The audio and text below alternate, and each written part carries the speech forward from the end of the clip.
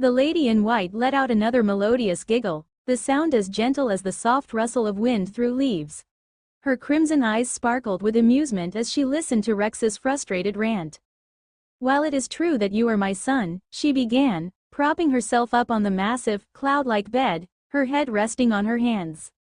"Your soul has several restraints placed upon it. That's why you haven't been able to reach your true potential."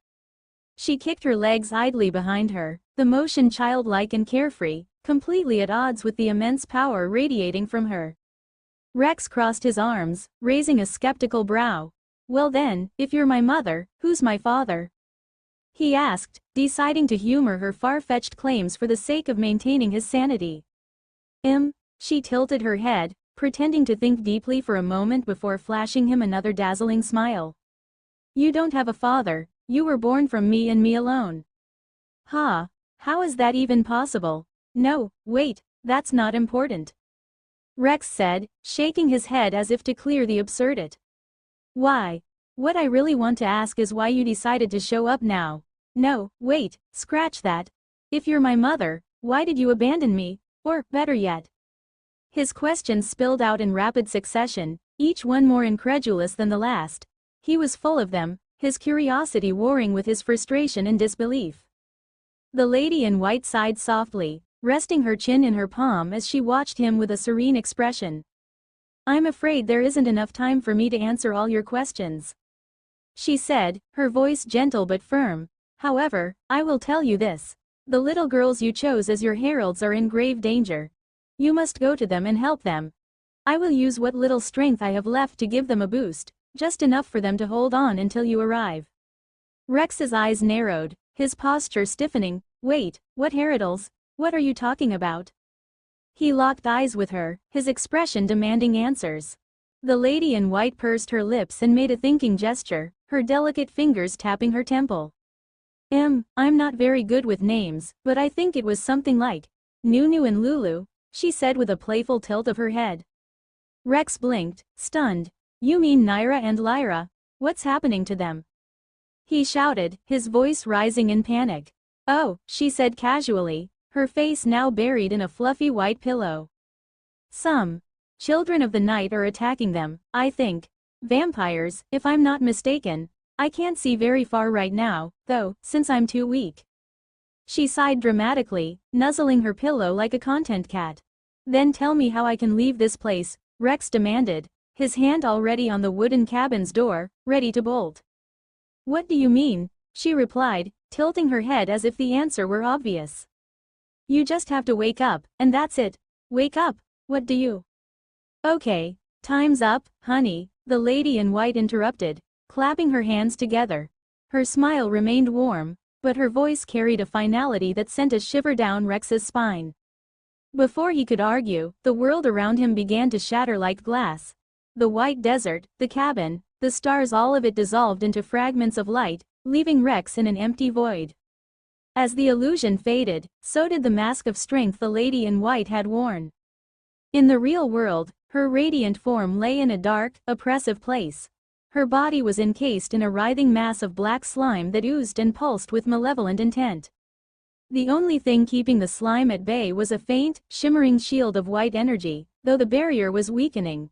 The slime inched forward slowly, relentlessly, as though savoring its eventual victory. The lady in white's serene expression faltered, and a single tear rolled down her pale cheek. She whispered softly, her voice trembling with both sadness and hope. "My son, I pray I can see you again before it's too late." The glow of her protective barrier flickered, and the dark ooze crept ever closer, its tendrils reaching for her like the claws of a predator waiting to strike. Meanwhile, Lyra and Naira were nearing their limits. Despite their supernatural strength, their lack of combat experience was evident.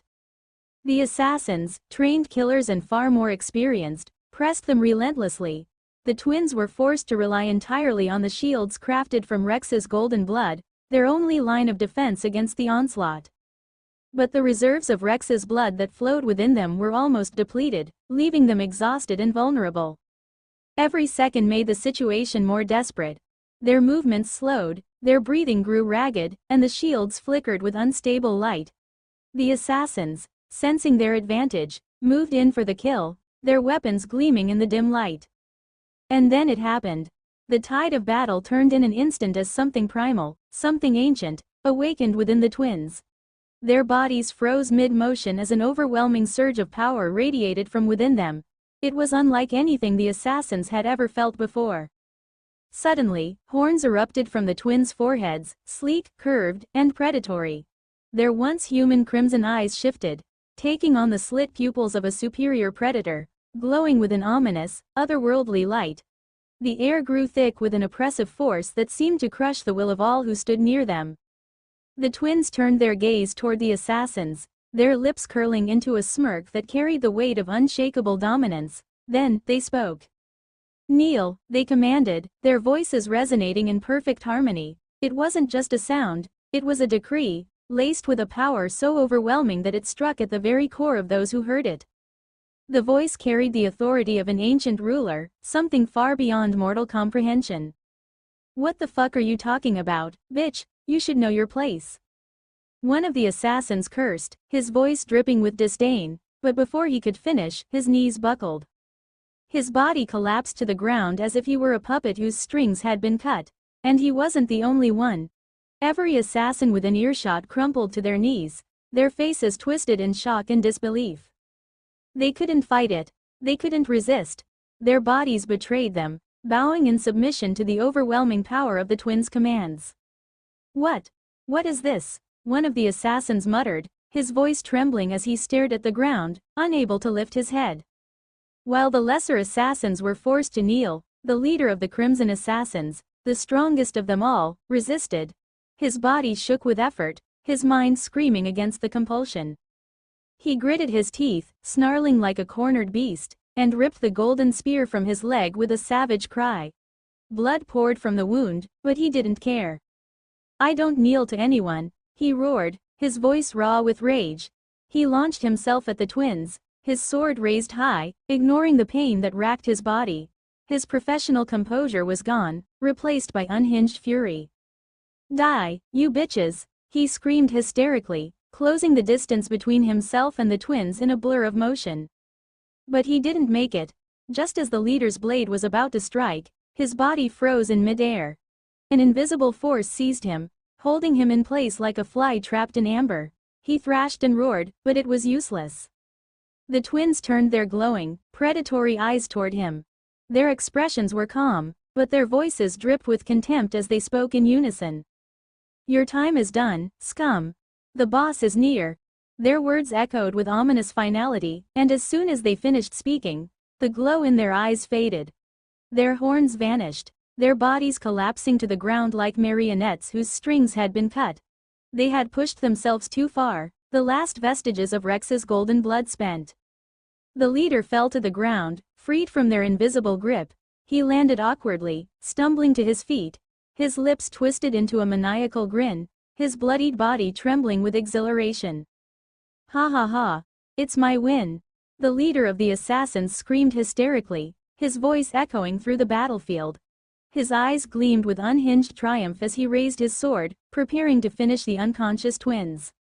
But before he could take another step, the sky split open. A deafening boom shattered the air, louder than anything the assassins had ever heard. A massive object descended from the heavens, breaking the sound barrier with such force that the shockwave flattened trees, shook the ground, and sent every kneeling assassin sprawling. The impact was catastrophic. The ground cracked and splintered beneath the force of the landing, dust and debris exploding outward in a colossal cloud. The leader of the assassins was thrown backward, his sword flying from his hand as he tumbled across the dirt like a ragdoll. When the dust began to settle, a figure stood at the center of the crater. The silhouette was tall and imposing, radiating an aura of power that sent a chill through the spines of everyone present. The assassins, even the defiant leader, could feel it, the presence of something far beyond their understanding. From the swirling cloud of dust, two enormous white wings emerged, stretching wide and radiating a luminous white aura that illuminated the battlefield.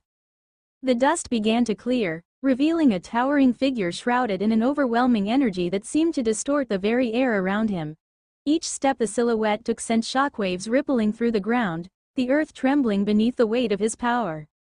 The figure's eyes glowed with a searing golden light, piercing through the haze like twin suns. They swept over the scene, pausing on the twins who lay collapsed on the ground, their small forms battered and covered in injuries. A flicker of sorrow crossed the figure's glowing eyes, but it was quickly replaced by a fury so intense it made the air hum with raw energy. This was no ordinary man. This was a force of nature, a being whose very presence screamed dominance and power. The leader of the assassins, who had been laughing moments earlier, froze as those golden eyes locked onto him. His maniacal grin faltered, replaced by a look of growing dread.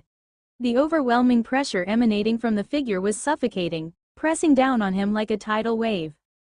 "You!" The assassin leader grinned like a lunatic, his bloodshot eyes twitching with excitement. "You're the other one I've been hunting, huh? This is perfect, perfect. I don't even have to waste my time searching for you now, hia. His laugh echoed like shattered glass, sharp and wild. He spread his arms theatrically, as if expecting applause, his madness dripping from every word. Rex rubbed the bridge of his nose and sighed. "So it's you, the assassin that my bald friend warned me about."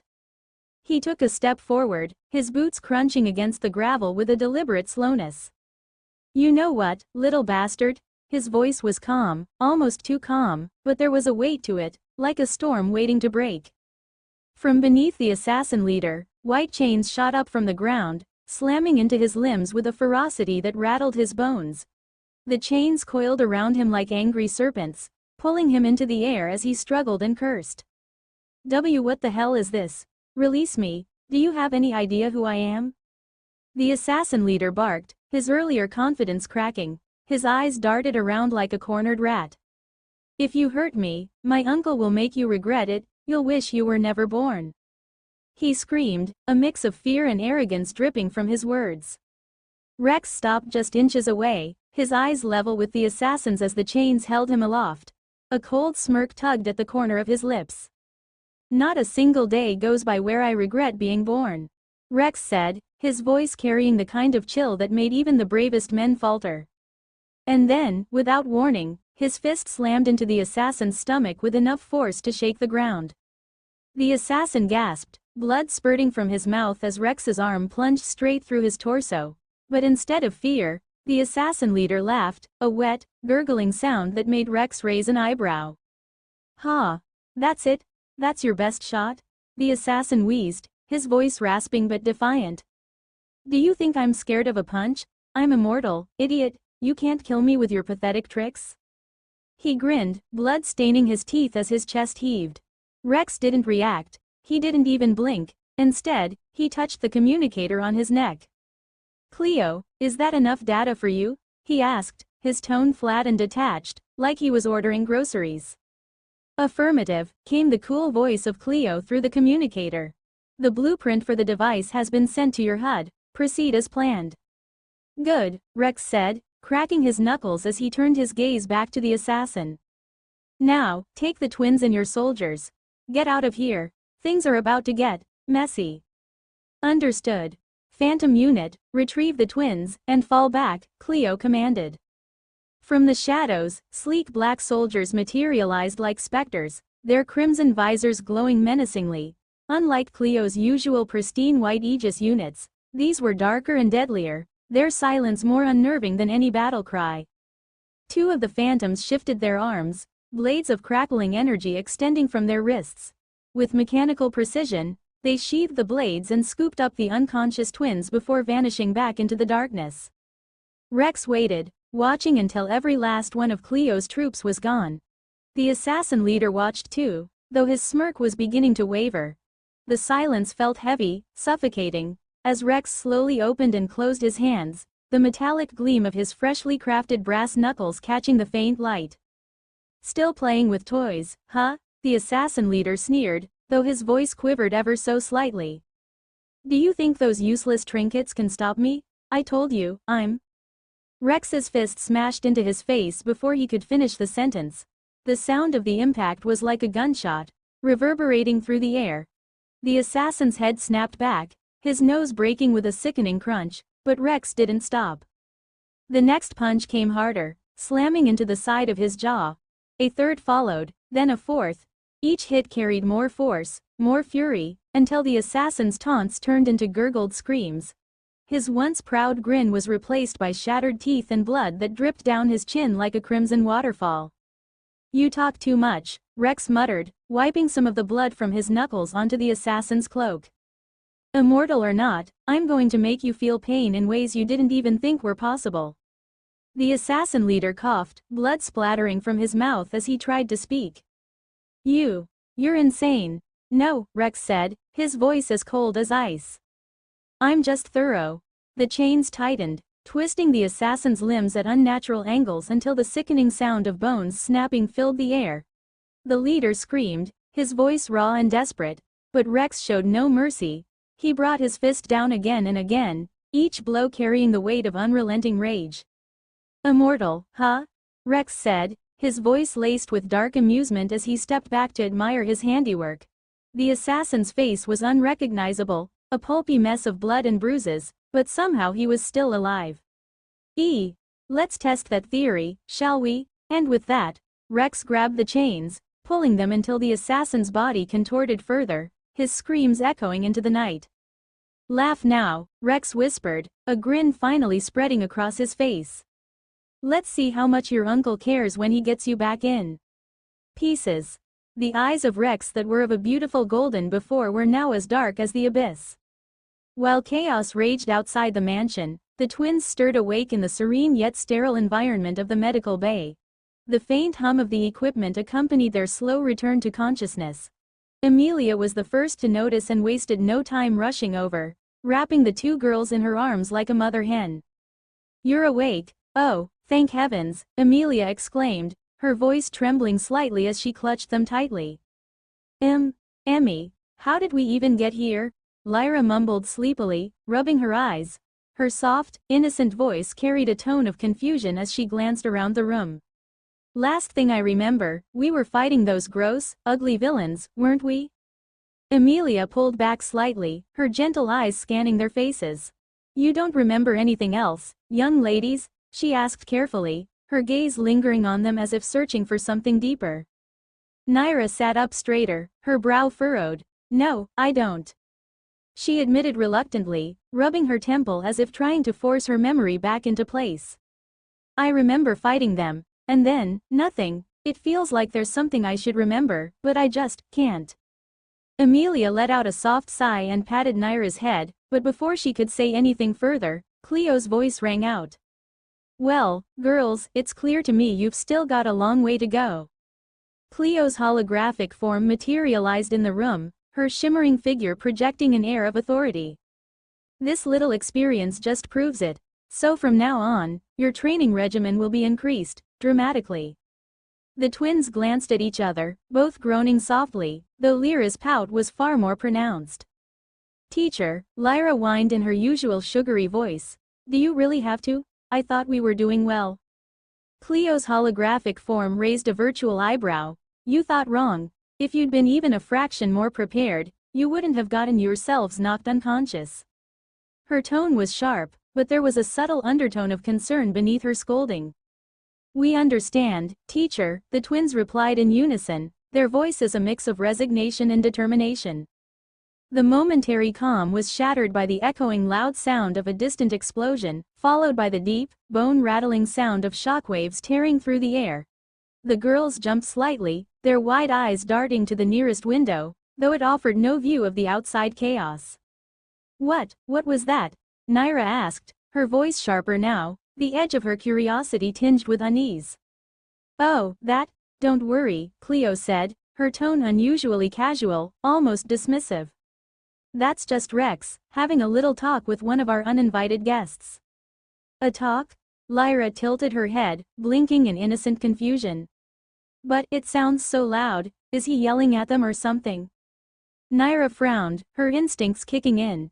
She was no fool, and she knew exactly what Cleo was trying to sugarcoat. Her sister might buy the explanation, but Naira wasn't so easily convinced. Her gaze lingered on the holographic teacher. "Teacher, can we see how Rex is talking to them?" Naira asked, crossing her arms. Her sharp tone was all too aware of the truth Cleo was trying to dodge. Cleo hesitated for a moment, her expression flickering as if she was calculating something.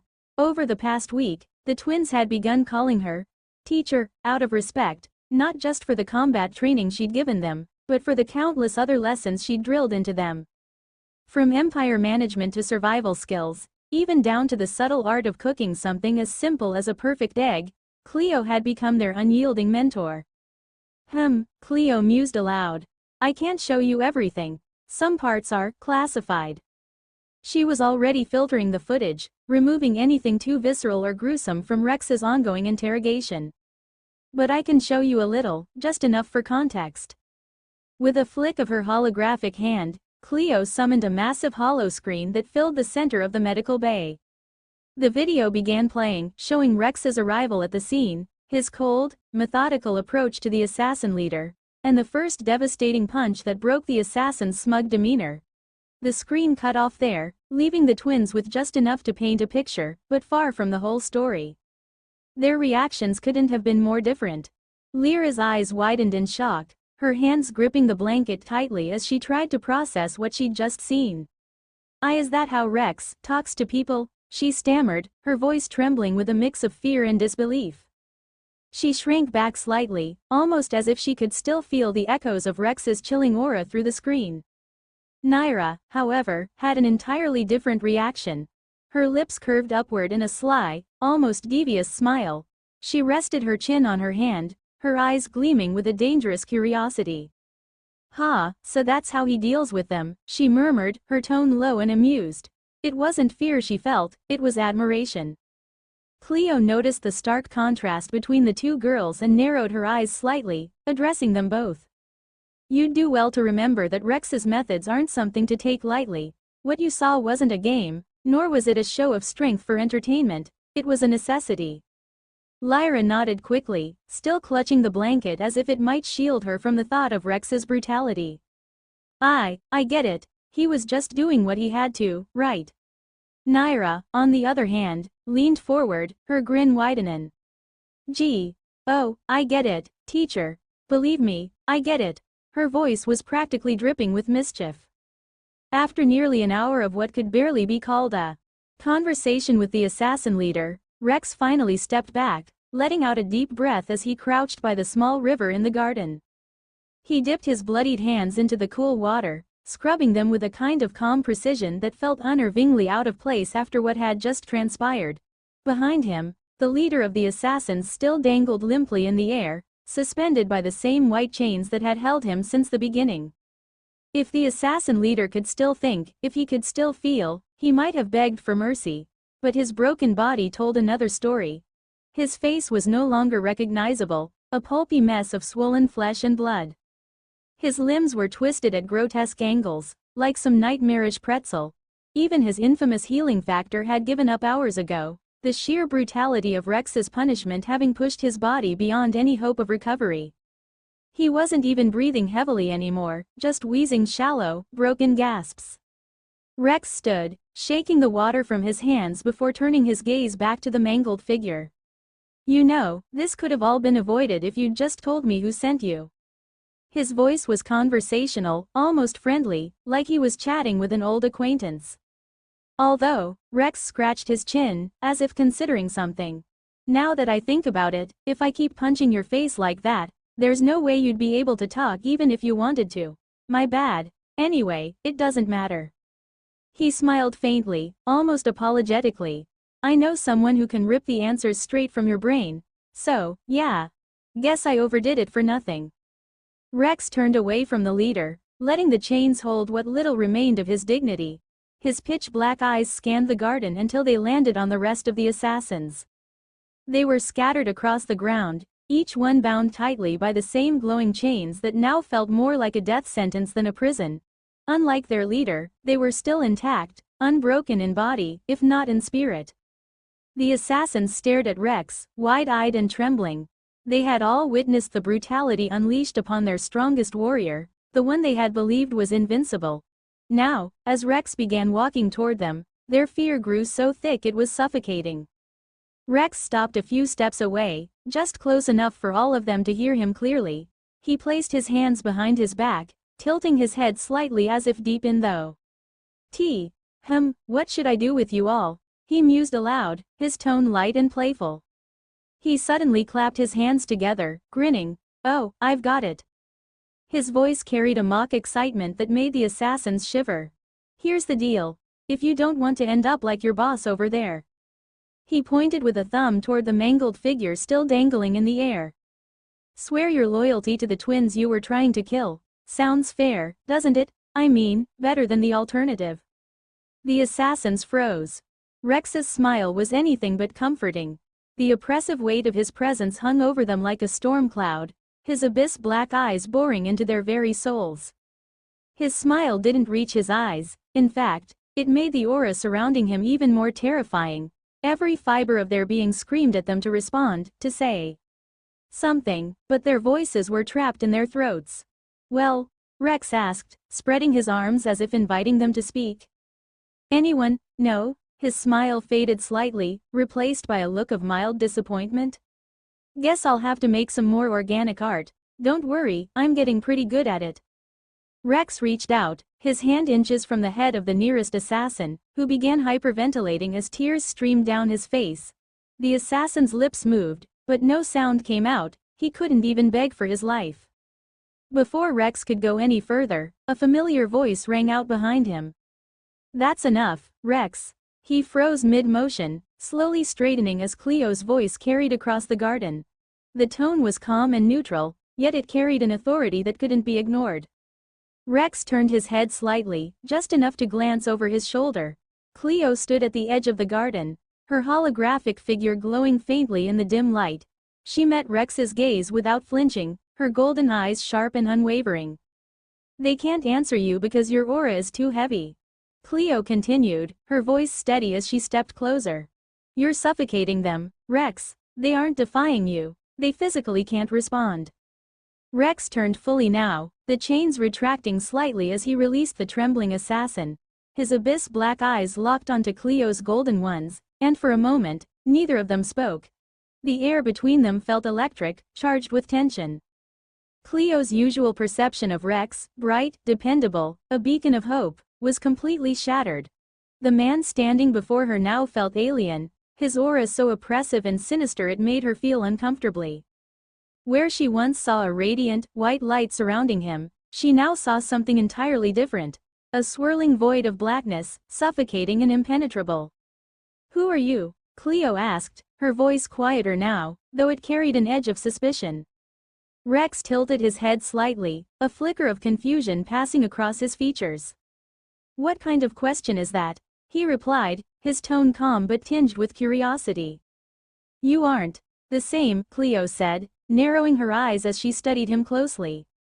You feel different. This aura, it's not like you, Rex. Rex blinked, the faintest hint of a smile tugging at the corner of his lips. You think I've changed? He asked softly, his voice almost amused. Maybe this is just a side of me you've never seen before, Cleo. Or, he stepped closer, his pitch-black eyes gleaming in the faint light. Maybe this is the real me. Cleo didn't move, though she could feel the oppressive weight of his aura pressing against her. No, she said firmly, her golden eyes narrowing. The real you isn't like this. The real Rex wouldn't enjoy doing something so vile. Rex chuckled, shaking his head. You always did see the best in me, Cleo, but sometimes, the best isn't enough. Before Cleo could respond, Rex turned back toward the assassins, his expression unreadable. His voice softened, but the edge of menace still lingered. Take them away, he said flatly, I'm done here. Cleo hesitated for a moment before giving the command. Phantom unit, secure the prisoners. Move them to the holding cells.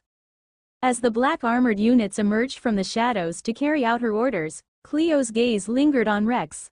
For the first time, she felt uncertain about him and about what he was becoming. And as the last of the assassins was dragged away, she couldn't shake the feeling that something dark was stirring within him, something that even he might not fully understand.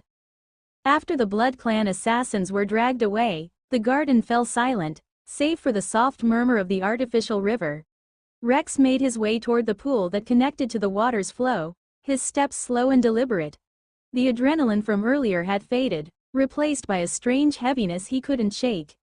Once he reached the edge of the pool, Rex deactivated his armor with a low hum, the sleek plates retracting and disappearing, leaving him in nothing but a thin, sweat-drenched shirt and a pair of plain black pants. Without hesitation, he stepped into the cool water, going in until it reached his chest. Rex leaned back and let his body float, staring upward as the tension in his muscles began to ease. His gaze sought the sky out of habit, but all he found was the arched stone ceiling of the underground garden. The realization made him sigh, and he let his eyes close, the weight of exhaustion pulling him deeper into his thoughts. Minutes passed in silence, broken only by the faint ripples in the water. Then, a familiar voice reached him. "Rex." It was Cleo. Her voice was softer than usual, almost hesitant, a note of concern hidden beneath her usual composed tone. Rex opened his eyes lazily, tilting his head toward her. His golden irises, glowing faintly in the dark, met hers, and Cleo exhaled in relief. His aura had returned to the radiant, inspiring energy she was used to. The oppressive, sinister feeling from earlier was completely gone, as if it had never been there at all. What's the matter, my wife?" Rex asked, his tone light and playful, like nothing had happened.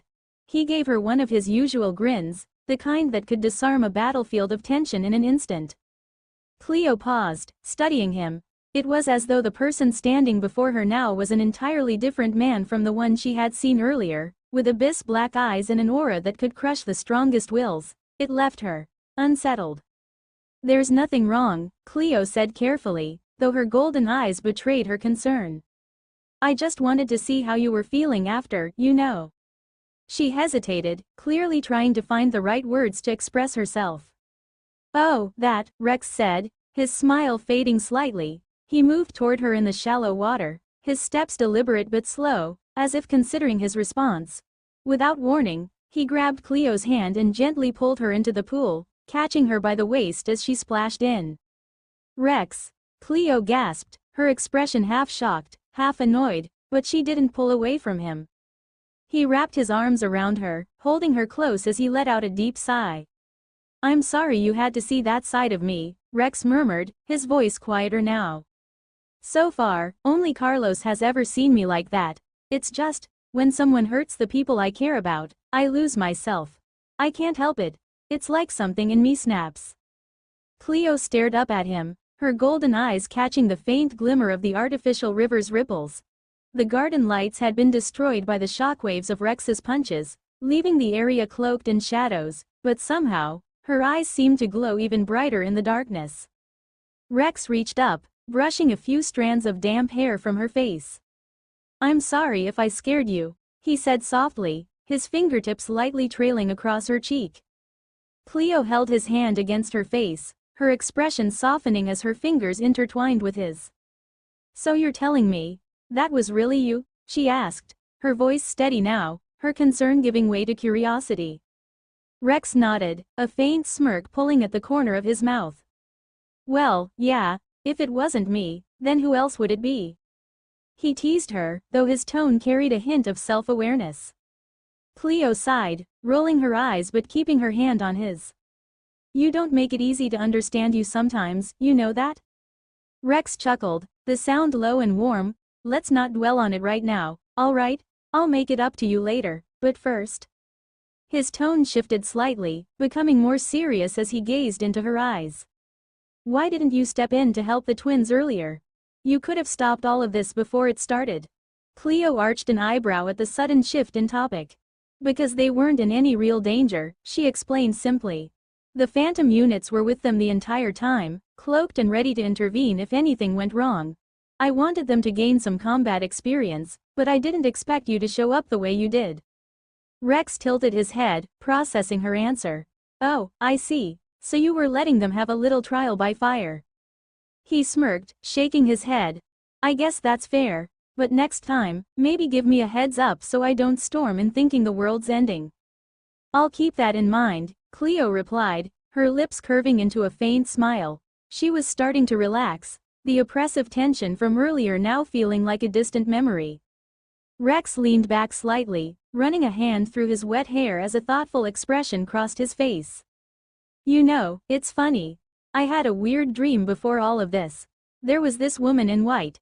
She looked so real, but I knew something was off. Cleo's smile faltered, her eyebrows furrowing slightly. What woman? She asked, her voice tinged with suspicion. Well, Rex trailed off, scratching the back of his head. The thing is, he hesitated, unsure of how to explain it. Cleo, however, wasn't about to let it slide. Her golden eyes narrowed slightly as she waited for him to elaborate, her fingers tightening around his hand. Don't you dare leave me hanging, Rex, she said firmly, her curiosity and concern blending into one. All right, Rex said, raising his hands defensively with a sheepish grin. I'll tell you. But first, can we just enjoy this moment? You don't often jump into the water with me, you know. Cleo sighed but allowed herself to relax, leaning against him as the water lapped gently around them. Fine, but don't think for a second, I'll forget about this. Rex chuckled, holding her close. I'd be worried if you did. The two of them stayed there for a while, letting the tension of the night slowly fade away. For the first time in hours, there was peace. Rex couldn't help but let his thoughts drift as he leaned back in the cool water of the pool. If the twins were never in danger, then what the hell was the lady in white warning me about? The dream still bothered him, even though he kept telling himself it was probably a scam or some twisted figment of his imagination. But the timing was too perfect. The twins had been attacked, after all. Still, trying to make sense of it felt like chasing shadows. What logic was there in dreaming about a beautiful woman who appeared out of nowhere to warn him about danger? Rex shook his head, pushing the thoughts aside. No point in overthinking this now. She's probably gone as fast as she appeared. Several days passed since the attack on the mansion. The chaos had settled, and the twins were recovering, but other issues lingered. Rex now sat in the control room with the rest of his team, the atmosphere tense and businesslike. The twins weren't present, they were still resting after the ordeal, and Wise, their mysterious companion, remained cocooned in her highly secure chamber. Cleo had ensured nothing short of a full-blown siege could disturb her there. Thank you all for coming so quickly, Cleo began, standing at the head of the table with her usual commanding presence. Her holographic projections flickered on various displays across the room, her tone crisp and professional. As you're already aware, last week we were attacked by assassins from the Blood Clan. The room was silent as Cleo continued, her voice steady. I've compiled all the information we've gathered on the Blood Clan so far. It's in the data pads at your stations. She gestured at the sleek devices resting near each person's seat.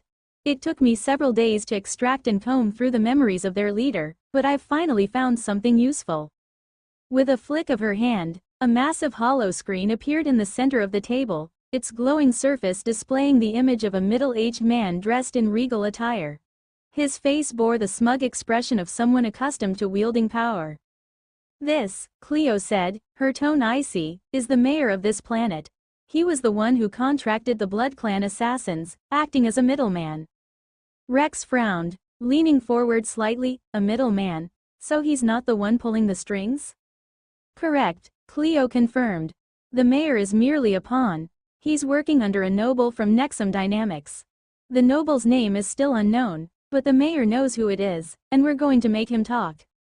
Carlos, seated across the table, rubbed his chin thoughtfully. So, what's the plan here? Are we just going to roll up to this guy's office and ask him for the name of his boss? Or are we doing something a little more persuasive? Rex smirked at the remark, leaning back in his chair. I take it you've got something cooking already, my dear wife? He asked, his golden eyes gleaming as he turned his gaze toward Cleo. Affirmative, Cleo said without missing a beat. The mayor is hosting a masquerade party in 2 days. With some help from my contacts in the black market, I was able to acquire 2 invitations to the event. As Cleo finished speaking, the sound of fluttering wings filled the room. 3 white-bellied birds swooped in, gliding gracefully toward the table. They landed in unison, dropping 2 ornate invitations in the center before flying off as silently as they had come. Carlos let out a low whistle, picking up one of the invitations and inspecting it. Fancy. So, we're crashing a party to get what we need, huh? I like it. Rex, however, crossed his arms with a skeptical look. Yeah, it's a decent plan and all, but there's just one little problem. He gestured toward himself. Have you seen me? I'm a damn giant. If I walk into that party, and everyone's going to notice me instantly. Hell, I'll probably scare half the guests before we even make it to the mayor. Cleo's expression didn't change. You're not the one attending, Rex. She said simply. Carlos will be accompanying me instead. Your size alone would compromise the mission. Rex froze, his eyes narrowing as he turned to look at Carlos. Oh, is that so? His voice was low and laced with mock menace. Carlos shrugged, grinning as he leaned back in his chair. Don't get your boxers in a twist, pretty guy, it's just a party. Rex jabbed 2 fingers at his eyes, then pointed them directly at Carlos, repeating the motion several times. Don't you even think about touching her. No dances. No sneaky moves. Nothing. I'll be watching, Carlos. Carlos burst out laughing, holding up his hands in mock surrender. Relax, man. I have codes. You think I'd lay a finger on your girl? Come on, Rex. I wouldn't touch her if my life depended on it. His grin widened mischievously. Well, unless she touched me first. Rex's glare darkened, his golden eyes narrowing dangerously. All right, I'm joking, Carlos said quickly, still laughing. You know I'd never do that, calm your pretty face. Cleo sighed, pinching the bridge of her nose. Enough, you two. We don't have time for this nonsense. Focus on the mission. She turned her gaze to Carlos. I'll brief you on the details later. For now, just be prepared to play your role.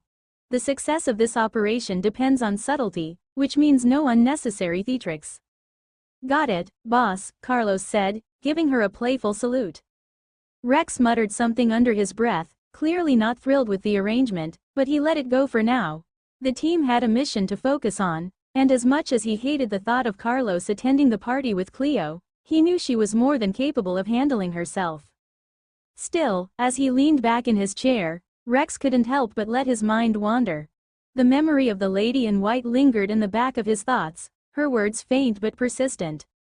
If this was all a scam, then why does it still feel like a warning? On the night of the grand masquerade, Cleo and Carlos stood at the gates of the mayor's huge mansion, a behemoth of luxury and arrogance. The building loomed against the moonlight, its towering spires trying too hard to intimidate but failing miserably. Cleo smirked, thinking how even the underground palace she had built from scraps had more soul than this bloated monstrosity. The defenses here? Laughable. It was almost insulting. The duo walked toward the main entrance, their steps slow and deliberate, the kind that turned heads even in a crowd of masked strangers. At the door, several guards checked invitations, each one looking bored out of their minds as they waved guests through. It wasn't just security that was sloppy, it was lifeless. Carlos, ever the professional, had his earpiece buzzing with updates from their inside man, but something cracked through the line that wasn't part of the plan. Peef, someone snorted, barely containing laughter. The laughter crackled through Carlos's earpiece. Peef, ha ha ha ha. Rex's voice cut through, practically dying with amusement. And here I thought you were going as her partner, but no, you're just the bodyguard. What a promotion, huh? Carlos rolled his eyes, his hands subtly adjusting the communicator to mute Rex's laughter. Ha ha, hilarious, he said, his voice flat and biting. This arrangement works better for everyone, so shut up already, we're going in. With a firm tap to the device, Carlos switched it off, cutting Rex's chuckles short just as they approached the mansion's entrance. The guard at the door was a burly man, more muscle than manners, and his eyes drifted rather unprofessionally toward Cleo's body. She was dressed to perfection, wearing a flowing white gown trimmed with golden accents that caught the dim light like molten fire. Her mask was a work of art, a delicate bird design that covered her entire face and added an air of mystery. Carlos, by contrast, looked plain and deliberate in his standard black suit and a half-face mask that left his mouth uncovered. His entire ensemble screamed. Bodyguard, with just a hint of, don't mess with me. The guard barely tore his eyes from Cleo to talk. Your invitations, please. Without hesitation, Carlos stepped forward, deliberately positioning himself between the guard and Cleo, cutting off the man's wandering gaze like a slammed door. Here are our invitations, Carlos said, his voice deep, professional, and utterly uninterested in nonsense. The guard examined the invitations with the practiced eye of someone who didn't care much but needed to pretend otherwise. Satisfied, he stepped aside. "Enjoy your evening, ma'am," the guard said, his voice dripping with feigned politeness. As Cleo and Carlos walked past, the guard couldn't resist the urge to steal another glance at Cleo. But instead of the graceful curve he was hoping for, his view was obstructed by Carlos's broad, square butt. "Ah," the guard muttered under his breath, annoyed, as Rex, perched on a nearby rooftop, quietly marked him in his sights. Through his binoculars, Rex smirked. "That one's definitely on my list," he murmured. The inside of the mansion was a grotesque display of wealth. Every surface gleamed with polished excess, from the chandeliers that dripped with crystals to the reinforced glass cases showcasing artifacts no one in the room had likely seen before. Even the walls were lined with paintings of the mayor, all of them varying degrees of narcissistic. One particularly large painting in the grand ballroom featured the mayor reclining in the nude, his posture majestic, his assets less so. Carlos stopped in his tracks, staring at the painting with the kind of expression usually reserved for finding a rat in your soup. "This guy's ego doesn't just touch the sky, it's orbiting the damn moon," he muttered, shaking his head. Cleo barely reacted, her focus elsewhere. As they walked, she subtly deployed her spider-like scout drones, crafted in real time beneath the folds of her dress. The tiny mechanical creatures skittered out unseen, scattering into the mansion's crevices to map the layout and report back. The murmurs of the crowd suddenly hushed as the grand hall's lights dimmed. A single spotlight flicked on, illuminating the staircase at the far end of the room. There, standing tall, or as tall as one could with a head like that, was the mayor. The man's body was humanoid, dressed impeccably in a suit that likely cost more than a small fortune. But his head was a full octopus, with writhing tentacles that seemed to twitch and shift as if alive. "Welcome, ladies and gentlemen," the mayor began, his voice smooth and charismatic despite his unusual appearance. "First of all, I must thank you all for accepting my humble invitation to this little masquerade soiree, hosted in honor of Nexum Dynamics. It brings me great joy to share this night with such esteemed company." He gave a theatrical bow, his tentacles swaying dramatically. As he descended the staircase, the crowd surged toward him, eager to win favor. Parents elbowed each other out of the way to present their daughters, while others scrambled to heap praise and curry favor. The mayor accepted it all with an unsettling grace, basking in the attention like a sunbather on a summer's day. Meanwhile, Carlos leaned toward Cleo, his tone dry as he gestured toward the unfolding circus. "Well, it looks like the mayor's ego has plenty of cheerleaders tonight." Cleo didn't reply, her attention was fixed on the intelligence streaming in from her drones, but beneath her mask, she couldn't suppress a small, knowing smirk. "Rex, the mansion's completely mapped," Cleo said, her tone cold and measured, as always. "I'm starting the operation to kidnap the mayor now." "Roger that, my dear wife," Rex replied, a sly grin evident in his voice as he pulled up the hood of his rain-soaked cloak. The downpour had begun to intensify, droplets drumming steadily on the rooftop where he crouched. "You do your part, and I'll do mine. Just don't leave me hanging." Cleo didn't dignify his teasing with a response. Her focus was locked on the task ahead. Inside the mansion, the masquerade continued in all its gaudy splendor.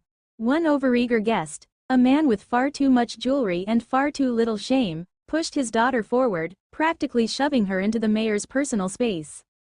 "Mayor, this here is my daughter," the man said with a proud grin, gesturing at the young woman with the enthusiasm of a salesman pitching his wares. "She just became an adult a few days ago, isn't she stunning?" The mayor's bulbous octopus head tilted, his cold, calculating eyes scanning the girl's voluptuous figure. "Oh, yes," he murmured, several tentacles slithering toward her without hesitation, brushing her shoulders and curling around her arm. "She's very beautiful." The girl flinched slightly at his touch, her smile faltering, but her father beamed like he'd just won the lottery. And then, in an instant, everything changed. From her position in the shadows of the mansion's upper floor, Cleo pressed a command on her wrist device. Her voice was calm and detached as she muttered, "Well, then, let the main event of the masquerade begin." Every light in the mansion went out at once, plunging the grand hall into complete darkness. Gasps and murmurs rippled through the crowd as panic began to set in. "What is happening?" the mayor yelled, his voice echoing angrily through the pitch-black hall. His tentacles writhed in agitation, their movements barely visible in the faint light from the rain-streaked windows. The guards sprang into action, rushing toward the mayor from all corners of the room to form a protective circle around him. Weapons drawn, their eyes darted around the shadows, searching for any sign of an intruder. Outside, the faint rumble of engines grew louder. Dozens of city guard vehicles were speeding toward the mansion, their sirens cutting through the rain-soaked night. Above them, military transport ships roared through the storm clouds, converging on the mayor's location like predators closing in on prey. Cleo's voice cut through the chaos, low and icy, "Kill all the guards." The command was absolute, and from the shadows of the grand hall, dozens of glowing red eyes flickered to life. For a fleeting moment, the guards glimpsed the glint of sleek, metallic shapes of the phantoms, their razor-sharp blades glinting faintly in the darkness. And then, in the span of mere seconds, the room fell silent again. One by one, the guards collapsed, lifeless, their bodies crumpling to the polished marble floor with barely a sound. The phantoms had struck with surgical precision, their movements too swift and calculated for anyone to comprehend. The guests, blissfully unaware of the carnage in the shadows, continued to murmur nervously amongst themselves, their fear focused on the darkness and the missing lights. Not a single scream broke the eerie calm. From her vantage point, Cleo marked the mayor's location on her HUD. Her system confirmed that the guards were neutralized, and her phantoms had already begun sweeping the mansion for any remaining threats. With cold precision, she stepped into the grand hall, her heels clicking softly against the floor. The sound was barely audible over the storm outside, but to those who heard it, it might as well have been the toll of a bell. The mayor's tentacles twitched nervously as Cleo emerged from the shadows, her white dress now illuminated faintly by the dim emergency lights flickering back to life. Her golden accents glinted like the edge of a blade, and her bird mask made her look like some vengeful phantom of the masquerade. Who are you?" the mayor demanded, his voice trembling slightly despite his attempt to sound authoritative. His protective circle of guards was gone, and he was all too aware of it. Cleo didn't answer immediately. She stepped closer, her gaze locked on the mayor like a predator sizing up its prey. Her hand hovered over the controls on her wrist, ready to deploy the next phase of her plan. Outside, Rex chuckled softly to himself as he watched the chaos unfold through the scope of his rifle. "And it is because of this situation that I love that woman," he muttered, the rain rolling off his hood as he adjusted his position. Perched on the rooftop, rain dripping off his hood, Rex adjusted the scope of his rifle, the faint glow of its targeting system casting a golden light against his face.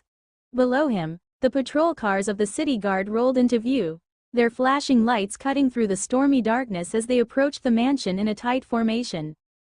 "They're here," Rex muttered to himself, his tone laced with anticipation. His finger hovered over the trigger, steady and precise. He exhaled slowly, letting the rhythmic patter of rain fade into the background. His scope locked onto the lead vehicle, focusing on the driver through the supposedly reinforced crystal windshield. Without a hint of hesitation, Rex lowered his finger and squeezed the trigger.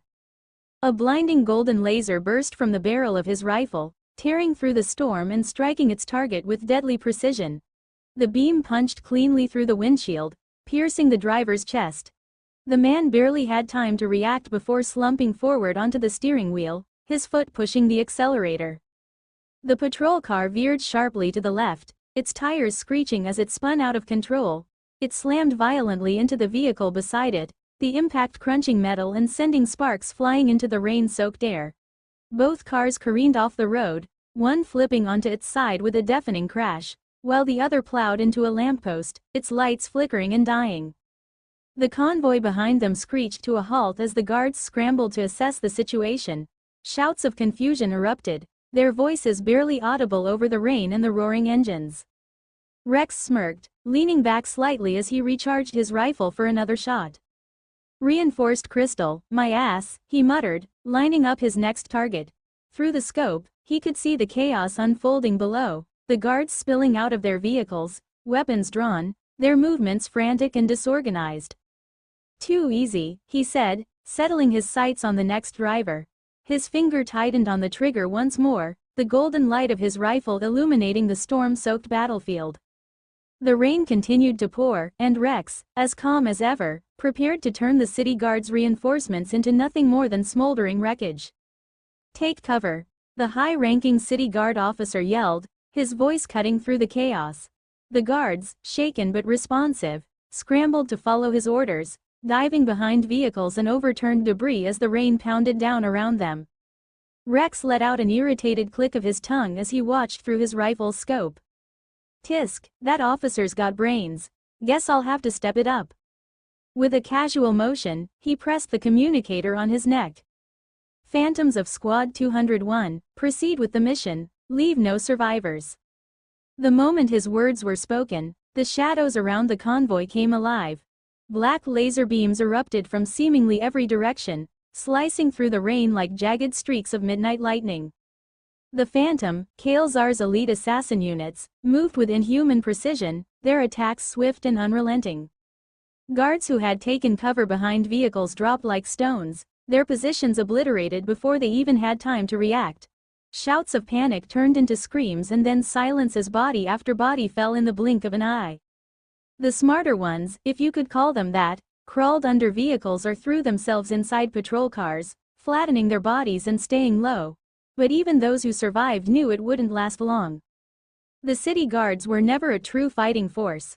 Civilians with a paycheck and uniforms, hired to maintain appearances for the mayor's corrupt regime. They had no training, no discipline, and no chance against Kael'Zar's phantom units. Fighting assassins bred for war was like throwing stones at a hurricane. Rex lowered his rifle for a moment, watching the carnage unfold with an almost detached amusement. "Pathetic," he muttered, before noticing something on the horizon. His smirk faltered as he adjusted his scope. The faint glow of engines pierced the storm clouds, growing brighter by the second. In the distance, he could see the unmistakable bulk of city army transport ships descending toward the mansion. "Cleo, hurry it up. The city army's moving in," Rex said into his communicator, his voice calm but laced with urgency. Inside the mansion, Cleo's reply was just as steady. "Understood. I need 30 more minutes to extract everything we need from here." She turned her gaze toward the mayor, who was sprawled on the floor before her, his once pristine suit stained with black blood that oozed from his face. His octopus-like head looked grotesque now, tentacles limp and twitching in pain. Carlos stood beside him, cool and composed, meticulously cleaning his knuckles with a towel. Cleo's heels clicked against the marble floor as she approached the mayor, each step deliberate, echoing in the eerily quiet room. She stopped just centimeters away from his head, her towering presence casting a long shadow over him. The remaining guests in the grand hall, cowering in corners or behind overturned tables, watched in terrified silence as the scene unfolded. Cleo crouched slightly, her mask gleaming faintly in the emergency lights, and spoke with a commanding voice that carried across the entire room. "This is the last time I'll ask, Mayor." Her tone, though not loud, was sharp as steel and twice as deadly. "Tell me who your contact is. Who gave you the order to send the Blood Clan after us?" The mayor coughed weakly, his tentacles twitching as he tried to raise himself upright. I don't know what you're talking about," he rasped, his voice trembling. Carlos's fist smashed into his jaw with a sickening crack before he could say another word, sending him back to the ground in a heap. The sound echoed through the grand hall, drawing muffled gasps from the onlookers. Cleo didn't flinch. She stood still, her icy gaze boring into the mayor as Carlos calmly folded the bloodied towel over his arm like a waiter preparing for service. "Don't play games with me, Mayor," Cleo said, her voice low but carrying an edge of deadly intent. "Your guards are dead. Your army's too slow, and the only thing keeping you alive right now is the faint hope that you still have something I want to know, so I'll ask again." She leaned closer, her voice rising slightly, loud enough for everyone to hear, her words carrying a weight that silenced even the quietest murmurs of the terrified guests.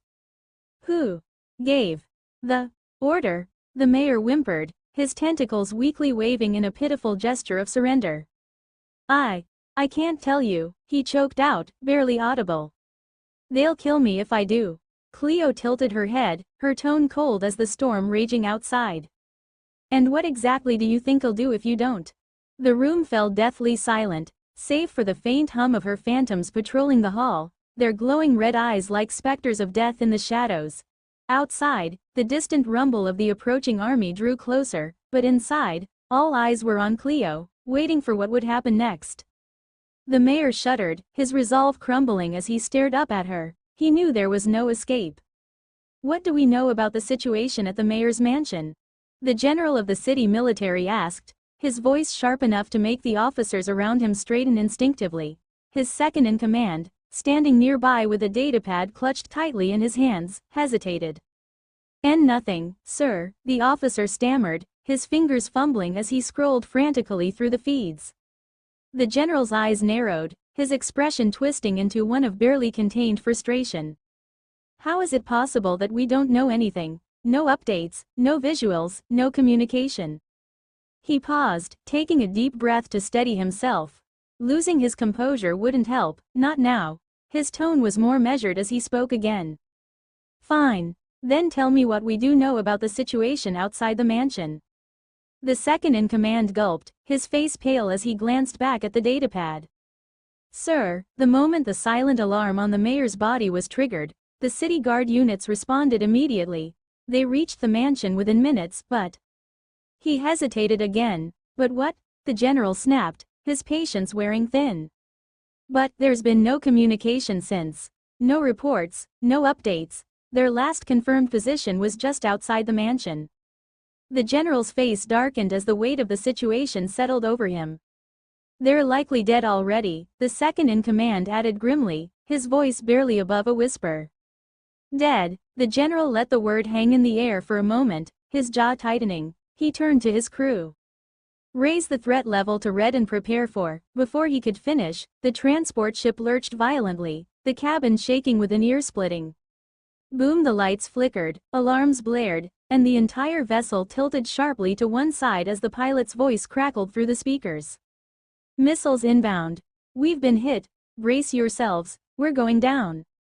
The general barely had time to grab hold of a nearby rail before the transport ship spiraled out of control. Outside the small viewport, the night sky was alive with chaos. White, darting ships zipped through the air like predatory birds, their sleek forms unmistakable. Wraith-class fighters. A swarm of them had descended on the convoy, their missile pods unloading in a relentless barrage that left little room for escape. The ship groaned under the strain, its engines sputtering before cutting out entirely. With a deafening crash, the transport smashed headfirst into the city freeway below, skidding across the wet asphalt before coming to a grinding, screeching halt.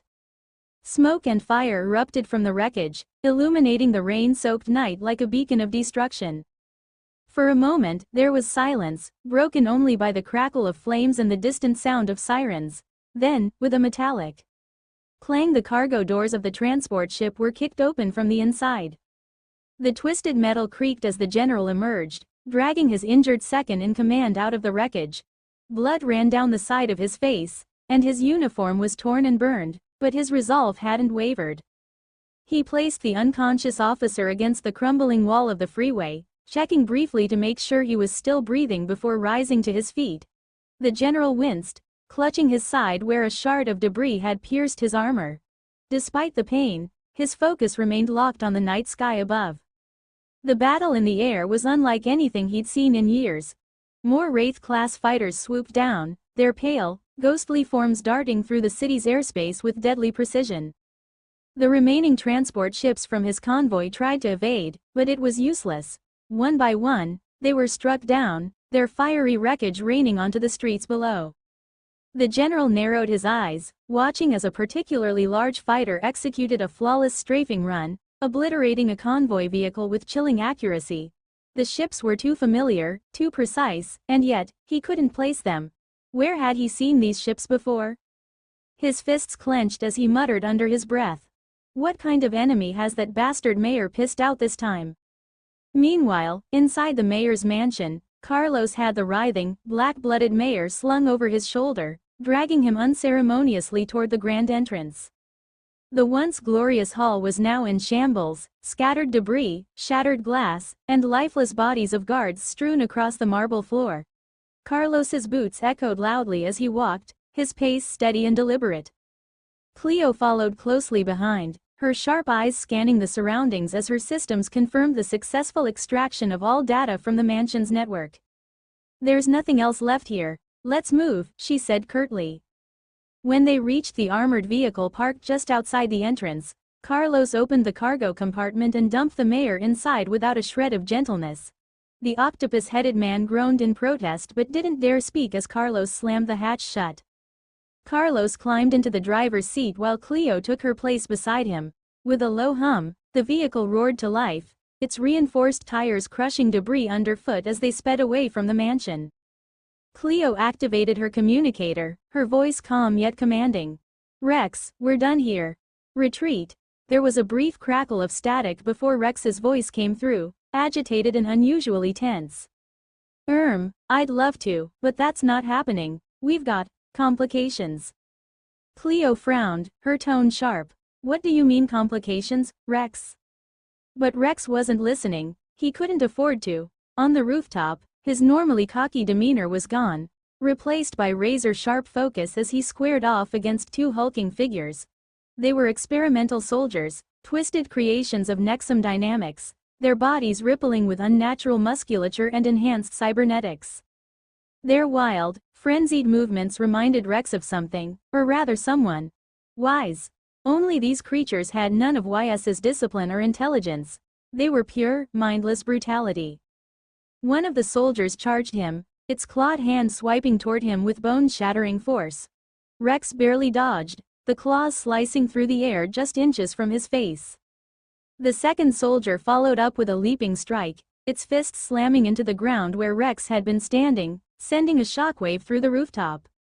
"They're strong, I'll give them that," Rex muttered, flipping backward and creating some distance. "But accuracy, not your strong suit, is it?" Despite their lack of precision, their relentless aggression kept him on the defensive. Every attack came with full, devastating power, forcing Rex to dodge and counter when he could. He managed to land a few solid blows, but every wound he inflicted was rendered meaningless as the soldier's flesh regenerated before his eyes. "Why does everything these days come with automatic regeneration?" Rex growled, frustration leaking into his voice as he delivered a powerful kick to one of the soldiers, sending it crashing into a nearby wall with a deafening crunch. Dust and debris exploded from the impact, but the creature simply moved itself from the rubble, snarling like a feral animal. With a flick of his wrist, Rex crafted his heavy claymore, the blade materializing in a shimmer of golden light. "All right, enough playing around," he muttered, gripping the massive weapon with both hands. He turned to the second experimental soldier and lunged, his blade moving with speed and precision that seemed impossible for someone his size. Each strike was calculated, designed to exploit weaknesses in the soldier's movements. The monstrous creation barely had time to react as Rex delivered blow after blow, forcing it to stagger under his relentless assault. But even as he landed hit after hit, Rex grimaced. "Damn it, your skin's like steel," he shouted, leaping back to survey the damage. Despite his efforts, the wounds he inflicted were shallow, and the soldier's regenerative abilities made them vanish almost instantly. Before he could press the attack, the first soldier, now recovered from its earlier crash, joined the fray once more.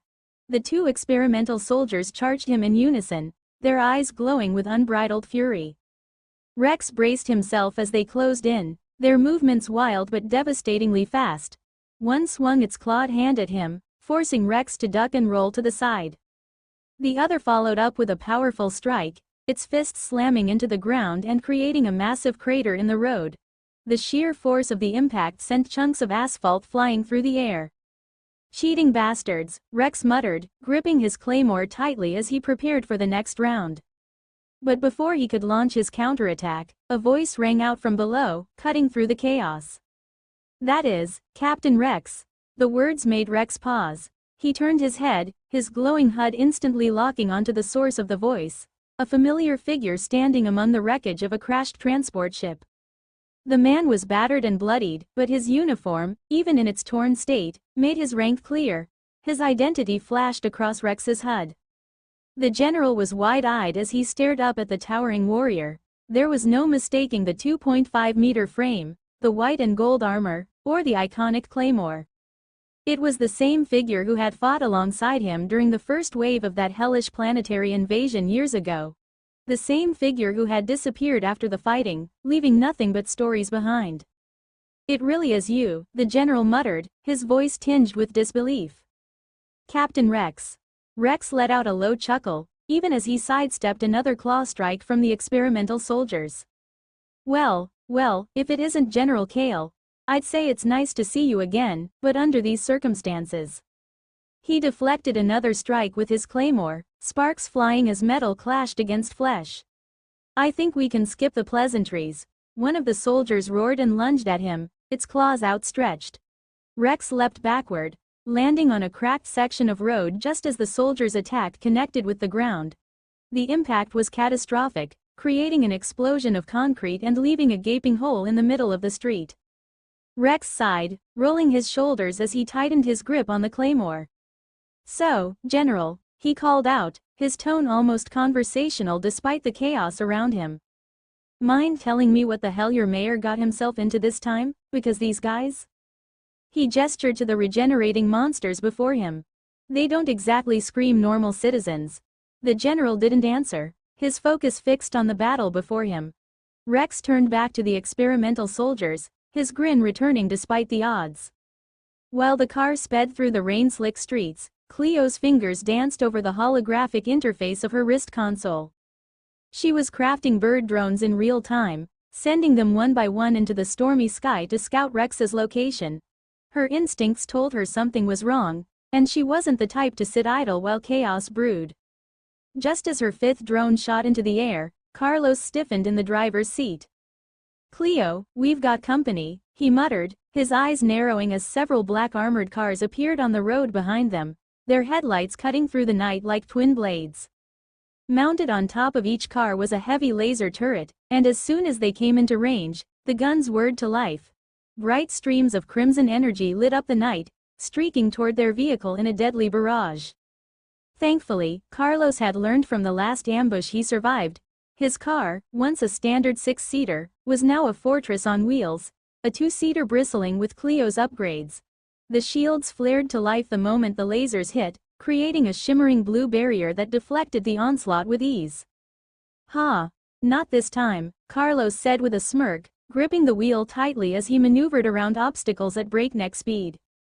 Cleo stood up from her seat without a word, her calm demeanor unshaken by the chaos outside.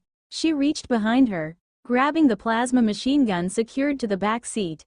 Its sleek, metallic frame glowed faintly as she powered it up, the weapon humming ominously in her hands. She leaned out of the car window, her sharp eyes locking onto the vehicles chasing them. With precise aim, she pulled the trigger, unleashing a storm of plasma rounds. The glowing projectiles tore through the air like miniature suns, slamming into the pursuing cars. The unshielded vehicles didn't stand a chance. One by one, they exploded in fiery bursts, sending debris flying in all directions. "That's what you get for not bringing shields," Cleo muttered under her breath, her expression cold and focused as the last car went up in flames. Carlos let out a relieved chuckle, his grip on the wheel loosening. "Nice work, Cleo. Now we just need to." "Carlos," Cleo interrupted, her voice sharp. "Get ready. Something big is coming." Carlos didn't have time to ask what she meant. From the bridge ahead, a massive shadow leapt into the air, its hulking frame silhouetted against the stormy sky. The creature landed directly in their path with an earth-shaking boom, its sheer weight cracking the pavement beneath it. "Shit. No, not my car again," Carlos yelled, slamming the brakes with all his strength. The car screeched to a halt just meters away from the monstrous figure, its shields flickering briefly from the sudden jolt. Before Carlos could say another word, Cleo launched herself out of the car, using the momentum of the sudden stop to propel herself toward the creature. As she soared through the air, golden energy flickered around her body. Her power armor materialized piece by piece, her sleek white wings unfurling with radiant light. In her hand, a long golden spear formed, its edges glowing like molten fire. The creature, a massive, gorilla-like beast, roared as she closed the distance. But Cleo was faster.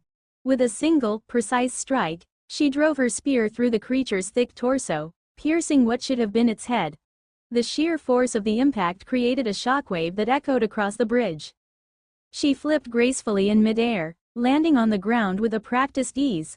Behind her, the golden spear embedded in the creature's body began to glow brighter and brighter until it detonated in a powerful explosion. The creature's upper body was obliterated, leaving nothing but a smoldering stump where its head once was. Cleo scanned the remains with her wrist console, her system sweeping for any signs of life, but it detected nothing.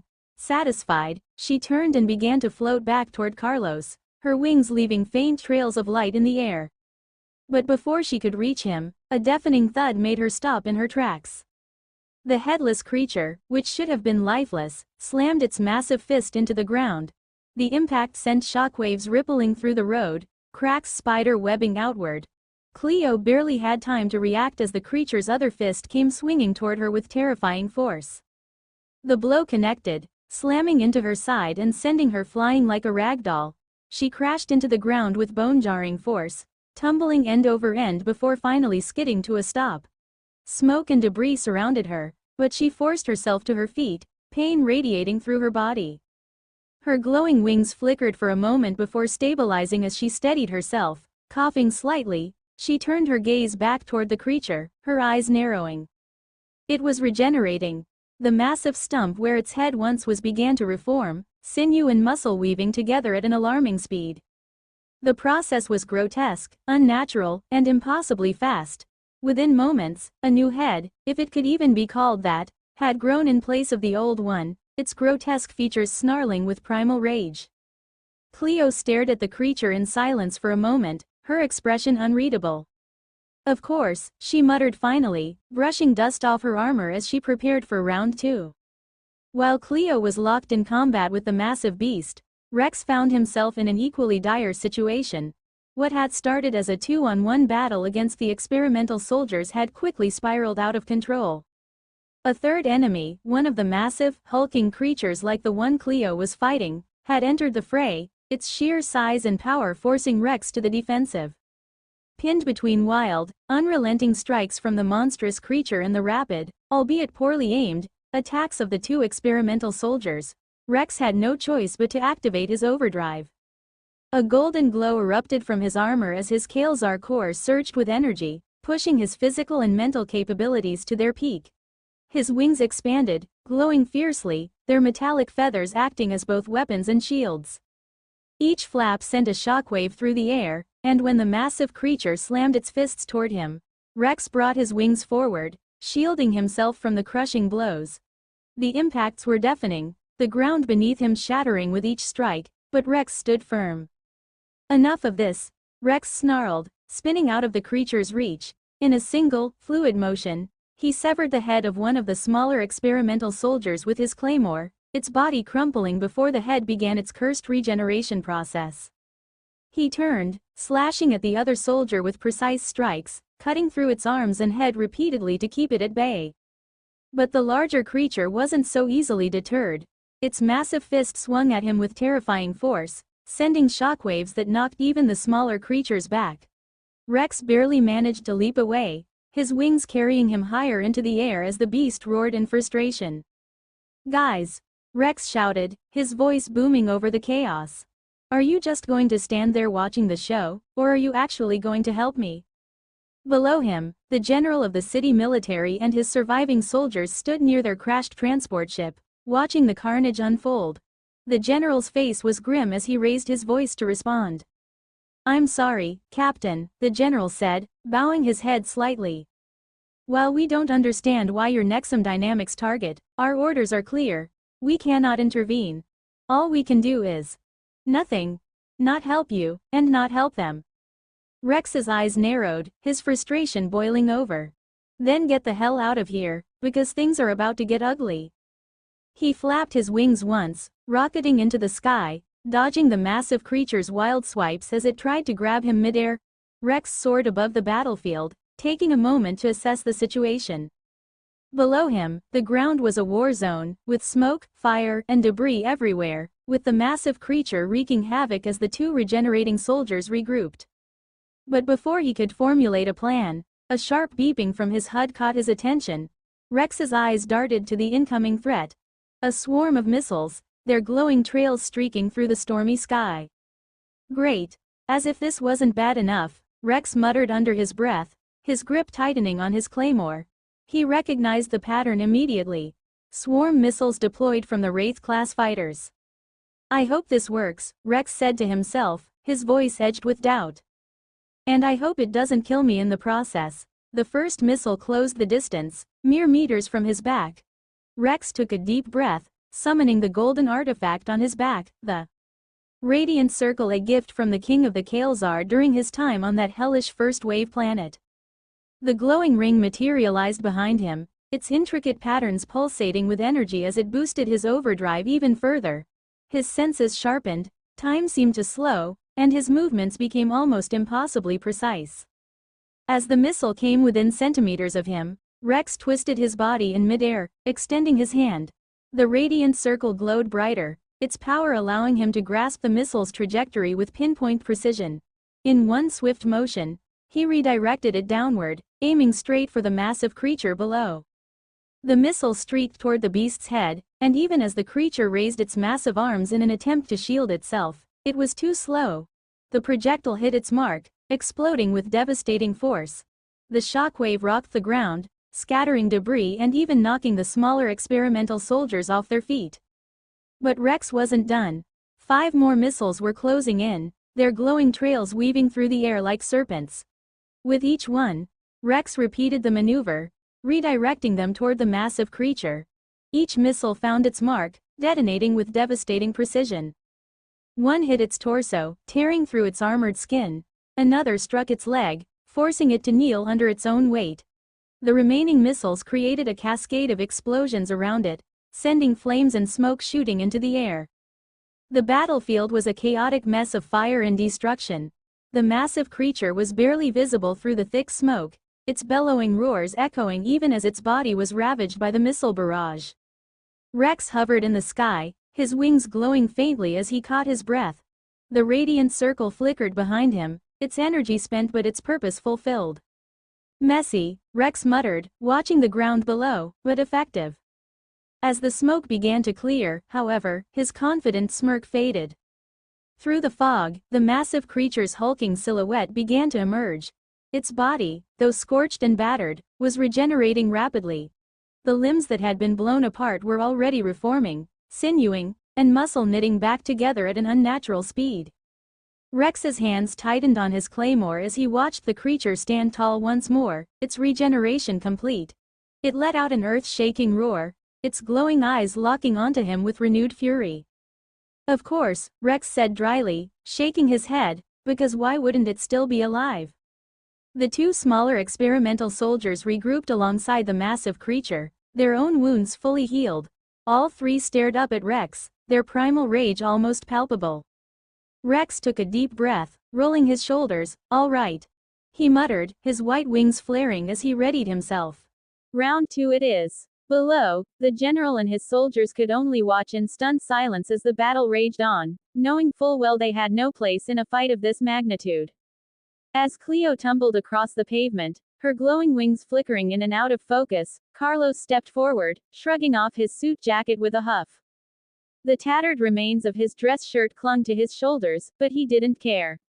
He cracked his knuckles loudly, the sound echoing through the air as he stared down the hulking creature regenerating before him. Now it's my turn, ugly beast. Carlos yelled, slamming his fists together. With a metallic sound, 2 fist-sized rocket launchers emerged from his shoulders, tearing through the fabric of his shirt in the process. The launchers clicked into place, glowing faintly as they locked onto their target. Let's see how you like this. He growled, and with a sharp hiss, 8 missiles launched in quick succession, streaking through the air like fiery darts. The creature, still roaring in primal fury, charged straight at him, its massive body absorbing the hits head-on. The missiles detonated on impact, releasing tiny bursts of flame and smoke that barely even scorched the creature's skin. The massive beast didn't slow down, barreling through the explosions like they were nothing more than firecrackers. Carlos blinked, his bravado faltering for just a moment. Cleo, you scammed me, he shouted, activating the energy shields embedded in his shoulders. A shimmering blue barrier expanded around him just as the creature's massive form slammed into it, the impact sending a deafening shockwave across the battlefield. Carlos gritted his teeth, bracing himself as the creature's claws raked across the shield, the force of its blows pushing him back slightly. All right, big guy, he muttered, raising his right arm as it shifted and transformed into a sleek machine gun. Let's see how you like this. But before he could open fire, the creature let out a deafening roar, its body convulsing violently. From the points where the missiles had struck earlier, small black voids began to form, 8 perfectly circular black holes that pulsed with an ominous energy. Carlos's eyes widened as the black holes expanded, consuming chunks of the creature's massive body. Flesh and bone were sucked inward, vanishing into the voids like sand being pulled into a vortex. The beast let out an anguished howl, collapsing onto the ground as its massive frame was torn apart from the inside. Carlos lowered his shield and gun arm cautiously, watching the writhing creature with a mix of confusion and disbelief. As the black holes faded and the creature's pained cries subsided, he turned to see Cleo standing beside him, calm and collected as always. Her glowing wings were once again fully extended, and her white and gold armor shimmered faintly in the dim light. She gave the regenerating beast a quick glance before turning her attention to Carlos. Cleo, Carlos began, his voice low and almost accusatory. I was carrying that kind of weapon inside my body this whole time. Cleo's gaze shifted away from him, her face obscured behind her mask, but the way she tilted her head made it clear she wasn't about to answer. Carlos sighed, rubbing his temples. Unbelievable. You put black hole missiles in me without telling me. What if I sneezed too hard and accidentally launched one? You didn't sneeze, Cleo replied matter-of-factly, her tone as neutral as ever. Not the point, Carlos snapped, throwing his arms up in exasperation. Anyway, what is this thing? He asked, gesturing to the massive creature as its torn body began to knit itself back together. He poked at one of its regenerating limbs cautiously with the barrel of his gun arm. Shouldn't we, kill it again before it's back on its feet? There's no need, Cleo said calmly, gesturing toward the road ahead. Carlos turned to look, his brow furrowing as the ground beneath them began to tremble. From the distance, he could make out the unmistakable forms of several Aegis units coming toward them.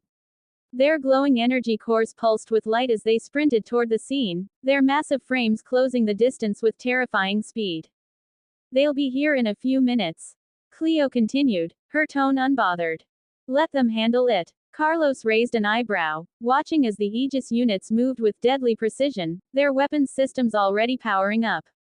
Well, that's great and all, he muttered, but maybe warn me next time when I'm carrying black hole bombs inside my body. Cleo didn't respond, simply folding her arms as she watched the approaching machines. Carlos sighed again, shaking his head. I swear, working with you is going to give me gray hair. You don't have hair, Cleo replied flatly, her eyes still on the road. Carlos paused, pointing a finger at her. Exactly. By the way, were you able to contact Rex? Carlos asked, pacing anxiously beside the regenerating corpse of the massive beast. His fingers twitched, itching to get behind the wheel and go after his comrade. Cleo, kneeling beside the creature's mangled body, didn't even glance up as she continued collecting samples. Her tools worked with mechanical precision, slicing through layers of grotesque flesh and storing fragments into small vials. Yes, she replied in her usual neutral tone. He informed me that he's currently engaged with 3 creatures. 2 are smaller, humanoid variants, while the third is identical to this one. Carlos froze mid-step, his eyes widening. What? That means we should be heading to help him right now. Why are you so calm about this? He demanded, already moving toward his car, his voice rising with urgency. There's no need for us to intervene, Carlos. Stay put. Cleo's tone was as composed as ever, her focus still entirely on her work. I've already dispatched the most powerful reinforcements available. Carlos stopped, his hand hovering near the car door, staring at her in disbelief. Most powerful reinforcements. He let out a frustrated groan, throwing his arms into the air. You can't just leave him alone with 3 of these things and expect reinforcements to solve it. What if? Carlos. Cleo finally looked up from her work, her cold gaze locking onto his. I said stay put. Carlos frowned but didn't push further, muttering something under his breath as he leaned against the car, tapping his foot anxiously. Meanwhile, Rex was barely holding on. The battlefield had descended into chaos, the rain pouring heavier than ever. It drenched his golden and white armor, the once pristine sheen dulled by scratches, dirt, and blood. Each drop felt heavier, almost dragging him down, and the darkness of the stormy night was broken only by the occasional flash of lightning, illuminating his 3 attackers. The 2 smaller creatures darted around him like predators, their movements erratic but feral. Every time he landed a solid hit with his claymore, they regenerated within seconds, their twisted bodies snapping back into form as if mocking his efforts. But the real problem wasn't them. It was the massive black bird, a grotesque, winged version of the regenerating beasts he'd already been fighting. The creature soared through the storm, its shrill, bone-rattling screech piercing the night. It wasn't just fast. It was cunning, ambushing him whenever he tried to gain altitude to escape. Its dark, oily feathers blended with the shadows of the storm, making it almost impossible to see, even with Rex's enhanced bionic eyes. Damn bird, Rex muttered under his breath, narrowly dodging another dive bomb attack. The creature's talons slashed through the air just inches from his head, sending a gust of wind that almost knocked him off balance. Rex twisted in midair, trying to regain control, but the relentless rain made flying even harder. His wings were strong, but they weren't designed for extended combat in the sky. He'd never trained for aerial combat, his strength had always been on the ground. He tried once more to retreat into the air, flapping hard to gain altitude, but just as he thought he might escape, a deafening roar cut through the storm. Out of nowhere, another massive creature leapt into the fray, its hulking frame barely visible in the rain. Its powerful fist slammed into Rex with brutal force, hitting him square in the chest before he could react. The impact was devastating, sending Rex hurtling downward like a comet.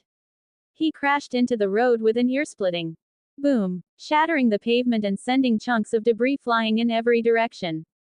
Cough, cough, cough. Rex groaned, spitting blood as he rolled onto his back. His claymore clattered uselessly to the ground beside him. Deactivating his helmet with a shaky hand, he gasped for air, letting the freezing rain splash against his face. His long hair clung to his skin, drenched and heavy, the cold biting into him as he lay there for a moment. Another one. Really? He muttered, his voice raspy and strained. Quote. Were these things on discount or something? Buy one, get one free.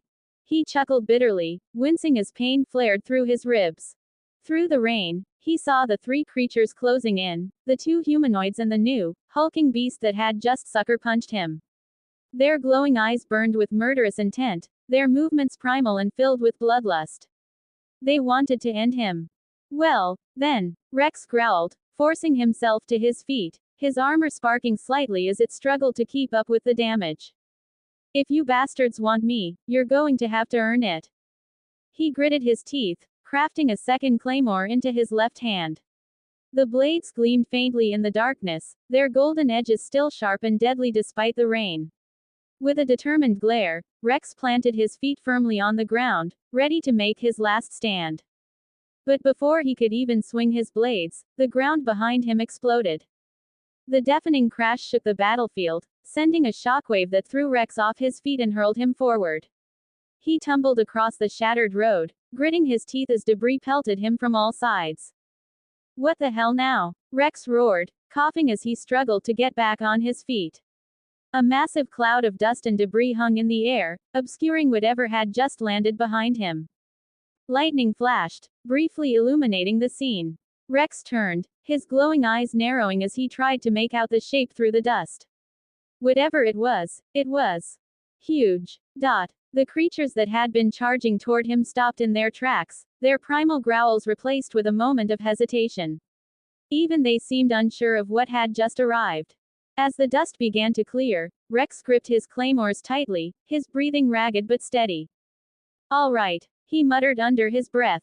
Let's see what fresh hell this is. And then he saw it. Standing tall amidst the wreckage, its sleek metallic frame glinting in the rain, was one of the Mauler juggernauts Cleo had created.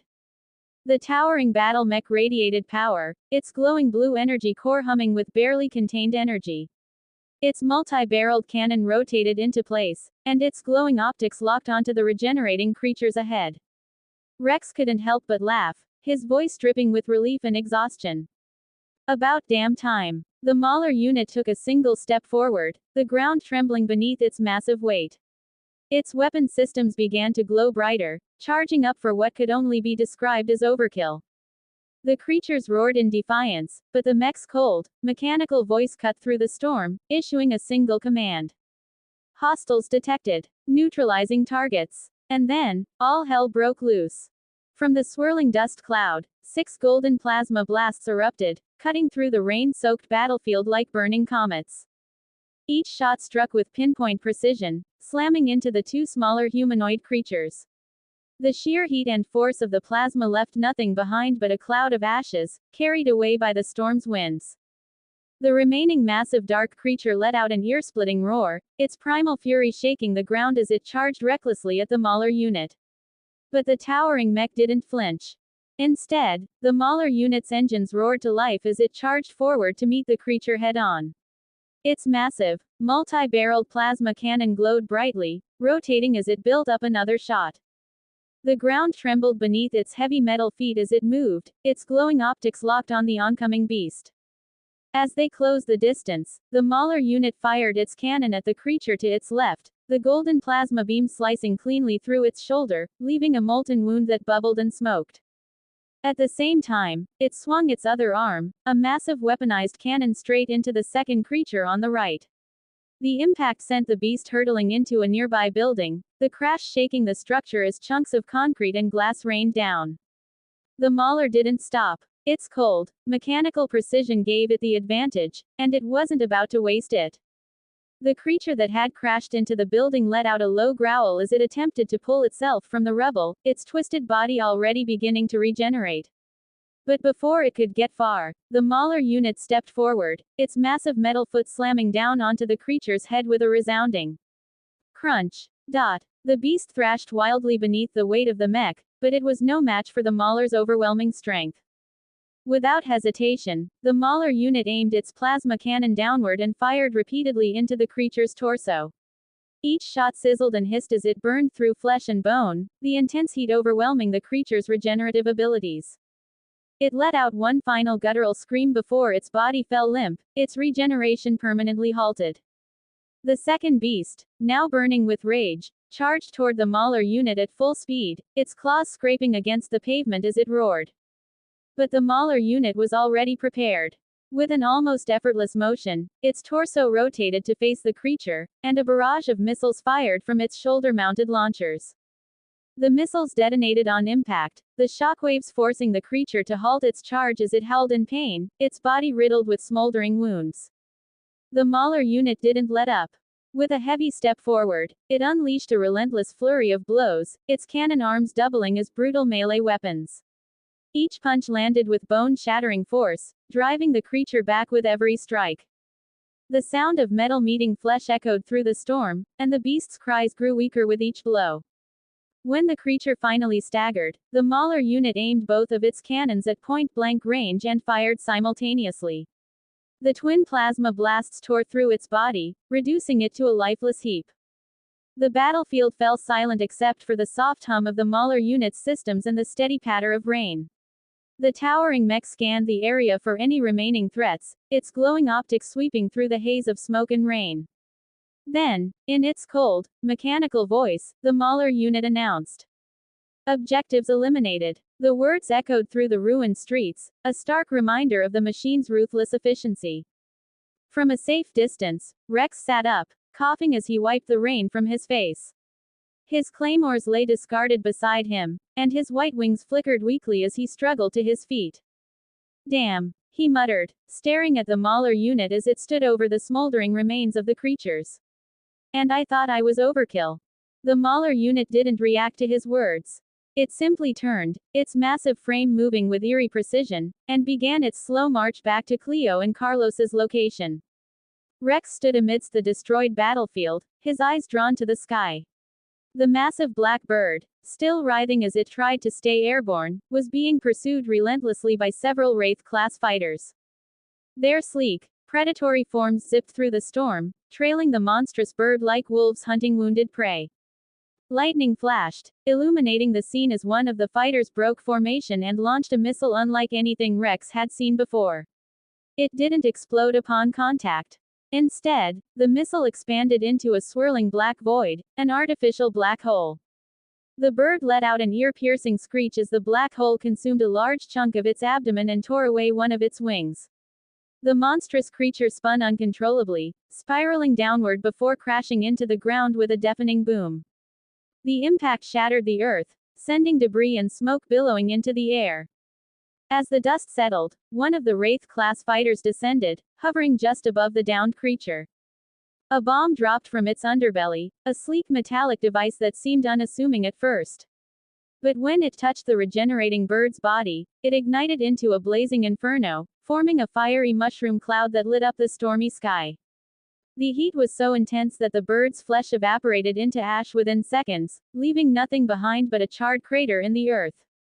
Rex sniffed the air, wrinkling his nose as the scent of burned meat wafted toward him. He chuckled, wiping the rain from his face. Funny enough, it does smell like chicken. He muttered, his voice tinged with exhausted humor. Activating his communicator, he pressed a button on his neckpiece. Quote, Cleo, the enemies on my side have been dealt with. I'm heading to the extraction point. Cleo's voice came through, as calm and composed as ever.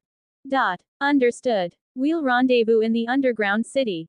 In her own zone, Cleo stood with a collection of test tubes in hand, filled with samples from the massive beast she had defeated. She glanced at the still twitching body of the creature as the Aegis units surrounded it, their weapons at the ready. Kill it, she ordered flatly, sliding the test tubes into her belt pouch. It's no longer useful. At her command, the Aegis units unleashed a storm of firepower.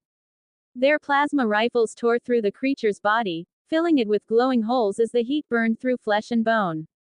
The beast let out one final, low groan before collapsing completely, its regenerative abilities overwhelmed by the onslaught. Satisfied, Cleo climbed into the car, where Carlos was waiting at the wheel. The two began their drive back to the underground city. Behind them, the Aegis units deployed swarms of jamming drones around the battlefield, ensuring that no curious reporters or civilians would be able to investigate what had occurred there. A heavy transport ship descended from the clouds, its engines rumbling as it approached the Mauler unit. Massive mechanical clamps extended from its belly, locking onto the Mauler and hoisting it aboard before retreating back toward Cleo main ship in orbit. Meanwhile, in the city, the chaos was far from over. Firefighters, rescue teams, and local guards swarmed the streets, working tirelessly to contain the damage left in the wake of the battle. News stations arrived in droves, their cameras capturing the destruction and speculation running rampant about what had transpired. Back at the mansion, the silence was broken. Deep in the underground city mansion, Wise moved. The cocoon in which she had been resting for so long began to peel open, its dark organic material folding back like petals of a sinister flower. The cocoon's remnants melted into her skin, seamlessly becoming her clothing, a sleek, black, form-fitting ensemble that pulsed faintly with green bioenergy. Wise stretched lazily, her small body moving with feline grace as she opened her striking green eyes. A small, satisfied smile spread across her lips. That was a good sleep, she said, her voice soft and sweet, carrying an undertone of something far more dangerous. She tilted her head to the side, rolling her shoulders as her smile widened. Now, let's see if my bioweapons are still working. Extending her arms, her hands shifted, morphing into two long, razor-sharp black blades. They gleamed ominously in the dim light as she admired them, giving a few experimental swings. Aha, she said with a giggle, the sound oddly innocent despite the lethality of her appearance. Not bad at all. She continued testing her body's modifications, her limbs transforming into a variety of weapons, spiked tendrils, clawed gauntlets, and even a cannon-like structure that glowed with pulsating energy. She was about to experiment further when she suddenly froze, her sharp senses picking up on a presence. Someone had entered the mansion. Ys's smile faded, replaced by a look of intrigue.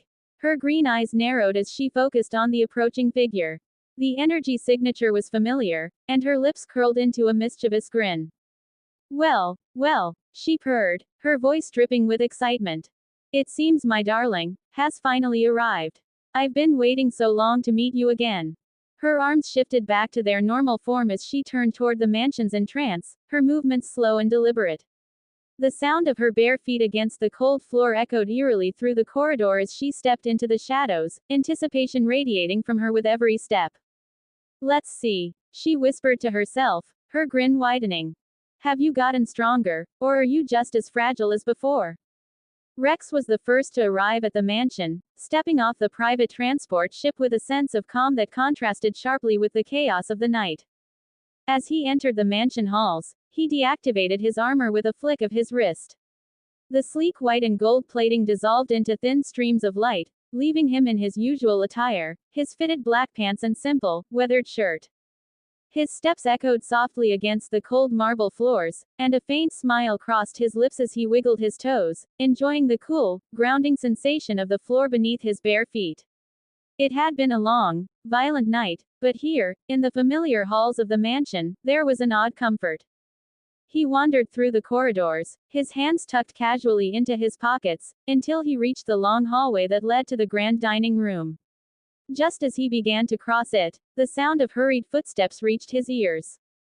He didn't need to turn to know who it was. The playful energy radiating from the person was unmistakable. And then, the voice he'd been waiting to hear rang out, teasing and familiar. DAAAAARRRRRLIIIINNNGGG. Rex chuckled softly, his shoulders relaxing just a little. Wise was awake. As expected, Wise was running toward him, her arms outstretched as if to leap onto his back, as she always did. But this time, she stopped short, her steps faltering. Her bright energy wavered for a moment, replaced by hesitation. Wise stood frozen, her green eyes wide with shock as she stared at Rex. To her, it wasn't just Rex standing there anymore. As a Chrysari, a species deeply attuned to mental and spiritual energies, Wise could see his aura clearly, and it wasn't what she remembered. Before, his aura had been a soft, white mist, calm and steady, enveloping him like a quiet, protective glow. But now, it was something far more intense. The aura had taken on a massive, humanoid form, a towering figure of brilliant white, with eyes that shimmered like stars, exuding a presence that felt almost divine. But what unsettled Wise most was the way the aura flickered. From time to time, the radiant white shifted, darkened, and became pitch black. The transformation was brief, but in those moments, the figure became a terrifying void, radiating an otherworldly power that sent shivers through her core. For the first time in her life, Wise felt a twinge of fear when looking at Rex. But then, his familiar, warm voice broke through her thoughts, pulling her back to reality. Wise, you're finally awake, Rex said, his usual grin spreading across his face as he stepped toward her, oblivious to what she had just seen. He reached out and ruffled her light green hair affectionately. I missed you, little devil. I thought you were going to sleep longer. The sound of his voice, the warmth in his tone, it melted away the unease that had gripped her moments before. Wise blinked and shook her head, brushing the strange vision aside. Whatever changes had occurred in Rex, she reminded herself that she was his wife, and no matter how much his power grew or how frightening it seemed, it wouldn't change the bond they shared. Hee, missed me that much, huh? Wise said, her playful nature quickly resurfacing as she smiled up at him, ignoring the lingering tremor in her chest. Of course I did, Rex replied, his grin softening. My back got so used to you being there 24/7. After you went to sleep, it felt empty, lonely, even. He rubbed the back of his neck with a sheepish laugh, his golden eyes glinting with affection. Wise tilted her head, her smile teasing as always. Lonely without me, how sweet. I didn't think you'd be so sentimental. Rex chuckled. Don't let it go to your head, little devil. Anyway, enough of the mushy stuff. I was heading to the dining room to grab something to eat while waiting for the others. Wanna come? He extended his hand toward her, his grin as inviting as ever. For a moment, Wise hesitated, her sharp mind still lingering on the strange, shifting aura she had seen moments earlier. But then she smiled, her soft, teasing expression returning as she placed her hand in his. Sure, she said, her voice light and melodic. Lead the way, darling.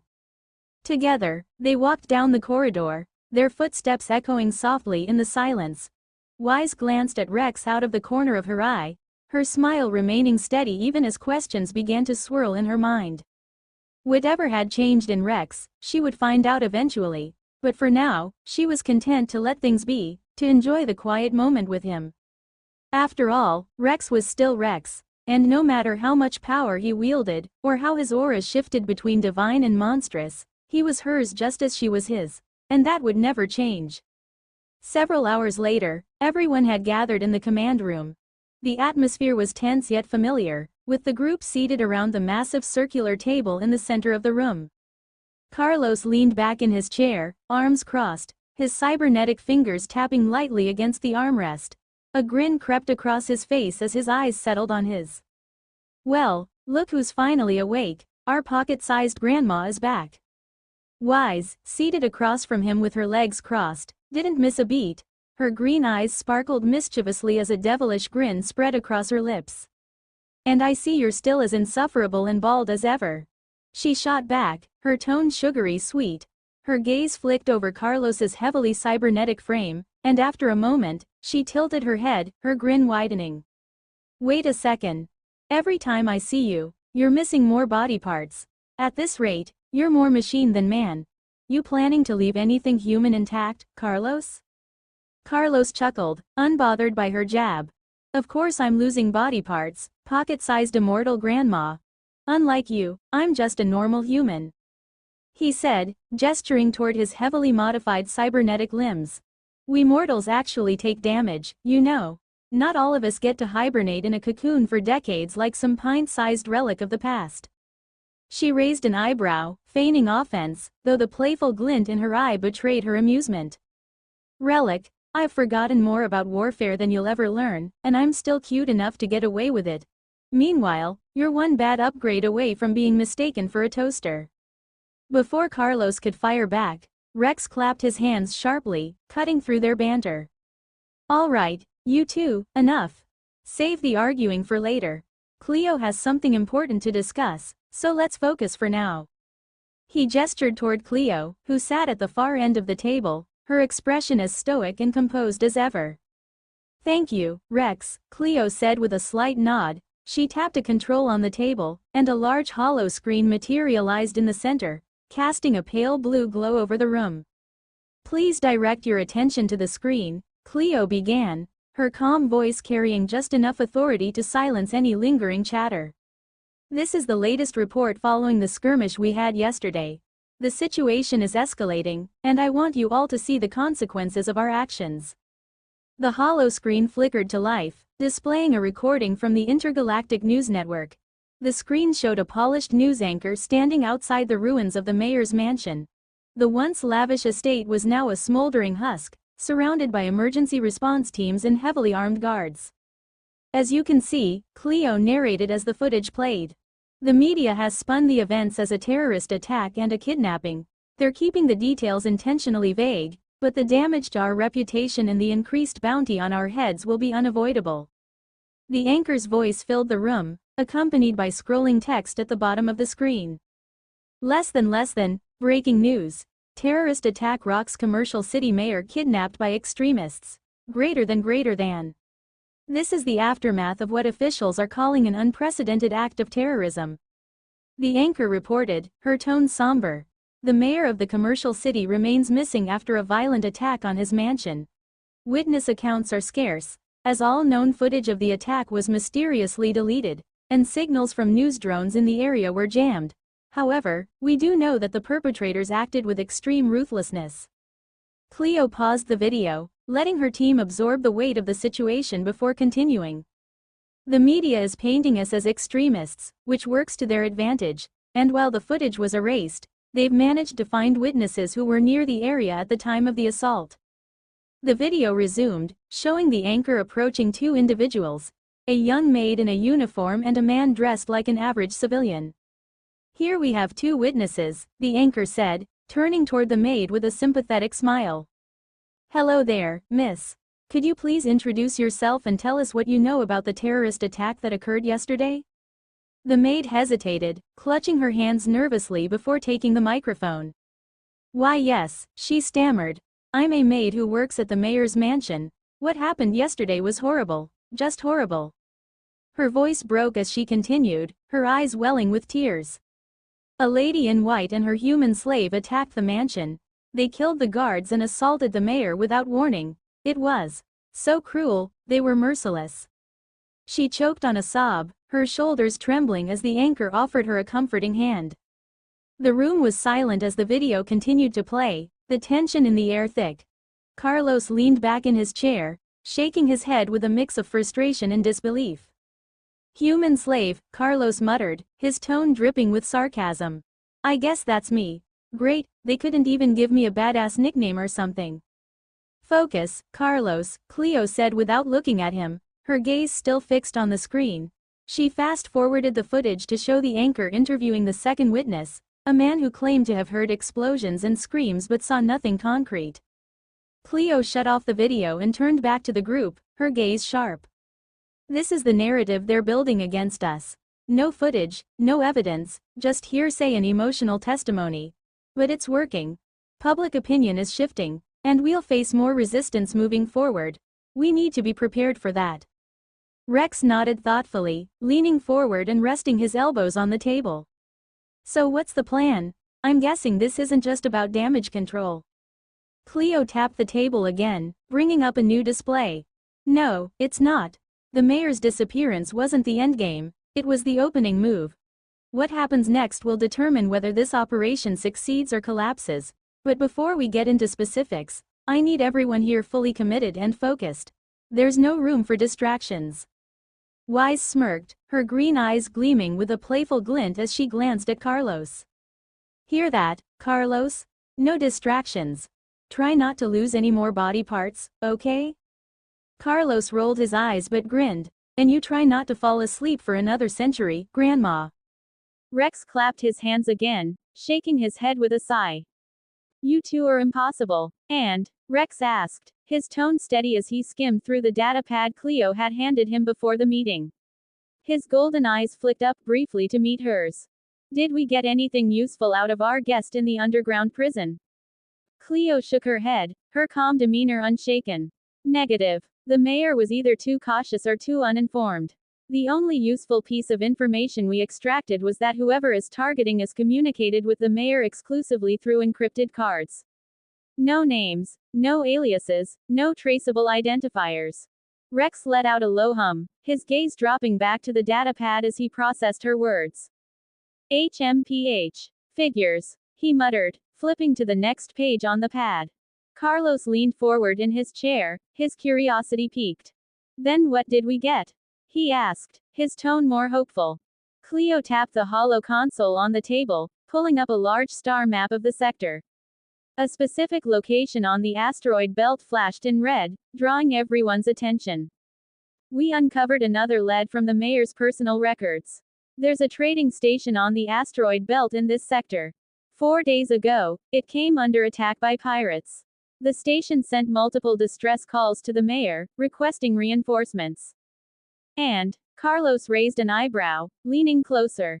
Cleo glanced at him. Quote, "The mayor sent none." Carlos frowned. Why would the mayor ignore that? Isn't it his job to protect places like this? "This time," Rex answered, his tone thoughtful but cold. "He didn't ignore it, Carlos. He probably sent the pirates himself." The room fell silent for a moment. Carlos blinked in confusion. "What? Why the hell would he?" "Think about it," Rex continued, his voice firm as he leaned back in his chair, his eyes still scanning the data pad. "A trading station on the asteroid belt is a perfect target. It's where miners go to sell their ore, and merchants come to buy it in bulk. 2 pirates, it's heaven. He set the data pad down, resting one arm on the table as he explained further. If the mayor sent the pirates, it'd be to disrupt the trade flow. Pirates could hijack merchant ships before they buy the minerals, steal the credits, or destroy the ships outright to loot the cargo. Then, they'd sell the stolen minerals right back to the station, keeping the cycle going. And since the mayor has control over the station's operations, he'd take a cut of whatever profits the pirates make. Carlos's mouth opened slightly, stunned by the detailed analysis. Even Wise, who had been lounging lazily in her chair with her usual devilish grin, raised an eyebrow in surprise. Cleo crossed her arms, nodding once. It's exactly as Rex said. She confirmed, her neutral voice tinged with a faint hint of approval. Quote, the station is being used as a tool for profit and manipulation. That's why this information is critical to our next move. She tapped the console again, bringing up a full schematic of the asteroid belt, highlighting the trading station and nearby mining routes. The underground city is compromised. The enemy knows where we're based. Relocating is no longer a question of if, it's a necessity. The trading station presents an ideal option. Carlos furrowed his brow, leaning forward. Quote, wait, you're saying we're just going to take over the station? How does that even work? Rex, still sitting back with his arms crossed, chuckled lightly. Simple, Carlos. We go in, save them from the pirate attacks, and offer them a deal they can't refuse. He smirked, his golden eyes gleaming with confidence. We eliminate the pirates and protect the station in exchange for their cooperation. They'll give us resources and support while we build a base in the asteroid belt. It's a win-win. Quote, Carlos blinked at Rex. You figured all that out already? Rex shrugged, resting his head on the back of his chair. Didn't seem that complicated. It's just common sense. Wise let out a playful whistle, her sharp green eyes narrowing as she leaned on the table, resting her chin in her palm. My darling. Look at you, thinking 3 steps ahead. Maybe that sleep deprivation is finally working in your favor. Rex rolled his eyes but smirked. What can I say? Crisis brings out the best in me.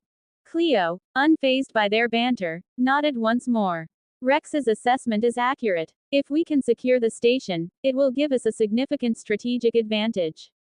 The asteroid belt's natural layout will provide cover, and the station itself has docking facilities that we can repurpose for larger-scale operations.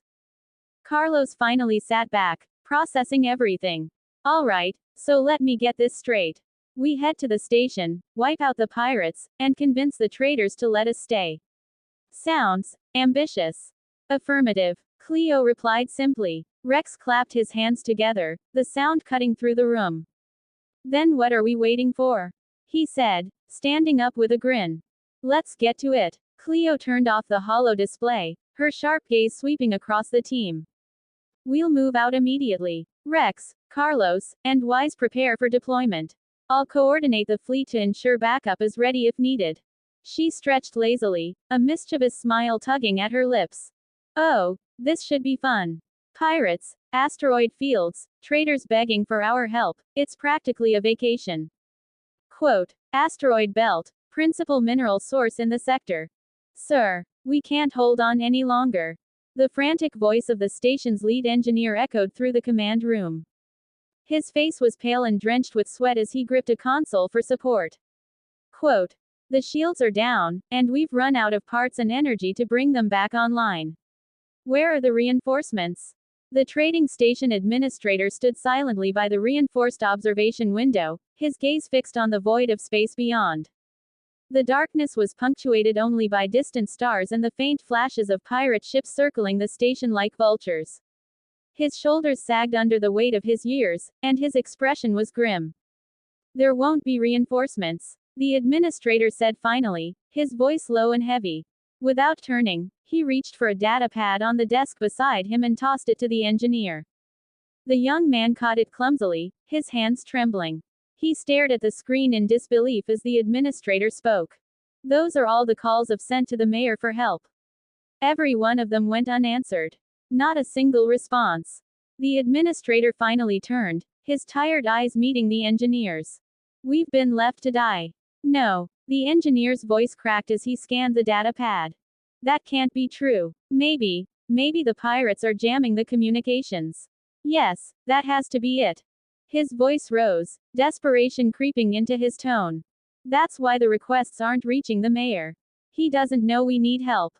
The administrator sighed, rubbing a hand over his weathered face. Quote, "Give it up, kiddo," he said softly. "Face the truth. They've sold us out. The mayor let the pirates have us, probably for a cut of the profits."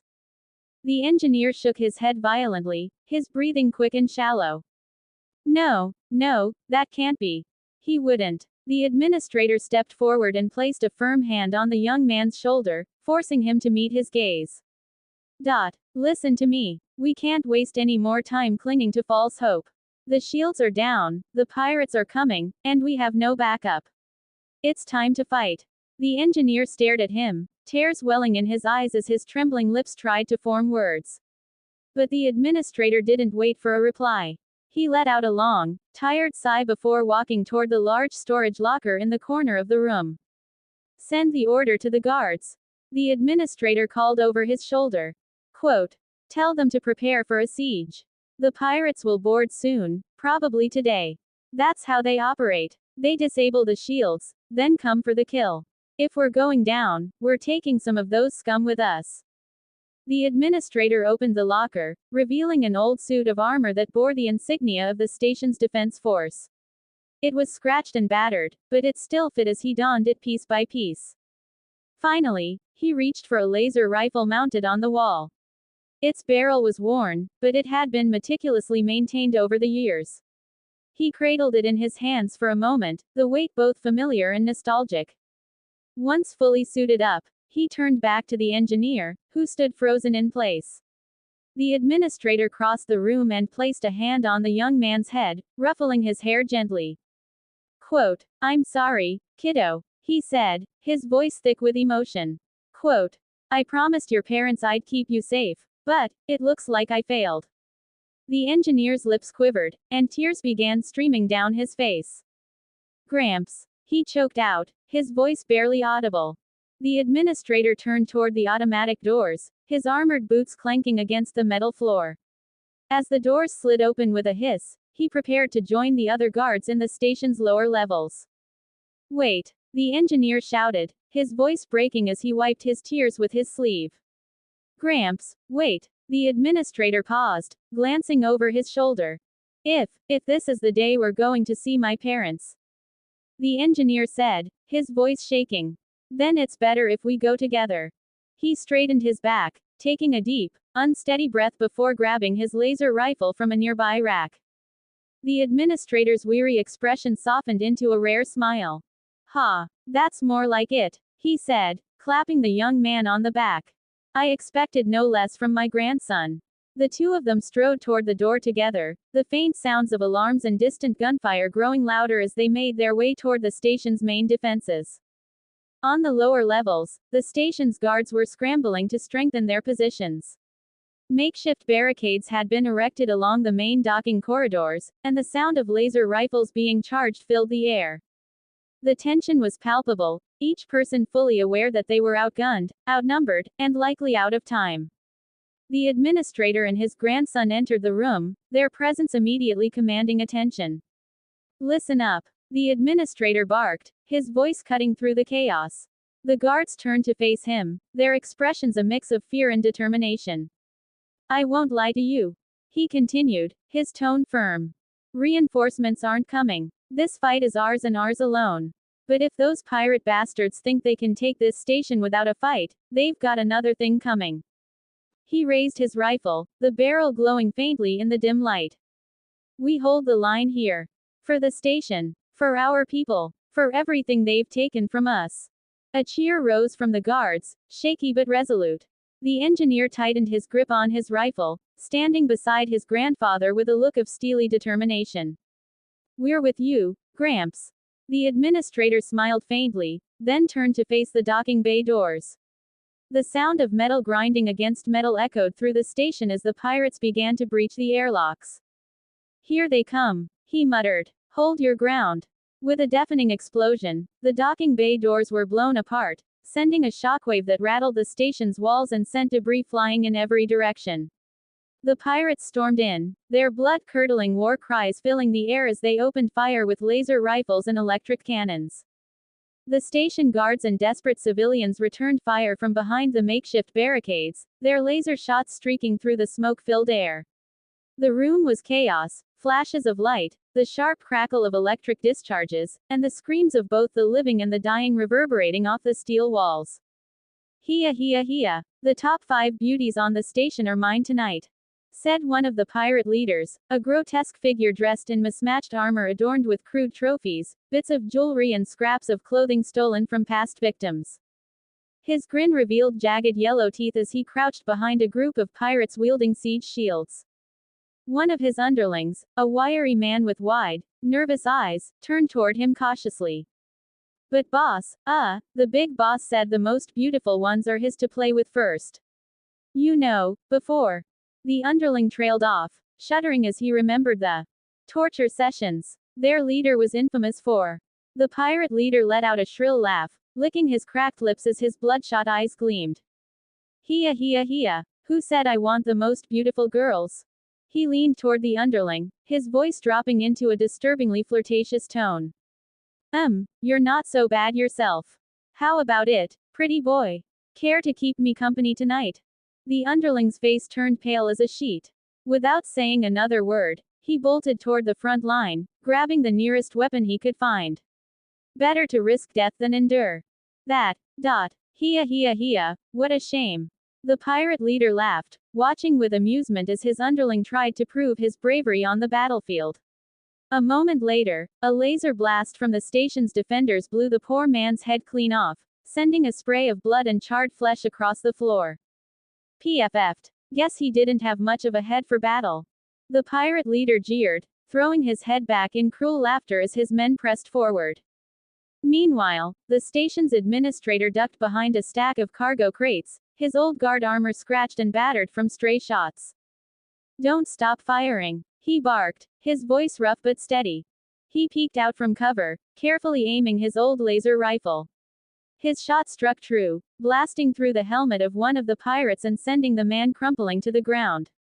The engineer, crouched nearby, shouted over the chaos. "Gramps, there's too many of them. They keep pushing forward." Quote, "Then we push harder!" Exclamation mark quote. The administrator snapped, his rifle glowing as he lined up another shot. He fired again, taking out another pirate before ducking back behind cover as a volley of return fire peppered the crates. But before the defenders could regroup, a new threat entered the fray. "Wait!" The engineer froze, his eyes widening as he spotted a new group of pirates entering through the breach. They carried long, tube-like weapons slung over their shoulders, the distinct shape was unmistakable. His heart sank as realization hit him like a freight train. "Are those rocket launchers?" His voice cracked as he screamed. "Everyone, take cover!" The administrator's head snapped toward the engineer, and his eyes widened in alarm. "Missiles!" he bellowed. "Take cover now!" The pirates holding the rocket launchers took aim, their grins wicked and bloodthirsty. A second later, the room was filled with a cacophony of whooshing sounds as the missiles launched.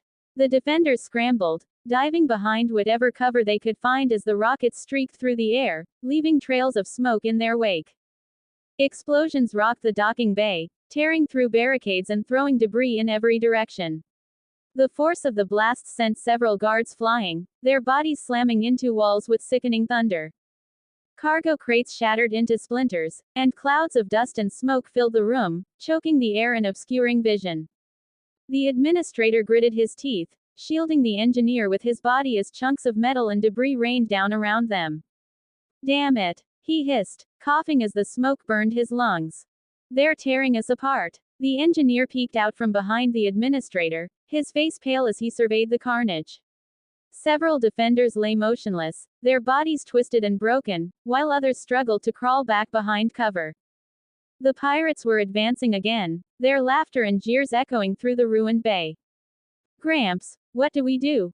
the engineer asked, panic seeping into his voice. The administrator clenched his fists, his old body trembling from the exertion. But his eyes burned with determination as he turned to his grandson. "We don't back down. Not now." He grabbed the younger man by the shoulder, locking eyes with him. Quote, "Get ready. We're going to make these bastards regret ever stepping foot on this station." The engineer nodded shakily, gripping his rifle tighter. "All right." The administrator raised his rifle once more, glaring at the approaching pirates. "For the station. For our people. For our people." The remaining guards echoed, rallying behind him as they readied themselves for another wave. The pirates roared as they charged through the smoke, but the defenders opened fire once more, their laser blasts lighting up the darkness. The battle raged on, the station's fate hanging by a thread. The battle in the cargo bay was reaching its grim climax. The defenders were barely holding on, their numbers dwindling with every passing minute. Smoke filled the air, choking the lungs of those who still fought. The walls were scorched, riddled with holes from laser fire and missile blasts. The sound of screams, the sharp crack of gunfire, and the cruel laughter of the pirates created a nightmarish melody. The station's guards were spread thin, their once solid defensive lines now little more than scattered pockets of resistance. Most of the civilians who had joined the fight were either dead or incapacitated, their makeshift weapons no match for the pirates' overwhelming firepower. And still, the pirates poured in, their numbers seeming endless. "Fall back. Regroup at the secondary barricade." The administrator yelled, his voice hoarse as he fired another shot at a charging pirate. His old armor was dented, his movements slower than they had been at the start of the fight. Around him, the guards fought valiantly, but their exhaustion was evident. They were battered and bloodied, their ranks thinning with every passing second. The missiles had scattered them across the bay, leaving gaping holes in their defenses. The pirates seized the opportunity, pushing further into the station. "Grab everything you can," one pirate shouted, his voice gleeful as he and his comrades looted crates of supplies. Others fanned out, searching for civilians hiding in the shadows. "Find the prettiest ones first," another pirate called, his laughter echoing as he kicked over a cargo container. The defenders could only watch as the pirates advanced, stealing, destroying, and dragging civilians from their hiding spots. Hope was slipping through their fingers, replaced by the grim certainty that this was the end. And then it happened. High above the station, space seemed to ripple and tear. A wormhole opened with a burst of light, its edges shimmering like molten gold. Emerging from its depths came a massive vessel, its sleek white and golden hull dwarfing the trading station below. The ship was a symbol of power and precision, its radiant design in stark contrast to the cold darkness of space. The pirates paused, their looting momentarily forgotten as they turned their eyes skyward. "What the hell is that?" one of them muttered, his voice filled with unease. Before anyone could answer, the ship launched dozens of drop pods. They descended rapidly, streaking toward the station like falling stars, their trails burning bright against the void. The pods slammed into the station's roof with thunderous impacts, their heavy metal frames punching through the structure. A brief silence followed, save for the hiss of cooling metal.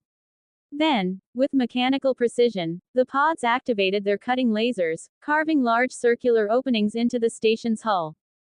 Inside the cargo bay, the defenders and pirates alike stopped in their tracks, their attention drawn upward as the screeching sound of metal being sliced apart echoed through the station. The pirates began to mutter nervously, their confidence shaken. Quote, "What the hell is that noise?"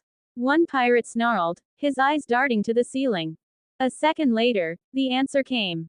The circular sections of the hull fell inward with a resounding clang, and from the drop pods emerged the Aegis units, towering mechanized warriors of gleaming white and gold.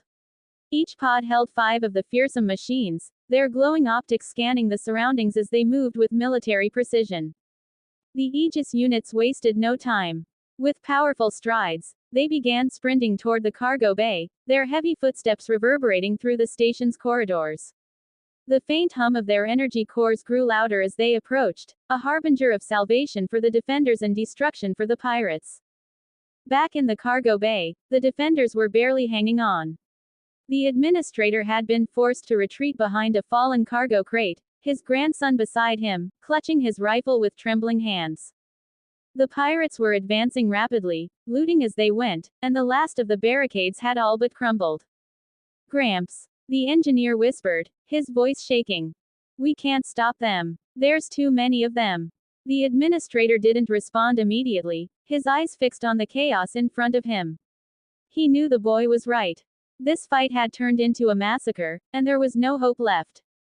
But before he could speak, the sound of heavy footsteps filled the air, growing louder with each passing second. The pirates turned toward the sound, their weapons raised. What the hell is that? One of them barked, his voice tinged with panic. And then the Aegis units entered the bay. The first unit stepped into the smoke-filled room, its white and gold armor gleaming even in the dim light. Its glowing optics locked onto the pirates, and a booming, synthetic voice echoed through the room. Hostile forces detected. Commencing elimination protocol. The pirates hesitated for a fraction of a second. Then, the Aegis units opened fire. Blinding streams of plasma erupted from their weapons, cutting through the pirates like a scythe through wheat. The energy blasts burned through armor and flesh alike, leaving no chance for regeneration or survival. One pirate, bold or foolish, charged toward an Aegis unit with a makeshift rocket launcher. The machine turned its torso, raised its plasma rifle, and fired a single shot that obliterated the pirate and the rocket launcher in an instant. The pirate's panic was immediate and overwhelming. Fall back! Fall back! One of the pirate leaders screamed, scrambling for cover as more Aegis units poured into the bay, their weapons blazing. The administrator watched in awe as the machines systematically dismantled the pirate forces. By the stars, he muttered, his grip on his rifle loosening. Gramps! The engineer exclaimed, his face lighting up with hope. We're saved. The administrator nodded, a faint smile crossing his tired face. It looks like reinforcements have arrived after all. The Aegis units continued their relentless advance, pushing the pirates back with devastating firepower. For the defenders, it was a miracle. For the pirates, it was a nightmare. And above it all, the massive white and gold ship hovered silently, watching as the tide of battle turned. It became painfully clear within minutes that the pirates were no match for the might of the Aegis units. Their mismatched weapons and improvised tactics were laughable against the heavy energy shields and devastating firepower of Legion 201. What had once been a chaotic battlefield was now a systematic, one-sided purge. The unit that arrived was no ordinary squad of Aegis units. Thanks to Rex's vision and Cleo's precision engineering, the 201st had undergone a complete overhaul, evolving into something far more formidable. Now known as Legion 201, the force consisted of 200 upgraded units, split into two specialized groups. The first 100 were heavily modified for close-quarters combat. Equipped with reinforced energy shields capable of withstanding sustained missile fire, these units carried two-handed energy swords mounted on their backs, glowing faintly with a pulsing blue light. These new weapons turned them into deadly close-range combatants, cutting down enemies with surgical precision. While adept at both melee and ranged combat, the power consumption of these upgraded units was immense, limiting their deployment duration. The other 100 remained as standard Aegis units, versatile and efficient. Their role was to provide suppressive fire and logistical support, balancing the Legion's firepower with sustained endurance. Together, these units formed a cohesive and unstoppable force, a testament to the 201st's evolution under Rex's leadership. The pirates didn't stand a chance. Inside the station, the remaining defenders watched in stunned silence as the 201st systematically dismantled the pirate forces. The upgraded units moved like a well-oiled machine, their heavy shields absorbing incoming fire while their energy swords carved through pirate barricades and armor like butter. The standard units provided covering fire, their plasma cannons cutting down any pirate foolish enough to resist. The pirates' screams filled the air as their ranks were decimated. Within minutes, the cargo bay was cleared, and the once dominant marauders were reduced to fleeing survivors, running for their lives through the station's ruined corridors. The defenders, exhausted and battered, could only watch in awe as their saviors turned the tide of the battle with precision and ruthlessness. With the immediate threat neutralized, the 201st seamlessly transitioned to cleanup operations. Some units deployed their built-in medical drones, releasing swarms of small, white machines that tended to the injured defenders. The drones scanned wounds, administered first aid, and stabilized those in critical condition. Other units began patrolling the station, their glowing optics scanning for any remaining pirates or signs of sabotage. Their heavy footsteps echoed through the hallways as they methodically secured the trading station, ensuring no threat was left behind. At the command center, Cleo stood beside Rex, her eyes fixed on the holographic display projected from her wrist console. The map showed the surrounding sector in vivid detail, highlighting dozens of red markers rapidly converging on the station. Rex, Cleo said, her calm voice cutting through the room's tense atmosphere. It's as you predicted. Rex leaned over the console, his golden eyes narrowing as he studied the approaching forces. They're regrouping faster than I thought, he muttered, crossing his arms. Looks like the pirates weren't the only ones in on this. The hologram displayed a variety of ships, pirate raiders, mercenary frigates, and even what appeared to be a repurposed military cruiser. The hostile fleet wasn't massive, but it was enough to pose a serious threat, especially given the station's current state. Cleo tapped her console, zooming in on the approaching ships. The pirate leaders must have called for reinforcements the moment they realized they couldn't hold the station. Judging by the speed of their approach, they've been on standby nearby. She glanced at Rex, her expression unreadable. What's the plan? Rex smirked, his confidence unshaken despite the odds. We've already taken the station. That means we dictate the battlefield now. He straightened, gesturing toward the hologram. We have the high ground, literally. If they want to take this station back, they're going to have to fight through us to do it. Your usual approach then, Cleo said with a faint hint of amusement as she pulled up the station's internal schematics. The defenders are too injured to provide much assistance, but we still have the Legion. We can hold. Rex nodded, his grin widening. The Legion was built for situations like this. Let's see how long those bastards last against the full force of the 201st. Meanwhile, inside the station, the administrator and his grandson stood among the wreckage of the cargo bay. The younger man was still processing what he had just witnessed, the sheer efficiency and power of the 201st units that had turned the tide of the battle. The administrator leaned heavily on his rifle, his old body trembling slightly from exhaustion. But his eyes remained sharp as he watched the Aegis units patrol the area. I've never seen anything like it, he muttered. Whoever these people are, they just saved the station, and us along with it. His grandson nodded silently, his gaze fixed on one of the heavily armored units as it passed by. The machine briefly turned its glowing optics toward them, scanning them for injuries before moving on without a word. Gramps, the younger man said hesitantly. Do you think we can really trust them? The administrator was quiet for a moment, then let out a tired chuckle. Son, at this point, I don't care if they're angels, demons, or something in between. They're the reason we're still breathing. That's good enough for me. The sound of distant alarms brought their conversation to an abrupt halt. The administrator's smile faded as he turned toward the source of the noise. Looks like it's not over yet.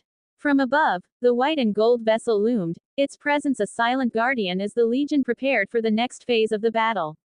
The pirates' reinforcements were closing in, but the defenders of the station weren't alone anymore. Rex, I don't see why you're letting the pirate transport vessels leave the station, Cleo said with her neutral voice carrying just the faintest edge of disbelief. She stood at the command console, her golden eyes locked on the holographic display showing the pirate ships retreating toward their battle cruiser. There's no logic in this maneuver. We should have destroyed them already. Rex stood near the reinforced glass viewport of the bridge, his arms crossed behind his back. His white and golden armor gleamed faintly in the ambient light of the command room. He watched the pirate fleet with a calm, almost lazy smile. Of course there's no logic, he replied, his tone light but purposeful. Quote, this isn't about logic. It's a gamble. And gambles don't follow logic, they follow instincts. Sometimes you win, sometimes you lose. That's how gambles work. Cleo turned her head toward him, one eyebrow raised slightly. And what is this gamble of yours? She asked, her voice carrying a hint of curiosity now. Rex smirked and turned halfway toward her, still keeping one eye on the hologram of the pirate flagship. I'm gambling on the greed of the pirates. You see, everything we do, everything you design, you paint it in white and gold. He gestured to the ship around them with a sweep of his hand. These pirates are going to think our Aegis units, our ships, hell, even this station is made of real gold. And that's enough to bait them into coming back. Cleo narrowed her eyes, processing his words. Why would they do something so reckless for something as cheap as gold? There are plenty of minerals far more valuable than gold. Pirates aren't that stupid. Rex chuckled and shrugged, turning back to the viewport. But that's the thing. It's not about stupidity, it's about what the megacorps value. The Corps decided long ago to use gold as the standard for their credit systems. They could have picked rarer minerals, but stockpiling those in vaults would have been a waste. Gold's shiny, pretty, and rare enough to be valuable without being impractical. And because the Corps made it valuable, these pirates see it as treasure. Simple, really. Cleo tilted her head slightly, considering his words. That logic does make sense, barely. But I'll research the topic more thoroughly later. Quote, she adjusted a few controls on her console, and a new set of holographic screens materialized around her. After a moment, her golden eyes gleamed as she scanned the displays. It seems your gamble has paid off. They're turning back. Rex smirked, his eyes flashing with satisfaction as he turned fully toward the command console. So they took the bait, huh? He straightened, his tone sharpening. Cleo, send the Wraith squadrons to intercept their fighters. We'll give them a show they won't forget. Quote, understood. Cleo replied, her fingers moving swiftly across the console. Quote, launching Wraith squadrons 1 to 5 now. Moments later, the hangar bays of the main ship roared to life. The sleek, deadly Wraith fighters began launching in waves. Each squadron consisted of 5 fighters, their engines glowing faintly as they soared into formation. The pirate fleet surged forward, disorganized and undisciplined, their fighters flying haphazardly in clumps with no clear strategy. In contrast, the Wraith squadrons formed precise, deliberate formations, slicing through the void with calculated grace. The lead squadron flew in an X formation, their movements tight and synchronized. As they approached the disorganized pirate fighters, the 5 Wraiths split into 3 groups. 2 squads climbed upward in an arc, disappearing into the dark expanse of space, while 2 others dove low beneath the pirates. The lead squadron, however, remained on a direct course, tightening into a circular formation as they closed the distance. The pirates hesitated, confused by the sudden, multi-directional maneuver. Their lack of coordination left them vulnerable, and the Wraith fighters wasted no time capitalizing on it. The lead squadron was the first to strike. As soon as the pirates entered missile range, the 5 fighters fired their payloads in unison. A swarm of missiles streaked through the blackness, their trails glowing bright as they spiraled toward their targets. Before the pirates could react, the Wraith fighters broke formation and peeled away, retreating at high speeds back toward the flagship. The missiles hit their marks with devastating precision. Explosions lit up the void as entire clusters of pirate fighters were obliterated in the blink of an eye, their debris scattering like sparks in the wind. The pirates barely had time to regroup before the second wave struck. The Wraith squadrons that had climbed above the pirate fleet swooped down from the darkness like predatory birds, firing streams of plasma rounds that tore through the disorganized ships. At the same time, the squadrons below launched their counterattack, firing upward into the pirate ranks with ruthless efficiency. Caught in a pincer maneuver, the pirate fighters disintegrated into chaos. One by one, their ships were torn apart, their uncoordinated movements no match for the Wraith's precision. Rex watched the holographic display with a satisfied grin, his hands clasped behind his back. Beautiful, he muttered. Absolutely beautiful. Cleo stood beside him, her expression calm as always, though a faint glimmer of approval crossed her golden eyes. Quote, the Wraith squadrons are performing as expected. The pirates won't recover from this. Rex nodded, leaning slightly closer to the display as the battle continued to unfold. Good. Let them feel the weight of their greed. We'll cripple their forces here and make sure the survivors remember one thing: white and gold means untouchable. As the last of the pirate fighters exploded in a brilliant flash, the remaining pirate transport ships began retreating toward their battlecruiser in desperation. The Wraith squadrons regrouped, returning to the flagship in perfect formation, their job done. Rex turned toward Cleo with a confident smirk. Call it a gamble if you want. But I'd say we just hit the jackpot. Cleo's holographic displays shifted, showing the pirate battle cruiser hesitating in its position. Their cruiser is holding back. It seems they're weighing their options. They'll think twice before trying something like this again. Now, my dear wife, prepare the warp jump. We're going to say hello to that ugly-looking ship. How is this possible? The pirate commander, known among his crew as the Big Boss, roared, his voice booming across the bridge as he struck the trembling pirate officer in front of him. The force of the punch sent the man staggering backward, clutching his bleeding nose. Can someone explain to me? The Big Boss continued, his voice seething with fury. How in the void our fighters outnumber theirs 3-1, and yet not a single one of theirs goes down. Instead, we're the ones getting slaughtered out there. Look at that. He gestured wildly at the holographic display showing the ongoing dogfight, where the sleek wraith fighters of Cleo's fleet tore through the pirates' disorganized ships with ruthless precision. The pirates' numbers dwindled by the second, their formations reduced to scattered chaos. My lord, please calm yourself. The pirate leader from the failed trading station assault interjected, bowing slightly in deference. His face was pale, his confidence clearly shaken. This isn't this poor bastard's fault, he said, pointing to the officer who had suggested the ill-fated raid. This is all because of that damn mayor. He told the king there wouldn't be any military intervention at the trading station, but it's clear as day now that he betrayed us. He's the one to blame. The Big Boss's fist clenched, his knuckles cracking loudly, his yellowed teeth ground together as he spat out his fury. That damn octopus-headed fool. When I report to the Lord about the losses we've suffered because of him, he'll be the one begging for mercy. I'll see to it that his slimy little head gets cleaned, permanently. Turning on his heel, the Big Boss marched to his grotesque, jewel-encrusted throne, collapsing into its plush cushions with an exaggerated groan. Helmsman, take us out of here. We're retreating. Warp back to base immediately. Just as the helmsman began keying in the commands, an automated voice blared from the ship's combat system. Warning. Medium-sized ship warp detected. What? The Big Boss bolted upright, his bloodshot eyes snapping toward the viewport. His jaw dropped in disbelief as he saw the spot where the white and gold enemy vessel had been, only to find empty space.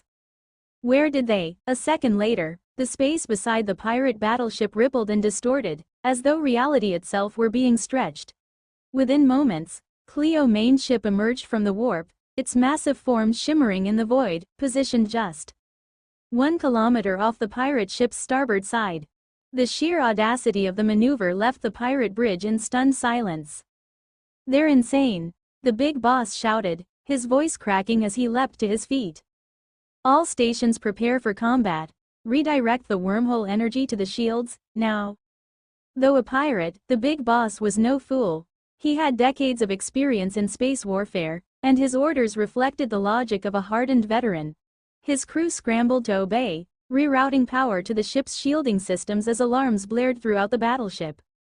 But the pirate boss's orders barely registered with Rex, who was watching the entire scene unfold from the bridge of the Legion flagship. His golden eyes sparkled with amusement as he leaned casually against the command console, a wide grin plastered across his face. Ha ha ha ha. We've got them now, Cleo, he said, pointing dramatically at the pirate ship through the viewport. Let's show these fools what happens when you cross us. Cleo, unleash the power of the turrets. Cleo's voice echoed softly through the bridge, her tone icy yet composed. Understood. Within moments, the ship's automated systems sprang to life. The rows of kinetic turrets mounted along the main ship hull rotated with mechanical precision, locking onto the pirate battlecruiser's starboard side. The first salvo of kinetic rounds erupted from the cannons, streaking toward the pirate vessel with deadly speed. The impact rippled across the battleship's shields, causing bursts of bright blue energy to spark and ripple along its hull. Return fire, the Big Boss bellowed, gripping the armrest of his throne as he barked orders. All batteries, fire everything we've got, missiles, lasers, plasma, throw it all at them, tear those shields apart. The pirate ship's weapons sprang to life, launching a chaotic barrage of firepower. Missiles streaked across the void, plasma bolts sizzled through the darkness, and laser beams carved erratic paths toward the white and gold flagship. But the disorganized attack was laughably ineffective. On the main ship bridge, Cleo tilted her head slightly, her holographic avatar flickering faintly as she observed the incoming fire. Did they truly believe such outdated, poorly calibrated weaponry could breach my shields? She muttered to herself, her voice laced with disdain. Their incompetence is an insult to the concept of warfare. Her holographic form suddenly disappeared from the bridge, reappearing moments later. Outside the main ship, standing atop one of the three massive main cannons, her translucent, shimmering figure radiated a faint glow as she raised one hand, pointing toward the pirate battlecruiser like a queen passing judgment. The main cannons began to rotate, their massive barrels aligning with the pirate vessel. The movement was slow, deliberate, and menacing, each rotation accompanied by the faint hum of charging energy. Back on the pirate bridge, panic was beginning to set in. The big boss watched the cannons turn toward his ship, a bead of sweat rolling down his temple. "What are they doing?" he muttered, his voice barely above a whisper. Cleo's voice rang out across the communications, cold and resolute. "Loading explosive shells." The pirate crew froze, their faces pale as Cleo's voice continued. "Ammo loaded. Status, all green. Target locked. Ready to fire in 3, 2, 1. The glow of the three cannons intensified, the barrels radiating an almost blinding golden light. "Brace for impact," the big boss screamed, clutching his throne as the pirate crew scrambled to hold on to anything solid. A deafening roar filled the void as the Legion flagship's main cannons fired in unison. Three massive explosive shells streaked across the distance, their trajectories precise and unerring. The pirate battleship's shields flared violently as the shells impacted, but they were no match for the sheer power behind Cleo's weapons. The first shell shattered the shields entirely, detonating against the cruiser's side with a fiery explosion. The second shell punched through the armor plating, tearing a massive hole in the hull. The third shell hit the cruiser's core, triggering a catastrophic chain reaction. The pirate ship erupted into a massive fireball, chunks of molten debris scattering into the void as secondary explosions rippled across its length. The once mighty battle cruiser was reduced to a smoldering wreck in mere seconds. Back on the main ship, Cleo's hologram flickered back onto the bridge, her golden eyes glowing faintly. "Target neutralized," she said calmly. Rex laughed, throwing his arms in the air in triumph. "Now, that's what I call firepower. Beautiful work, Cleo." "Of course," Cleo replied, her tone as composed as ever. "And now, the pirates will think twice before crossing us again." Rex smirked, leaning against the console. "Or maybe they won't. Greed makes people stupid, after all. Either way, I'd call this a win." Cleo mainship hovered silently over the wreckage, a testament to its unmatched power and the folly of those who dared challenge it. "I wonder who the real villain is here," Carlos said, leaning back with a smirk as he watched Rex bask in the moment like a king on his throne. "Oh, shut up. You're the one with the evil face," Wise snapped, her eyes narrowing dangerously. "Leave my adorable darling alone, he's just having fun." Without warning, she launched herself at him, her leg arcing in a perfect flying kick. But Carlos was ready. A shimmering energy shield materialized around him, blocking her attack with a loud clang. The force of the impact sent a sharp ripple through the air. "Hey," Carlos chuckled, his smirk growing wider as Wise staggered back. "That all you got? Oh, so that's how we're playing it?" Wise hissed, her lips curling into a wild grin.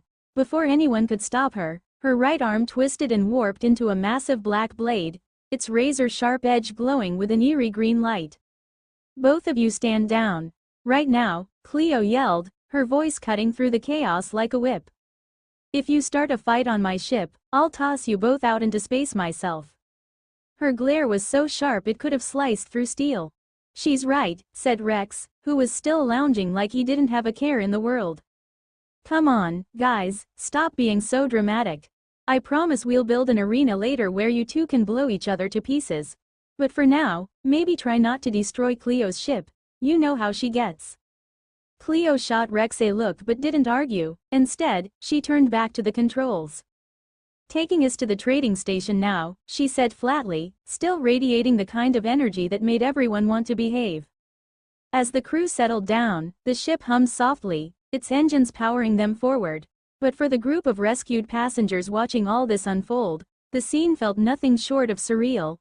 Not only had this crew taken on a notorious pirate lord, but they'd also wiped out his infamous flagship in what felt like seconds. The trading station administrator stood frozen, staring out at the docked ship from the observation window. Even in his decades of military service, he had never seen anything like it. The vessel's sleek design, its unmatched firepower, it was enough to make his stomach churn. "Gramps, you think we're safe with them here?" the young engineer asked, his voice trembling as he gently touched his grandfather's shoulder. "I don't know, kid," the administrator replied with a heavy sigh. He straightened up, his face lined with worry. "Go gather everyone in the cargo bay. We'll wait there and see what kind of envoy they send." He gave the boy a reassuring pat on the back, though his own thoughts were far from comforting. He couldn't shake the growing sense of dread. Someone with that kind of firepower didn't just show up for a friendly visit. They were either a noble or worse, a conqueror. The moment I gave the order to my grandson to assemble everyone in the cargo bay, I found myself lingering by the station's massive observation window, unable to tear my eyes away from the scene outside. In the distance, the shattered debris of the pirate battleship drifted silently through space. This was the ship that merchants had feared for decades, the predator that left countless vessels in ruins, now reduced to nothing more than a lifeless scrap. It felt unreal, like watching a myth dissolve into smoke. If I told anyone about this moment, they'd think I had finally lost my mind or that senility had taken its toll. But there it was, plain as day. The terror of the trade routes, destroyed so effortlessly, might as well have never existed at all. I knew I should head to the cargo bay to greet the ones who saved us, but my old heart wouldn't stop hammering. This wasn't relief. It was dread. We didn't know if these newcomers were saviors or wolves wearing the skin of lambs. By the time I arrived at the cargo bay, the air was thick with anticipation. The metallic saviors who had arrived earlier were already in perfect formation, their glowing visors reflecting the dim lights of the station. Everyone else, station guards, civilians, and engineers, stood silently, their eyes fixed on the transport ship descending toward the bay. I had expected something massive like a fortress of steel bristling with cannons, the kind of ship you'd associate with nobles, but what landed instead was shockingly ordinary. Small, sleek, efficient. It looked more like a courier than the herald of destruction. As the ship's ramp lowered, tension rippled through the crowd. You could practically hear the collective gulp as we waited to see who would step out. Then, finally, they appeared. The first was a man in heavy gray armor, his helmet concealing his face, though his movements were unmistakably human. He was arguing with a much smaller figure, a girl in sleek black armor that seemed to ripple and shimmer like it was alive. Her emerald green wings flared out behind her in annoyance, their faint glow casting shadows on the walls. "I told you to let me handle it," the girl snapped, her voice sharp and impatient. "And I told you to stop acting like a walking demolition crew." The man shot back. His voice was muffled by the helmet, but his exasperation came through loud and clear. Before their bickering could escalate, a third voice called out from within the ship. "That's enough. Behave." The voice was soft and melodic but carried a weight of authority that made both of them freeze on the spot, and then she appeared. The woman who stepped out was unlike anything I had ever seen. She was dressed in radiant white and gold armor that shimmered in the cargo bay's harsh lights. Her white wings stretched elegantly behind her, every feather catching the light in a way that made them look like they were carved from pure starlight. She moved with a grace that seemed almost unnatural, her black hair flowing like it had a life of its own. Even my old heart skipped a beat. I couldn't imagine what the younger men were feeling, but at least no one dared to make a crude comment. Thank the stars for that, because what happened next could have silenced them forever. Without a word, the woman strode to the center of the cargo bay. The air around her seemed to hum, almost as if the space itself was responding to her presence.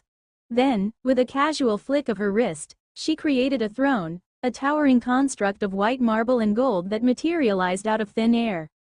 The sight alone was enough to leave the crowd awestruck, but then it happened. The pressure, It hit all of us at once, like an invisible wave crashing over the bay. My knees buckled, and I wasn't the only one. Several of the guards fell to the ground, their weapons clattering uselessly beside them. Civilians clung to each other for support, their faces pale and wide-eyed. It wasn't fear, not exactly, it was something deeper, something primal. And then he appeared. He was a giant of a man, stepping out of the transport ship with an aura so commanding it felt like the room itself was bowing to him. His armor gleamed white and gold, matching the woman's, but there was something about him that set him apart. A pair of powerful white wings extended from his back, each feather seeming to glow with its own inner light. A golden halo floated on his back, humming faintly like a low, distant choir. But it was his face that struck me most. There was no anger there, no malice, no disgust. He was smiling, a calm and gentle expression, like he had just walked into a reunion with an old friend. It was almost enough to make you forget the sheer weight of his presence, the way it filled every corner of the room and left no space for doubt. He walked slowly, purposefully, his boots echoing against the metal floor. When he reached the throne, he sat down with a kind of effortless authority, his gaze sweeping over all of us as if he were taking stock of the entire station. That was when it hit me. This man wasn't a noble. Nobles don't carry themselves like that. Nobles don't silence rooms with their presence or make entire stations tremble just by existing. No, this man was something else entirely. Something I had only heard about in stories, whispered by those who claimed to know the truth. He wasn't a savior, he wasn't a noble, he was a conqueror. As Rex eased himself onto the throne, just as Cleo had instructed before they arrived at the cargo bay, he surveyed the scene before him. It was a strange mix of awe and chaos. Some of the residents of the station were frozen in shock, their eyes wide with disbelief, while others were already on their knees as if worshipping him. Why is everyone so surprised? There's no need for that. Come on, stand up. Rex said, waving his hand casually in a gesture for them to rise. His words, however, seemed to have the opposite effect. Despite his command, no one moved. Some even looked like they were trembling, rooted to the floor as if an invisible force was keeping them down. Cleo let out a soft sigh, the kind of sigh that suggested this sort of thing happened more often than she cared to admit. She walked toward him with her usual calm, her boots clicking softly on the cargo bay's metal floor. Once she reached him, she gently tapped his shoulder with one slender finger, trying to get his attention. What's the matter? Rex asked, his voice low and relaxed as he turned to face her, his golden halo glowing faintly above the throne. Cleo didn't speak right away. Instead, she pointed at him, then turned to point toward the kneeling residents of the station. Her intent was clear, she was trying to explain that his overwhelming aura was the reason they couldn't stand. Rex, however, had a different interpretation entirely. With his unparalleled intellect, or so he often liked to boast, he glanced at her gestures and, in his infinite logic, reached the perfect conclusion. Without a word, he grabbed Cleo's hand with one smooth motion, pulling her onto his lap in an effortless display of strength. What are you? Cleo barely had time to react as she found herself unceremoniously seated on his legs, her usually composed face now frozen in shock. Her wide eyes stared up at him, trying to process what just happened. The residents of the station, who had been struggling to comprehend Rex's divine presence moments earlier, now looked on in stunned silence. Cleo darted her gaze between Rex and the dumbstruck crowd, trying to piece together how this had spiraled out of control so quickly. Rex gave her a proud smile, as if he had just solved the greatest mystery in the universe. He even gave her a casual thumbs up, as if to say, "Don't worry, I've got this under control. You are an idiot." Cleo muttered under her breath, her voice barely audible. Only Rex and Wise, thanks to their enhanced hearing, caught it. Cleo buried her face in her hands, her cheeks blazing red as she tried to erase herself out of existence. She could feel the heat of embarrassment radiating from every cell in her body. Cleo's logical mind, the one that prided itself on precision and efficiency, had completely short-circuited. Her systems were frozen. She had no idea how to salvage this situation. But she had to focus, she had a job to do. Leaning in closer to Rex, her voice trembling, she whispered into his ear. "Deactivate your overdrive." It's boosting your aura too much. They can't stand because it's overwhelming their mental energy. Ah, no wonder, Rex said, tilting his head like a child finally understanding why the puzzle piece didn't fit. Thanks, honey. Cleo's face somehow turned even redder at the casual term of endearment, and she resisted the urge to smack him in front of everyone. Rex, blissfully unaware of her mortification, casually deactivated his overdrive. His enormous wings vanished in an instant, leaving only the golden halo hovering above him.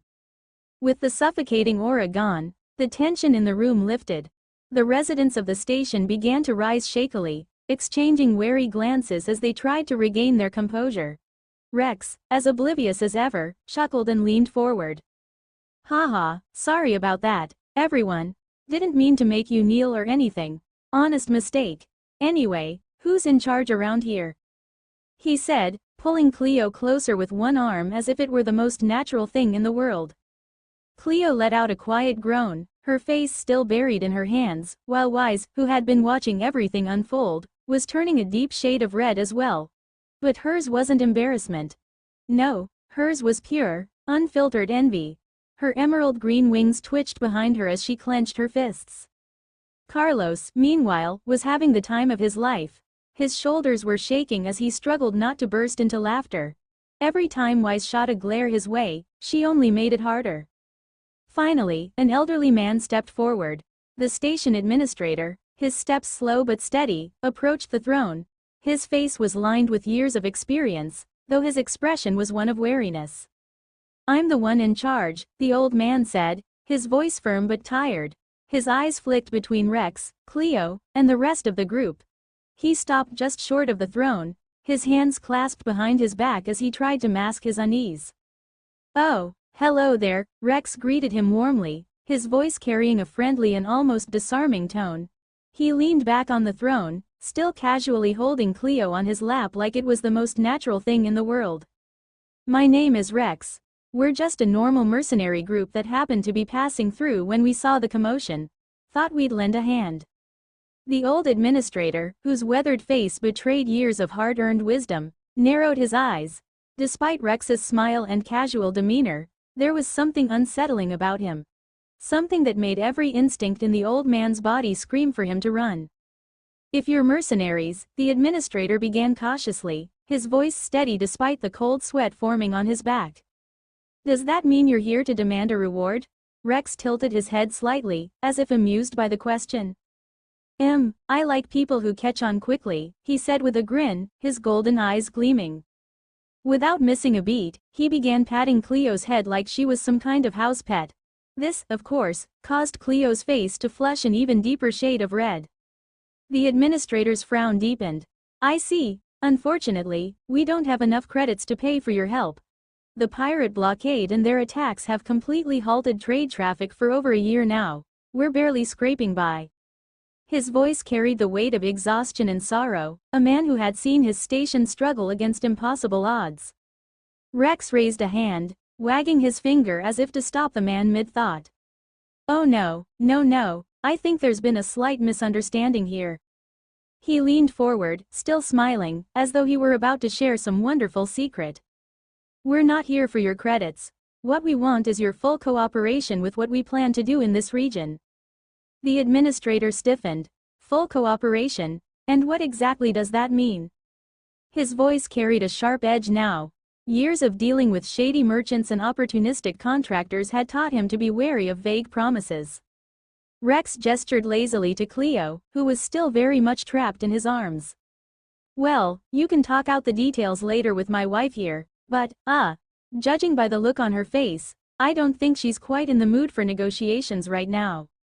Cleo, who had been struggling to free herself from Rex's iron grip, let out a barely audible groan of protest. Her flushed face was buried against his chest as if trying to disappear entirely, and her muttered "Idiot" didn't go unnoticed by Wise, who was now covering her mouth to stop herself from laughing. Rex ignored Cleo's predicament entirely and turned his attention back to the administrator. But if I remember correctly, he continued, the deal was something like this. Permanent discounts for us on all goods and services, priority when buying or selling, and maybe a few other perks. You know, nothing too crazy. He smiled brightly, as if offering a friendly handshake. What do you say? Sounds good. No, the administrator didn't flinch. You say you want full support, but I can't agree to something like that if I don't know exactly what it entails. His years of experience had made him cautious, and his sharp mind was already calculating the potential risks. Rex chuckled, leaning back as if the man's concern was nothing more than an amusing quirk. Fair enough, he said, giving Cleo another playful squeeze, which only made her face somehow turn even redder. But really, it's pretty straightforward. Just cooperate with us, and we'll make sure your station is protected. No more pirate attacks, no more blockades. We'll secure the trade routes all the way from the asteroid belt to the commercial world. You get stability, we get priority, win-win. The old man's gaze didn't waver. And what if we refuse? The room grew still. The air seemed to grow heavier, though not from Rex's aura this time. He tilted his head, his smile still firmly in place, but there was something dangerous in his eyes now. Well, that would be unfortunate, he said, his tone light but chilling. Because that would mean I placed my hopes too high, and if that's the case. Before he finished speaking, the soldiers of the 201st shifted into action, their weapons raised and aimed at the residents of the station. The sudden movement sent a ripple of fear through the crowd. Some gasped, others froze, and the old administrator clenched his fists tightly behind his back to stop them from trembling. Rex shrugged. Then we'll just have to kill everyone here, tie up loose ends. There was no anger in his voice, no malice. He spoke as if he were commenting on the weather, his smile never faltering. The old man's lips curled into a bitter smile. You're no different than the pirates, he said, his voice tinged with quiet fury. Rex laughed, a deep, hearty laugh that echoed through the cargo bay. Come on, Gramps, don't be like that. Nothing in this galaxy is free. The difference is, I'm giving you a choice. Trust me, most people wouldn't even bother talking to someone like you. They just take what they want and leave you to rot. He leaned forward slightly, his golden eyes glinting. At least I'm polite about it. The administrator closed his eyes and took a deep breath, his shoulders rising and falling as he considered the options. He had seen enough of the galaxy to know that Rex was right. Trading stations like his were little more than pawns, passed from one owner to the next. At least with this man, there was the faint hope of survival.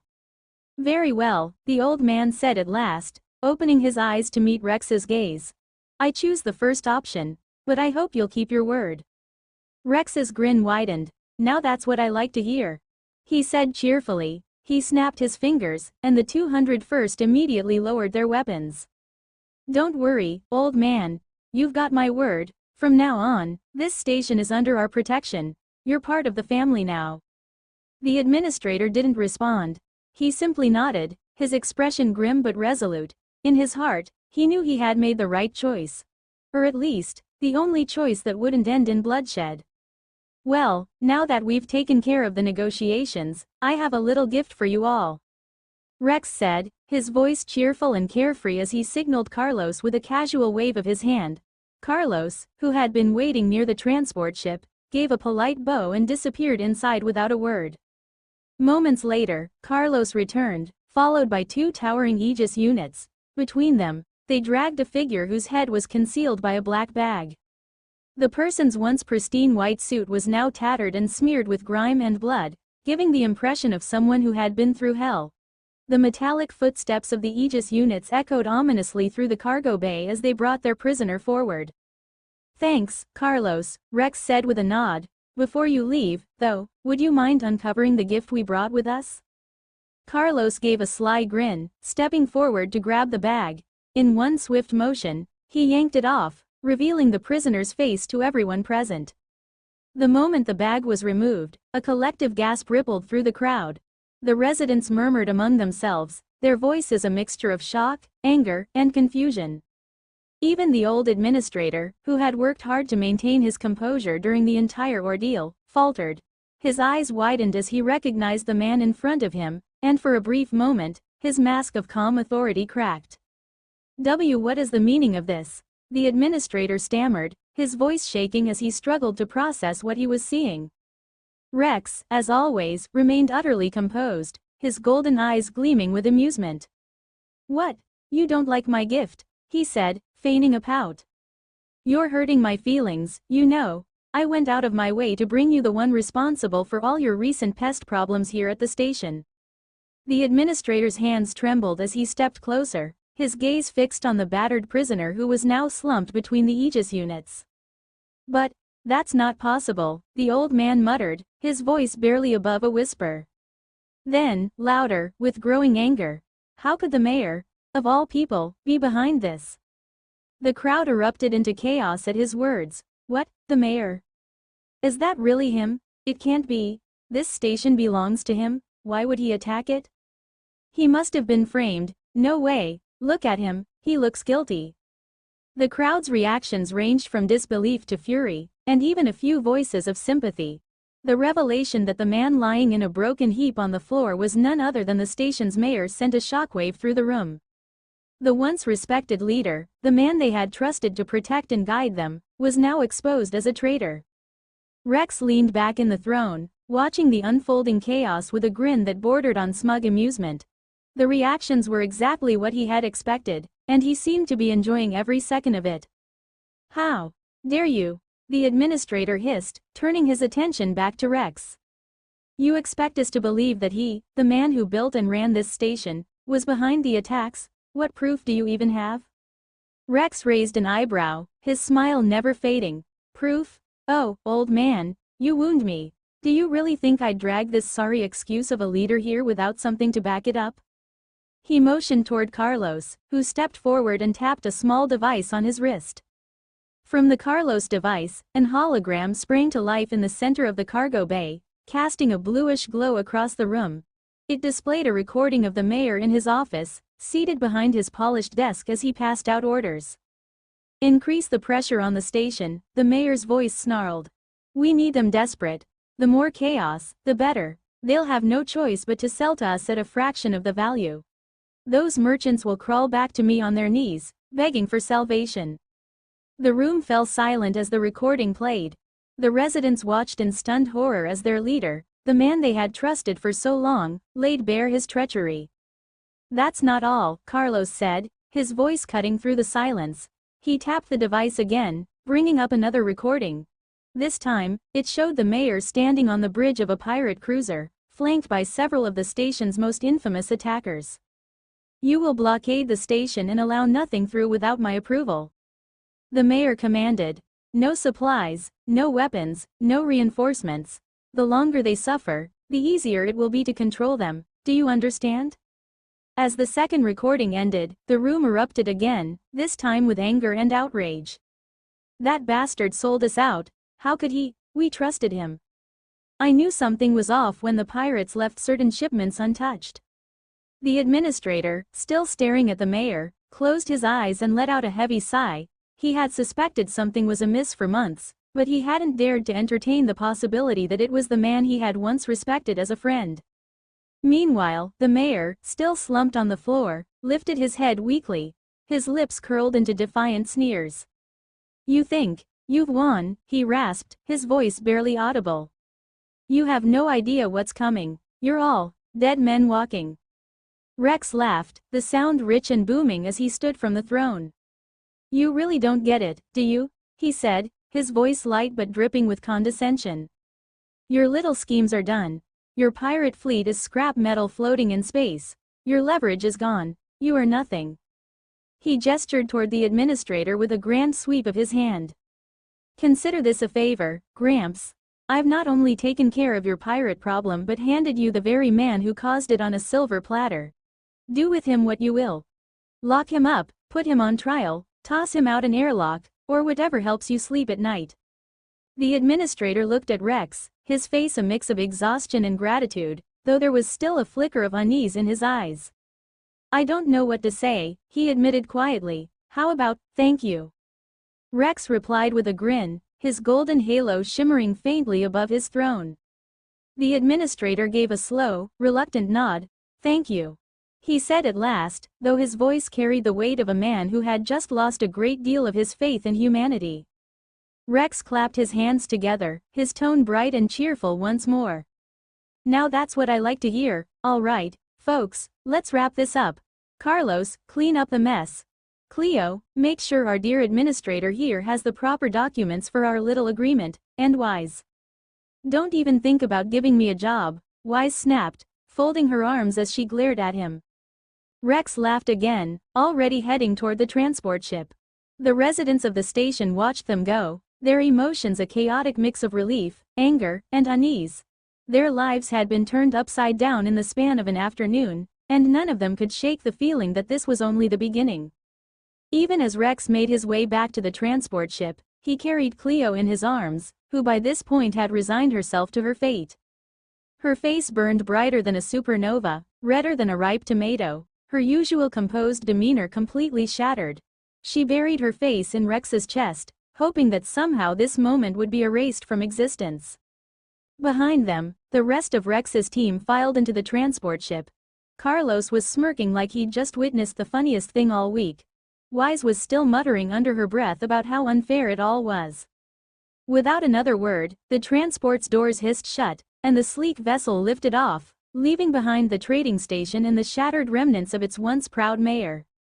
As the sound of the engines faded into the void, the cargo bay fell silent for a moment. The residents stood there, staring at the mangled and moaning man lying on the floor, their emotions a tangled mix of shock, disbelief, and growing rage. The old administrator was the first to break the silence. Quickly, send a message to the military on the planet. Tell them to get here immediately and take care of this bastard. He yelled loudly, already moving to steady himself as he prepared to issue further orders. But one of the communication officers nearby hesitated, wiping his hands nervously. I'm sorry, sir. We've tried to contact the planetary military before. Multiple times. But our communications network has been offline ever since the pirate attacks began.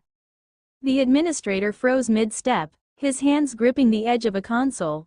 He slowly turned to face the officer, his expression grim. Our lines are still down. The officer nodded solemnly. Yes, sir. I'm afraid so. Hearing this, the mayor, who had been clutching at his injuries and moaning on the floor, suddenly stiffened.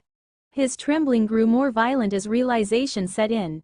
He tried to muster a nervous laugh, but it came out weak and hollow. Ah, I see. That's unfortunate, truly unfortunate. The mayor stammered, his voice shaking as he tried to push himself up onto his knees. Well, no matter. Just get me to a medical bay, and we can sort all this out later. A patrol will come eventually, and then. His rambling was cut off by the sharp whine of a laser pistol charging. The sound echoed through the cargo bay, followed by the crack of a single shot. The mayor's scream pierced the air as he collapsed back to the ground, clutching his leg, where a smoldering hole now burned through his white pants. Hia! My leg! My leg! Someone help me! The crowd turned toward the source of the shot, and there, standing amidst the gathered residents, was one of the station's militia. The man was trembling, tears streaming down his face, but his hands were steady as he aimed his laser pistol at the writhing mayor. You damn monster, the militia officer spat, his voice choked with grief and fury. You took my son from me, you disgusting creature, return him to me. Before anyone could stop him, the man fired again, this time hitting the mayor's other leg. Another agonized scream filled the room. Wait, stop, what are you? The administrator started, but his voice was drowned out by another shout from the crowd. Because of you, I'll never walk again, one of the guards yelled, dragging his mangled leg forward as he raised his weapon. He fired, the blast striking the mayor's shoulder and sending him sprawling onto his back. My ship, my livelihood, my family, a merchant screamed, his face twisted in rage. You destroyed everything I had, return them to me. His shot landed squarely on the mayor's arm, seizing it completely. And then, chaos erupted. One by one, the residents of the station stepped forward, their grief and fury boiling over as they unleashed it all on the man who had betrayed them. Shots rang out in rapid succession, each blast tearing away a piece of the once proud mayor. His screams grew weaker and weaker as his body was reduced to little more than a bloody, mangled husk. Some shouted curses as they fired. Others wept openly, their voices trembling as they vented months of frustration, grief, and loss. Even those who had initially hesitated eventually joined in, their pent-up anger pushing them to pull the trigger. The old administrator watched it all unfold in grim silence. He knew there was no stopping this. The people needed this. Needed an outlet for their pain, their hopelessness, their fury. By the time the shooting stopped, there was nothing left of the mayor but a broken, motionless figure on the cold cargo bay floor. His limbs were gone, his body barely recognizable, and the once pristine white suit he had worn as a symbol of power and authority was now little more than shredded, bloodied rags. The crowd stood in stunned silence, their weapons lowered, their breaths coming in ragged gasps. For a moment, no one moved, no one spoke. Then, slowly, the old administrator stepped forward. He reached for the sidearm holstered at his waist, his movements steady and deliberate. Standing over the broken man who had caused so much suffering, he closed his eyes and took a deep breath. "This is for the people you betrayed," he said quietly. He raised his weapon and fired a single, final shot. The mayor's body jerked once before falling still. The room remained silent, the only sound being the faint hum of the station's systems. Slowly, the administrator turned to face the crowd. His shoulders were slumped, and his expression was one of deep weariness. "It's done," he said softly, his voice carrying through the bay. "Let's clean this up, and start rebuilding what we've lost." The residents nodded silently, their anger spent, their hearts heavy. The nightmare was over, but the scars it had left behind would take much longer to heal. Above them, Rex's transport ship disappeared into the blackness of space, carrying with it a crew that couldn't have cared less about what they'd left behind. For them, this was just another stop on their journey. Another conquest. Another step toward whatever grand plan Rex had in mind. As the transport ship drifted through the silent void toward the main vessel, Rex leaned back in his seat, a content smile plastered across his face. While everyone else was either brooding, fidgeting, or reviewing the events at the trading station, Rex's mind was already miles ahead. He was calculating, scheming, and preparing for the next move in his ever-expanding plan. This next step wouldn't be easy. It would require a delicate balance of strategy, charisma, and boldness, something only a figure of legend could pull off. But Rex didn't fear challenges. Whether it was commanding a battlefield or engaging in tense negotiations, he lived for the thrill of the impossible. Even if the next move turned out to be his last, he wouldn't bat an eye. At least, that's what everyone assumed he was thinking. In reality, Rex's focus was entirely elsewhere. His hands, ever so subtly, had found their way to Cleo's butt, where they had been working this entire time. While his crew had been assuming he was lost in deep thought, Rex was quietly enjoying the soft, squishable feeling beneath his palms. His fingers gave the occasional squeeze, and Cleo, who was still trapped in his arms, could do little more than bury her face deeper into his chest to hide her flushed expression. Cleo was trying her best not to make any noise or to draw any attention, but her trembling shoulders betrayed her embarrassment. She gritted her teeth, her hands gripping Rex's shirt as her entire body burned with the heat of mortification. This, of course, was the real reason Rex had been able to maintain that relaxed smile during the intense negotiations at the trading station. To him, the tense situation had been no more nerve-wracking than a quiet stroll. After all, what was the fear of political deals and pirate threats compared to the glorious, uplifting joy of squeezing his wife's butt? By the time the transport ship finally touched down in the main ship's hangar, Cleo looked like she had been through an emotional war zone.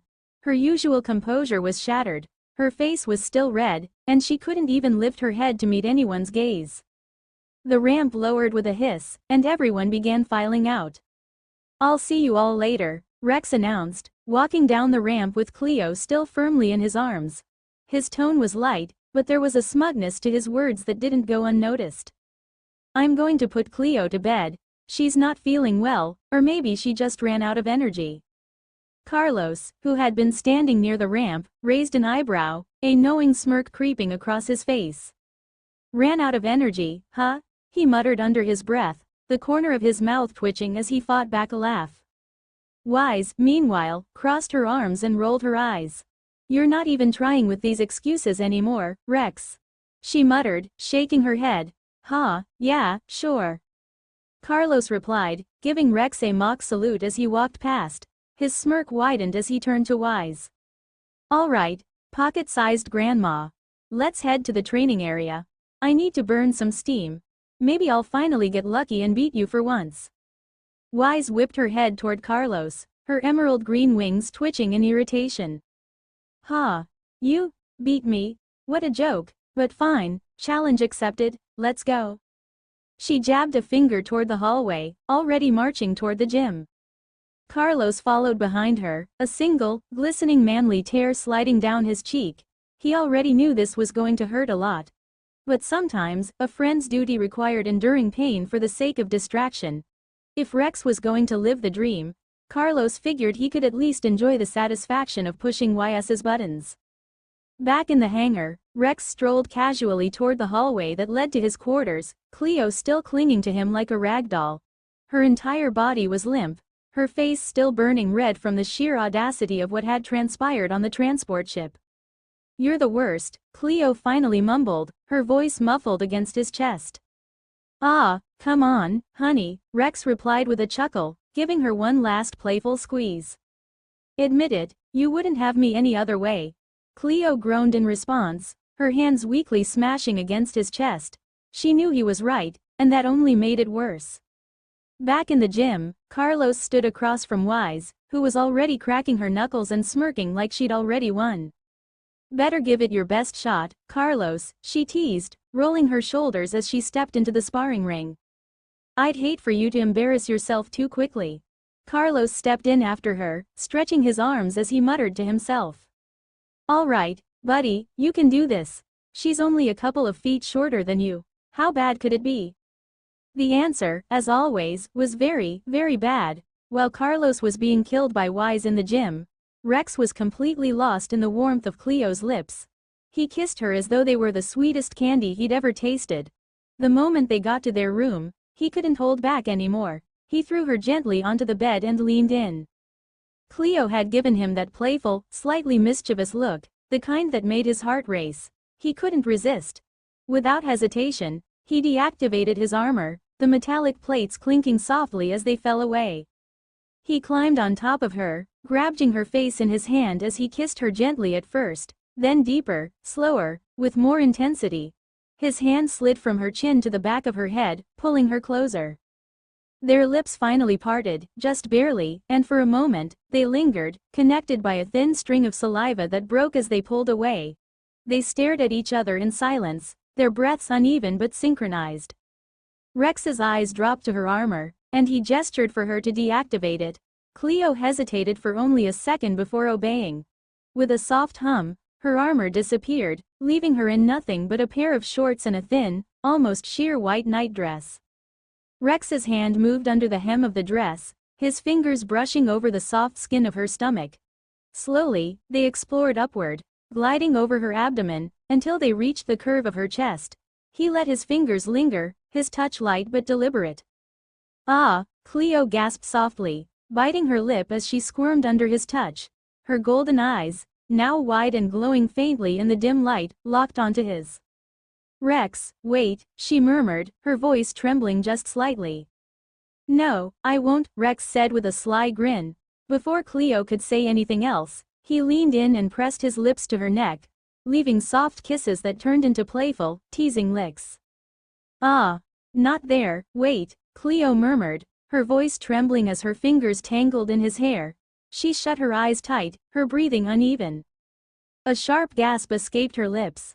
Ah! She cried out softly when Rex nipped at her neck, his teeth grazing her skin, his hands slowly exploring the curve of her body under her nightdress. Cleo, Rex whispered, his voice low and teasing, you're just too adorable. I can't stop myself from wanting to tease you more. He slid his hand out from beneath the fabric, his touch trailing lightly across her skin as he withdrew. Now kneeling before her, Rex glanced down at Cleo's legs, still pressed together. Without a word, he gently lifted them, his lips brushing against the soft skin of her thighs. Slowly, almost tortuously, he nudged her legs apart, his movements deliberate, until he settled between them. When his eyes met hers, he froze for a moment. Cleo had her hands behind her head, grabbing her hair, her bottom lip caught between her teeth. That look, shy yet enticing, was enough to send a rush of heat through him. Unable to resist, he gripped her hips firmly and tugged her closer, positioning her against him. Kya, wait, what are you? Cleo tried to protest, her voice wavering, but Rex didn't give her a chance to finish.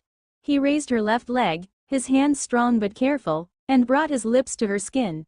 His tongue traced a slow, deliberate path along her calf before his teeth gently pressed down, leaving faint marks in their wake. Every sound she made only fueled him further. Each bite, each kiss, left her squirming under his touch, her flushed face only adding to her allure. Rex froze for a moment, his gaze locking onto Cleo. Her flushed cheeks, her half-lidded eyes, the way her chest rose and fell with every shaky breath. It was almost too much. She looked just as worked up as he felt, maybe even more. His lips curled into a slow, teasing smile. Cleo, he murmured, his voice low and rich with temptation. I've learned something new with that halo I got before, wanna see it? She didn't answer, not with words, anyway. Her mind seemed completely lost in the haze, her body trembling faintly, and her eyes begging for him to keep going. Rex chuckled softly, the sound deep and warm. He leaned closer, brushing his lips against her ear as he whispered. I'll take that as a yes. Without waiting, Rex summoned the glowing golden halo. It shimmered into existence behind him, casting a soft light across the room. In the center of the halo, a golden orb materialized, pulsating with energy. Slowly, the orb began to draw something from Rex's body. His towering frame, once an imposing 2.5 meters, began to shrink down, his powerful form condensing until he was back to his regular height of 1.85 meters. Cool, huh? He said, his voice tinged with playful mischief as he stepped back slightly, pulling his shirt over his head. The fabric slid away, revealing the firm, chiseled lines of his chest and the way his muscles moved with every subtle shift. Now I can finally do what I've always wanted, but couldn't before. I was too scared I'd hurt you. Cleo's breath hitched, her gaze following his every movement. Her lips parted slightly, as if she wanted to say something, but all that came out was a soft whimper. Rex smirked, leaning down again, his fingers grazing the waistband of her shorts. He moved slowly, deliberately, savoring the moment. Let's get rid of these, shall we? He whispered, his voice thick with desire. Cleo arched her hips off the bed, her body practically offering itself to him, making it easier for him to slide her shorts down her thighs. His hands lingered on her bare skin, his fingertips tracing slow, lazy circles as he tugged the fabric away. Every touch sent a shiver through her body, and Rex couldn't help but admire the way her skin reacted to him, how her body seemed to crave him as much as he craved her. Without hesitation, Rex removed the last of his clothing, his gaze locked on Cleo. Her eyes widened, a mix of curiosity and apprehension flickering across her face. This was new, uncharted territory for someone who had lived lifetimes but had never experienced the depths of physical connection in this way. Though her people once engaged in such intimacy, it had become a forgotten practice, leaving her both intrigued and captivated by the forbidden nature of it all. Rex. Wait, Cleo's voice faltered, uncertain. She tried to express her hesitation, but before the words could form fully, she felt the warmth of his touch and the closeness of his presence. A soft gasp escaped her lips as she instinctively gripped the sheets beneath her, her body responding to sensations unfamiliar and overwhelming. What is this? She whispered breathlessly, her voice trembling with wonder. The unfamiliarity of it stirred something deep within her, a sensation both strange and magnetic. Rex's eyes softened as he watched her, noting every subtle shift in her expression, the way her brow furrowed slightly, the way her lips parted in surprise. Gently, his hands found her waist, steadying her as they navigated this moment together. She was stunning in her vulnerability, her purity shining through even as she surrendered to something unknown. The contrast of her innocence ignited something primal within Rex, a desire to protect, to cherish, and to guide her through this experience. Slowly, he moved closer, each action deliberate, each touch measured. He could feel her body tense, then gradually relax as she acclimated to the sensations washing over her. Their connection deepened, and the rhythm between them became a silent conversation, one of trust, discovery, and unspoken desire. Cleo's breaths came in soft, uneven waves, her hands reaching out to steady herself, though she was unsure if she sought to hold on or to ground herself in the reality of this moment. "Is it always like this?" she murmured, her voice barely audible, as if afraid the question itself might break the spell surrounding them. Rex responded with quiet intensity, his movements slow and deliberate, as if savoring every second. He leaned in, his lips brushing against her temple in a gesture of reassurance. "It's different, because it's us," he whispered softly, his words carrying a weight of sincerity. Cleo's heart raced at his response, the vulnerability of the moment weaving them closer together. As their connection grew more profound, she felt a warmth blooming within her, a sensation that spread from the core of her being outward, enveloping them both in its glow. Each moment felt infinite yet fleeting as they explored this new dimension of their bond. Time seemed to blur, the world outside fading into irrelevance. There was only this, their shared vulnerability, their growing intimacy, and the quiet, powerful connection that bound them together. When the intensity of the moment reached its peak, Cleo's fingers tightened around his, her breath catching in her throat as a wave of warmth coursed through her. She exhaled slowly, her body trembling with the aftershocks of their shared experience. Rex held her close, their foreheads touching as they remained entwined, savoring the lingering intimacy. "It's so warm," Cleo whispered softly, a hint of wonder still in her voice, as if she were discovering something precious and rare for the very first time. Rex smiled, brushing a strand of hair from her face. "It's you," he said quietly, the words carrying a depth of meaning that neither of them had fully understood before now. In that instant, the world outside ceased to matter. There was only this. Their shared discovery, their bodies and souls intertwined, exploring a depth neither of them had ever known before. Once it was over, Rex remained on top of Cleo, both of them breathing heavily, their eyes locked in a lingering gaze. Unable to resist, he kissed her again, soft, slow, and deep. Their lips eventually parted, leaving them both flushed and silent. Rex rested his head on Cleo's chest, which was slick with sweat, and closed his eyes, savoring the warmth of her body with their connection still intact. "So, did you, well, like it?" Rex murmured, his voice quiet, almost hesitant, as he nestled closer. Cleo didn't respond with words. Instead, she wrapped one arm around his head, pulling him in tighter, while the other hand gently combed through his hair. For reasons she couldn't fully explain, after everything they had just shared, all she wanted was to hold him. The warmth, the closeness, it was enough.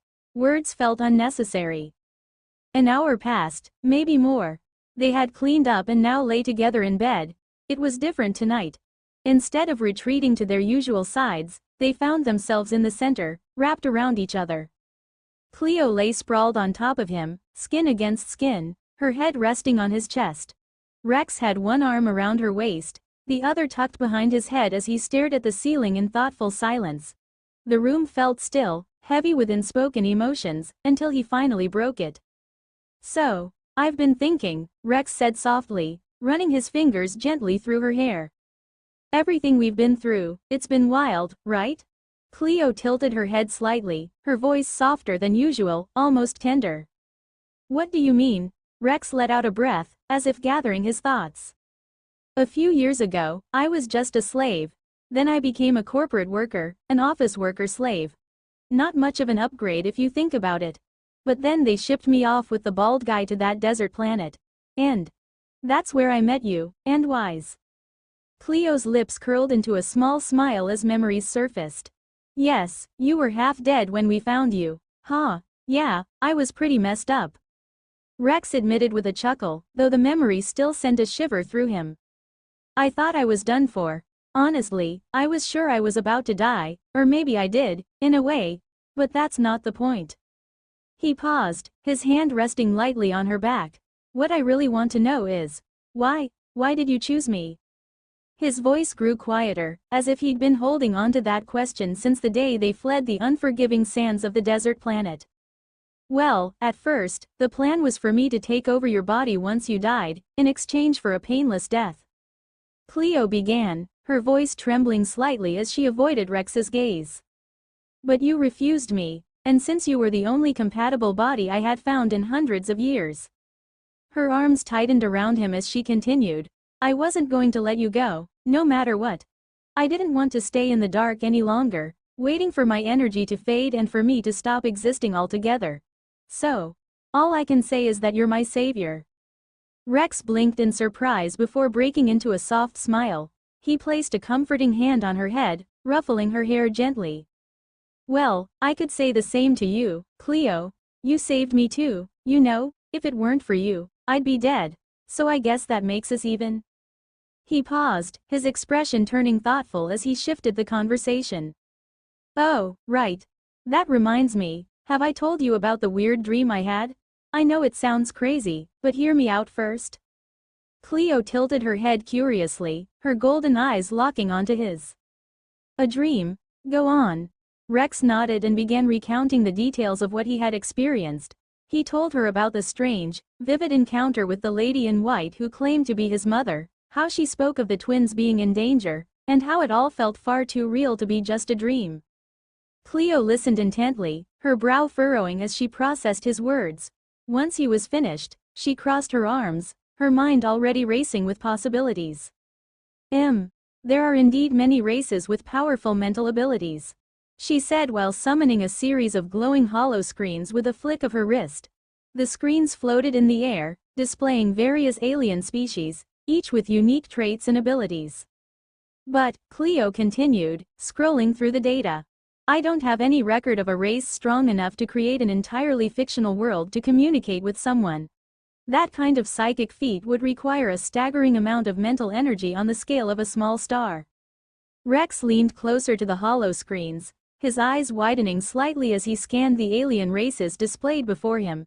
He was amazed by the sheer variety of creatures, some with shimmering, crystalline forms, others with glowing eyes and flowing, ethereal bodies. It was a visual feast, even for someone like Rex, who had grown up on a bustling commercial planet where countless alien species came to trade. You're telling me no one fits the bill? Not a single one of these guys could pull it off? Rex asked, gesturing to the screens with a hint of disbelief. Cleo shook her head.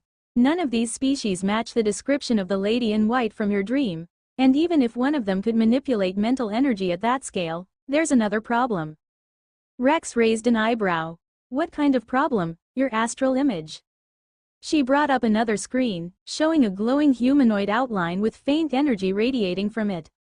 Your astral image is what your soul truly looks like. It's the essence of your being. Even the most powerful psychic can't manipulate or change that. It's an immutable part of who you are. Rex leaned back, his hand rubbing his chin thoughtfully. Huh. Never thought about that before. I've never really paid attention to what my astral form looks like. Can you see it? Cleo hesitated for a moment, her expression faltering slightly. Negative, she said finally. While my race does possess strong mental powers, we aren't capable of perceiving astral images. But there is someone you could ask. Rex noticed the hesitation in her voice and tilted his head, a smirk creeping onto his face. Oh, and who's that? Cleo glanced away, clearly reluctant to answer. She fidgeted slightly, her golden eyes darting back to Rex before she spoke. Wise. Wait. Wise, as in wise, Rex asked, raising an eyebrow. Why her? Cleo sighed, her cheeks puffing out slightly as she crossed her arms in frustration. Her race has one of the most advanced psychic abilities in the galaxy. She explained reluctantly. She can not only perceive astral images but interact with them directly. If anyone could identify what your astral form looks like or tell you more about this lady in white, it's her. Rex chuckled, leaning back with a grin. You don't sound too thrilled about this, Cleo. What's the matter, jealous? Cleo's face turned an adorable shade of red as she glared at him, her wings twisting slightly. Of course not, she huffed, clearly flustered. I just don't trust her to not say something stupid, that's all. Right, Rex teased, his grin widening, totally not jealous. Cleo groaned, covering her face with her hands. Just go ask her and get it over with. She muttered, her voice muffled by her palms. Rex stood up, stretching lazily.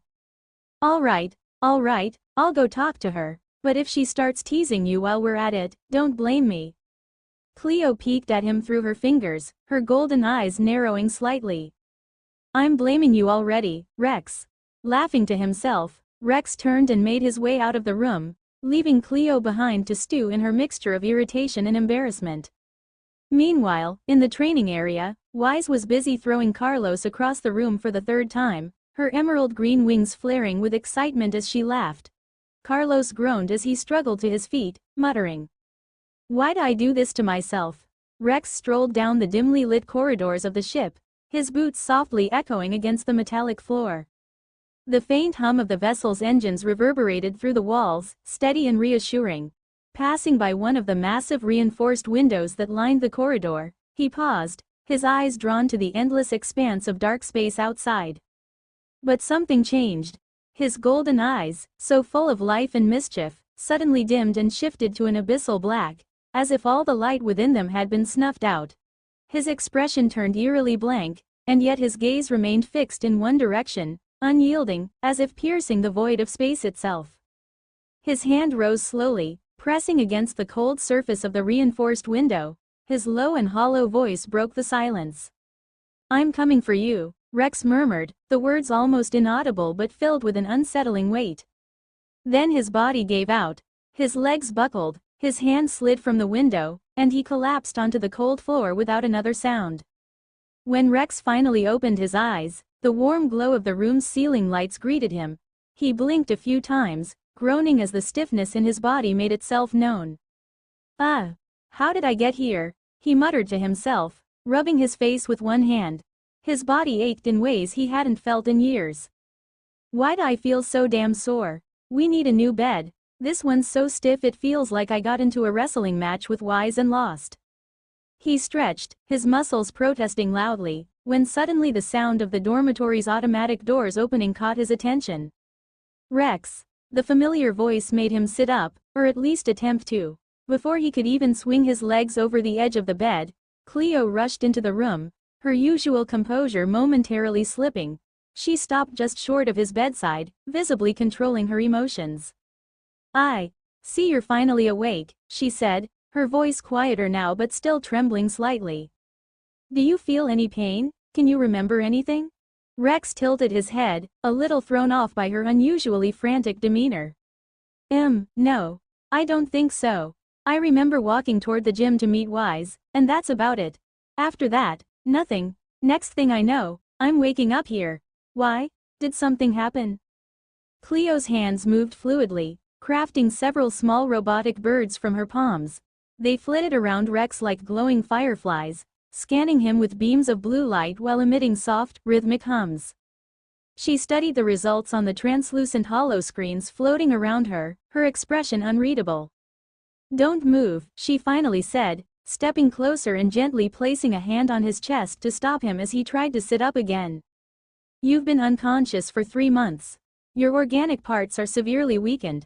You'll need to take it slow for at least a few weeks before you're back to full strength." Rex blinked, the words taking a moment to sink in. Then his eyes widened, and his jaw dropped. "Hold on. 3 months? I've been out for 3 months?" He attempted to get up again, alarmed now, but Cleo firmly placed both hands on his shoulders, her strength easily pinning him back down onto the bed. "Rex, stop," she said, her voice calm but with a hint of exasperation. "You're not fully recovered. Moving around recklessly will only make things worse." Rex frowned but didn't resist her, slumping back against the pillows. All right, I'll stay put. But you've got to tell me what's going on, Cleo. 3 months is a long time. Did something happen while I was out? Did I do something weird before I passed out?" Cleo hesitated for a moment, her golden eyes studying him carefully. She sat down on the edge of the bed, her usual composed demeanor finally softening. "I'll explain what I know," she said gently, "but first, let me ask you again, are you sure you don't remember anything? Anything at all?" Rex furrowed his brow, trying to think back. "I told you, I was heading to the gym to meet Wise. I don't remember anything after that. Why? Did I black out or something?" "You didn't just black out," Cleo said, her voice quiet. "When we found you, you were collapsed in one of the corridors near the main observation windows. Your vitals were stable, but your neural readings were strange." "Strange how?" Rex asked, his curiosity piqued despite the lingering grogginess. Cleo's gaze hardened slightly, her hands folding in her lap as she continued. Your brain activity spiked to levels I've never seen before, beyond what any normal human or hybrid should be capable of. It was like your consciousness was elsewhere. Elsewhere? Rex echoed, his golden eyes narrowing. What do you mean by that? Cleo summoned a holoscreen, showing a complex graph of spiking neural activity alongside faint traces of an energy signature. It's hard to explain, she admitted. Your neural patterns matched something similar to a deep mental connection, a psychic link, almost. But the energy signature we detected didn't match anything on record. It was like you were connected to something, or someone not of this ship, not even of this plane. Rex stared at the screen, his expression unreadable. And you have no idea what it was? Cleo shook her head. No, I've run every scan I can think of, compared it to every species in the database. There's nothing. Whatever it wasn't normal. Rex leaned back, his mind racing. He didn't remember any of what Cleo was describing, but the pit in his stomach told him that whatever had happened wasn't just some random blackout. The words he had spoken before passing out suddenly echoed faintly in the back of his mind. I'm coming for you. Cleo reached out and placed a hand on his arm, snapping him out of his thoughts. You don't have to figure this out right now, she said softly. Your recovery comes first. Whatever happened, we'll figure it out together. Rex looked at her for a long moment before finally nodding. All right, fine. I'll take it easy for now, but Cleo, I have a feeling this isn't over. Not by a long shot. Cleo's gaze lingered on him, her golden eyes filled with quiet determination. I know, she said simply. As Rex rested back against the pillows, the hum of the ship seemed to grow louder, as if the very vessel itself was holding its breath. Somewhere out there, in the infinite darkness of space, something was waiting, and whatever it wasn't done with Rex yet. After the strange events that left Rex bedridden, his life had slowed to an unusual, almost comical pace. He could do nothing but lie in bed, waiting for his strength to return, all while being doted on and, frankly, fattened up, by Cleo and Wise. They visited him at different times each day, always bringing food, drinks, and endless attention. Cleo made sure he ate full, nutrient-packed meals, constantly monitoring his vitals with her little robotic assistants. Meanwhile, Wise, true to her fiery personality, always brought snacks, insisting that junk food is part of a warrior's recovery regimen. Even Carlos stopped by from time to time, though his visits were less about nurturing Rex and more about keeping him company in a more relaxed way. Instead of encouraging Rex to eat more, Carlos made it his mission to steal Rex's snacks, particularly the chips. Too much salt is bad for your health, Carlos would say with a grin, shoving another handful of chips into his mouth as the two watched holoscreen series together. One time, Carlos even tried to sneak in a couple of beers for them to share, claiming that a little booze never hurt anyone. But before they could pop them open, the ever-vigilant Aegis units intervened, confiscating the contraband and dragging Carlos away. What followed was far worse than any scolding or punishment Carlos could have imagined. Cleo, with her usual calm but no-nonsense demeanor, forbade him from entering the ship's bar until Rex was fully recovered. For a man like Carlos, who practically lived for his evening drinks, it was a fate worse than death. I can't believe you snitched on me to the bots, Rex. Carlos groaned during his next visit, flopping into a chair next to the bed. I didn't say a word, Rex replied with a chuckle, lazily tossing a chip into his mouth. I guess the bots just have better judgment than you do. Carlos narrowed his eyes suspiciously before sighing. Fine, but the second you're back on your feet, you owe me a drink or 10. Despite the light-hearted moments, there was something strange about those days. Something Rex noticed but never dwelled on too much. Every time Wise came to visit him, she would always, without fail, stare at the empty space behind him. She wouldn't say anything about it, but her emerald green eyes would linger just a moment too long, her expression unreadable. Wise, are you zoning out again? Rex asked once, turning his head to look over his shoulder, only to find nothing there. Huh? What are you talking about? She replied quickly, snapping out of her trance and smirking at him. You must be imagining things, Rex. That bedrest is making your brain soft. Rex shrugged it off, chalking it up to Wise being her usual eccentric self. But what he didn't notice was how Cleo's sharp golden eyes were always watching, always paying attention. Later that evening, Cleo was reviewing the daily reports from the maid bots stationed in Rex's room. While most of the updates were routine, meal schedules, vitals, and exercise recommendations, one report caught her attention. Every day, without fail, the maid bots observed Wise staring intently at the same spot behind Rex's bed. The spot that, according to their sensors, was completely empty. Cleo leaned back in her chair, her wings twitching slightly as she processed this information. A faint frown crossed her lips, and she closed the reports with a flick of her wrist. The next time Wise came to visit Rex, Cleo intercepted her in the hallway outside his room. She raised an eyebrow, her usual smirk playing on her lips. "What's this, Cleo, are you jealous I'm spending so much time with my darling?" Cleo ignored the jab, her tone was calm but direct.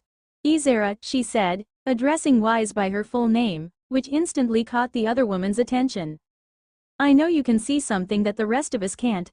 So tell me, what are you staring at so much every time you visit Rex?" Wise blinked, clearly caught off guard by the question. For a moment, she looked like she was about to deflect with another teasing remark, but something in Cleo's unwavering gaze made her stop.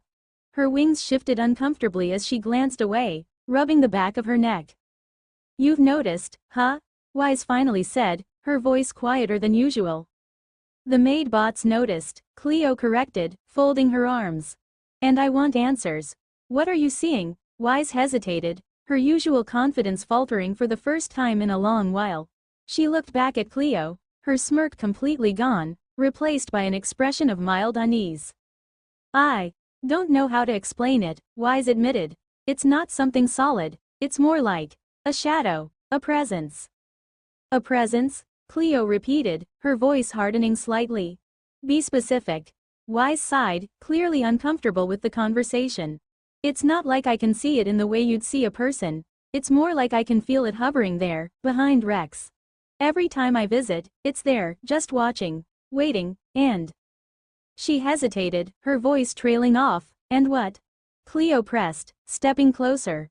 Wise finally met Cleo's gaze, her emerald eyes serious. "And it feels old, and really powerful, like it doesn't belong in this world, or maybe it doesn't belong anywhere." Cleo's wings twitched again, her mind racing with possibilities. If Wise was sensing something beyond their understanding, it could explain Rex's strange behavior and the faint energy signature from before. "Have you told Rex?" Cleo asked after a moment. "No," Wise said firmly. "He's already got enough on his plate. Besides, I don't think it's hurting him. If it wanted to, it would have done something by now." "That's not reassuring," Cleo muttered, her tone sharp. Wise shrugged. "Look, I don't know what it is. I'm just telling you what I've sensed. But if you're worried, maybe you should keep a closer eye on him, and if you figure out what's going on, let me know." Cleo didn't reply immediately, her golden eyes narrowing as she processed Wise's words. Finally, she nodded. "Fine. But if you sense anything more, anything at all, you tell me immediately." Sure, Wise replied, her smirk slowly returning. "But only because you asked so nicely." Cleo rolled her eyes, but the unease lingering in her chest refused to go away. Whatever this presence was, it had been watching Rex for weeks, possibly even longer. And if Wise was right about its ancient and powerful nature, then this was only the beginning of a mystery far larger than any of them had anticipated. For now, though, Cleo resolved to stay vigilant. Rex's recovery was her priority, but she couldn't shake the feeling that something or someone was watching them all from the shadows. Once Cleo left, Wise let out a long, tired sigh and leaned back against the cold metallic wall of the hallway. She ran a hand through her hair, idly twirling a strand around her finger as her emerald eyes stared blankly at the ceiling. "I don't think I should tell her everything," she muttered under her breath, her voice barely audible. "Knowing Cleo, she'll just worry even more, and right now, that's the last thing Rex needs." She let out another sigh, but this one carried the weight of frustration and unease. She had held back the full truth from Cleo, not because she wanted to lie, but because even she didn't fully understand what she was seeing. And trying to explain it to someone else would only make the situation worse. The truth was that Wise could see what others couldn't. It wasn't just a vague feeling of something lurking behind Rex. No, she could clearly see the figure that lingered in the shadows, standing silently behind him. She had seen it before months ago, when she met Rex again after waking up, and back then, it was something that had left her in awe. The first time she laid eyes on it, the figure radiated power and authority, like a divine being pulled straight from the ancient myths. Its presence had been overwhelming, commanding respect and admiration, as if it were a god who had descended to walk among mortals. But now it was different. Now, the figure was broken. It was incomplete, a shadow of the proud entity it had once been. Its body was ravaged by wounds so severe that even Wise, with her knowledge of astral forms, couldn't understand how it still existed. Black lances, jagged and unnatural, pierced its torso, shoulders, and legs, holding it together like pins, keeping shattered porcelain in place. One of its legs was entirely missing, and its right arm was gone, leaving only a jagged stump. Its abdomen was partially hollowed out, the missing pieces revealing an abyss-like void within. But the worst part was its face. The cracks that ran across its body extended to its head, its once pristine features marred and broken as if someone or something had gripped it with overwhelming force and slammed it into the ground over and over again. From the cracks and wounds, rivers of glowing blood spilled out, but this wasn't ordinary blood. It shimmered and swirled like liquid space nebulas, glowing faintly with hues of deep purples, blues, and golds. The blood dripped from the figure, only to dissolve into the air, leaving behind trails of shimmering, colorful space dust that floated away like dying stars. Wise couldn't look at it for long without feeling a deep, gnawing unease. Something about it didn't belong in this dimension or even in the material world. It was otherworldly, and yet, she knew one thing for certain. That broken, bleeding figure, despite its injuries, its incompleteness, and its sorrowful state, was Rex's astral image. And that revelation chilled her to her core. Astral images were supposed to represent the purest form of a person's soul. They were reflections of one's strength, potential, and identity. For an astral image to be so damaged, so utterly shattered, meant that something or someone had attacked Rex on a level far beyond the material realm. Wherever Rex's consciousness had gone during those missing months, he had encountered something powerful, something dangerous, and it wasn't from this dimension. Which means, she whispered, her voice trailing off. Her hands tightened into fists as she tried to push away the spiraling thought. It means there's someone or something out there that can destroy an astral image like that, and if it's not from this dimension, then... She shook her head, trying to banish the thoughts. No point thinking about it too much. If I let my imagination run wild, I'll drive myself crazy. I'll just ask Mama if she knows anything about this. Wise paused, her lips curving into a sly smile as she pushed off the wall and adjusted her wings. But that can wait for later. Right now, it's my time to spend with my darling. She stepped toward Rex's room, her earlier unease momentarily fading as she focused on her own selfish desire to be near him. The door slid open with a soft hiss, revealing Rex sitting up in bed, clearly trying to sneak a chip from the snack stash Cleo had left behind despite the numerous warnings. Year 5608 Imperial Galactic System. In the vast expanse of the galaxy, time marched on, indifferent to the lives it touched. Yet somewhere, deep within the fabric of reality, threads were unraveling. Something ancient stirred in the void between dimensions, waiting patiently as fractured pieces began to converge. For now, the crew of Rexes remained blissfully unaware of the growing storm. But for Rex, the visions of broken astral forms and the lingering presence behind him were just the beginning. Somewhere out there, a powerful enemy was waiting. Rex leaned back in the large white throne of command that now dominated the bridge of the newly upgraded flagship. The vessel gleamed with cutting-edge technology, its sleek design housing enough firepower to obliterate fleets. The ship had grown significantly in size and capability. Its firepower was now 3 times greater than its former medium-sized incarnation, with twice the number of automated turrets lining its hull and 3 devastating main cannons. It was a ship to be feared. The original main kinetic cannon remained as a symbol of brute force, capable of shattering enemy flagships with sheer impact, but now it was joined by an advanced laser cannon, an engineering marvel capable of melting through even the most reinforced hulls. With these upgrades, Rex's ship had become a moving fortress, a beacon of dominance in the sector. From the throne, Rex surveyed the bridge, where Cleo stood at a control console, hollow screens illuminating her sharp golden eyes as she reviewed the latest data. "Cleo," Rex called, his voice calm yet commanding. "Give me the report on last month's pirate incursions in our territory." Cleo turned toward him, her expression composed as she brought up a series of charts and data feeds on the main bridge holodisplay. "According to your suspicions," she began, her tone crisp and professional. Pirate activity has noticeably increased over the past month. However, the moment they attempt to attack any trading vessel within our patrol routes, our fighters do a warp jump in response to the distress signals. Once the pirates see our ships arrive, they immediately disengage and retreat." Rex rested his elbow on the armrest of his throne, his hand moving to his chin as he pondered her report. His sharp golden eyes focused on the hollow display as his mind raced. The pattern was clear: the pirates weren't committing to their attacks. They were testing boundaries, probing defenses. But why? "Interesting," Rex murmured, summoning a detailed sector map onto a hollow screen with a quick motion of his hand. The glowing projection materialized in front of him, showing the vast stretch of space under his fleet's protection. Trade routes, patrol paths, and star systems were marked in intricate detail. "Cleo," Rex said, his voice steady as his eyes scanned the map. "Show me the locations where the pirates have been appearing most frequently."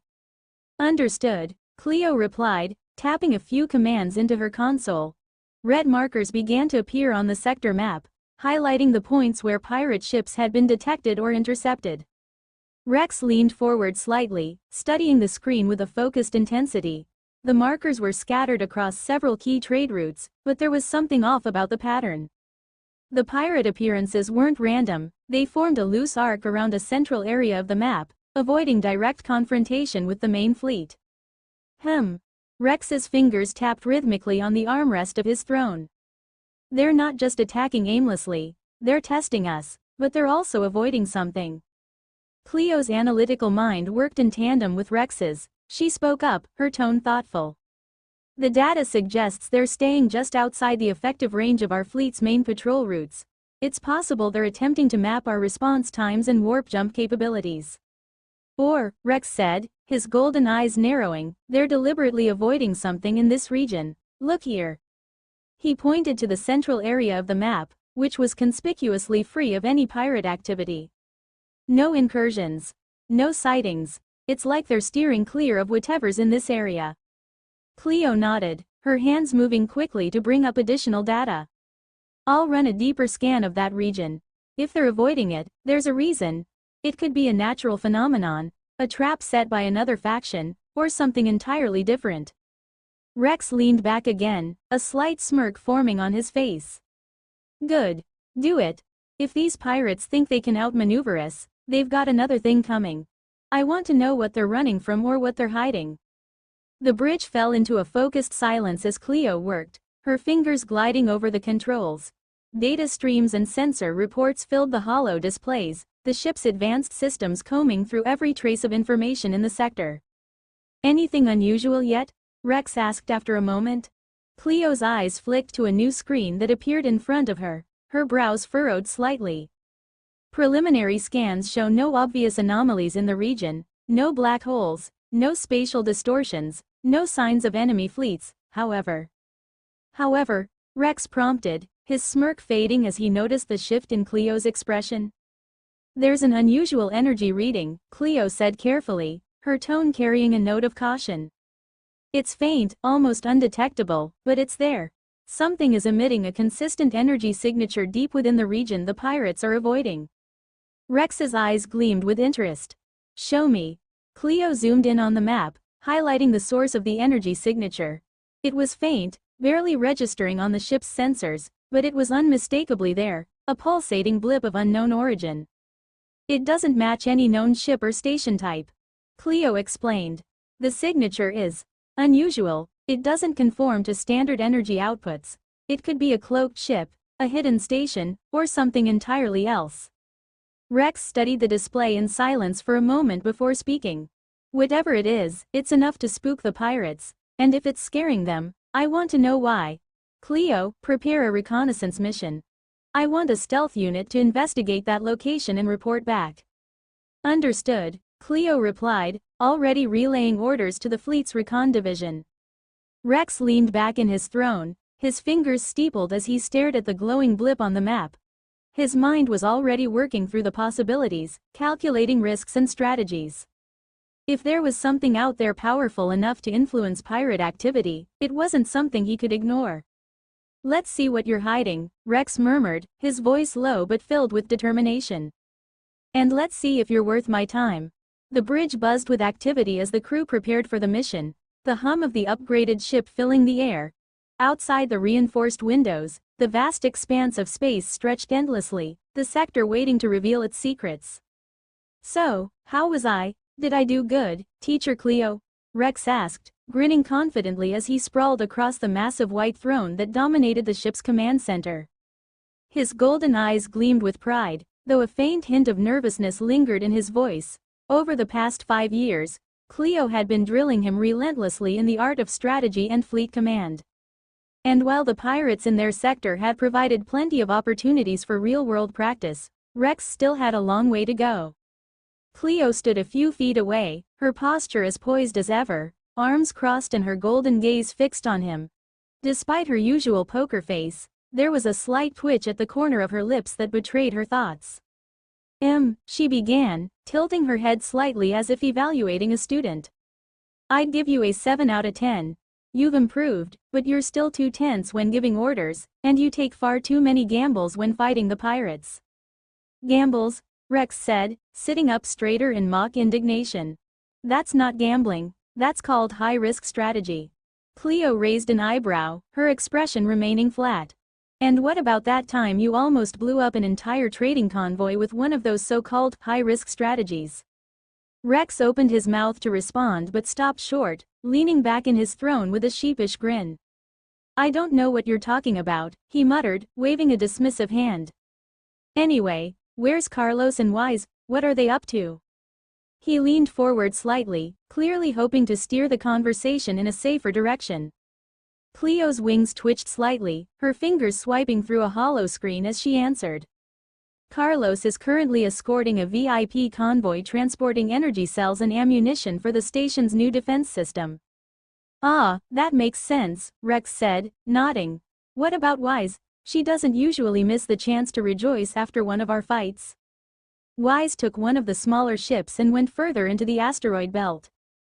Cleo said, her tone neutral as she brought up another hollow report. Rex frowned slightly, curiosity flickering in his eyes. What's she doing out there? Cleo hesitated for a moment before replying. I don't have all the details. Wise rarely gives full explanations, as you know, but she mentioned something about picking up a ship her mother is giving to her. Rex blinked, his eyebrows shooting up in surprise. Wait, her mom? You mean one of those hive mind ships? Correct, Cleo said simply, not even looking up from her reports. Hold on, Rex said, sitting up fully now, his voice tinged with concern. You do realize that a hive mind ship would paint a giant target on our backs if anyone sees us working with it, right? People see those things and immediately think invasion. We'd have the whole sector breathing down our necks. Cleo remained unbothered, adjusting the hollow screen with a flick of her finger. There's no problem with that, she replied in her usual calm tone. While it's true that hive minds are considered a common threat across the galaxy, there are several races and organizations that engage in peaceful trade with them. Some even rely on hive minds for sector defense, mineral trading, planetary protection, and other services. It's not as uncommon as you think. Rex blinked again, his expression caught somewhere between disbelief and irritation. Wait, what? You're telling me there are business deals with hive minds? Since when? Cleo turned toward him with her ever-present poker face. Since forever. It's all documented in the trade reports we receive from the merchants in exchange for protecting their convoys in this sector. She swiped her fingers, summoning several hollow screens that displayed a list of recent trade agreements, intergalactic policies, and reports of hive mind interactions. The data hovered next to Rex, glowing faintly as he scanned it with wide eyes. "Hold on," Rex said, pointing to one of the reports. "Why didn't you ever tell me something this important?" Cleo's lips twitched, though she didn't quite smile. "You never asked," she said plainly. Rex froze, his fingers still in midair as he stared at her. "I guess that's true," he muttered, slumping back in his throne with a sigh. "Fine. I'll let it slide this time." He waved a hand at the holoscreens, dismissing them from view. "Anyway, do we have any updates from our scouts?" Cleo tapped at her console again, her sharp eyes flicking between data streams. "The scouts have reported back with preliminary findings on the energy signature in the region the pirates have been avoiding," she said. "The readings remain faint, but consistent. Whatever is there, it's still active." "And no visuals?" Rex asked, his voice taking on a more serious tone. "None," Cleo replied. "It's possible the source is cloaked or exists on a dimensional level that standard sensors can't penetrate." Rex sighed again, rubbing his temples as he leaned back in the throne. "Great. Just what we need, another mystery to deal with." He paused, his eyes narrowing slightly as a thought crossed his mind. You think Y's going to the asteroid belt might be connected to this somehow?" "It's possible," Cleo admitted, though her tone suggested she wasn't entirely convinced. "Wise didn't mention anything about the energy signature, but she's not one to share information unless she deems it necessary. It wouldn't be the first time she acted on her own agenda." Rex groaned, pinching the bridge of his nose. "That woman's going to be the death of me one day, I swear." Cleo tilted her head slightly, with her expression softening. "She's loyal to you, even if her methods are unconventional. If she's pursuing something, it's likely for your benefit." Rex snorted, a faint smile tugging at his lips. Yeah, I know. It's just exhausting trying to keep up with her sometimes." Cleo didn't respond, instead returning to her work as Rex stared at the glowing map of the sector still floating in the center of the bridge. Despite the banter and lightheartedness of the moment, a faint sense of unease lingered in the air. While Rex and Cleo focused on uncovering the secrets behind the unknown energy signal, Carlos found himself in command of the convoy protection fleet. His post wasn't glamorous, but it was critical, especially given the increasing pirate activity in the sector. Today, however, he wasn't just commanding any ordinary ship. He was seated in the command chair of the Eclipse-class dreadnought, the pride of the shipyard Cleo had built over the past 2 years in the asteroid belt. The Eclipse-class dreadnought was a marvel of engineering. It was a massive, white and golden behemoth that radiated an almost divine presence. Its hull shimmered with layered armor, reinforced to withstand even the most punishing attacks. From its sleek design extended glowing energy tendrils that pulsed faintly, like veins carrying lifeblood throughout the ship. At its core, mounted with surgical precision, was the mega plasma cannon, a weapon capable of obliterating enemy capital ships with a single devastating shot. The ship also boasted state-of-the-art defensive and offensive systems. Energy shields are capable of enduring sustained bombardments. Drone launch bays that could deploy swarms of tactical strike drones. Tactical EMP disruptors are designed to disable enemy electronics. A dark energy reactor, which provided the ship with unparalleled long-range interstellar capabilities. Despite its overwhelming power, the Liberator, as Carlos had nicknamed the ship, was not invincible. Its size and firepower made it formidable against large ships and installations, but its bulk and relatively slower speed made it vulnerable to fighter swarms and bombers. That was where Carlos's command and strategy came into play. In the past 5 years, Carlos had been rigorously trained by Cleo's holographic AI systems in ship command and fleet strategy. He had grown into a competent admiral, capable of managing the Eclipse-class ship's many systems and crews. However, Cleo made sure he was aware of his limits, since he wasn't yet on par with veteran fleet commanders. If he were to face a fleet with firepower equal to the Liberator, he would lose 9 out of 10 times. That was why Cleo had assigned him to convoy protection duty, a practical way to gain real combat experience while staying relatively safe. Today, however, things wouldn't be so simple. "This is Admiral Carlos of the Liberator," Carlos said, his voice calm and confident as he sat in the captain's chair, his hands resting on the armrests. His sharp eyes scanned the holographic display in front of him, showing the convoy of trading ships traveling in formation under his protection. My systems are detecting multiple wormhole openings around the convoy. All ships enter cruise speed mode and prepare to engage. This is likely another pirate incursion. The voice of the convoy's captain crackled over the communications. This is the captain of the trading convoy. We've received your orders, Admiral. Moving into defensive formation under the Liberator's protection. The trading ships, a mix of cargo haulers and freighters, began to cluster closer together beneath the Liberator. The dreadnought's energy shields shimmered faintly as they activated, creating a protective bubble over the convoy. The advanced detection systems of the Eclipse-class ship gave them just enough time to prepare before the pirates arrived. Moments later, multiple wormholes began tearing open across the black void of space. From them emerged swarms of pirate fighters, small, agile, and bristling with weapons. They darted through the void like a swarm of angry hornets, their engines glowing faintly red as they made a beacon for the convoy. Almost immediately, they opened fire, their laser cannons pelting the Liberator's shields with rapid bursts of energy. Carlos remained unfazed, his lips curling into a faint smirk. He was used to this by now. "Attention all gunners," he said over the ship-wide communications, his voice steady. "Switch to anti-fighter ammunition and proceed to take down these mosquitoes." The Liberator's automated systems whirred to life as 4 Aegis units took control of the ship's turret batteries. Each Aegis unit was responsible for 4 turrets positioned on different sides of the ship, ensuring that all angles were covered. The turbines rotated with mechanical precision, targeting the incoming fighters. "Load cluster bomb ammunition," Carlos ordered. The turret's loading systems hissed and clicked as the new ammunition was prepared. Cluster bombs, a recent addition to their arsenal, were specifically designed to counter fighter swarms. The sleek, golden shells were fired from the turrets, passing harmlessly through the Liberator's shields before detonating just outside. The first cluster bomb exploded in a brilliant flash of light, releasing a cloud of smaller explosives that spread out in every direction. The resulting chain of explosions created a deadly sphere of destruction, tearing through the pirate fighters with ruthless efficiency.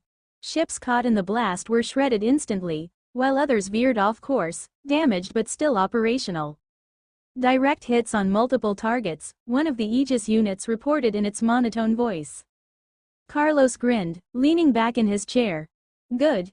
Keep the pressure on. Make sure none of them get close to the convoy." The Liberator's turrets continued firing, releasing wave after wave of cluster bombs. The explosions lit up the darkness of space like miniature supernovas, creating dazzling displays of destruction.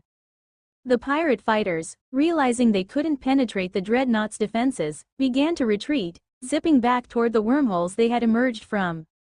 "Ah, running away already?" Carlos muttered, watching the holoscreen with mild amusement. "Smart decision, Admiral," one of the Aegis units interrupted. "Detecting additional wormhole activity, larger ships incoming." Carlos's smirk faltered as new signatures began appearing on the holoscreen. These weren't fighters, they were heavier ships, likely frigates or corvettes, equipped with enough firepower to put up a real fight. "All right," Carlos said, his voice sharpening as he straightened in his seat. "All fighter squadrons, deploy and intercept the incoming ships. Gunners, switch to anti-ship ammunition. Let's show these pirates why they don't mess with our convoys." The Liberator's drone launch bays opened, releasing swarms of sleek, golden fighters into the void. The fighters surged forward like a tidal wave, engaging the enemy ships with coordinated precision. Meanwhile, the Liberator's main turrets began firing high-energy plasma rounds, each shot streaking through space like a bolt of lightning. "Confirm the damage to the target," Carlos commanded, his voice steady as he leaned forward in his seat, his eyes locked on the holoscreen displaying the aftermath of the Liberator's first round of high-energy plasma fire. The glowing streaks of plasma had struck true, lighting up the void in brilliant flashes of energy, but something was wrong. "Sir, the impact is confirmed," one of the Aegis units replied in its monotone, robotic voice. "However, damage to the target is null. The plasma rounds collided with an energy shield." Carlos frowned, his brow furrowing as he processed the report. "Impossible," he muttered, tapping a finger against the armrest of his chair. The shields on those pirate ships aren't nearly strong enough to stop plasma rounds from the Liberator's turrets. Something's wrong. He straightened in his seat, his voice sharpening. Scan the area again. Focus on energy distortions. And keep firing, whatever's out there, we need to give it a reason to reveal itself. The Aegis units responded in unison, understood. Pilot, keep us moving. Fly in circles and don't stop for anything. Carlos ordered. He had learned the hard way that keeping a dreadnought stationary during combat was the fastest way to die. An immobile ship became an easy target for bombers, capital ships, or worse. Now, he always ensured that the Liberator remained in motion, leveraging its powerful engines to maintain a defensive edge. Sometimes, when the odds were desperate enough, Carlos had even resorted to using the Liberator's formidable energy shields as a battering ram, slamming into enemy ships with devastating force. Today wasn't quite that desperate yet, but he wasn't about to take any chances. Sir, one of the Aegis units interrupted. Our sensors are detecting a large ship in stealth mode, displaying its coordinates now. The holo screen updated, marking the location of the hidden ship. Carlos leaned closer, narrowing his eyes at the faint signature. But before he could give the next command, the Liberator was rocked violently as something massive slammed into its side. The collision sent sparks flying across the bridge, the force causing Carlos to grip the armrests of his chair tightly to keep from being thrown. The ship groaned under the strain, and the glowing shields of the Liberator flared brightly as they absorbed the brunt of the impact. Report, Carlos yelled, his voice cutting through the chaos. Sir, an Aegis unit replied calmly, 30% of our energy shields have been depleted. The shields are continuing to weaken at an accelerated rate due to sustained contact with the enemy vessel. Carlos cursed under his breath, his mind racing. Whoever or whatever had just rammed the Liberator was big, and they clearly weren't afraid to engage directly. Damn it. Pilot, turn us to the right. Bring the enemy ship fully into contact with our shields. Let's see how long they can stay cloaked while touching us. The Liberator's engines roared to life as the massive ship began to pivot. Its shields flared even brighter as the hull pressed harder against the unseen vessel. The strain was immense, but the gamble paid off. Within moments, the cloaked enemy ship flickered into visibility, its stealth systems overwhelmed by the intense energy feedback. Carlos didn't hesitate. Fire all weapons in that direction. I don't care what it is, take it out. The Liberator's turrets rotated with mechanical precision, locking onto the exposed target. Plasma rounds streaked through space, slamming into the enemy ship's hull with devastating accuracy. Under the relentless barrage, the enemy's shields faltered, collapsing entirely as the massive vessel was torn apart. Explosions rippled across its structure as pieces of the ship broke away, scattering into the void. The larger fragments drifted lifelessly, glowing faintly with the heat of the plasma impacts. Carlos allowed himself a small grin of satisfaction. That's what you get for ramming my ship, he muttered, but his satisfaction was short-lived. Sir, one of the Aegis units said, its voice cutting through the bridge's tense silence. Sensors are detecting additional energy readings. Another ship has decloaked. It is significantly larger than the first. Carlos's grin faded instantly. On screen, he ordered. The holo display updated, and Carlos's eyes widened as the second ship appeared. It wasn't like anything he had expected. The massive vessel floated ominously in the void, its design angular and alien. It was covered in dark, jagged plating that seemed to shift and shimmer, giving it an otherworldly presence. Energy pulsated through glowing veins along its hull, and its weapon systems glowed with a menacing red hue. What the fuck is that? Carlos muttered, his voice barely above a whisper.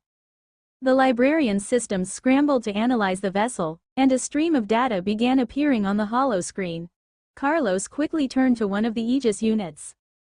Quickly, scan that ship. I need to know who it belongs to. The Aegis unit worked silently for a moment, its systems processing the information. Finally, it spoke. Sir, the ship belongs to. It hesitated, as if the words themselves carried a weight too heavy for even its robotic voice. The Revenant Ascendancy. Carlos's blood ran cold. He had heard stories of the Revenant Ascendancy, nightmarish tales whispered in hushed tones by veteran captains and survivors of deep space battles. The Revenant weren't pirates, nor were they a typical faction. They were something far worse, an enigmatic force known for their advanced, almost alien technology, their terrifyingly efficient warships, and their ruthless tactics. Entire fleets had disappeared without a trace after encountering them, and their motives remained shrouded in mystery. Of all the damn days, Carlos muttered, gripping the armrests of his chair tightly.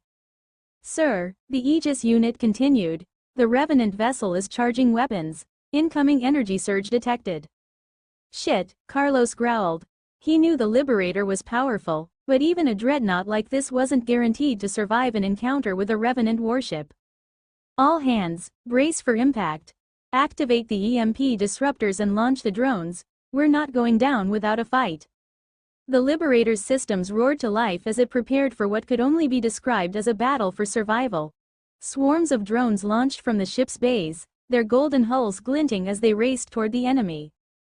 The Liberator's plasma turrets began firing again, their streaks of energy illuminating the darkness of space. But deep down, Carlos knew this wasn't a battle they could win. The Revenant Ascendancy wasn't an enemy that could be fought head-on, not without suffering devastating losses. He needed a plan, and he needed it fast. Comms, Carlos yelled, his voice cutting through the chaos. Get me a secure line to Rex. He needs to know what we're dealing with. As the bridge erupted into activity, the Liberator plunged headfirst into the fight of its life.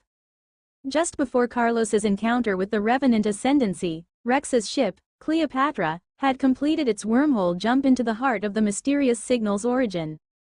The trip had been uneventful, silent even, but that silence carried an unsettling weight.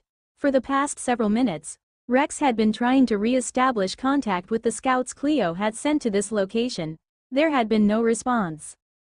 Standing on the bridge, Rex's golden eyes narrowed as he peered out of the massive reinforced window, scanning the dark expanse of space. Despite the vast capabilities of the ship's advanced detection systems, something about seeing the stars with his own eyes always felt more reliable, more real. Do the systems detect anything, Cleo? Rex asked, his voice calm but tinged with unease. His instincts were on high alert, the quietness of the area gnawing at him. Cleo's holographic form materialized near the main console, standing with her usual poise. Her golden eyes reflected the streams of data she was analyzing. Her tone was clinical. Negative. The long and short-range scanners detect nothing unusual, other than the faint energy signal that brought us here. It could be a cloaked satellite emitting some kind of residual energy. Other than that, there's not much to work with. Just as Cleo began voicing her hypothesis, the Cleopatra was rocked violently. Sparks flew from several consoles as the energy shields flared to life, absorbing sudden, concentrated impacts. Multiple impacts detected, Cleo announced quickly, her voice remaining steady despite the chaos. Locating the source. Targets identified. Without hesitation, Cleo made her decision. Deploying EMP missiles to the target's coordinates. The Cleopatra's sleek missile bays opened, releasing a barrage of EMP missiles toward the coordinates of the unknown attackers. While EMP attacks were generally ineffective against larger vessels with advanced defenses, they had a secondary use, exposing cloaked ships. As the missiles exploded in bursts of electromagnetic pulses, the invisible became visible. Two massive ships materialized on the bridge's hollow display, their dark, angular hulls reflecting faint streaks of light from the distant stars. One was positioned to Rex's left, and the other to his right. They were enormous, larger than the Cleopatra, and their designs were nothing like the typical pirate vessels Rex had encountered before. Return fire, Rex shouted, his voice cutting through the rising tension. The Cleopatra's turrets immediately turned, their targeting systems locking onto the newly revealed ships. Bolts of concentrated plasma surged through the void, slamming into the enemy vessel's energy shields. The shields shimmered under the impact, holding steady as the two hostile ships began their counterattack, unleashing a storm of energy blasts toward the Cleopatra. Sending out fighter squads, Cleo announced, her holographic form vanishing from the bridge and reappearing outside the ship, standing on top of the main cannon as though observing the battle firsthand. Objective: target enemy vessel engines. As Cleo relayed orders, dozens of fighters launched from the Cleopatra's bays, swarming toward the enemy ships. Their goal was clear: disable the engines and leave the ships vulnerable. But before the fighters could fully engage, Cleo's voice rang out with another warning. Warning.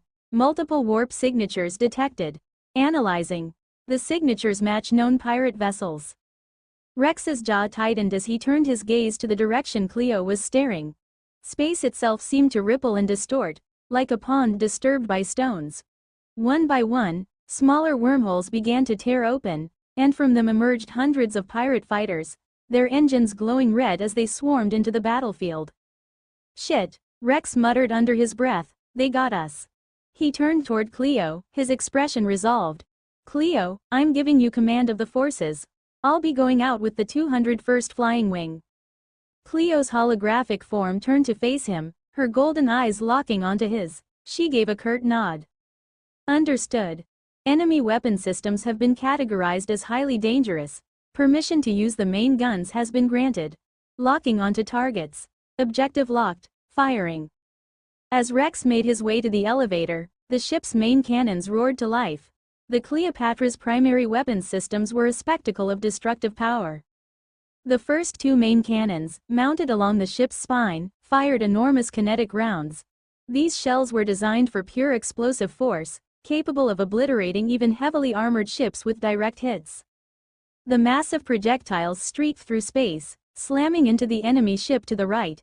The explosion was deafening, sending shockwaves ripping through the void and forcing the enemy shields to flicker under the strain. The third main cannon, the largest and most advanced of them all, was positioned near the bow. Unlike its counterparts, it was a laser-based weapon, designed to unleash a devastating beam of concentrated energy. Cleo stood on the cannon in her holographic form, monitoring its charging process. It would take time to fully power up, but when it fired, it would be capable of slicing through even the strongest defenses. Meanwhile, the bridge crew worked furiously under Cleo's command, relaying orders to the fighter squadrons. The smaller ships swarmed around the pirate fighters, engaging them in chaotic dogfights. Explosions lit up the darkness as ships on both sides were destroyed. While Cleo managed the chaos, Rex had already arrived at the massive hangar, where the 201st Flying Wing awaited him in perfect formation. The Aegis pilots, clad in their sleek, gold-trimmed combat suits, stood at attention the moment they saw him enter. Their metallic frames shimmered faintly under the hangar's lights, and their visors reflected the determined glow of Rex's golden eyes. "Listen up," Rex yelled, his voice cutting through the low hum of the hangar's systems. He strode toward the shield door that separated the hangar from the endless void of space, his footsteps echoing with purpose. "It's our turn to head out there and take the fight to those bastards. Let's show them what my 201st Legion can really do." The Aegis pilots responded in unison, their voices synthesized but filled with a soldier's determination. "Yes, Commander Rex." As Rex continued walking toward the shield door, a faint golden glow began to emanate from his back. It started as a soft shimmer, but within seconds, a radiant golden halo appeared, floating on his back and pulsing with energy. Streams of golden light coursed down from the halo, flowing into Rex's body and causing his armor to hum with life. Overdrive mode activated. The calm, feminine voice of Cleo's AI interface echoed in his ears. Space combat weaponry selected. Preparing deployment, please stand by. Rex smirked, his confidence growing as the systems fully engaged. He and Cleo had spent years perfecting this upgrade. Ever since their fusion 5 years ago, he'd been able to draw on Cleo's advanced technology and production systems. Cleo had installed a portion of her consciousness directly into his internal systems, allowing her to monitor his combat status and control the deployment of his newly designed weaponry. This freed Rex to focus entirely on the fight. As the golden light from his halo continued to flood into him, Rex's body began to change. His height, already imposing, grew even taller as the nanomaterials stored within his halo began to integrate into his frame. His natural build was reinforced, layer by layer, with white and golden mecha-like armor that gleamed under the hangar's lights. The transformation was awe-inspiring. Rex now stood a towering 3 meters tall, his form exuding an overwhelming presence. The armor was both elegant and deadly, adorned with intricate gold engravings and glowing lines of plasma energy coursing across its surface. A pair of magnificent white wings unfurled from his back, their radiant glow casting long shadows across the hangar floor. This was Rex's upgraded combat form, a miniature version of the fusion he had once achieved with Cleo. Though it was only a fraction of the power they had wielded together, it was still enough to rival and even surpass many pirate ships in raw strength. Thanks to Cleo's efforts, Rex's golden halo acted as both an energy reservoir and a storage device for nanomaterials. Over the years, Cleo had utilized the asteroid belt and the trading station's resources to produce vast quantities of nanomaterials, pure plasma energy, and advanced weapon blueprints. These were stored in the halo, ready to be deployed at a moment's notice. Systems online, Cleo's AI voice chimed in. Weapons active. Energy reserves are stable. Shields at maximum capacity. You are clear for combat, Rex. Rex flexed his armored fingers, the servos humming smoothly as he clenched his fists. His voice carried a sharp edge as he addressed the 201st Flying Wing. Suit up and get to your fighters. We're taking the fight to them, and I don't want a single one of those bastards leaving this battlefield in one piece. The Aegis pilots saluted again before breaking formation and heading to their sleek fighters, which were prepped and ready to launch. The 201st was no ordinary fighter wing. They were elite, handpicked for their precision and unrelenting combat skill. And with Rex leading them into battle, morale couldn't have been higher. Rex stepped forward toward the hangar shield, his towering frame nearly brushing the ceiling. His wings twitched slightly as he rolled his shoulders, the armor settling perfectly into place. He activated his helmet, which extended from his chest plate and snapped into position around his head. The golden visor lit up, giving him a heads-up display of the battlefield. Open the shield, Rex commanded, his voice calm but filled with authority. The hangar's energy barrier flickered, revealing the black void of space beyond. The cold light of distant stars spilled into the hangar as Rex stepped forward, his wings spreading wide. With a single powerful motion, he launched himself into the vacuum, his golden armor glowing like a beacon in the darkness. The 201st followed closely behind, their fighters roaring out of the hangar in perfect formation. As Rex and the 201st entered the fray, the scale of the chaos became clear. Cleo's voice echoed in his communications. Current battlefield status. Cleopatra surrounded by 2 enemy capital ships. Additional pirate reinforcements detected. Estimated 200 fighters incoming. Main cannon charging sequence at 45%. Reinforcements unavailable. Looks like we're on our own for now, Rex muttered, scanning the scene. The Cleopatra was holding its own, its shields absorbing heavy fire from the 2 capital ships. The ship's turrets fired relentlessly, cutting down pirate fighters and bombers, but the sheer number of enemies was overwhelming. First, listen up, Rex barked over the communications. Your priority is taking out those capital ships' engines. Focus your fire and disable their mobility. I'll handle the fighters.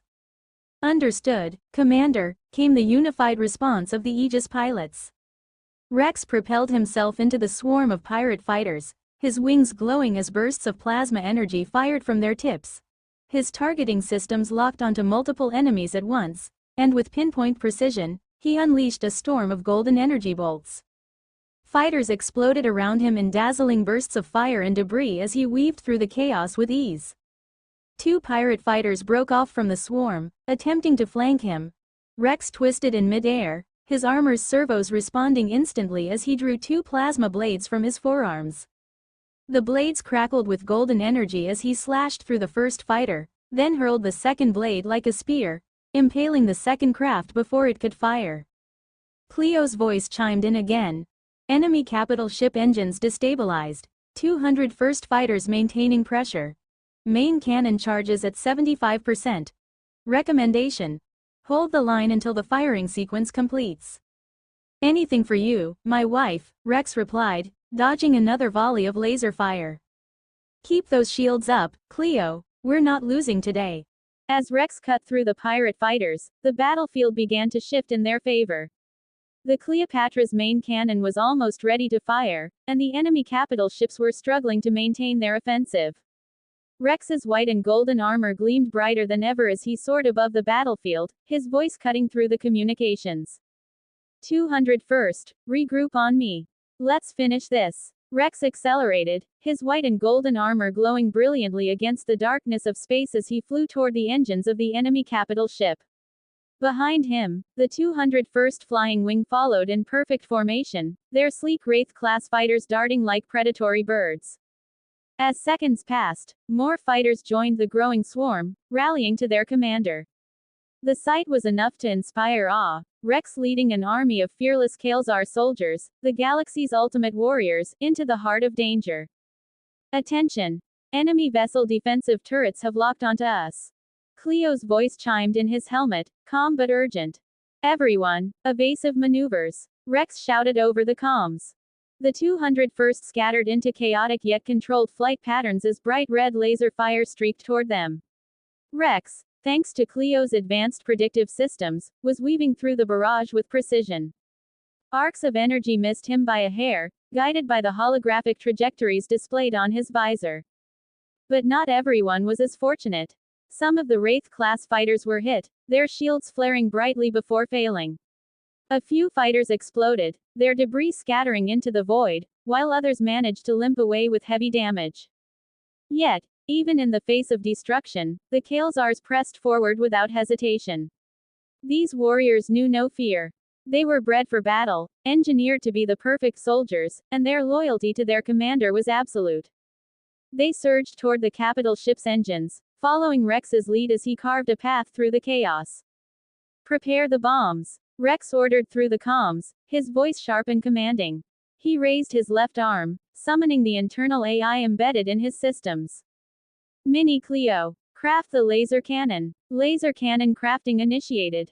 30%, 50%, 70%. Laser cannon fully crafted. Energy fully charged. Standing by.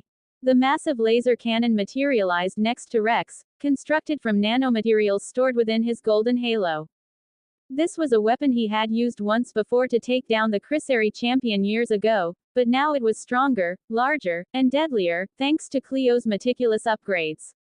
Its destructive potential was amplified to a level that could rival even the Cleopatra's turrets. "Let's make this one count," Rex muttered, as he flew directly into the enemy vessel's energy shield. Once inside the shield's protective bubble, an exploit only small, non-energy-based crafts could achieve, Rex locked onto the massive engines that powered the capital ship. "Fire at discretion," Rex yelled, taking aim and unleashing the full power of the cannon. The golden laser surged forth, a blinding beam of pure destruction that struck the engines with devastating force. The energy rippled across the ship's surface, causing its armored plating to buckle and rupture. The 201st followed his lead, their Wraith-class fighters swooping in and peppering the engines with concentrated plasma cannon fire. As the fighters closed the distance, they released their payloads, precision missiles designed to detonate upon contact with the exposed engine vents. Each missile hit its mark, and within moments, the enemy capital ship's engines were a blazing inferno of destruction. Explosions rippled along the ship's rear, sending debris and shockwaves outward as critical systems began to fail. The once mighty vessel shuddered violently, its mobility crippled. "Cleo, this ship is a sitting duck already," Rex called through the comms as his cannon began to disintegrate, the nanomaterials being reabsorbed into the golden halo on his back. "I'm taking the 201st to deal with the pirate fighters and keep them off Cleopatra." Cleo's voice, calm but firm, came back instantly. Quote, "Negative, Rex. The enemy has deployed multiple transport ships and boarding pods. They've already breached the Cleopatra. I recommend you return immediately to reinforce the interior defense." Rex's golden eyes narrowed, his armor glowing faintly as he turned his fighter back toward the Cleopatra. "There's no need for me to do that," he said confidently, dodging another barrage of laser fire from the crippled capital ship as he retreated. "The twins are there. They can take care of it." Cleo's response came with a hint of exasperation. "While the twins are capable, there are significant numbers of boarding parties. This situation could escalate beyond their capacity to manage." "Relax, Cleo," Rex replied, smirking as he boosted forward. "They've got this." Deep within the Cleopatra, chaos erupted as enemy boarding pods breached the ship's hull. The corridors were filled with the sound of alarms blaring and the clash of weapons as pirate raiders spilled out, Their intentions clear: sabotage the ship and kill anyone in their path. But the invaders quickly realized that they had made a grave mistake. Standing at the entrance to the critical systems room were two humanoid figures, identical in appearance and radiating the same unshakable aura of a predator. The little bats, as Rex affectionately called them, were already trained warriors designed to search and destroy their enemies in seconds. "You take the left, I take the right?" Naira asked, her voice steady but laced with amusement. "Switch it up this time." Lyra replied with a shrug, her bloody glaives flicking behind her as she took a combat stance. The pirates didn't have time to react before the twins launched their assault. Naira surged forward, her greatsword swinging in a deadly arc that cleaved through the raiders like a blade through water. Her movements were impossibly strong for someone her size, each strike calculated to maximize efficiency and devastation. Lyra was no less lethal. She danced through the enemy ranks, her glaives spinning in elegant yet deadly patterns. Each strike found its mark, cutting down raiders with brutal precision. The pair moved like a storm, their synergy unmatched as they tore through the invaders. "Too easy," Lyra said, tossing one of her glaives like a spear and impaling a raider who thought he could escape. "Don't get cocky," Naira replied, blocking a hail of laser fire with her greatsword's bloody shield before charging forward and slamming into the remaining group of raiders. "Naira, Lyra," Cleo's voice echoed through the communicator, calm yet filled with urgency. "Leave the current area to the Kalezar units. They'll arrive in approximately 2 minutes. Your priority now is the hangar. Enemy transport ships are closing in, and they're not pirates. Be extremely cautious. We have limited data on them, only their name and superficial details." As she spoke, Cleo transmitted the fastest route to the hangar directly to their armed devices. The GPS-like system lit up with a glowing blue path, guiding them through the ship's labyrinth of corridors. "Understood, teacher," Lyra replied through the communicator, her voice steady. She sprinted after her sister, Naira, who was already ahead of her, cutting down any pirates unfortunate enough to cross her path. The two sisters moved with lethal precision, their weapons slicing through their enemies like whispers of death. Naira, with her crimson blade glowing faintly, didn't stop to respond. She preferred action over words. With each step, her strikes were so fast and decisive that the pirates barely had time to comprehend their fates before collapsing into lifeless heaps. Inside one of the enemy drop pods that had breached the Cleopatra, a small group of pirates sat nervously, their backs pressed against the walls as they debated their next move. "They've left the area," one pirate whispered, peeking out of the POD's window. "Yeah, I saw them too," another muttered, wiping sweat from his brow. Quote, those women, they're gone." "Good," the first pirate said, his voice gaining a shred of confidence. "Let's jump out and search for the shield generator room. That's the target, right? Do you think this is a good idea?" Another pirate asked hesitantly, gripping his weapon tightly. "I mean, we don't even know what kind of soldiers these people have. So what? Anything is better than dealing with those crazy women. If the soldiers haven't arrived here yet, it means they're busy with the other teams. We'll move fast and be out before anyone notices us. Now follow me." The lead pirate climbed out of the drop pod, his boots hitting the floor with a metallic thud.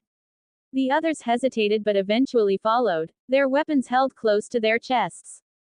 "All right, let's try this side first," the leader said, pointing down a dimly lit corridor. They moved cautiously, their eyes darting to every shadow. But something felt wrong. After a few steps, the leader noticed the silence. "Why are you guys so quiet? Still scared of what might be here?" he asked, turning around to look at his team. What he saw froze him to the core. His teammates were standing still, their bodies upright, but their heads were gone. The clean cuts at their necks were so precise and fast that the bodies hadn't even collapsed yet. Blood began to spill as the headless forms toppled one by one. What's going on?" the pirate stammered, stumbling backward, his weapon trembling in his hands. As he retreated, his back hit something cold and unyielding. His breath caught in his throat, his entire body freezing in terror. Before he could turn around, he felt the icy touch of something sharp pressing against the back of his neck. The last thing the pirate saw was his own body standing there headless, as his vision faded to the ceiling above him. From the shadows, a faint shimmer materialized, revealing a cloaked phantom unit, one of Cleo's most efficient and terrifying creations. Built for one purpose, and one purpose only, the phantom was the ultimate assassin. Its body was sleek and mechanical, its movements silent, its strikes unrelenting. Nothing escaped its cold, calculated precision. Invaders eliminated. The phantom's cold, robotic voice announced through its internal communications. Proceeding to the next zone, Lady Cleo. With that, the phantom disappeared back into the shadows, its cloaking field reactivating. It left behind only silence and the faint smell of blood, a reminder that nothing could escape the cold iron of death. On the space battlefield, the enemy capital ship continued to take a relentless beating from the Cleopatra's turrets and fighter squads. Plasma rounds and missiles hammered the ship's hull, and after sustained fire, one of its massive energy shields finally crumbled. The once impenetrable barrier fell apart in a dazzling cascade of energy, sending ripples through the void like a collapsing wall of light. Enemy vessel shield destroyed, Cleo announced, her voice calm yet razor-sharp. Her holographic form, standing atop the main laser cannon, raised a hand to indicate the target. Main laser cannon fully charged. Target locked, opening fire. The Cleopatra's largest weapon roared to life. Thunder rolled through the void as the cannon unleashed a devastating golden ray of death, the beam slicing through the darkness like a blade from heaven itself. The laser traveled with unrelenting precision, slamming directly into the enemy ship's command bridge. The impact was catastrophic. The golden beam punched through the lightly armored bridge with ease, vaporizing everything in its path. Secondary explosions rippled through the ship's structure as its systems overloaded. Fires erupted across its surface, and debris began to break away as the ship listed to one side, its command structure annihilated. For Cleo, it was a calculated decision. Most would call it a war crime, attacking the command bridge of a vessel, ensuring no survivors among its leadership. But Cleo didn't care about such conventions. She was built for efficiency, and if the bridge was the weakest point on the ship, then she would target it without hesitation. To her, it was simple logic. Destroy the brain, and the body would follow. The enemy vessel neutralized, she stated, reallocating turret fire to the remaining capital ship. Updating fighter squadron directives to intercept additional boarding pods. The battle is not yet over. From his vantage point in space, Rex saw the golden ray of the Cleopatra's main cannon pierce through the enemy capital ship. His smirk grew as the hulking vessel began to collapse in on itself, consumed by explosions. Nice shot, Cleo, he said over the comms, his voice laced with approval. Acknowledged, Cleo replied, her tone as steady as ever. Quote, but don't celebrate yet. We still have pirate reinforcements inbound, and enemy boarding parties are attempting to reach critical systems. The Phantom units are handling them for now, but additional reinforcements may be required. Got it, Rex said, as he dodged incoming fire from a group of pirate ships. Keep the ship intact, and I'll deal with these pests. As he rejoined the 201st Flying Wing, Rex prepared for the next wave of enemies, his golden armor glowing brightly against the cold void. Let's finish this, Rex muttered, his eyes narrowing as he locked onto another group of enemy fighters. Teacher, we're now in the hangar. We can already see the enemy transport ships. Naira said softly, her crimson eyes focused as she crouched atop a large cargo container. Beside her, Lyra knelt, both sisters remaining hidden in the shadows, observing the approaching enemy ships. The transport vessels were massive, with bulky hulls and reinforced plating, clearly built for more than just pirates. These weren't ordinary raiders. Quote, understood. Cleo's voice replied through their comms, calm as ever. You and your bloody legion will be in charge of stopping them. Consider this a live training exercise to learn how to command your forces effectively.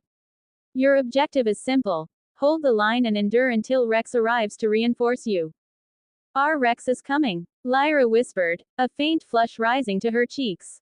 Her voice was quiet, but it couldn't escape Naira's sharp, vampiric hearing.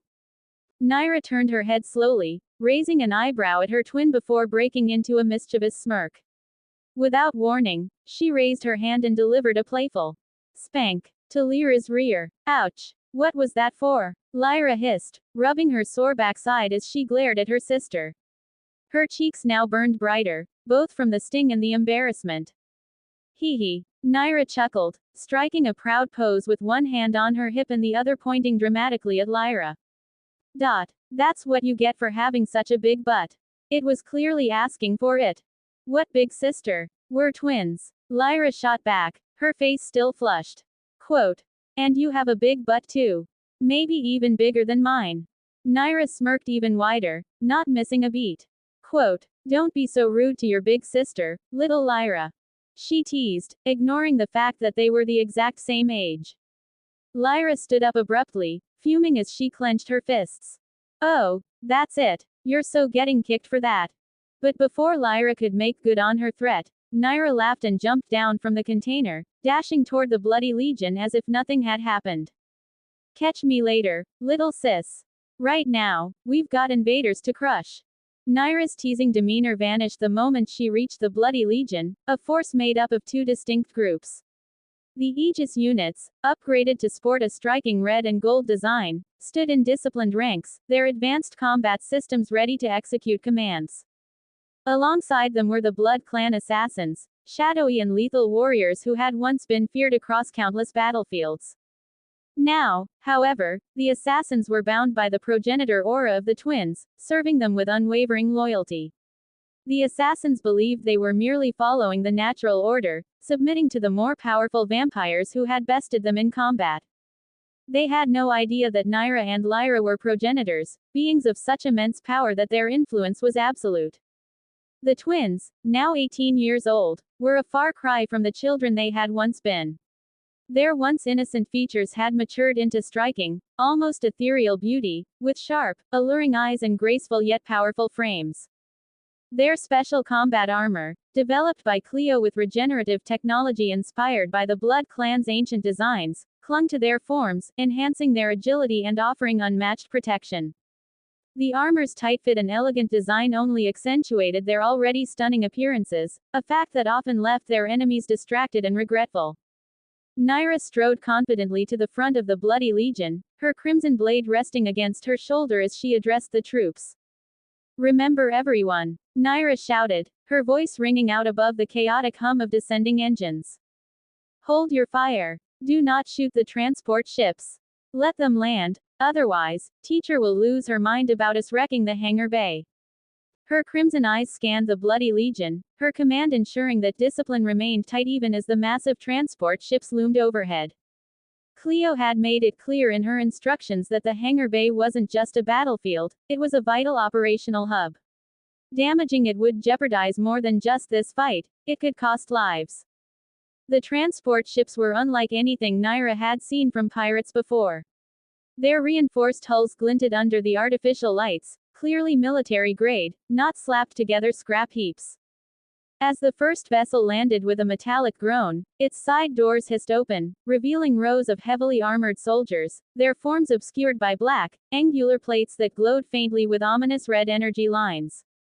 These weren't pirates. Their weapons looked terrifyingly advanced, sleek, and menacing. Not a single crude blaster among them. The moment the soldiers disembarked, chaos erupted. The air filled with the deafening roar of gunfire and the shrill whine of lasers. Even the manual turrets mounted on top of the transport ships came alive, spraying relentless fire at anything that moved. Return fire. Nyra shouted, her voice cutting through the noise. She darted out of cover, dodging a hail of metallic bullets while blocking several laser blasts with her shimmering red energy shield. Lyra, meanwhile, wasn't faring as well. Sis, she yelled, clumsily ducking behind a nearby container as bullets and lasers rained around her. Her personal energy shield flared under the constant barrage, flickering dangerously. I don't think those are pirates. Nyra, even while dodging fire, found time to roll her eyes. I think that's pretty obvious at this point. She snapped. Then, noticing Lyra's exposed position, her tone shifted to one of annoyance. Quote. And stop talking and find cover. You're getting shot too much. Without waiting for her sister to comply, Nyra crafted a pair of crimson chains from her blood, their metallic sheen glinting under the harsh lights. The chains shot out with incredible speed, wrapping around Lyra's waist and yanking her backward toward Nyra's position. Lyra let out a surprised yelp as she was dragged behind the same cargo container Nyra was using for cover. Ouch! Lyra whined, rubbing her butt with an indignant expression. What was that for? Nyra gave her a pointed look, smirking. What? You were about to get shot. Besides, you should thank me. You owe your big sister for saving your big butt. Lyra glared, her cheeks flushing. We're twins. Stop acting like you're older. And my butt isn't even that big. Nyra grinned but didn't respond, her attention already back on the battlefield. Above them, the Aegis units stationed on the second floor were proving to be a serious problem for the invaders. Their plasma rifles tore through enemy ranks, with each shot hitting with pinpoint precision. The enemy soldiers, despite their advanced equipment, found it difficult to deal with the relentless barrage. For every move they made, another plasma bolt would cut through their lines. The leader of the enemy boarding party, standing just outside one of the transport ships, growled in frustration. Tell the gunners to focus fire on the second floor. Suppress those units, now. One of his subordinates nodded, immediately relaying the order through a communication device. Moments later, the transport ships, mounted turrets swiveled upward, unleashing a rain of bullets and lasers at the Aegis units on the second floor. The once dominant plasma fire began to falter as the gunners forced the Aegis units to take cover. This is bad, Lyra said, peeking out from behind the cargo container. Her crimson eyes widened as she watched the suppressive fire pin down their allies. The turrets are giving them the upper hand. We have to do something about them, sis. Nyra narrowed her eyes, assessing the situation. Since this was your idea, you're not allowed to complain later. With a sigh, she dissolved the broad crimson blade she'd crafted earlier, the blood flowing back into her body. In its place, 6 blood-red tentacles erupted from her back, their surfaces glinting like polished metal and tapering into wickedly sharp points. Long-range combat it is, she said, cracking her neck. I'm ready, sis. Lyra chimed in, mimicking her sister as 6 similar tentacles sprouted from her back. Her movements were less polished, but the determination in her eyes was unmistakable. Nyra smirked at her twin. Good. Then let's go make some chaos. The twins darted out from cover, their movements blindingly fast as they split in opposite directions. Their tentacles lashed out like serpents, carving through the battlefield with ruthless precision. Watch out. Something's coming from the side. One of the enemy soldiers shouted, but his warning came too late. Kook. Ah! The soldier screamed as one of Nyra's tentacles pierced him cleanly through the abdomen. Blood should have splattered across the ground, but none came. Nyra yanked the soldier toward her with a flick of her tentacle, but as he neared, she realized something was wrong. Her tentacle wasn't absorbing blood. What the hell? Nyra muttered, frustration flashing across her face. To confirm her suspicion, she impaled the soldier with all 6 of her tentacles, only to discover the same result. No blood flowed. These guys are made of rocks. With an irritated growl, Nyra whipped her tentacles, tearing the soldier into pieces. Shards of what looked like stone and metal clattered to the ground as she leapt back into motion, dodging renewed enemy fire. They're not organics, Lyra shouted as she deflected a hail of bullets with her tentacles. No shit, Nyra snapped, darting toward another enemy. Quote. We're fighting goddamn rock golems with guns. Despite the revelation, the twins didn't let up. They moved like whirlwinds, their tentacles striking with terrifying speed and power. Even if the enemies weren't bleeding, the sheer force of their attacks was enough to disable or destroy the soldiers entirely. On the bridge, Cleo watched the battle unfold through the hangar's security feeds, her golden eyes narrowing as she analyzed the invaders. Artificial soldiers, she muttered to herself, her voice cold and calculating. Interesting. They're not biological, which explains why the twins' blood absorption isn't working. Highly durable and immune to psychological warfare, but still vulnerable to overwhelming force. She turned to a nearby console, activating the defensive turret of the hangar bay to fire on the transport ship's mounted gunners. At the same time, she patched into the twins' communications. Nyra, Lyra, listen carefully. The enemy soldiers are synthetic. Their durability is high, but their core energy systems appear to be in their chests. Focus your attacks there for maximum efficiency. Also, the transport ships, gunners are now under turret fire. You should have a window to disable the ships themselves. Got it, teacher, Naira replied, grinning despite the chaos.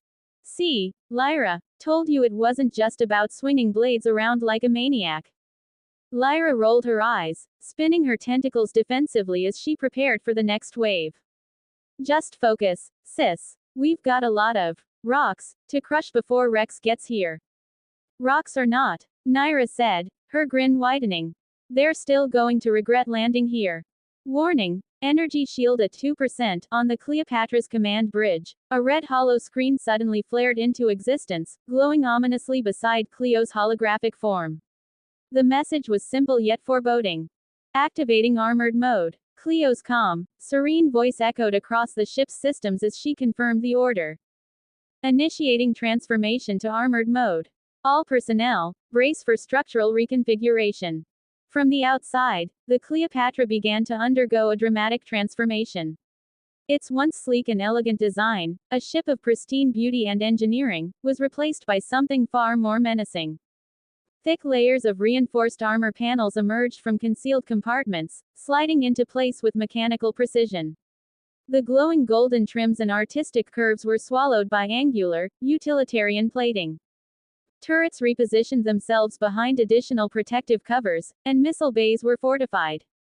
The Cleopatra no longer resembled a marvel of craftsmanship, it was now a fortress in space, a vessel designed to endure and retaliate against overwhelming force. But the transformation was not instantaneous.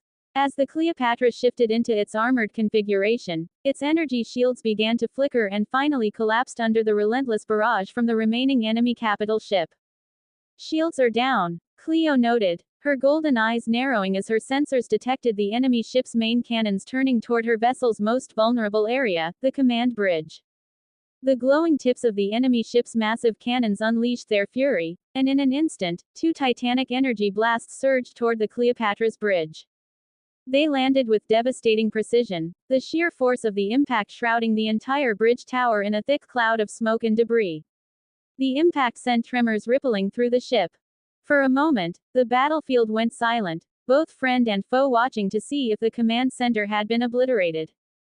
Through the smoke, Cleo's voice cut through, calm and confident as always. It seems I'm not the only one who thinks targeting the bridge is the most useful strategy. A faint smile graced her lips, even in the face of what seemed like disaster. As the smoke cleared, the Cleopatra's bridge tower was revealed, still standing tall. Its surface was unmarred, glowing faintly with golden energy coursing through intricate patterns etched into the armor.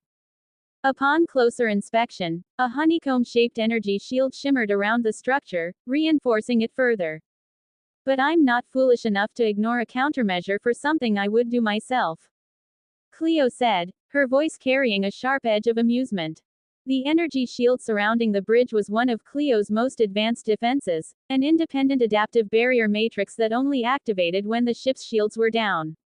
Unlike standard shields, this system was designed specifically to protect critical sections of the ship from concentrated fire, ensuring that even a direct hit from a capital-class cannon wouldn't breach the command center.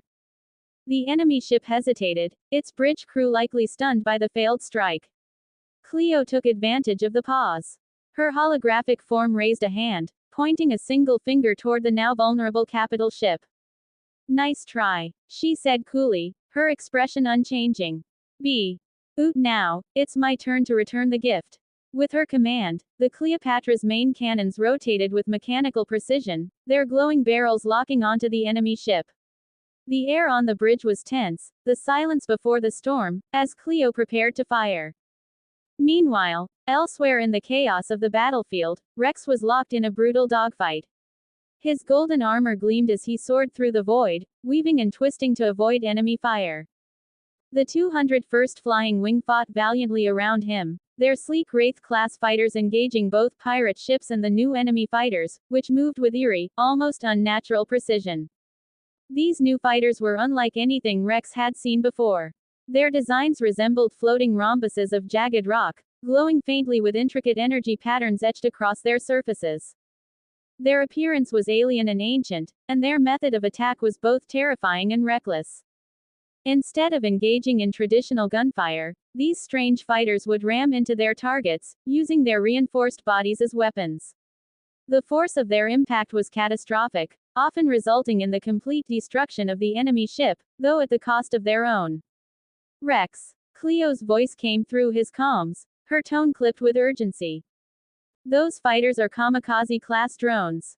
Avoid direct engagement. They're designed to target anything larger than a shuttle with overwhelming kinetic force.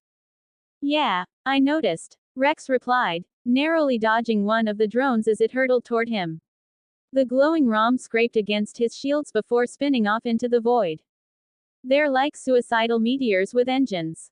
Real friendly. Another drone locked onto Rex, its glowing patterns intensifying as it powered up for a final charge. Rex made a sharp dive, his golden wings flaring as he increased thrust to maximum. The drone followed, its trajectory locked, closing the distance rapidly. Mini Cleo, Rex shouted. Deploy countermeasures now. Deploying plasma mines, Mini Cleo responded in her cheerful, robotic tone. 3 glowing golden orbs shot out from Rex's golden halo, floating briefly before detonating in brilliant explosions. The pursuing drone was caught in the blast, disintegrating instantly as its energy core overloaded. Rex let out a breath, his focus never faltering. Around him, the 201st fighters were adapting quickly to the new enemy, using their superior maneuverability to lure the kamikaze drones into traps or crash them into each other. Even so, the fight was brutal. Several Wraith-class fighters had already been lost, their debris drifting silently through the void. But the Kael'zars, true to their nature, pressed on with unrelenting determination. Rex. Lyra's voice broke through his communications. How's it going up there? Peachy. Rex replied dryly, narrowly dodging another charging drone. What about you and Naira? You better not be getting yourselves killed. We're fine, Lyra replied quickly, though the sound of gunfire and explosions in the background suggested otherwise. We're winning, idiot. Naira's voice cut in, laced with her usual confidence. Don't take too long up there.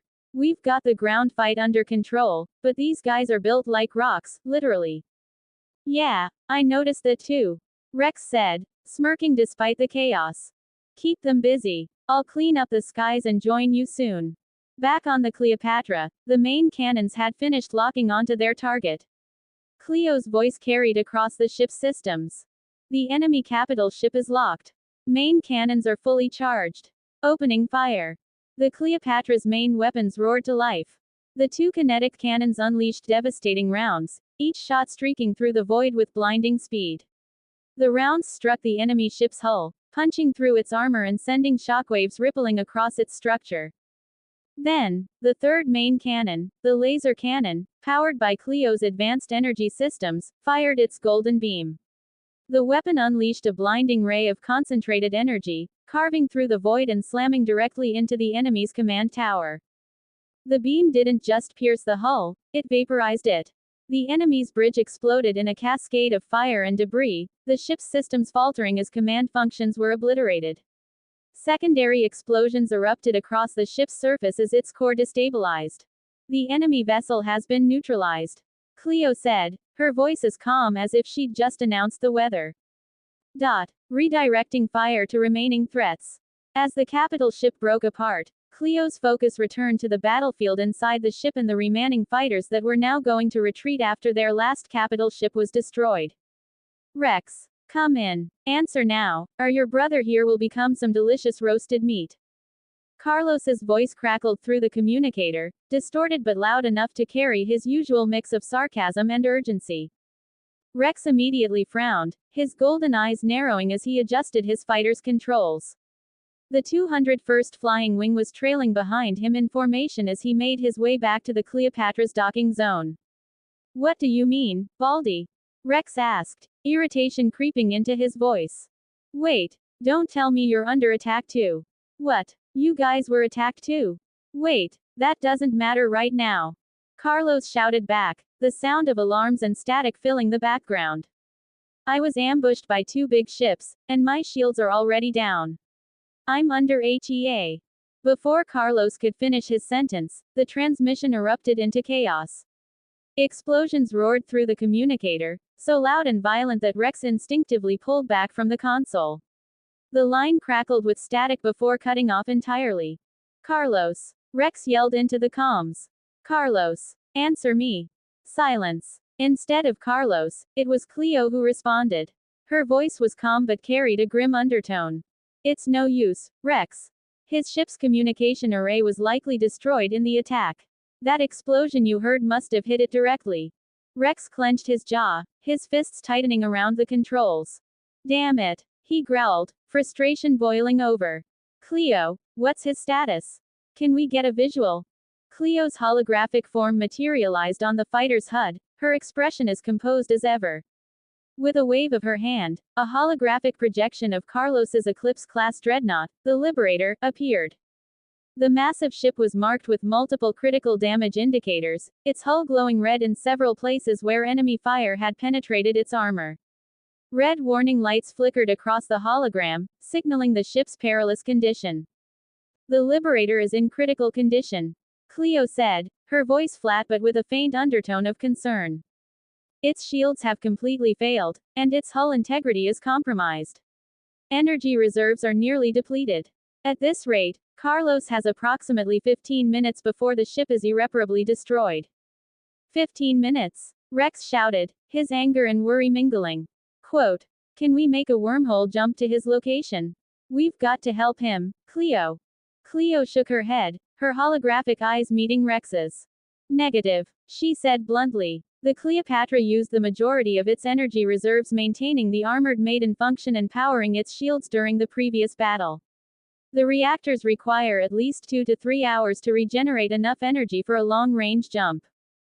2 to 3 hours. Rex slammed his fist against some space debris, his frustration palpable. He doesn't have that long. For a moment, the communicator voice Chanel was filled only with the sound of Rex's labored breathing as he struggled to think of another solution. His mind raced, searching for anything that could be done to close the distance to Carlos in time. Before Rex could spiral further into his frustration, a familiar, sultry voice cut through the comms. Haha, I heard everything, darling. The voice cooed, dripping with amusement and mischief. Rex froze, his golden eyes narrowing. Wise. On the other end, YS's voice was laced with her usual playful tone, but there was a dangerous edge beneath it. That bald little friend of yours is in trouble, yes. Don't worry, darling, I'm already en route to his coordinates. I'll be arriving in 5 minutes, or less. 5 minutes, he echoed, his voice filled with equal parts relief and irritation. Wait, how the hell are you even there? Let's just say I had a feeling something fun was going to happen in that direction. Wise replied, the sound of her laughter echoing faintly through the comms. Besides, I've been itching to test out the gift my dear mother gave me. Rex's brow furrowed. Gift? Wait, don't tell me. Oh, I won't ruin the surprise. Wise purred, her voice practically dripping with glee. Let's just say that these enemies of yours, these big ships, as the bald one calls them, they're about to regret showing up today. On the Liberator, Carlos gritted his teeth as the ship groaned under yet another volley of enemy fire. Sparks flew from consoles around him, and the bridge crew scrambled to keep the vessel functional. Status report. Carlos shout, his voice sharp as he clung to his captain's chair, which shook violently under the strain. Shields are gone, Admiral. One of the Aegis units reported, its robotic voice unwavering despite the chaos.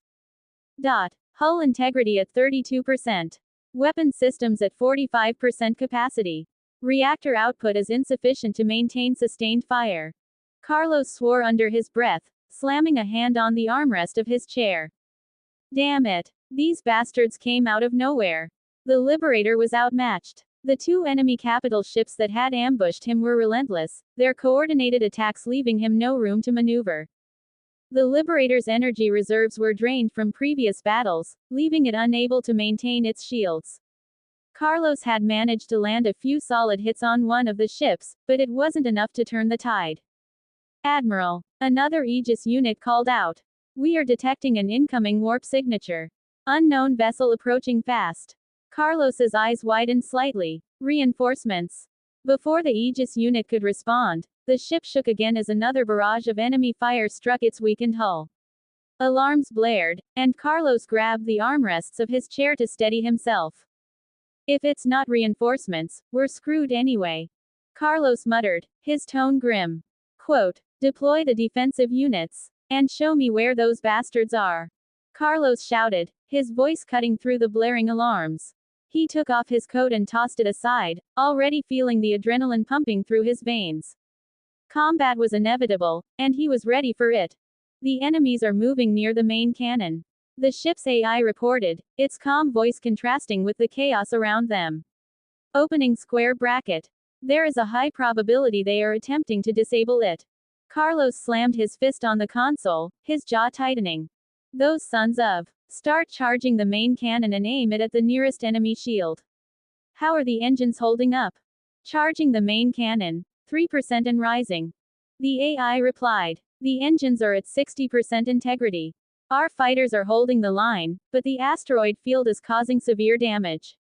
Impact detected. Engine integrity is now 58%. Carlos cursed under his breath as the screen lit up with red warnings. Every hit to the engines felt like a punch to his gut. If those engines go down, we'll be dead in the water. Keep charging the cannon. I'm heading to the main cannon control room. We can't let those bastards take it. Behind him stood his personal battle suit, Argos, a towering mechanical marvel at 2.5 meters tall. Its sleek frame gleamed under the dim lighting of the command bridge, bristling with weapons and a reserve of nanomaterials for crafting melee weapons. This suit wasn't just a machine, it was his lifeline, custom built by Cleo under Rex's personal orders. Battle suit Argos, activate. Carlos commanded, stepping into the cockpit. The suit came alive, a low hum vibrating through the air as the interface synced with him. Engines at full power. Ammo stocked. Shields at 55% and climbing. Awaiting further orders. The AI intoned. Carlos grinned, gripping the suit's controls. Quote, let's give them hell. What's the status of the merchant convoy? The merchant convoy is secured in the hangar bay. The 198th Legion Argos is protecting them. Good. We lose those assets, and we might as well surrender. Half the Royal Guards, with me. The rest, defend the bridge. Carlos stomped toward the bridge exit, the metallic thud of his battle suit echoing through the halls. The Royal Guards, heavily armed Aegis sentinels, snapped into action, their glowing visors reflecting the chaos around them. From the shadows, the stealthy phantom units followed, their movements silent and precise. As Carlos and his team advanced, the ship trembled under a barrage of enemy fire. He could already hear the clashes ahead, the sound of metal tearing, weapons discharging, and something heavy crashing into the walls. When the enemy came into view, his blood boiled. They were massive golems, standing over 2 meters tall with jagged, rock-like bodies that glowed faintly from within. These weren't mere soldiers. They were living weapons, stomping through his ship like they owned it. And judging by the way they moved, they knew exactly where to go. Carlos smirked, despite the tension tightening his chest. Oh, you think you've got me all figured out, huh? You think I'm just some amateur admiral ripe for the picking? He flexed his fingers, the suit responding with a hiss as a massive two-handed hammer materialized in his grip. Big mistake. The closest golem turned toward him, but before it could react, Carlos was already in motion. He swung the hammer with brutal force, the impact shattering the creature's torso into a cloud of gravel. The remaining pieces clattered to the floor, lifeless. Who's next? Carlos roared, his voice reverberating through the corridor. A second golem lunged at him, its massive arm swinging like a wrecking ball. Carlos sidestepped and planted a heavy kick into its chest, sending it crashing into the wall with enough force to dent the metal. His shoulder-mounted laser cannons whirred to life, unleashing a storm of energy bolts that riddled the creature with holes until it crumbled to dust. Behind him, the Royal Guards engaged more of the golems, their energy blades clashing with the invaders. Sparks flew, the air thick with the smell of burning metal and ozone. One of the guards fell, its armor shattered, but the others pushed on, their resolve unshaken. Carlos glanced back, his hammer resting on his shoulder. Don't let up. These things might look tough, but they're just oversized pebbles. As he moved forward, he heard the AI's voice in his ear. Admiral, more golems are approaching the main cannon control room. The Aegis units are holding them off, but their numbers are dwindling. Carlos grated his teeth. Of course they are. These rock piles just don't know when to quit. He broke into a run, the heavy battle suit thundering down the corridor. When he reached the next wave of enemies, they turned to face him, their glowing eyes locking onto his suit. One of them let out a guttural, grinding roar, a sound that might have intimidated anyone else. Carlos laughed. Oh, you think that's scary? Buddy, I've had hangovers worse than you. He charged, his hammer swinging in wide arcs. One golem managed to block with its arm, but the impact still sent it stumbling backward. Carlos pressed the advantage, slamming the hammer down onto its head and splitting it in two. From his back, a missile launcher popped up and fired, obliterating another golem in a fiery explosion. Keep up, boys, he shouted to the guards. I don't want to hog all the fun. Despite the chaos, Carlos couldn't ignore the growing sense of urgency. Every second the enemy delayed him, the closer they came to taking the main cannon. And if they succeeded, it wouldn't matter how many golems he smashed, the ship would be defenseless. AI, status on the cannon charge. He shouted. Main cannon at 42%. Estimated time to full charge. 3 minutes. Carlos growled. We don't have 3 minutes. He swung his hammer one last time, clearing the corridor. As the last golem crumbled, he turned to his team. We're almost there. No stopping now. Deep down, Carlos knew the odds weren't in their favor. His ship was battered, his crew exhausted, and reinforcements were nowhere in sight. But giving up, not an option. He was human, after all. And if there was one thing humans were good at, it was defying the odds. With a smirk, he muttered under his breath. You picked the wrong ship, you rocky bastards. Then, gripping his hammer tightly, he charged toward the cannon room. Warning. Carapace-class destroyer detected emerging from the warp jump signature. Affiliation. Chrysari. What? A Chrysari vessel? In this part of the galaxy? Carlos froze, his eyes darting to the tactical display. His stomach churned as realization hit him like a hammer. No, no, no. Please, not that. Anything but that. His voice rose in desperation, cutting through the tense silence of the bridge. Before the AI could respond, a voice cut through the private long-range channel. Aha, I have arrived to save you, Baldy. Couldn't handle a few pathetic enemies without me. The voice was sharp, teasing, and entirely too familiar. Carlos groaned, his head falling into his hands. Oh, for the love of all that's holy. Not you, Wise. Not now. Wise was lounging in the throne room of her bioship, a smug grin on her face as she watched the chaos on Carlos's end through her tactical interface. I told my darling I would come to help you, so you should be grateful for my royal intervention. She purred, lazily twirling her finger in the air as though orchestrating the entire battle herself. On the tactical display, the Chrysari Carapace-class destroyer loomed into view.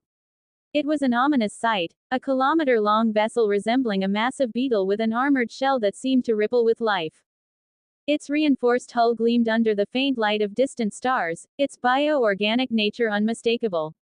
Unlike standard ships, it had no visible windows or traditional features, it was just a grotesque, pulsing exterior that hinted at the hive mind controlling it. Carlos stared at the screen, muttering under his breath. Why does every disaster in my life involve her? Wise, sprawled across her opulent, silk-covered throne, popped a fruit into her mouth and chewed lazily. Behold, my magnificent ship, she said, gesturing toward the tactical hologram as if Carlos could see her. Isn't it glorious? And here I am, lowering myself to save you. The front of the Chrysari destroyer shifted as four massive, organic cannons emerged from beneath its shell, each one pulsating with glowing energy. Wise snapped her fingers with a theatrical flourish. Fire! The ship's cannons unleashed a salvo of compressed biomatter at unimaginable speed. The glowing projectiles streaked through the void, slamming into the shields of the enemy capital ship. Upon impact, the biomatter decomposed violently, spreading corrosive energy that detonated in a blinding explosion. The enemy ship's shields flickered and cracked under the strain, the shockwave rippling outward. Carlos watched the feed, his mouth open wide. What the hell was that? Wise giggled, leaning back in her throne as another servant handed her a fresh piece of fruit. Oh, just a little something I cooked up for pests like these. It seems sturdier than I expected, though. Fire again when ready. Princess, enemy fighters are approaching. The mind of her destroyer communicated telepathically. Its voice was calm, almost indifferent, but Wise could sense the alertness in its tone. She raised an eyebrow, barely glancing at the display. Oh, how boring. Send out the little ones to deal with them. I have no time for such trivial matters. The destroyer's hull shifted again as several large sections opened, revealing cavernous, organic launch bays. From them, hundreds of Swarmling-class fighters burst forth, each one shaped like a sleek, black hornet with glowing green highlights along their edges. The fighters darted through space with insect-like agility, their twin bioenergy cannons firing rapid bursts at the approaching pirate ships. On the other end of the battlefield, the pirate wing leader stared at his tactical display in mounting panic. What the hell is that? What are those things? Just fighters. Another pilot said over the comms, his tone dismissive. Quote, let's take them out and. Before he could finish, the swarmlings swarmed them. The first pirate ship exploded in a flash of green energy, followed by another and another. The pirate wing was torn apart in seconds, the hornet-like fighters darting between them too fast to track. Pull back. The wing leader screamed, his voice breaking. Quote, those aren't fighters. They're monsters. Carlos heard the commotion over the open communications and shook his head. Wise, can you try not to look like you're having too much fun over there? You're supposed to be helping me. Wise chuckled, clearly enjoying herself. Oh, Carlos, you hurt me. This is me helping. If I wanted to have fun, I'd let you flounder a little longer. Carlos groaned again, pinching the bridge of his nose. Quote, just keep firing at the capital ship and keep your creepy hornets away from my fleet. And stop calling me bald. Wise ignored him, waving a hand dismissively at her ship's display. Yes, yes, fire again. I want that shield down before I finish my fruit. Another barrage of biomatter erupted from the destroyer, slamming into the enemy ship with even greater force. This time, the shields collapsed entirely, leaving the vessel vulnerable. The pirates scrambled to regroup, their once confident assault evolving into panic. On the corridors of the Liberator, Carlos took a deep breath, trying to suppress his irritation. AI, status on the enemy fleet. Their capital ship's shields have been destroyed. Enemy fighters are in disarray. The Chrysari forces are overwhelming them. Carlos glanced at the tactical display, then back at the communications channel. Wise, I hate to say this, but, thank you. Of course. Wise replied smugly. Quote, I'll be sure to remind Rex that I saved you. Maybe he'll finally let me redecorate your dull little ship. Carlos groaned, muttering under his breath. This woman is going to be the death of me.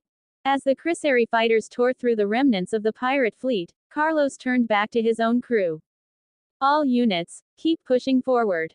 The main cannon is almost charged. Let's finish this fight before Wise decides to help me even more.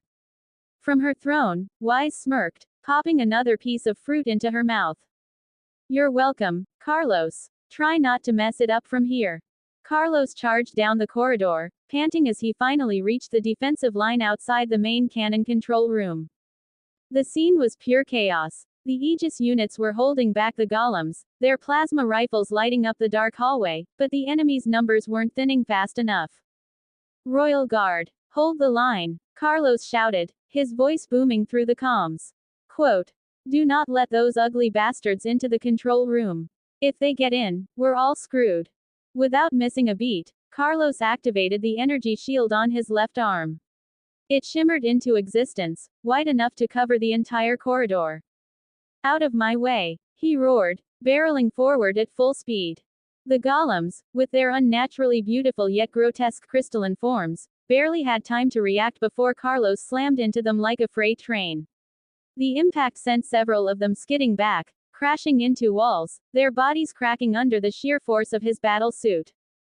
Fire! Shoot them down while I hold them. Carlos roared as the golems began to regroup, their glowing eyes locking onto him. Plasma bolts whizzed past him, lighting up the narrow space. The Kalesar units positioned behind him fired relentlessly, their shots passing harmlessly through the energy shield while obliterating the advancing golems. Shards of their rocky bodies scattered like shrapnel, the air filling with the acrid smell of burnt minerals. Just as Carlos began to think they might hold the line, the corridor trembled. The sound of heavy footsteps echoed, louder and deeper than anything they'd heard so far. From the smoke-filled end of the hallway, something massive emerged. "Oh, no," Carlos muttered, gripping his hammer tighter. "What now?" The figure that stepped forward was a giant, even among golems. Standing nearly 3 meters tall, it barely fit within the corridor. Its massive body was made of darker, jagged stone, and faint red cracks glowed across its surface like molten veins. When it moved, its every step sent vibrations through the floor. The thing wasn't just big, it was terrifying. The giant golem stopped a few meters away and let out a guttural roar that shook the walls, then raised one of its massive fists and punched the air. Carlos blinked, confused. "Ha! What the hell is that? Is it blind? It's punching air, like..." Before he could finish, the giant's fist detached from its arm and rocketed through the air like a missile, slamming into Carlos's shield with earth-shattering force. The impact sent him hurtling backward, sparks flying as his suit struggled to absorb the blow. His shield flickered, barely holding together. "What the?" Carlos scrambled to his feet, his mind racing. "T can launch its fists like freaking boulders. That's cheating."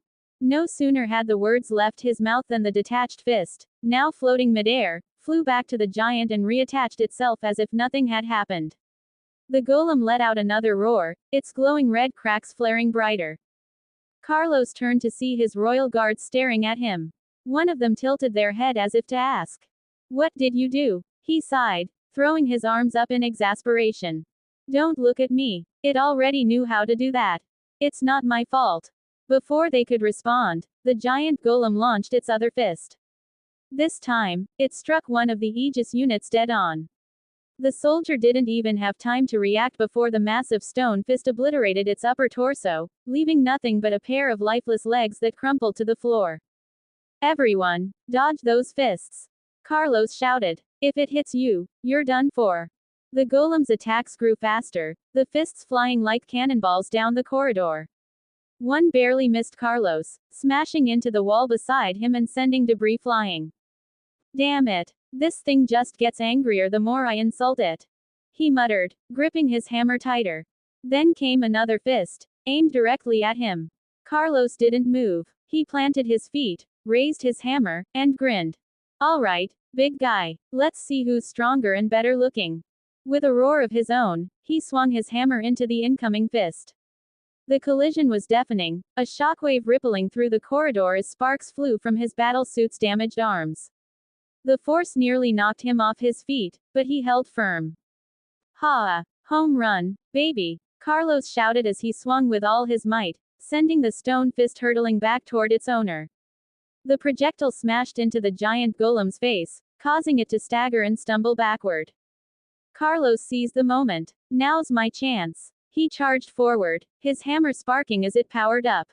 The propulsor on its back flared to life, and with a mighty swing, he drove the hammer into the giant golem's abdomen. The impact cracked its stony surface, faint fissures spreading across its torso. But the golem wasn't done. It roared in defiance, swinging its massive arm at Carlos. He barely managed to block it with his shield, gritting his teeth as the force rattled his entire body. "Try again next time, you oversized gravel pile," he taunted, spinning on his heel to deliver another crushing blow to its abdomen. This time, the cracks deepened. The glowing red veins dimmed slightly, and the golem staggered again. Carlos didn't let up. He rained down blow after blow, each strike faster and more precise than the last. "I'm not done yet," he shouted, his voice raw with exertion. Finally, with one last devastating swing, the hammer connected with the golem's abdomen, shattering it completely. The giant stumbled, its body crumbling as the light in its eyes faded. With a thunderous crash, it collapsed into a pile of rubble, lifeless at last. Carlos stood over the remains, breathing heavily. His suit hissed and sputtered, sparks flying from its damaged joints. He glanced at the corridor, littered with debris and fallen enemies. Ha! Ha! Who's next? Then, almost as if to mock him, the ship AI chimed in.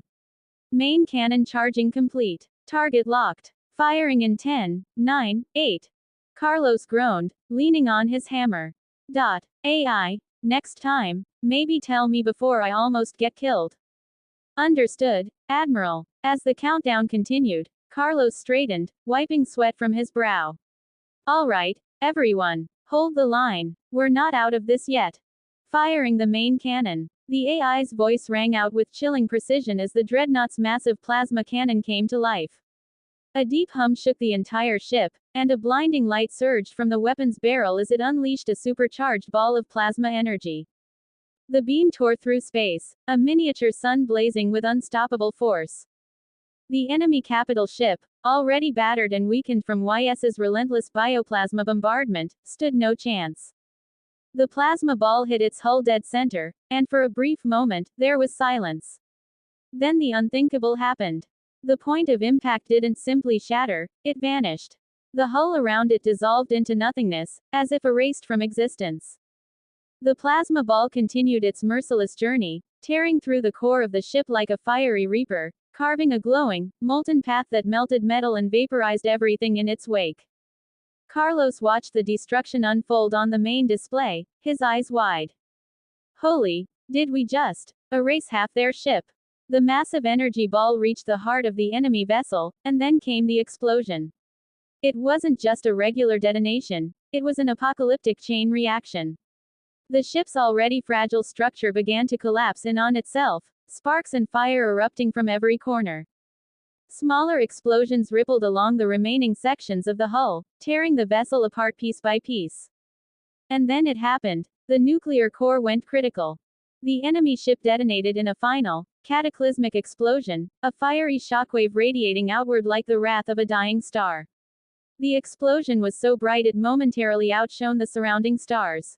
The remains of the ship were scattered into countless fragments, glowing like embers as they drifted into the void.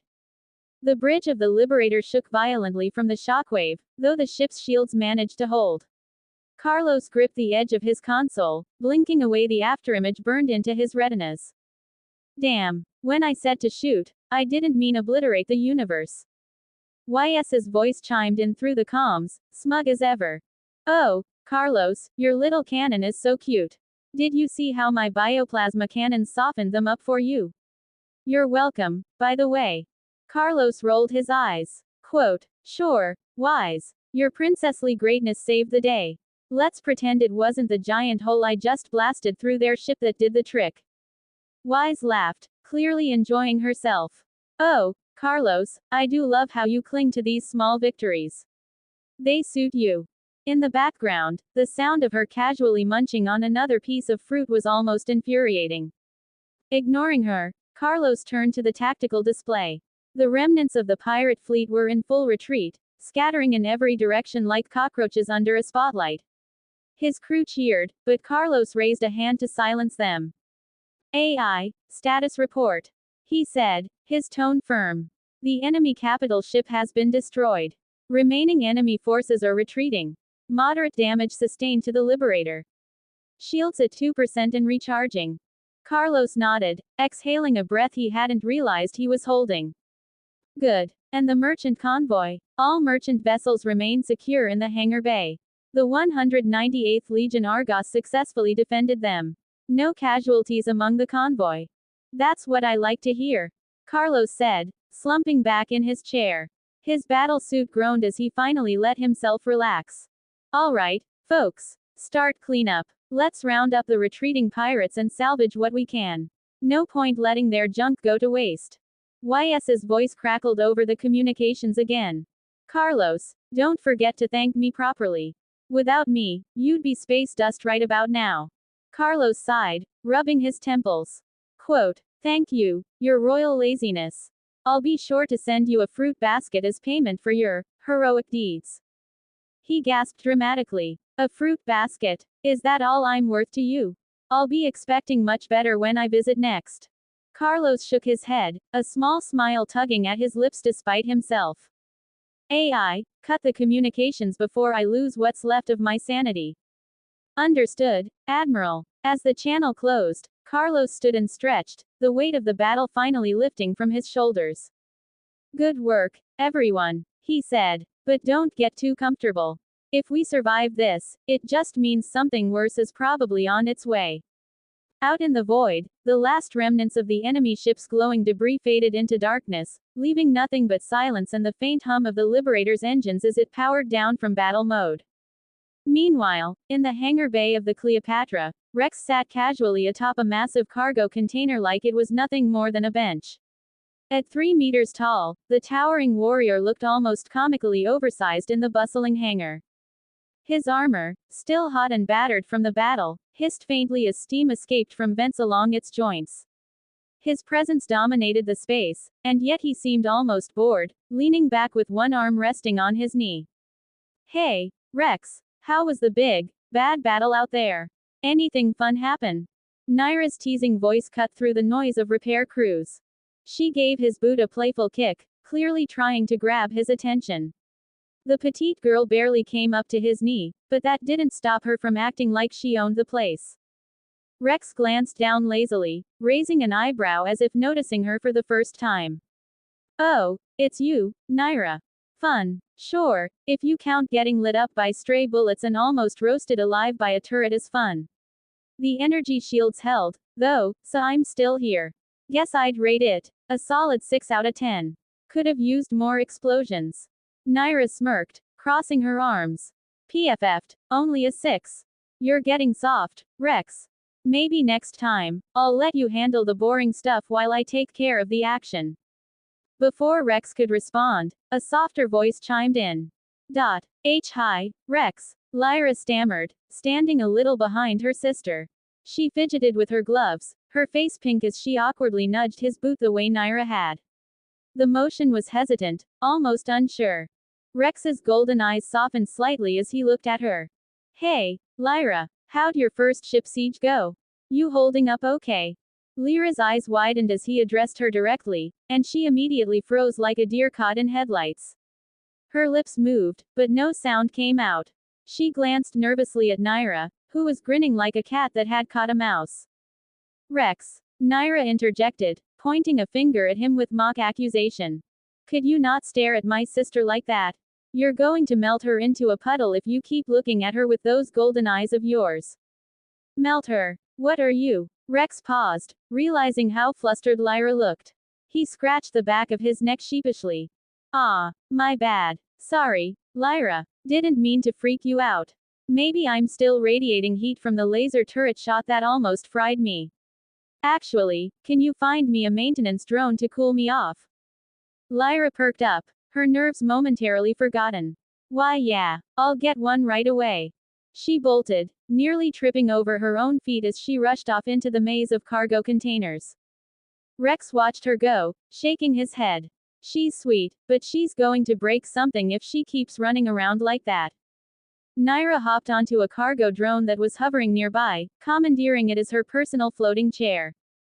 Don't worry, she's tougher than she looks.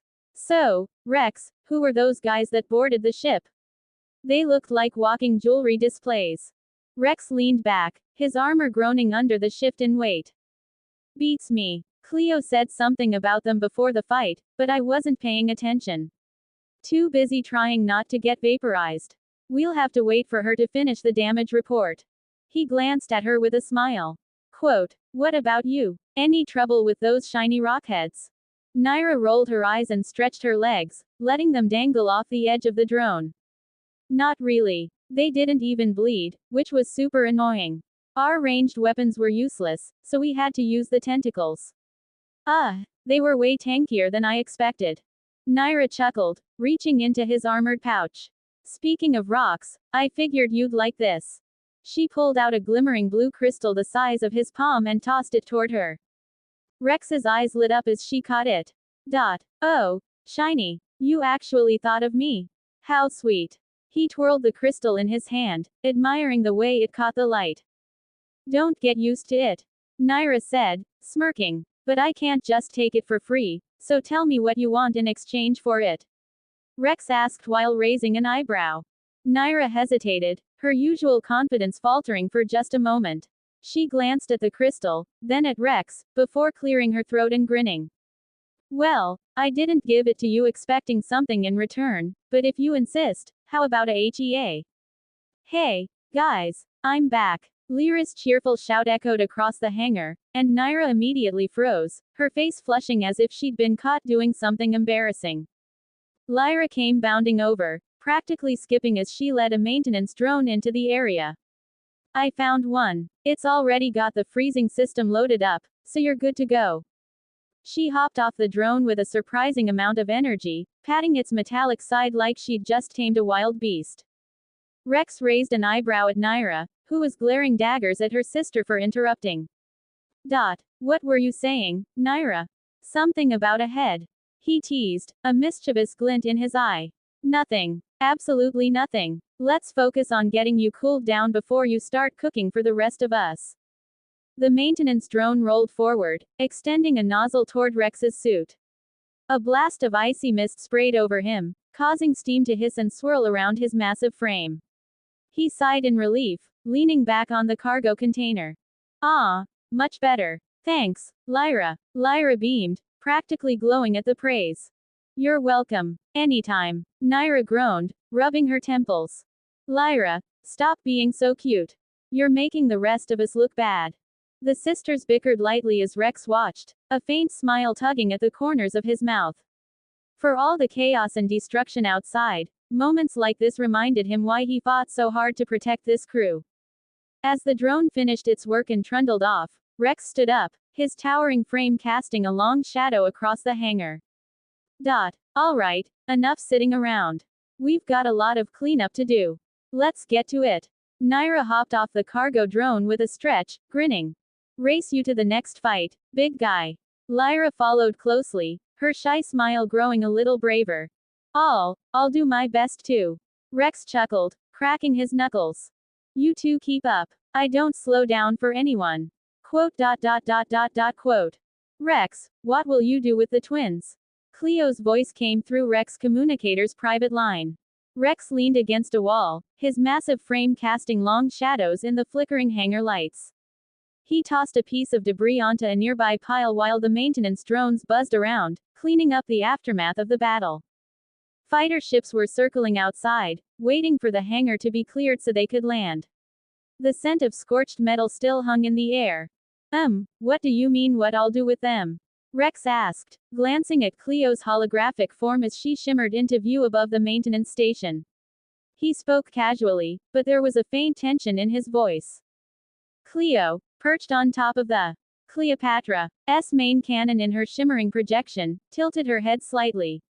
Even in her virtual form, she managed to look vaguely amused, or maybe that was just Rex's imagination. Rex, don't play dumb with me. You're not as dense as you pretend to be, she said, her voice cool yet edged with just enough intrigue to push the conversation forward. Even I can see it. Those twins don't just look at you with respect. There's something else. Rex paused, letting out a long sigh as he tossed another piece of debris aside. Cleo, he muttered. What do you want me to say? You already know the answer. Cleo raised an eyebrow, her holographic form shimmering slightly as she commanded drones to patch the Cleopatra's fractured hull. I want to hear your answer, not mine. But if I had to guess, you'd try to dodge the question again. Am I wrong? Rex stopped what he was doing, turning to face her fully. His towering form made even Cleo's holographic presence seem small. Fine. If you must know, I can't. I won't accept their feelings. It doesn't feel right. His voice was calm but carried the weight of something unresolved. I saw them grow up, Cleo. Their father left them in my care. How would it look if you're not their father, Rex? Cleo interrupted, her voice sharper than usual. For a moment, the steady hum of the repair drones filled the silence. And besides, that's not what this is about. It's about you. Don't you think I haven't noticed? Your sense of responsibility is your armor, but it's also your prison. Rex crossed his arms, his golden eyes narrowing slightly. What's your point? Cleo shifted her posture, as if trying to find the right words. She didn't often dip into philosophical territory, but when she did, it was hard not to listen. Rex, you're not like them anymore, she said quietly. You're different. You'll outlive them. Unless something kills you. And let's face it, that's not exactly likely, you'll still be standing here centuries after they're gone. Rex's expression darkened, his gaze dropping to the floor. He didn't respond. Cleo softened her tone, though it still carried the weight of her logic. What I'm trying to say is, you can't keep thinking like a mortal. You'll only end up hurting yourself. The pain of losing the people you care about. She paused, her voice faltering slightly, an odd thing for someone who claimed emotions were beyond her. It'll hollow you out, Rex. I've seen it happen to others like you. Rex tilted his head, his tone almost defensive. And what does that have to do with the twins? You think I should just, forget everything? Move past all the reasons it feels wrong? Cleo hesitated for a moment, something uncharacteristic for her. I'm not saying you should forget your past or your responsibilities. I'm saying you should stop closing yourself off from the connections that might actually make your existence meaningful. She turned back toward the repair drones, commanding them with a flick of her hand.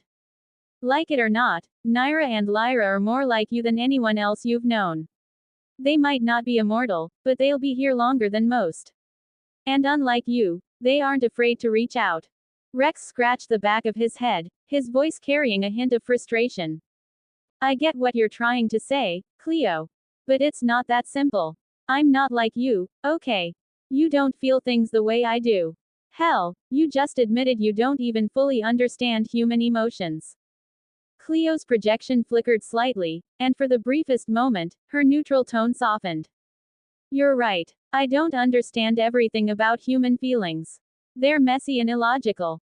She paused, turning to look at him directly. But I've been with you long enough to know this. If you keep running from them, if you keep running from yourself, you'll never be anything more than a soldier waiting for the next battle. Rex stared at her for a long moment, then let out a low laugh, though it lacked much humor. You've really thought this through, huh?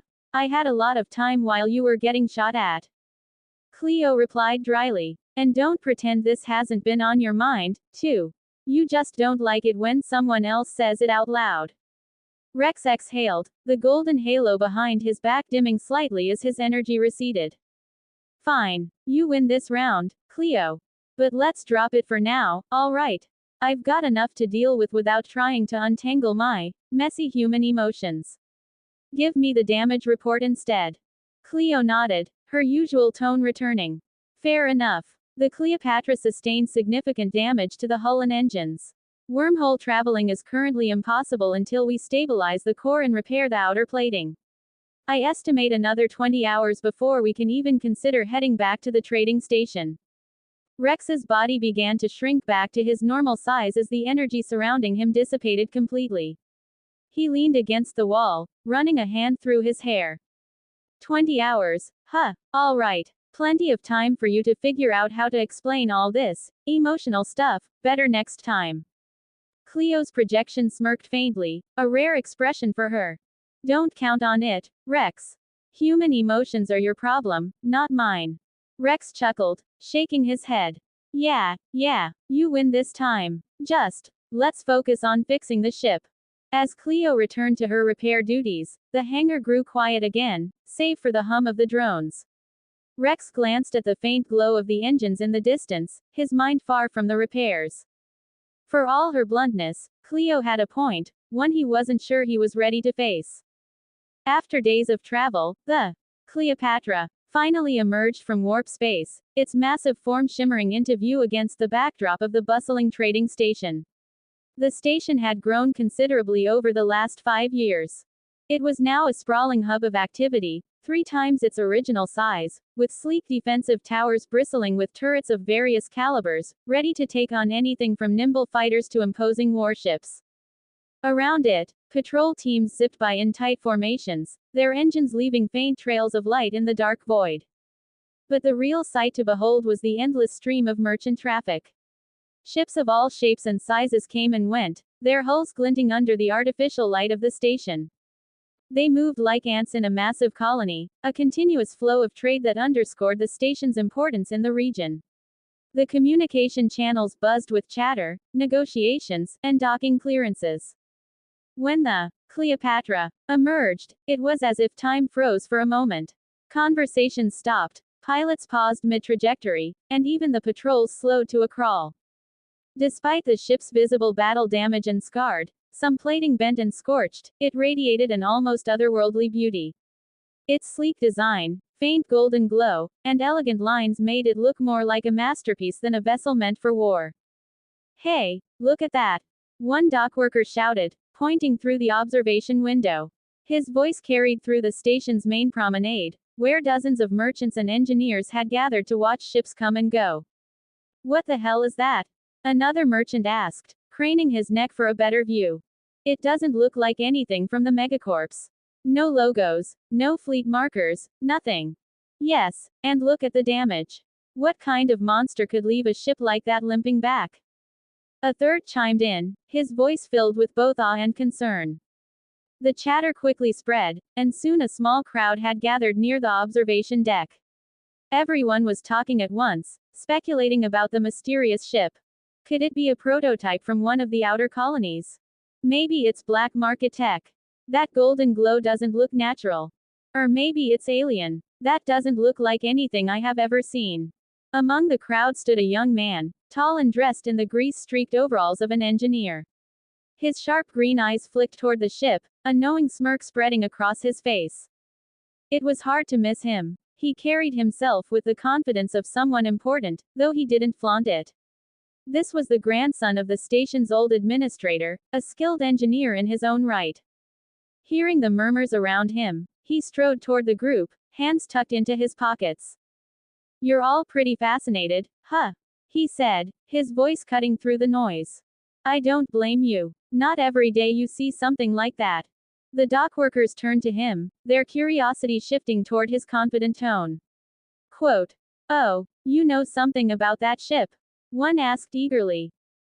"What is it? Who does it belong to?" The young man chuckled, taking his time as he walked up to the observation window. He let the question hang in the air for a moment, drawing their attention further. Then, leaning casually against the railing, he nodded toward the Cleopatra. "They're not megacorp. Not pirates. Definitely not black market." His voice lowered slightly, as if sharing a secret. "That ship. That's the Cleopatra. And if you don't know her name, you should. She's the pride of Admiral Rex's fleet." There was a collective intake of breath. "Wait, the Rex?" someone blurted out. "The immortal Titan. The guy who fought off the Chrysari invasion 7 years ago." "The very same," the young man replied, smirking. Quote, "And if you're wondering why she's so beat up, it's because Rex doesn't just sit around polishing his metals. Wherever he goes, trouble follows." The crowd leaned closer to the window, their awe intensifying as they studied the ship's elegant, damaged form. One of the merchants, an older man with a heavy coat and a cigar tucked behind his ear, let out a low whistle.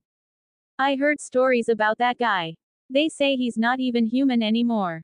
More like a walking weapon."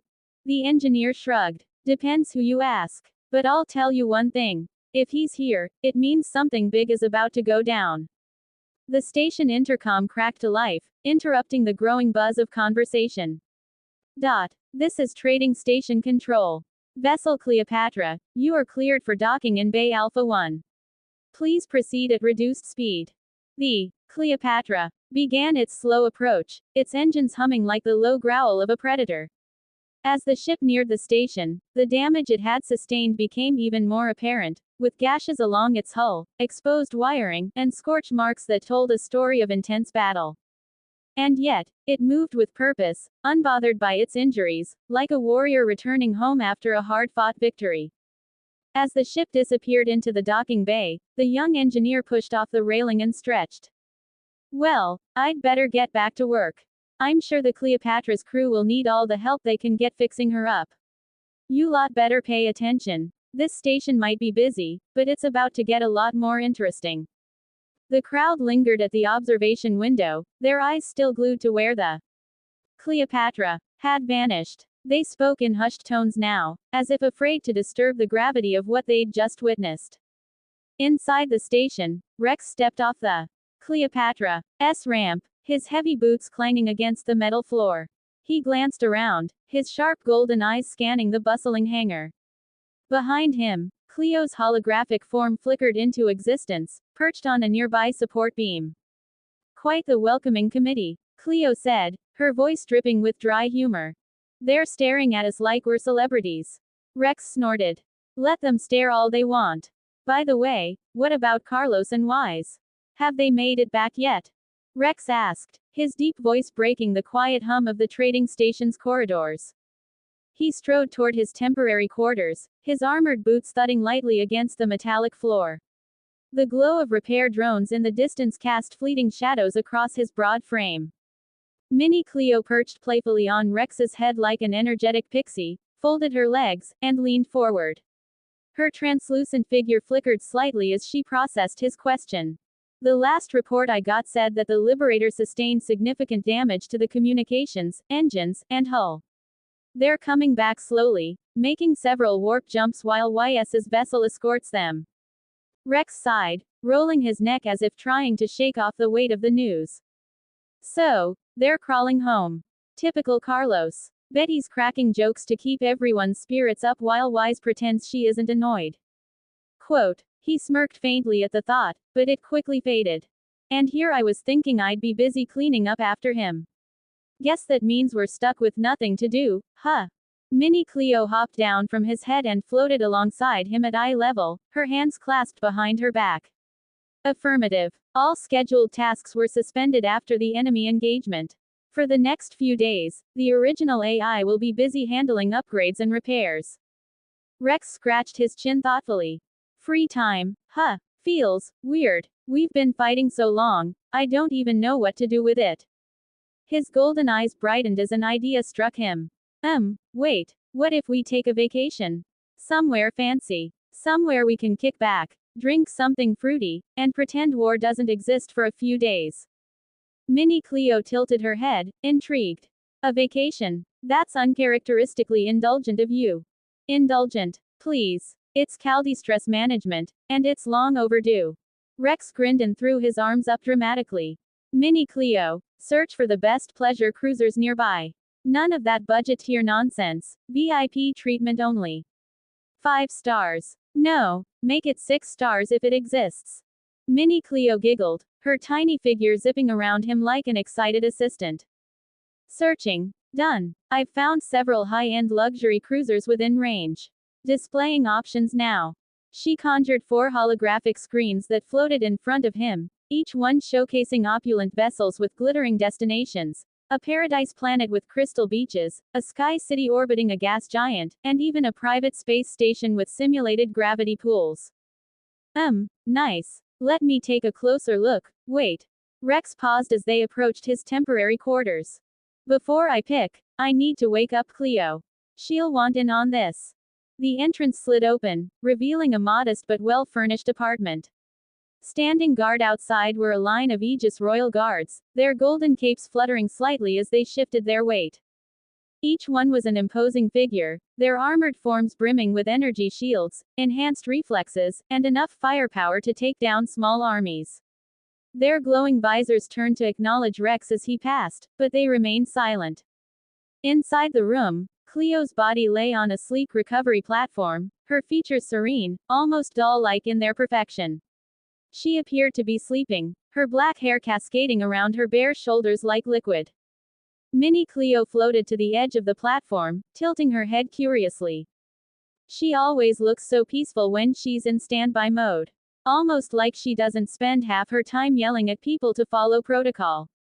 Rex chuckled, stepping closer. Quote, yeah, peaceful. Except she refuses to wear clothes when she's out of her body. He sighed, shaking his head. She says it's for technical efficiency, but we both know she just likes messing with me. He reached out, gently pressing a finger to Cleo's forehead. The moment his finger made contact, intricate tech markings lit up along his hand and her skin, glowing softly as they spread across her body like circuitry coming to life. A faint hum filled the room as her systems powered up. Within seconds, her vibrant golden eyes opened, their clarity like the surface of a calm ocean. "Welcome back, my cute wife," Rex teased, handing her a robe before she could sit up. "How's the Cleopatra looking?" Cleo blinked a few times, then rolled her eyes at his comment. "You're still calling me that, huh? And the ship's stable for now, though it'll take days to finish all the repairs. We're lucky the core didn't destabilize after that last hit." Quote. She pulled the robe over her shoulders, tying it loosely as she sat up. "So, what's this about you waking me up? Don't tell me another pirate fleet showed up." Rex smirked. "No pirates. No emergencies. For once, I woke you up for something fun. We're taking a vacation." Cleo raised an eyebrow, her expression caught somewhere between amusement and disbelief. "A vacation? Are you feeling all right? Should I run a diagnostic on your brain?" "I'm serious," Rex said, crossing his arms. Quote. "We've been fighting nonstop. We've earned some downtime, and now that we've got the credits, we're going big. Luxury cruiser, 5 stars, VIP treatment, and that stuff." Mini Cleo's already pulled up the options. Cleo glanced at the hovering screens, her expression softening slightly. For a moment, the corner of her mouth quirked up in a faint smile. "Well, I suppose it wouldn't hurt to take a break. Even I need to rest once in a while." She paused, her voice dropping into a teasing tone. "Though I'm guessing this is less about stress relief and more about you wanting to sip cocktails while pretending to be the galaxy's most eligible bachelor." Rex laughed. Quote. "Hey, if the galaxy sees me that way, who am I to argue?" Cleo rolled her eyes again but stepped closer to one of the screens. Her holographic twin perched on her shoulder, giving an excited thumbs up. Quote. "All right, let's see what you've picked. But if we're doing this, I'm choosing the destination. You'll just pick the one with the biggest bar." "Deal," Rex said, grinning. As Cleo scanned the options, Rex leaned back against the wall, watching her with a faint smile. For all the chaos they'd been through, moments like this reminded him that he remembers that Cleo isn't just a weapon, she's something even more human than him. "By the way," Cleo said without looking up, "if you try to cheap out on the trip, I'll reprogram your bed to simulate turbulence for the next month." "Noted," Rex replied with a chuckle. "VIP all the way, I promise." While Rex and Cleo were engrossed in scanning through the hollow screens, debating the merits of one luxury cruiser over another, Cleo suddenly stopped speaking mid-sentence. Her gaze drifted away from the display, locking onto the far wall as if she were staring at something invisible. Her normally vibrant expression shifted into something sharper, more calculating. Rex immediately noticed the change. What's the matter, Cleo?" he asked, his tone a mixture of curiosity and caution. He leaned back against the counter, crossing his arms as he watched her. Cleo remained silent for a moment, her holographic twin, Mini Cleo, flickering into view on Rex's shoulder as if equally curious. Then Cleo blinked, as if snapping back to the present. She turned toward him, summoning a hollow screen in front of them with a wave of her hand. The swirling image of space distorted by a warp jump appeared, rippling like a stone dropped into still water. "The Cleopatra just detected 2 warp signatures entering the system," Cleo said, her voice returning to its usual calm, measured tone. "One of them is the Liberator. The other..." She paused, narrowing her eyes slightly. Quote. "The other one doesn't match any ships in our database." Rex raised an eyebrow. "Unknown ship. That doesn't sound good. Could it be hostile?" "Unlikely," Cleo replied, her fingers dancing through the air as she pulled up additional data on the distortions. "There's an 80% probability it's YS's vessel. The warp signature has some biological components, which aligns with the Chrysari tech. I'll need to confirm once they fully exit the jump." The screen expanded, showing the area of space near the trading station. The first warp distortion stabilized into the familiar outline of the Liberator, its battered hull limping into view. Even from the hologram, it was clear the ship had seen better days. Its exterior was pockmarked with scorch marks and fractured plating, and one of its rear engines flickered weakly. "Looks like Carlos really took a beating," Rex muttered, studying the hologram. "I swear, that guy could find trouble in the middle of an empty galaxy." Cleo's lips curled into the faintest smirk. That's what makes him Carlos, isn't it? Fair point, Rex admitted with a shrug. And the other ship? The second warp signature stabilized moments later, revealing a massive, beetle-like vessel. It was unmistakably organic in design, its surface pulsating faintly with an eerie green light. The ship's exoskeletal frame was sleek yet intimidating, its front bristling with bioplasma cannons that glowed faintly as if charging. Even through the hologram, the ship radiated an aura of raw, predatory power. Wise, Rex said with a knowing grin. Quote, she really knows how to make an entrance, doesn't she? Cleo nodded, her tone neutral but with a hint of amusement. That would be the Carapace-class destroyer, YS's personal flagship. It seems to have taken minimal damage. Typical Crisari engineering. It's more alive than mechanical. Rex let out a low whistle, tilting his head as he studied the ship's organic curves. You know, for something that looks like it crawled out of a nightmare, it's actually kind of beautiful. In a creepy, flesh-eating beetle kind of way. That's one way to describe it, Cleo replied dryly, though her eyes lingered on the hollow screen as if analyzing every detail of the ship. They've just sent a docking request to the trading station. Both the Liberator and YS's vessel will arrive within the next 10 minutes. Rex stood up straighter, cracking his knuckles.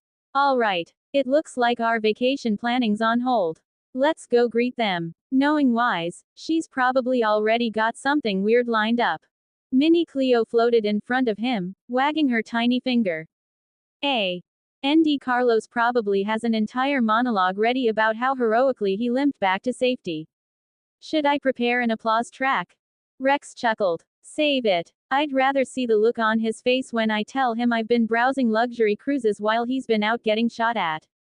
If Carlos and Wise are coming back, it means whatever trouble they ran into out there isn't over yet. Be ready for anything, Rex. Rex's grin faded slightly, replaced by a more serious expression. He nodded. Quote, I am always ready. Mostly, mornings don't count. Anyways, let's go. As the Liberator and YS's flagship approached the station, the hollow screen showed them side by side, one a bruised and battered survivor, the other a terrifying display of Crisari might. Rex grabbed his coat, his golden eyes glowing faintly as he headed for the door, Cleo following close behind. When Rex and Cleo arrived at the docking bay, the scene was already a mess. Carlos and Wise were in the middle of yet another argument, their voices echoing through the vast hangar. Several engineers and maintenance drones stood frozen nearby, unsure whether to intervene or just watch the chaos unfold. Wise, visibly furious, was kicking at Carlos with surprising force. Her delicate frame betrayed none of the raw power behind her strikes, but Carlos, safely encased in his battle suit, barely flinched. The energy shields absorbed every kick, glowing faintly with each impact as if mocking her efforts. I told you to stop calling me that. Wise shouted, her voice like a dagger cutting through the air. Carlos, leaning casually against a cargo crate, smirked. What? Pocket-sized grandma? You mean it's not accurate? He pointed at her with exaggerated indifference. I mean, look at you. You barely come up to my chest, and that's without the battle suit. YS's delicate hand morphed instantly into a massive, grotesque fist, black and green with glowing veins, the signature of Crisari bioengineering. Without warning, she swung it at Carlos, the force of her punch slamming into his energy shield. The shield held, but the sheer impact sent Carlos flying across the hangar like a ragdoll. He crashed into a stack of cargo containers with a deafening clang, scattering cargo and supplies everywhere. From across the docking bay, Rex burst out laughing, clutching his stomach as he waved at the two. Hey guys. Glad to see you're both alive and already causing a scene. Carlos groaned, pulling himself out of the rubble. Alive, sure, but only I came back in one piece. This pocket-sized grandma isn't even half a size. He pointed at Wise, his face contorting into a mock scowl. Wise emerald eyes flashed with rage. Quote, say that again, you overgrown tin can. She growled, cracking her now returned to normal knuckles. Her voice was quiet, almost calm, but her aura radiated murder. Carlos, never one to back down, stood up straight, brushing dust off his suit. Oh, you want another go, Huh, dwarf grandma. Bring it on. He put on his best thug face, one eyebrow raised, and his mouth curled into a taunting grin. Without skipping a beat, Wise stomped toward him, her hand twitching as it threatened to transform again. But before she could get close enough, Cleo's voice rang out, sharp and commanding. Both of you, that's enough. Cleo appeared in the middle of them, her tone slicing through the tension like a blade. The hangar fell silent as even the nearby engineers stopped what they were doing, clearly relieved someone had stepped in. I swear, you two are worse than children. You're lucky we're on a civilized station. Rex, still chuckling, leaned casually against a railing. Ah, come on, Cleo. Let them have a little fun. Builds character, right? Fight, fight. Cleo spun toward Rex, her eyes narrowing dangerously. And you, Rex, instead of encouraging them, maybe try stopping them for once.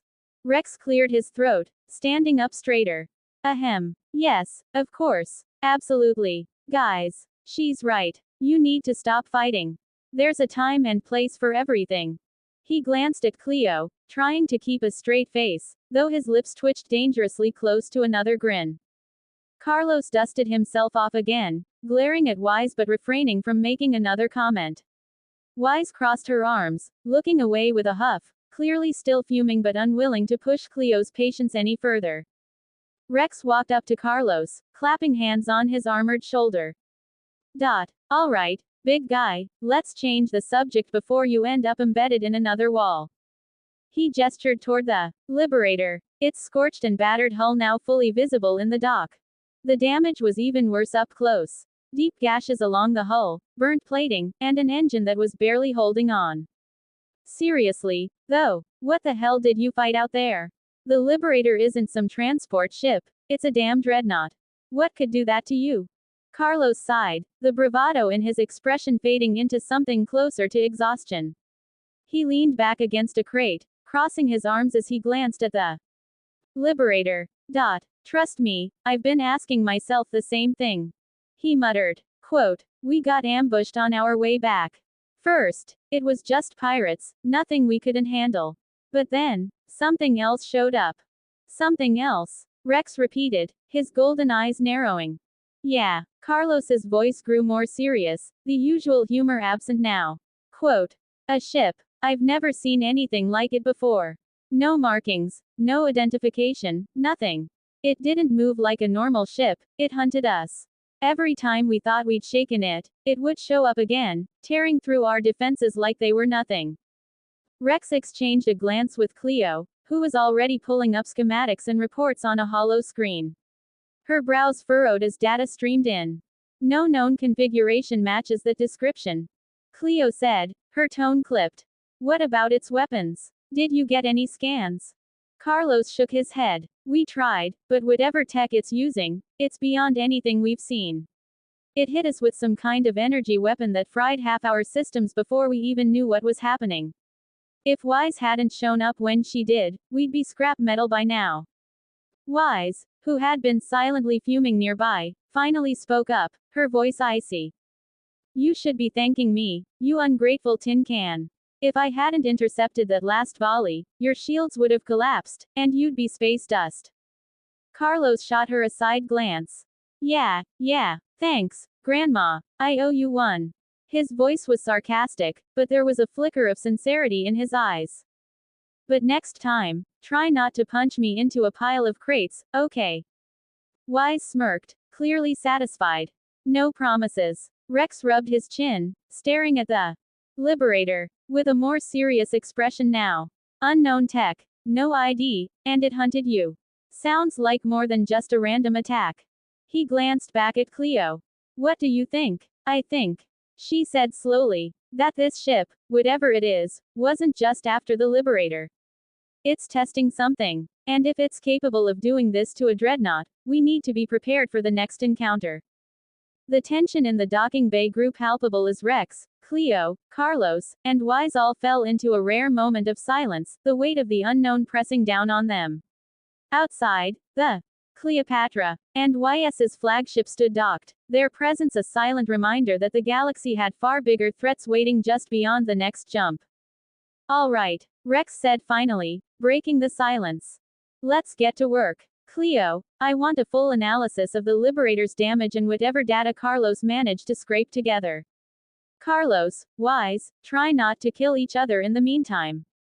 Wise crossed her arms and rolled her eyes while Carlos smirked. No promises, they said in unison. While Rex's crew was busy preparing for their luxury vacation, far beneath the bustling trading station, in the shadowy depths of the underground city now under Amelia's administration, darkness stirred. The city had transformed into a hive of activity over the years, a mixture of legitimate trade and shady dealings. Tonight, however, it wasn't business as usual. In the dimly lit industrial sector, a group of slavers arrived with their latest haul. A chain of slaves was dragged out of a transport vehicle, their wrists bound with crude energy cuffs. Among them were several humans, their faces weary and dirtied from days of captivity. The slavers shouted orders, shoving the slaves toward a caged transport while laughing at their plight. Hey boss, where did you even get humans? One of the slaver merchants asked as he inspected the new arrivals. His scaled hands brushed over a datapad, taking stock of the cargo. Humans don't sell well here. Only the nightclubs and the Red District might take the females, but even then, they won't fetch much. You'd get more credits hauling scrap. The slaver leader, a broad-shouldered alien with rough, reptilian features, sneered. These ones. They're just fillers. We hit a merchant convoy in the outer sectors. Poor bastards. The whole thing was manned by humans. Isn't that hilarious? It's like they were asking to be taken. The group burst into laughter, their harsh voices echoing in the dim expanse of the underground sector. The slaves remained silent, their heads bowed, their shoulders trembling as they shuffled into the cage. It is funny, the merchant officer said, smirking as he walked along the cage's edge, prodding one of the humans with a shock baton. Humans are pathetic. They're born to be slaves. Train them for a few weeks, and they'll break. It's in their blood to serve their superiors.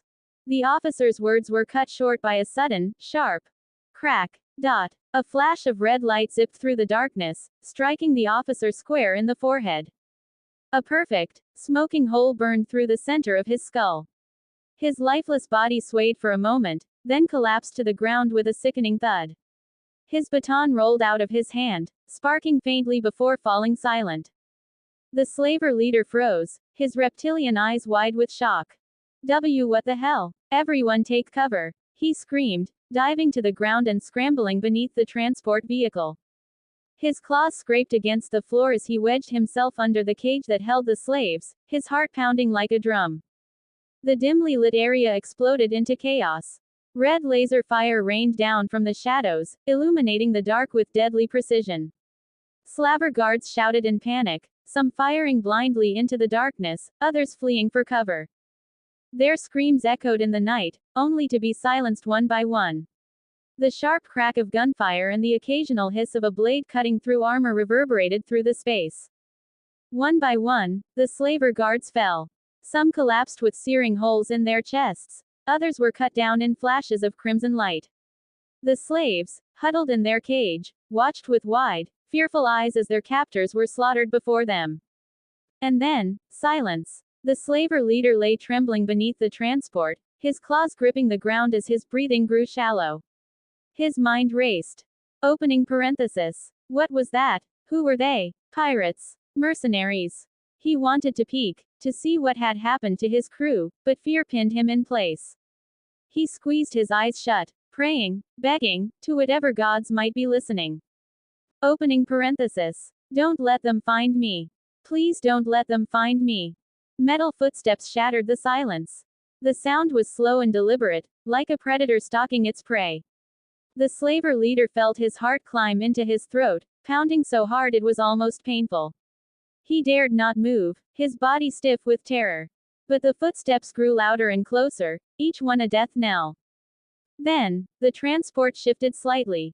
He opened his eyes, realizing with mounting horror that someone or something was on the other side. Before he could react, a cold, metallic hand clamped around his ankle. No, no, no, no, no.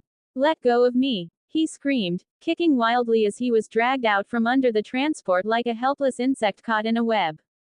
His claws scraped against the ground, leaving jagged marks as he thrashed and screamed. Please, don't kill me. I'll pay you. I'll pay you anything. His voice cracked as he pleaded, tears streaming down his scaly face. But the grip on his ankle didn't waver. A second figure stepped forward and looped a rope around his legs, securing him in place. The slaver leader was pulled upright and thrown onto the ground in front of them. His eyes widened in sheer terror as he finally got a good look at his attackers. There were 5 of them, humanoid figures clad in jet black armor with crimson accents glowing faintly across their chest plates. Their helmets were angular, smooth, and featureless, save for a single red visor that glowed ominously like the eyes of a predator. Sniper rifles were slung across their backs, sleek and deadly, while curved blades rested at their hips. Long crimson cloaks hung from their shoulders, the hoods partially obscuring their helmets. They stood still, silent, like specters of death. The slaver leader whimpered, trying to crawl backward, but one of the figures stepped forward, planting a heavy boot on his chest to pin him down. The weight was crushing, stealing the air from his lungs. Who are you? He gasped, his voice trembling. The figure standing over him didn't respond. Instead, it raised a hand, its gauntlet glinting faintly in the dim light. A mechanical voice cold and devoid of emotion finally broke the silence. Designation: Templar. Task: termination of hostile elements. Verdict: guilty. The slaver's eyes widened. No, wait. His protests were silenced as the figure raised its rifle. A flash of red light filled the air, followed by the hiss of energy dissipating. The remaining guards glanced at each other, their red visors glowing faintly as they surveyed the area. One of them approached the cage of slaves, scanning the frightened faces inside. A quick gesture, and the energy cuffs binding the humans fell away with a faint clink. Dot. Another figure stepped forward, its voice slightly distorted but calmer than the first. The area is secure. Notify Lady Amelia. The operation is complete. The slaves stared at their rescuers, still unsure whether they were saviors or something far worse. Without another word, the 5 figures disappeared into the shadows as quickly as they had appeared, their footsteps fading into silence. The slaves, now freed, stood trembling in the dim light, the bodies of their captors lying cold on the floor around them. Far above, in her administration tower, Amelia received the notification. She leaned back in her chair, her lips curling into a faint smile. Good. Send word to the survivors. Slavery has no place in my city. Those who try will face judgment. She turned to her assistant. Prepare for their integration into the workforce. Make sure they're treated properly. Yes, Administrator, the assistant replied, bowing before leaving the room. Amelia stared out of the tower window, her gaze fixed on the glittering lights of the underground city. Amelia turned her attention to the young woman seated gracefully on the luxurious sofa before her. The woman had an otherworldly beauty that seemed almost out of place in the stark, utilitarian surroundings of the underground city. Her golden hair fell in perfect waves down her back, shimmering faintly in the dim light. Her skin was pale, almost translucent, with a softness that seemed untouched by the harshness of life below. Her figure was voluptuous, curving in ways that would ignite desire in even the most disciplined of men, but it was her eyes that stood out most of all. Cloudy and gray, her gaze was unfocused, yet they radiated an eerie calm. To those who knew her, they knew that she was blind. Yet her blindness didn't seem to hinder her. If anything, it added an air of mystery and quiet power to her presence. Standing behind her, to her left, was a female soldier in black armor identical to the Templars who had dealt with the slavers. Her posture was rigid, her crimson visor glowing faintly as she stood like an unmoving sentinel. To Lila's right, a male Templar stood equally still, his imposing helmet distinguished by 2 sharp, wing-like protrusions that jutted out like ears, giving him an almost mythic appearance. Both Templars exuded the same lethal precision as their comrades, their silent presence amplifying the tension in the room. Amelia leaned back into the sofa opposite Lila, her crimson dress pooling elegantly around her. She regarded the blind woman carefully, her piercing gaze as sharp as ever. I must admit, Lady Lila, she began, her voice smooth yet edged with curiosity. Your soldiers, how did you call them? Ah, Yes, Templars, they're truly remarkable. Effective, disciplined, and so precise. No one would ever believe that all of them are human. She let the last word hang in the air, almost as if testing for a reaction. Lilla's lips curled into a soft smile, one so serene it could calm even the most anxious of hearts. Thank you for your kind words, Lady Amelia. My teachers work tirelessly. They dedicate every waking moment to their training, striving to prove themselves worthy of serving our Savior. And, of course, we owe much of our advancement to Lady Cleo's generosity. Without her assistance, our frail human bodies would be inadequate for the tasks before us.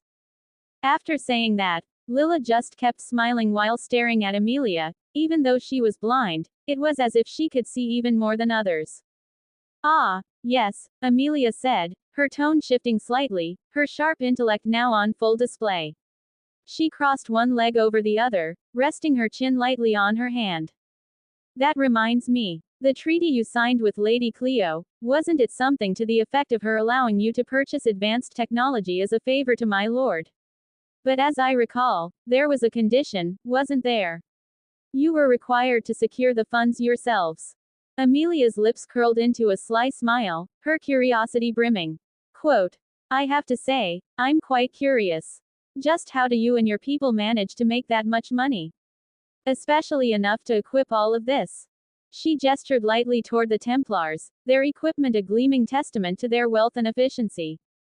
Lilla tilted her head slightly, her blind eyes seeming to fixate on Amelia in a way that felt deliberate. Her gentle smile didn't waver, but there was something enigmatic behind it, a hint of amusement as if she enjoyed keeping her secrets close. Oh, Lady Amelia, Lilla said softly, her voice as melodic as a distant bell. The truth is quite simple, though not particularly exciting. Amelia leaned forward slightly, her curiosity now fully piqued. Do tell, she pressed, her voice dripping with anticipation. Lilla rested her delicate hands in her lap, her smile deepening. We are traders at heart. She began, her tone light and calm. We travel, we negotiate, and we capitalize on opportunities that others overlook. With Lady Cleo's permission, we've built a network that spans across several systems. Resources, information, artifacts, whatever holds value, we find it and ensure it finds the right buyer. She paused, tilting her head slightly. It helps, of course, that humans are often underestimated. Few see us as a threat, which makes it all the easier to surpass their expectations. Amelia raised an eyebrow. Artifacts, information. That's a vague way of saying you deal in things most others wouldn't dare touch. Are you implying your network deals in less than legal activities? Her voice was probing but playful, her expression calculating. Lilla let out a soft, almost musical laugh, shaking her head. Not at all, Lady Amelia. Everything we do is above board, or at least, as above board as it needs to be. After all, we must operate within the boundaries of Lady Cleo's approval. But as you well know, legality is a flexible concept in certain corners of the galaxy. Her smile turned coy. I assure you, we're quite adept at interpreting those boundaries. Amelia chuckled, leaning back into her seat. Interpretation, clever, and profitable, by the look of it. I suppose that explains how you can afford to maintain such a well-equipped force. Her gaze drifted briefly to the two Templars standing behind Lilla, their silent presence as imposing as statues. Quote, Still, I imagine that level of success requires more than just sharp negotiation skills and market understanding. Lilla's expression didn't waver, but her smile took on an almost imperceptible edge. Oh, it does, she said softly. It requires faith, discipline, and a singular purpose. My Templars are more than soldiers, they are devotees. Every credit, every victory, every step forward is for the glory of our Savior. Amelia's playful demeanor faltered for a brief moment, her sharp eyes narrowing slightly. Your Savior, she repeated, her voice quieter now, as if testing the waters of Lilla's conviction. You speak of him with such reverence. Tell me, is it faith, or something more practical, that inspires this devotion? Lilla's cloudy gray eyes seemed to flicker with something deeper, though it was impossible to tell if it was real or imagined. Her smile remained, but her tone dropped just enough to carry a weight that hadn't been there before. It is both, she said simply. And in time, Lady Amelia, you may come to understand why.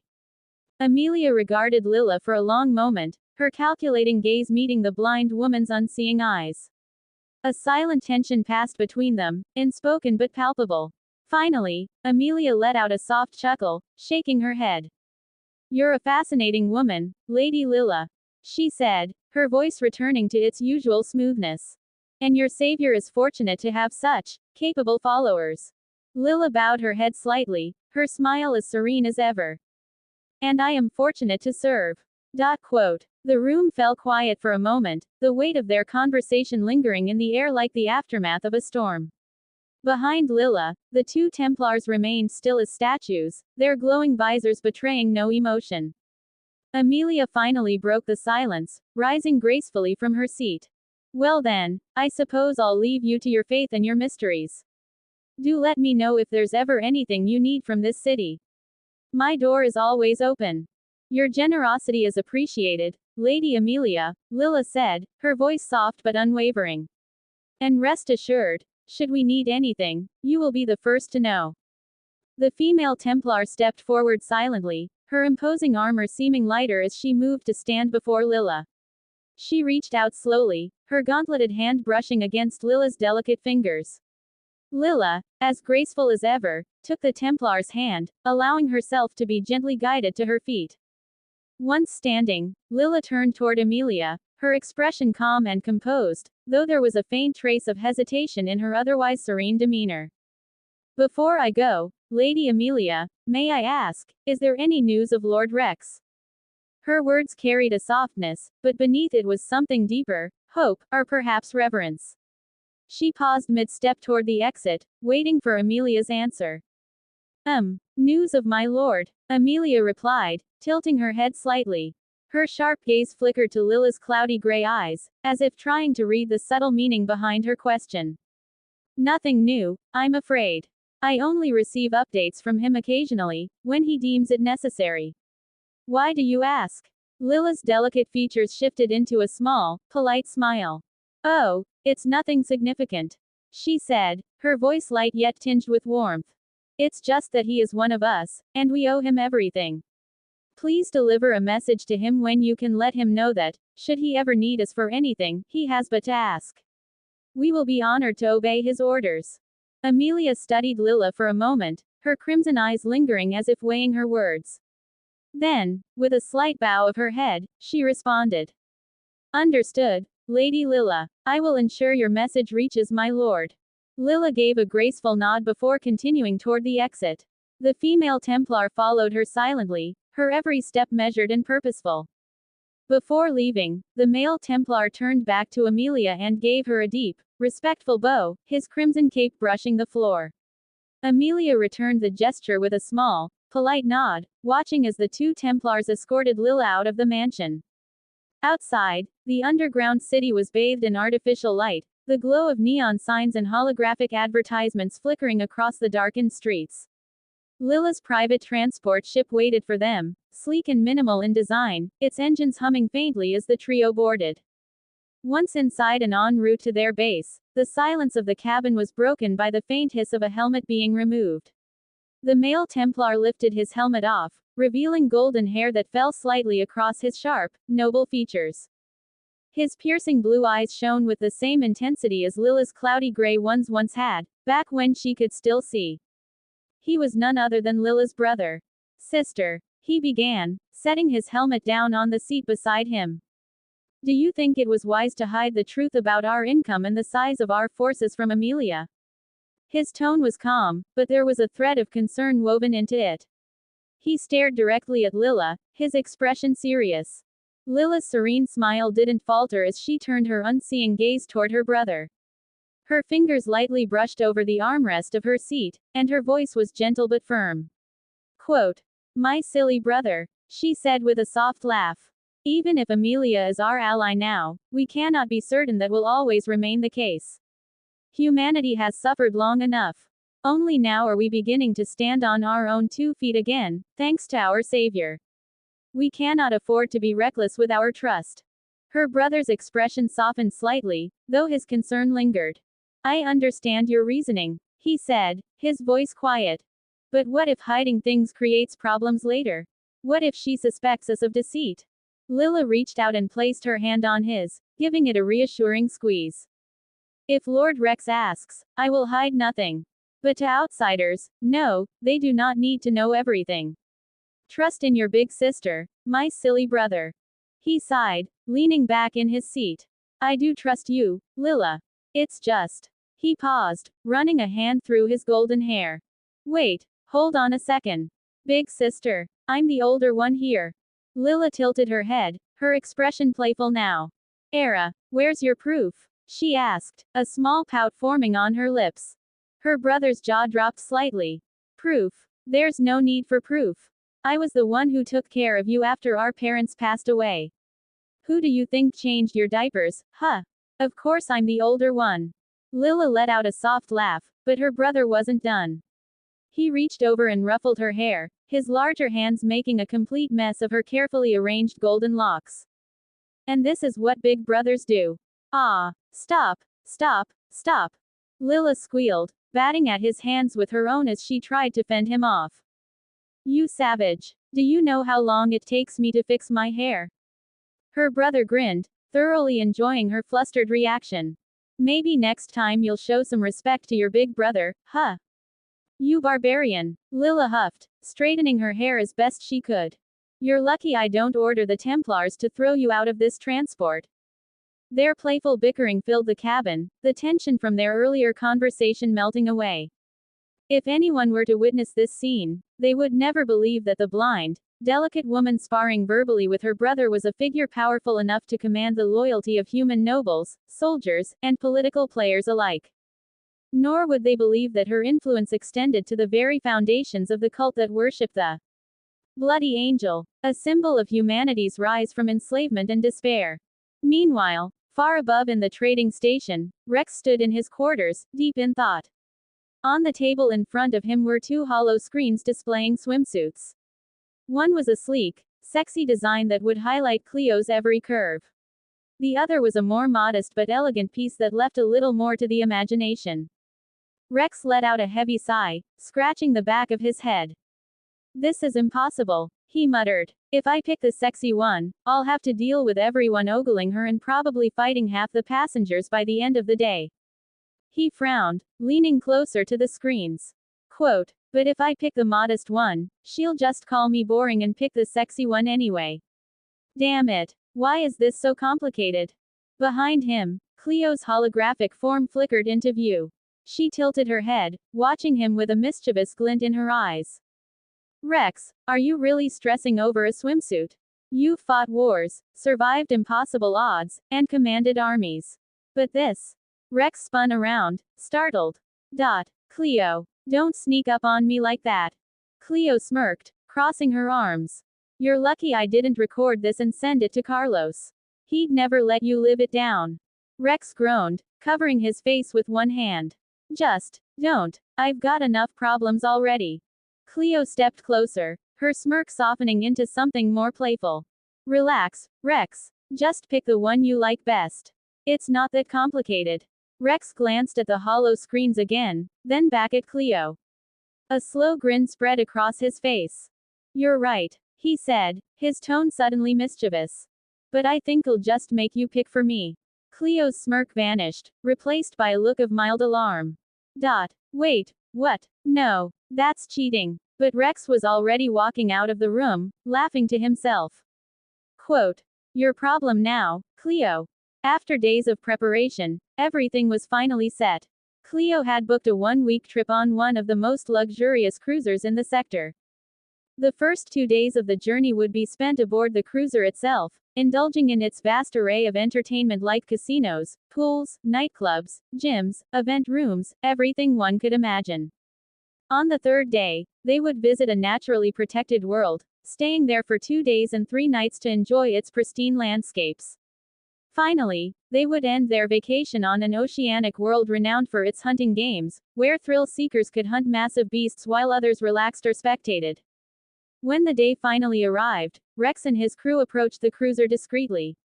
Instead of arriving aboard the Cleopatra and drawing unnecessary attention, they opted for a more subtle approach, traveling in a standard tourist transport ship. To ensure their safety, several Wraith-class fighters escorted them in stealth mode, their presence completely undetectable to civilian systems. From the observation window of the station, Rex stood with Cleo, staring at the massive luxury cruiser docked ahead of them. Its sleek white hull gleamed under the station's lights, its curved design exuding sophistication and elegance. Massive viewports ran along its sides, offering glimpses of opulent interiors bustling with activity.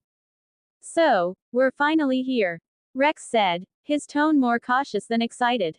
He crossed his arms, his golden eyes narrowing as he studied the cruiser.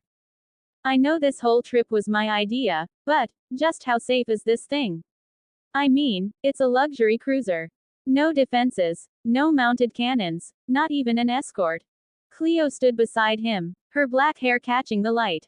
This time, she wasn't in her holographic form, she had chosen to travel in her physical body, a rare occurrence. Her calm, confident demeanor hadn't faltered since they left. She glanced at Rex, her golden eyes glinting with amusement. "They're perfectly safe. Don't let the lack of visible defenses fool you. While they aren't armed, cruisers like this come equipped with military-grade shield generators, and they've got squadrons of powerful fighters docked inside to deal with smaller threats. Pirates won't bother them."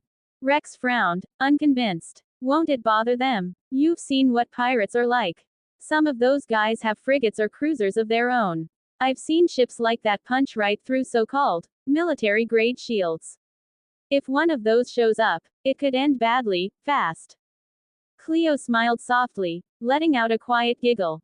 She turned to him, her gaze meeting his. "Rex, you worry too much. These cruisers are high-value assets.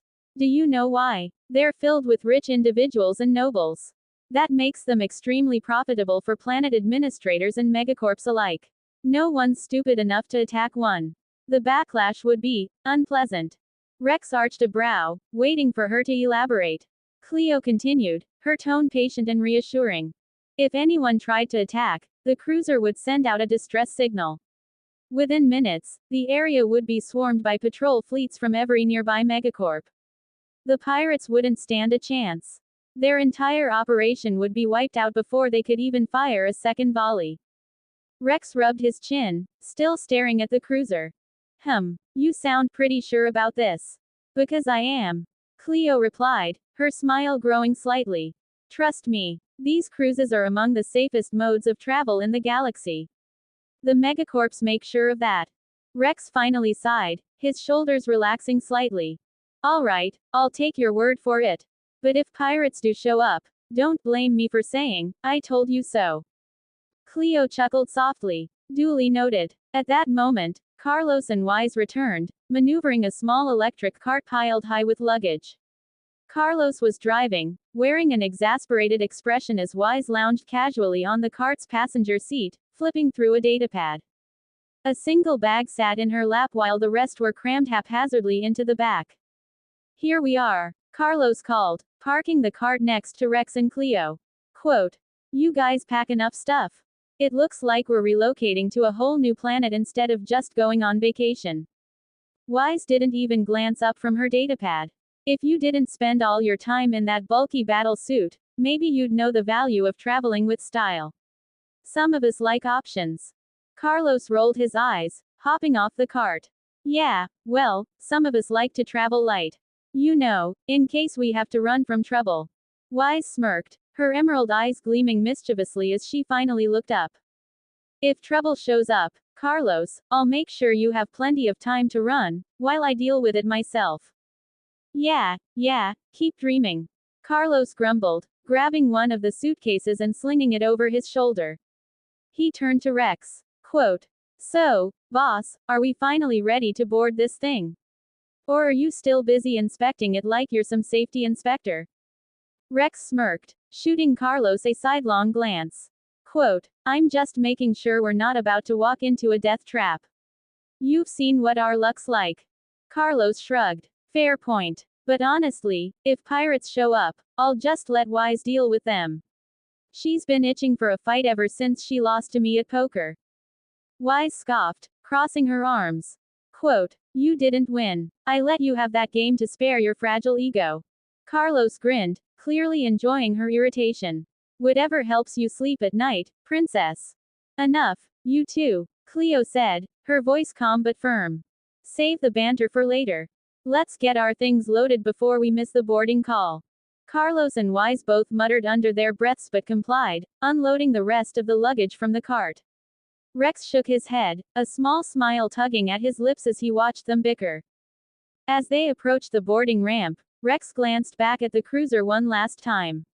Its sleek design and bustling interiors still didn't entirely put him at ease, but Cleo's confidence was reassuring. For once, it seemed like they might actually get to relax. No battles, no pirates, no intergalactic crises. Hopefully, Rex thought, this vacation won't turn into another disaster. Closing parenthesis. As Rex, Cleo, Carlos, and Wise stepped into the cruiser, they were immediately struck by its grandeur.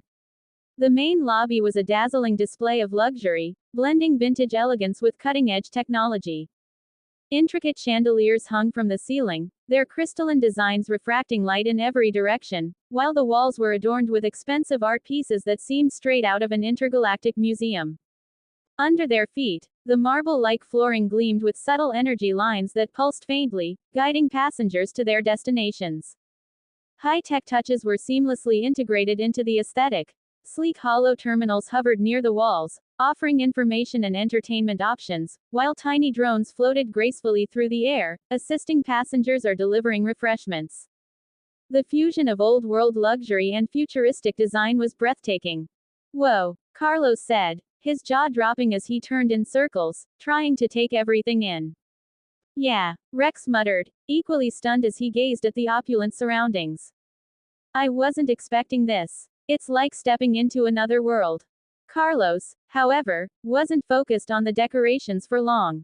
His eyes shifted to the crowd milling about the lobby.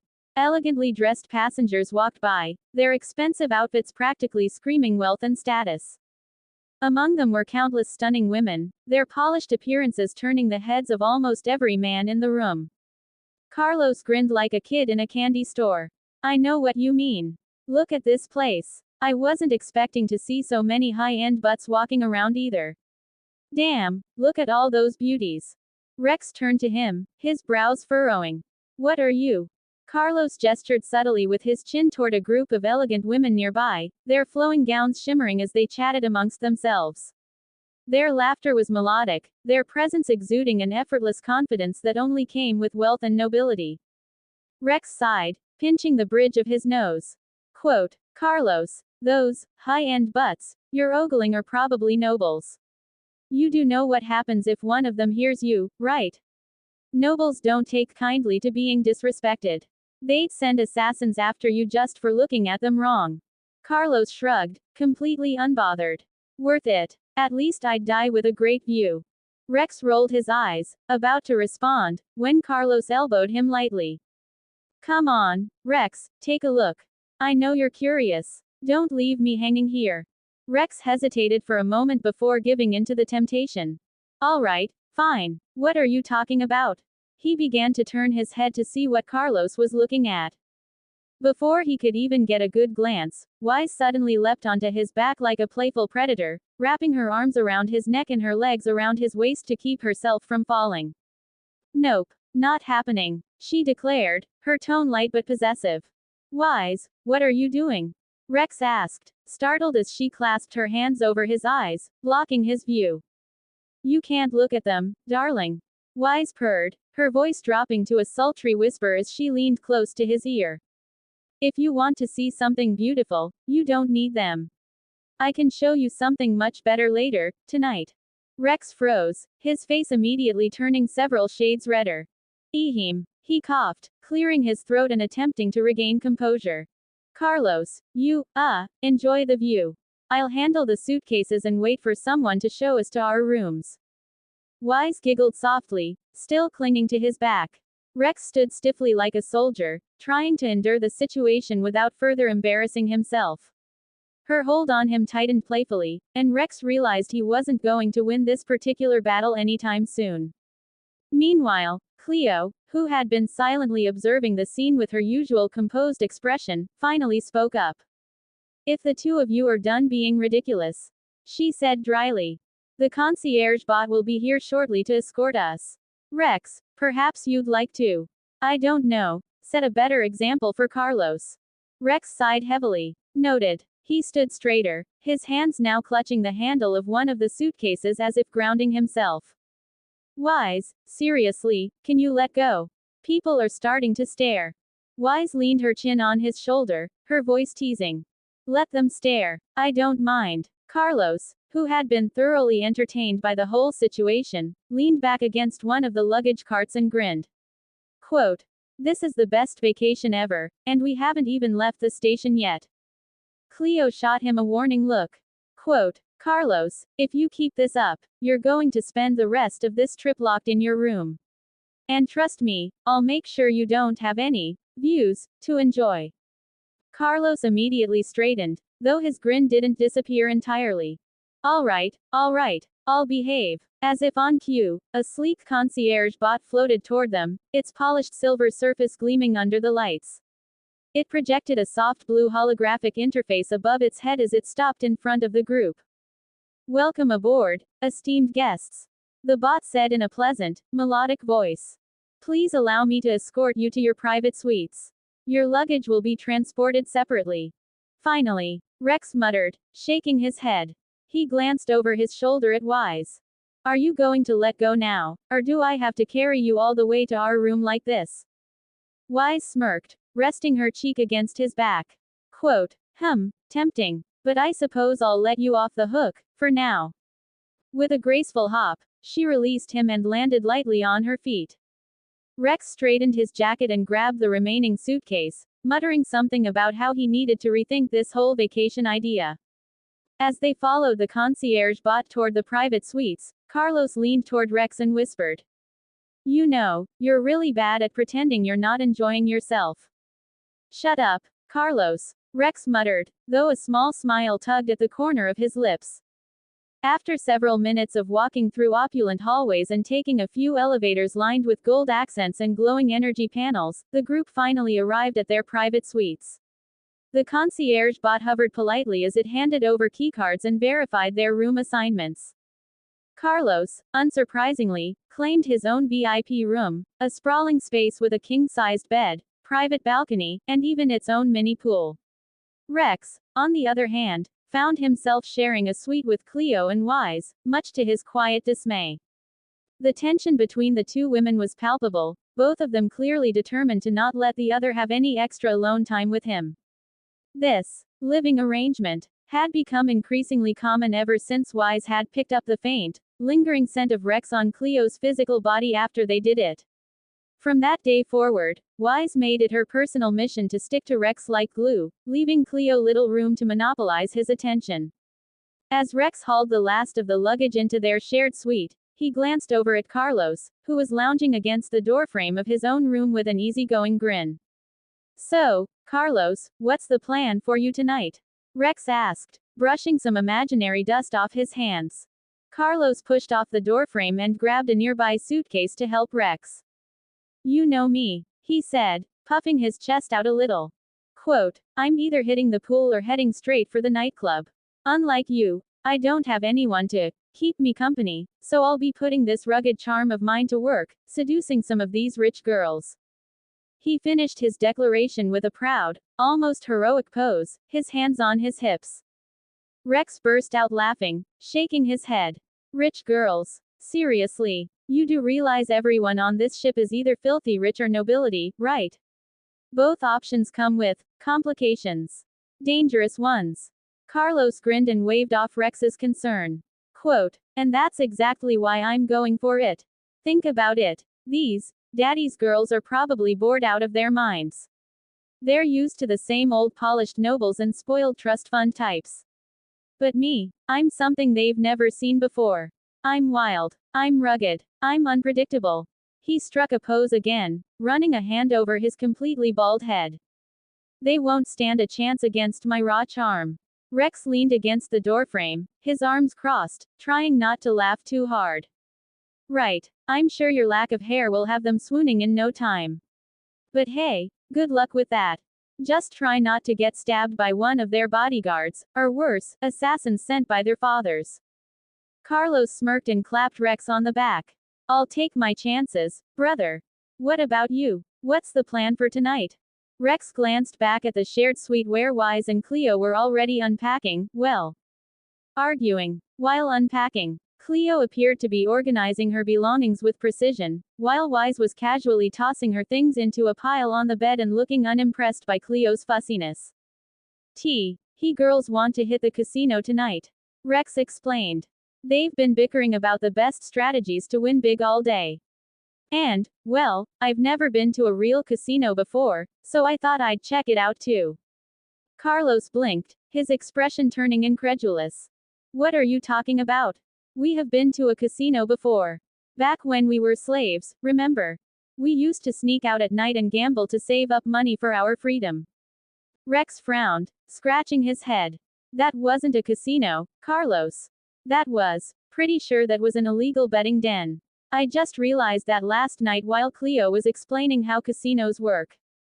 He chuckled, shaking his head. Quote, still, I guess it did the job back then. Carlos folded his arms, leaning back with a nostalgic grin. Ah, the good old days, huh? It might have been illegal, but those nights were fun. Just a couple of kids, making bad bets and dreaming of freedom. Yeah, Rex said, his tone softer now as the memories came rushing back. We've come a long way since then, haven't we? Carlos smiled, but then his grin widened again as he slapped Rex on the back. Damn right, we have. Now get out there, brother, and enjoy yourself. Don't let those two fight over you too much, all right? Rex snorted. Easier said than done. Anyway, I should go get ready for the casino. Good luck out there with your wild charm strategy. Carlos gave him a mock salute. And good luck surviving those two. He turned and disappeared into his VIP room, already muttering something about needing to pick the right outfit to dazzle the nobles. Rex returned to the shared suite, opening the door to find Cleo and Wise still bickering over something trivial, probably which dress would look better in the casino.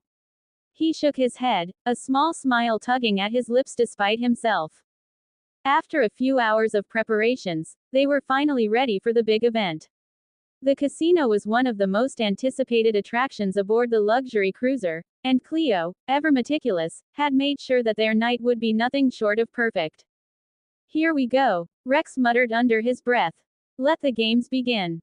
The cruiser itself was enormous, so massive, in fact, that it operated more like a floating city than a ship. Moving from one end to the other on foot was practically impossible. To accommodate the vast distances, the cruiser offered public transportation for its passengers, sleek, automated shuttles that zipped along dedicated tramways, ferrying guests to and from the many entertainment venues. But for those fortunate enough to be traveling under VIP status, the experience was on another level entirely. Private luxury transports were available, complete with plush seating, chilled drinks, and even a dedicated concierge bot to cater to their every whim. Unsurprisingly, Cleo had made sure their group qualified for this exclusive treatment. As Rex and the others stepped into their private transport, the difference was immediately noticeable. The interior was sleek and futuristic, with soft lighting that set a relaxed ambiance. The walls shimmered faintly with embedded hollow displays showing scenic views of the galaxy outside. The seats were oversized and cushioned, upholstered in a material that seemed to adjust itself for maximum comfort as soon as they sat down. Wow, Rex muttered, sinking into one of the seats. This is ridiculous. In a good way. Carlos flopped down in the seat across from him, spreading his arms wide. Now this is what I'm talking about. VIP treatment, baby. He leaned back, letting the seat practically swallow him whole. Man, I don't know why we don't do this kind of stuff more often. Wise, already seated next to Rex, crossed one leg over the other with a small smirk. Because someone keeps getting us into fights with pirates and alien death cults, that's why. Carlos shot her a mock glare. Hey, those pirates attacked us first. I was just making sure they regretted it. By blowing up half their fleet and nearly taking you down too. Cleo interjected, her tone as sharp as ever as she stepped into the transport behind them. She gave Carlos a pointed look before gracefully taking the seat on Rex's other side. Honestly, sometimes I wonder how you even made it to adulthood. Carlos shrugged, grinning. Luck, mostly. And this charming personality. He gestured to himself with a flourish. Cleo rolled her eyes but chose not to dignify that with a response. Instead, she turned to Rex, her expression softening. What do you think of the VIP experience so far? Comfortable enough for you? Rex leaned back, glancing around the sleek transport. Yeah, I'll admit, this is nice. A little too nice, actually. I'm starting to wonder if I should be worried about the bill at the end of all this. Cleo gave him a reassuring smile. Don't worry about that. It's all covered. Consider it my treat. Your treat? Rex raised an eyebrow. How exactly does that work? Aren't we technically one? We are, Cleo said with a faintly amused tone. But that doesn't mean I can't manage the budget efficiently enough to set something aside for special occasions. Rex opened his mouth to respond but thought better of it. You know what? I'm not even going to question it. Thanks, Cleo. Carlos leaned forward, grinning. You're spoiling him, Cleo. Next thing you know, he's going to expect VIP treatment everywhere we go. Rex smirked, shrugging. Not my fault I'm this charming. Wise huffed softly, leaning closer to Rex. You don't need charm, darling. You've got me to make sure you're taken care of. Cleo's eyes narrowed slightly, her smile tightening, but she didn't say anything. Carlos, meanwhile, was doing his best to hold back laughter as he watched the subtle tension between the two women escalate. All right, Rex said, raising his hands in mock surrender. Let's just enjoy the ride, okay? No fighting before we even get to the casino. As the transport began to move, the soft hum of its engines added to the relaxed atmosphere. Outside the windows, the glowing lights of the cruiser's many entertainment districts whizzed by, showcasing the sheer scale of the ship. The view was almost hypnotic. Quote, so, Carlos said, breaking the silence as he looked at Rex. Any plans for what you're going to do first at the casino? Slots, cards, maybe roulette. Rex shrugged. Honestly, I have no idea. I've never been to a real casino before, remember? I figure I'll just follow Cleo and YS's lead and see what happens. Carlos raised an eyebrow. You're going to let them lead? Dude, you're going to get cleaned out. I heard that, Cleo said without looking up, her tone calm but icy enough to make Carlos sit back in his seat. For your information, I've run simulations on most common casino games. Statistically speaking, I'm far more likely to win than someone like you. Wise snorted. Simulations. That's cute. Winning in a casino isn't about stats, it's about instinct. You'd know that if you weren't so mechanical. Mechanical. Cleo's gaze flicked to Wise, her tone sharp. Quote, I'll have you know that. Okay, Rex interjected, raising his hands again to cut off the brewing argument. Let's just get there first before you two start competing over who can bankrupt the casino faster. Carlos laughed, leaning back in his seat. Quote, I'm putting my money on Cleo. No offense, Wise. Wise rolled her eyes, muttering under her breath. Cleo, for her part, looked rather smug. As the transport slowed to a halt, a smooth voice emanated from the onboard speaker. Now arriving at the VIP entrance to the Grand Stellar Casino. We hope you enjoy your evening. The doors slid open, revealing a grand entryway that glittered with golden light. A red carpet stretched out before them, leading into a massive atrium where the sounds of laughter, music, and the rhythmic clinking of chips filled the air. Carlos let out a low whistle. Now this is a casino. Rex adjusted his jacket, taking a deep breath. All right, let's see what all the fuss is about. Well then, you guys go and enjoy yourselves. I'm off to the nightclub to find some lonely, desolate ladies who can't resist a taste of this delicious black chocolate. Carlos declared with a dramatic smirk, striking a Casanova pose that made him look more ridiculous than charming. Rex burst out laughing, shaking his head. Ha ha ha, yeah, sure. Just try not to get killed while you're there, all right? And don't drink so much that you wake up in someone's storage closet. Please, Rex. A man of my caliber doesn't wake up in closets. I wake up in luxury, surrounded by admirers. Carlos shot Rex a playful wink before heading off toward the private vehicle that would take him to the recommended nightclub. Meanwhile, Rex barely had time to wave Carlos off before Wise grabbed one of his arms and Cleo took the other. Without missing a beat, the two women started dragging him into the glowing entrance of the casino. Guess I don't have a choice here, Rex muttered, glancing at both of them. All right, lead the way, ladies. Inside the casino, Rex found himself momentarily stunned. The place was massive, like a grand palace dedicated to one thing, wealth. Rows of brightly colored machines lined the floors, their screens flashing in dazzling neon patterns as passengers tried their luck. Hollow displays floated above the machines, advertising jackpot winnings and showing statistics that only seemed to tempt players into losing more money. The smell of expensive cologne and freshly made food lingered in the air, blending with the faint hum of machinery and the sounds of laughter, cheering, and groaning from the tables. Rex's eyes traveled further, landing on an unexpected sight, a large arena sunken into the floor, surrounded by high-tech barricades and energy fields. Spotlights lit the center of the arena, where two combatants were fighting viciously, one clearly a seasoned gladiator, the other an unlucky criminal who was wildly swinging a rusted blade. The roar of the crowd above them was deafening as the gladiator easily sidestepped his opponent's clumsy attacks. Quote, "Wait, is that an arena?" Rex asked, pointing toward it. "They actually have people fighting down there." Cleo, who had been casually analyzing the surroundings, glanced at the arena and nodded. Affirmative. That's the casino's personal gladiatorial arena. It's a popular attraction for the VIPs. The fighters are usually criminals or pirates captured by the megacorp patrols. Since they've already been sentenced to death, the arena is where they meet their end, while entertaining the guests, of course. Rex frowned, his golden eyes narrowing slightly.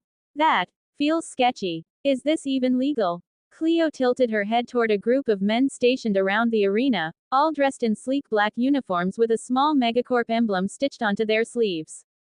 Quote, "See those individuals in black? They're agents from the megacorp patrols. Their job is to ensure that the criminals don't try to escape. If someone tries to run, they're authorized to shoot on sight. It's not exactly legal, more like a gray zone. Officially, it's a form of entertainment for those who can afford it, and technically, the participants are condemned criminals." Rex shook his head slowly, his gaze lingering on the arena. Gray zone or not, that's messed up.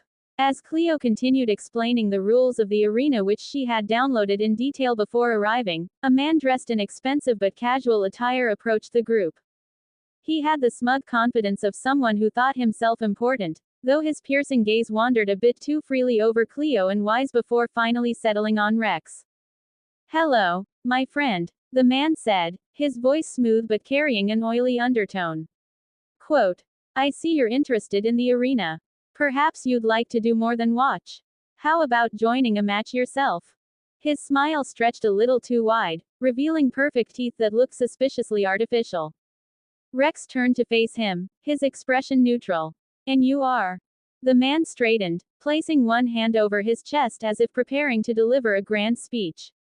Where are my manners?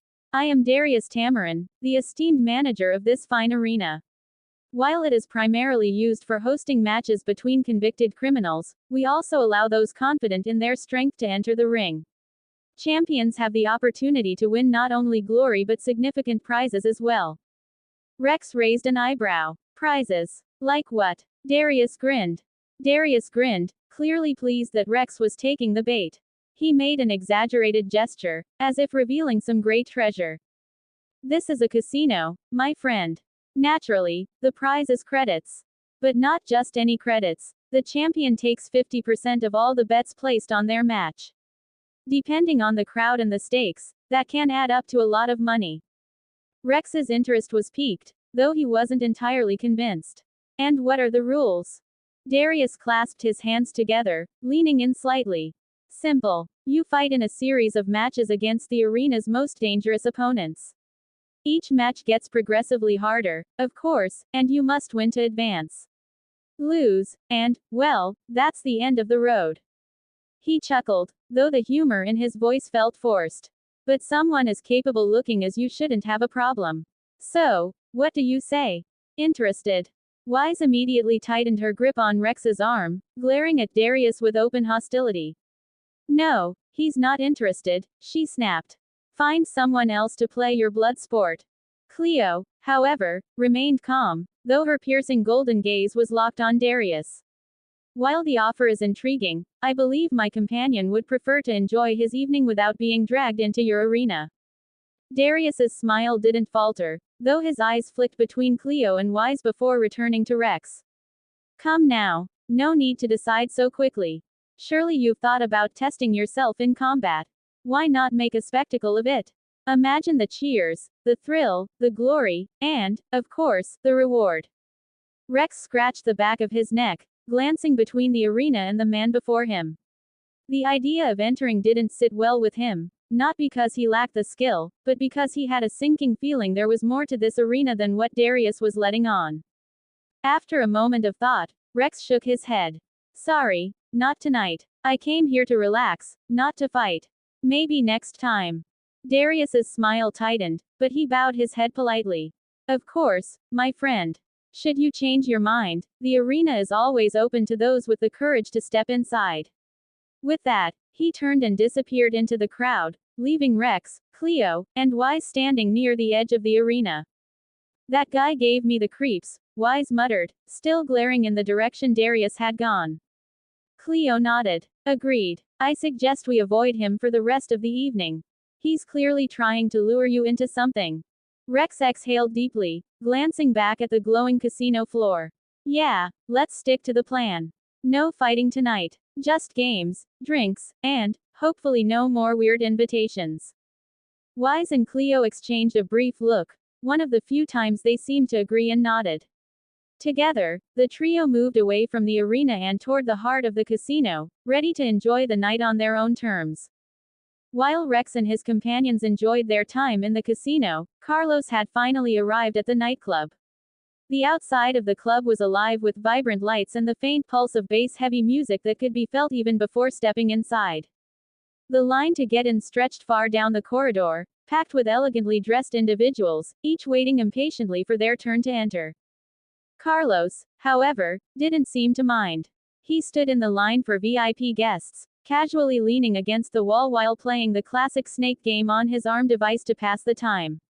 His thumb moved with precision as he directed the tiny snake around the screen, trying to break his own record. Suddenly, one of the nightclub guards stepped out and began shouting above the noise. Those with VIP passes, please move to the right. If you don't have a VIP pass, stay on the left. Hearing this, Carlos slipped his arm device back into standby mode and shifted to the VIP line. As he moved over, he noticed something surprising: the VIP line was almost empty. In fact, there was only one other person standing there, a strikingly beautiful woman just ahead of him. Curious, Carlos strolled up with his trademark confidence and called out to her. Hello there. First time here. The woman turned around at the sound of his voice, and Carlos had to do a double take. She was absolutely stunning. Her long golden hair shimmered under the neon lights, cascading over her shoulders like a waterfall of gold. She was mature, refined, and exuded an effortless grace. Her figure was voluptuous, with curves that would make any man's jaw drop, and the way her green, feline-like eyes gazed back at him carried a mix of charm and mystery. Carlos immediately recognized her species. She was a Felinax, a humanoid race with subtle feline features that made them one of the galaxy's most sought-after individuals, whether as companions or, tragically, slaves in certain corrupt circles. This particular woman had lynx-like ears atop her head that twitched slightly as she regarded him with an amused smile. Oh, hi there, she replied, her voice smooth and melodic. No, it's not my first time. I've visited this cruiser a few times before. I love the cocktails they make here, so I like to come back whenever I can. She paused, a touch of mischief entering her smile. Since my husband is always busy, I spend the time meeting new people and enjoying myself. Carlos raised an eyebrow, intrigued. And what about you, sir? she added politely, tilting her head slightly as her ears twitched. Carlos waved her off with an easygoing laugh. Oh, come on now. No need to call me, sir. Just Carlos will do. If you're here to meet people and make friends, I'd be honored if you'd consider me one of them. The casual, carefree way he spoke left the woman momentarily speechless. She was so used to people either addressing her with overbearing formality or falling over themselves in an attempt to impress her. This man, however, didn't seem fazed by her presence at all, and that was refreshing. After a moment, her lips curled into a genuine smile. Well then, Carlos, you may call me Sharon. It's a pleasure to meet you. Her green eyes sparkled with warmth as she extended her hand to him. Carlos took her hand lightly, offering a charming grin in return. The pleasure's all mine, Sharon.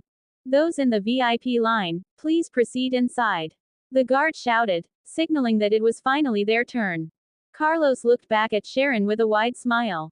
Well then, Sharon, since this is my first time here and you're officially my first friend on this cruiser, I'd like to give you the honor of escorting me inside. Sharon blinked, then let out a soft, melodious giggle. It had been years since someone spoke to her with such playful candor. This will be my first time escorting someone, she replied, her smile as charming as ever. So please be patient with me. Carlos gestured dramatically toward the entrance, stepping aside as if presenting her with the path. Lead the way, my lady. And don't worry, I promise to be a very patient guest. Together, they entered the nightclub, the pulsating music growing louder as they stepped past the velvet ropes and into a dazzling display of lights and sound. Inside, the club was a spectacle of extravagance. The lighting was dim but vibrant, with swirling neon patterns illuminating the dance floor, where patrons swayed and moved to the rhythm of a live DJ stationed on an elevated platform. Hollow displays of shimmering visuals floated above the crowd, adding to the hypnotic energy of the space. The VIP section was cordoned off by a sleek energy barrier, where tables adorned with crystal glasses and exotic drinks were spread out in a semi-private area overlooking the main floor. Servers moved gracefully between the tables, delivering trays of colorful cocktails to the well-dressed elite lounging on plush chairs. Sharon led Carlos toward one of the tables in the VIP area, gesturing for him to sit across from her. Since it's your first time here, let me order for us, she said confidently, waving down a server. Carlos leaned back in his seat, his grin never faltering. A bold move, Sharon. I like it. But I have to warn you, I've got high standards when it comes to drinks. Sharon raised an eyebrow, clearly amused. Oh, do you? Well, let's see if I can impress you. She turned to the server and whispered her order, leaving Carlos in suspense. As they waited for their drinks, Carlos decided to press his luck. So, Sharon, do you come here often to escape the boring life of the ultra-rich, or am I just lucky enough to catch you on your day off? Sharon chuckled, her green eyes sparkling with amusement. Something like that. It's not often I get to relax like this, so I take the chance when I can. Carlos tilted his head, studying her carefully. You know, you don't seem like the type who needs a distraction. You've got that effortless confidence thing going on. Like someone who knows exactly what she wants.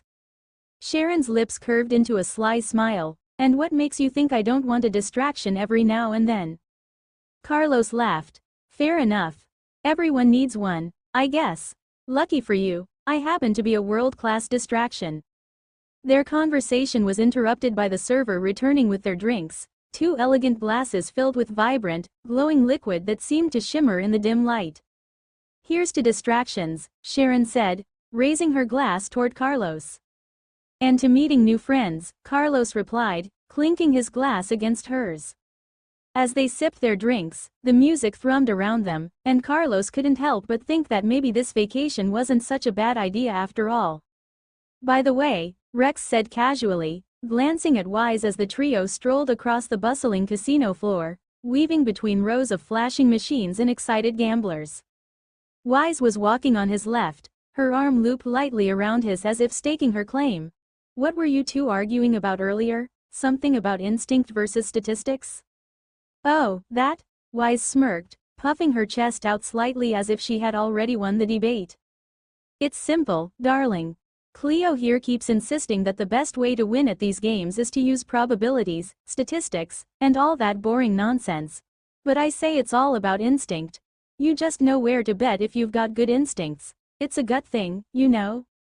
Cleo, walking on Rex's other side with her usual composed grace, didn't even open her eyes as she replied. Instinct is just a euphemism for guessing, she said calmly, her tone tinged with a hint of superiority. These games are designed with probabilities in mind. Winning is a matter of understanding the logic behind them, not trusting your gut. Tisk, there you go again, Wise said, shooting Cleo a glare. You're so stuck up with your data and calculations. Are you seriously too arrogant to admit you're wrong for once? HMPH, Cleo responded, finally opening one eye to glance at Wise. Right back at you. You're the one in the wrong this time, as always. The two women locked eyes, the tension crackling between them like static electricity. Rex, caught in the middle, both literally and figuratively, could already see where this was going. And, sure enough, Wise turned to him, grabbing his arm. Darling, who do you think is right? Clearly, you agree with me, don't you? She said, her cat-like grin practically daring Cleo to react. Cleo didn't miss a beat. No need to ask him, she said coolly. I know he'll side with logic. He's not reckless enough to endorse YS's, shall we say, imaginative approach to gambling. Rex paused for dramatic effect, a small smirk spreading across his face. Well, ladies, he said, looking between the two of them, I hate to break it to you, but neither of you are right.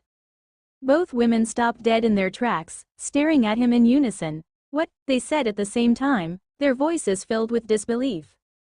The truth is, Rex said, crossing his arms and putting on an exaggeratedly smug expression, the only thing you really need to win at games like this is pure, unadulterated luck. I disagree, Cleo and Wise shouted in unison, their protests echoing through the casino. Rex chuckled, clearly enjoying himself. All right, he said, holding up his hands. How about this? Let's settle this once and for all with a little competition. We'll head to the blackjack table. Each of us will start with 100,000 credits. After 10 rounds, whoever has the most credits wins. And to make things interesting, the losers will have to face a punishment. YS's eyes lit up at the word, punishment. Oh, now this I like. What's the punishment, darling? Rex's grin widened. Every time you lose, you take a shot of the strongest liquor they have at the bar.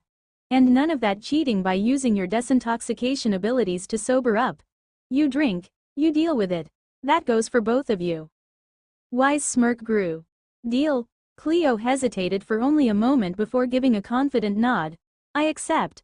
Though I hope you're prepared to lose, Rex. All right then, Rex said, cracking his knuckles. Let's do this. The trio made their way to the nearest blackjack table, where Rex's bold declaration immediately drew attention. A small crowd began to gather, intrigued by the energy of the group. Some joined in as players, while others stood back to watch the spectacle unfold. The game began, and the rounds flew by. Sometimes Rex won, sometimes he lost, though he always seemed to be having fun, even as his face reddened from the growing number of shots he'd taken. Cleo played with her usual calculating precision, analyzing every hand and glaring daggers at the dealer when the odds didn't go her way. Wise, on the other hand, played with reckless abandon, trusting her instincts and loudly celebrating every win, no matter how small. By the 9th round, the three of them were already visibly tipsy. Cleo, though still composed, had a faint flush on her cheeks. Wise was grinning more than usual, her voice a little louder and slurred at the edges, and Rex was grinning like an idiot, clearly feeling the effects of the liquor. The crowd around the table had grown considerably, with people cheering them on or placing their own side bets on who would come out on top. The energy in the air was electric. All right, this is it, Rex announced, slamming the rest of his credits onto the table for the 10th and final round. Let's bet everything we've got. Go big or go home. Let's do it, Wise shouted, her enthusiasm infectious. I'm in, Cleo said, her competitive streak shining through. The other players at the table, caught up in the moment, also pushed their chips forward, creating a massive pot of over 5 million credits. The dealer dealt the final hands, the tension in the air thick enough to cut with a knife. One by one, the players revealed their cards. "Oh no, I lost," groaned a man with 6 points. "Guess I'm out," said another, busting with 28 points. It was YS's turn. She dramatically slapped her cards onto the table, revealing 19 points. "Ha, beat that," she said, grinning triumphantly. Cleo raised an eyebrow and revealed her hand. 20 points. "Easily done," she said with a small smirk. "I suppose that makes me the winner." But before she could bask in her victory, Rex leaned back in his chair, putting on an overly dramatic pose. "Not so fast, my dear wife," he said, dragging out the suspense. "The real winner is me." With a flourish, he revealed his cards, an ace and a king, 21 points, blackjack, baby. The crowd erupted into cheers and laughter as Rex stood up, raising his hands like a champion. "I told you all, the only thing you need to win is luck." And then, without warning, he wobbled slightly, his face turning an even deeper shade of red. "Oh," was all he managed to say before collapsing onto the floor in a drunken heap and completely passing out. Cleo and Wise stared down at him, their expressions a mix of amusement and exasperation. "Well," Cleo said dryly, folding her arms, "I hope he enjoys his luck when he wakes up with a hangover." Wise just laughed, crouching down to poke his cheek. "You gotta admit, though, he earned that win. Too bad he couldn't stay awake to celebrate it." The crowd dispersed, still chuckling and talking about the wild game, leaving Cleo and Wise to figure out how they were going to haul their drunken champion back to their suite. As the morning cycle began aboard the cruiser, the artificial environment came to life. The holographic sky displayed a breathtaking 4D sunrise, complete with warm golden rays and a serene blue backdrop. Soft bird-like chirps echoed faintly throughout the corridors, enhancing the illusion of a peaceful morning. The sunlight streamed through the luxurious windows of the suites, gently coaxing passengers from their slumber. Carlos groaned softly as the light hit his face, causing him to stir. He rubbed his temples, his eyes still half shut, before muttering, "Where the hell am I?" He blinked a few times, his brain slowly catching up with reality. A sharp throbbing in his skull reminded him of the previous night. "Damn, just how much did I drink yesterday?" he muttered, massaging his temples to combat the pounding hangover. His surroundings didn't look familiar. The room he was in was lavish, with soft silken sheets, a massive king-sized bed, and elegant decor that looked far more extravagant than his VIP suite. Golden framed paintings hung on the walls, and a faint floral scent lingered in the air. "Wait. Seriously, where the hell am I? This definitely isn't my room," Carlos said, squinting at the unfamiliar furnishings. When he tried to sit up, he felt something. Someone wrapped around him. His heart skipped a beat as he frozen. A soft weight pressed against his chest, and a pair of arms were draped loosely over his torso. His breath caught in his throat as he slowly, very slowly, lifted the edge of the blankets to see what, or who, was holding him. Carlos's eyes widened as he stared at the figure curled up next to him. Long golden hair spilled across the pillow like a shimmering river, and her delicate feline-like ears twitched slightly as she shifted in her sleep. Her bare shoulders peeked out from under the covers, rising and falling with each soft breath she took. Her face, relaxed in slumber, looked impossibly serene and unnervingly familiar. "Oh shit," Carlos whispered, his voice barely audible. He felt a cold sweat break out on the back of his neck as the memories of last night started to trickle back into his mind, though they were blurry at best. His inner monologue went into overdrive. Okay, calm down, Carlos. Think. Don't panic. Who is this? Oh no, wait, is this Sharon?" He glanced again at the sleeping woman, her lynx-like ears twitching slightly as if in response to his racing thoughts. "Yep. That's definitely Sharon. The lady from the nightclub." He gulped, his eyes darting around the room, searching for answers or an escape route. What the hell happened last night? He squeezed his eyes shut, trying to force the hazy memories into focus. He remembered the nightclub, the drinks, Sharon's laughter as they toasted to distractions, and then nothing, a complete blackout. Crap, Carlos muttered under his breath, careful not to wake her. His mind raced through the possibilities. He didn't dare finish that thought, his panic doubling at the implications. Before he could spiral any further, Sharon stirred beside him, letting out a soft, sleepy hum. Her green cat-like eyes fluttered open, their glow catching the light of the artificial sun. For a moment, she seemed disoriented, but then her gaze landed on Carlos, and a small, amused smile spread across her lips. "Good morning, Carlos," she said in a warm, teasing tone, her voice carrying that same melodic charm as the night before. Carlos froze, his mouth opening and closing like a fish out of water. Good morning, Sharon. Nice weather we're having," he stammered, his voice cracking slightly as he desperately tried to find his footing. Sharon chuckled softly, propping herself up on one elbow as she regarded him with an amused expression. "You look like you've seen a ghost. Relax, darling. You didn't do anything inappropriate." "Well," she trailed off, a playful glint in her eyes, "mostly." Carlos's face turned a deep shade of red. What does that even mean?" he asked, his voice higher pitched than usual. Sharon stretched lazily, her movements graceful and cat-like as she yawned. "You had a lot to drink last night. I found you passed out in one of the lounge booths, mumbling something about chocolate and rich girls." She giggled at the memory, her lynx ears flicking. "You were so pitiful that I couldn't leave you there. So, I brought you back to my room to keep an eye on you." Carlos blinked, processing her words. "Wait, so nothing happened?"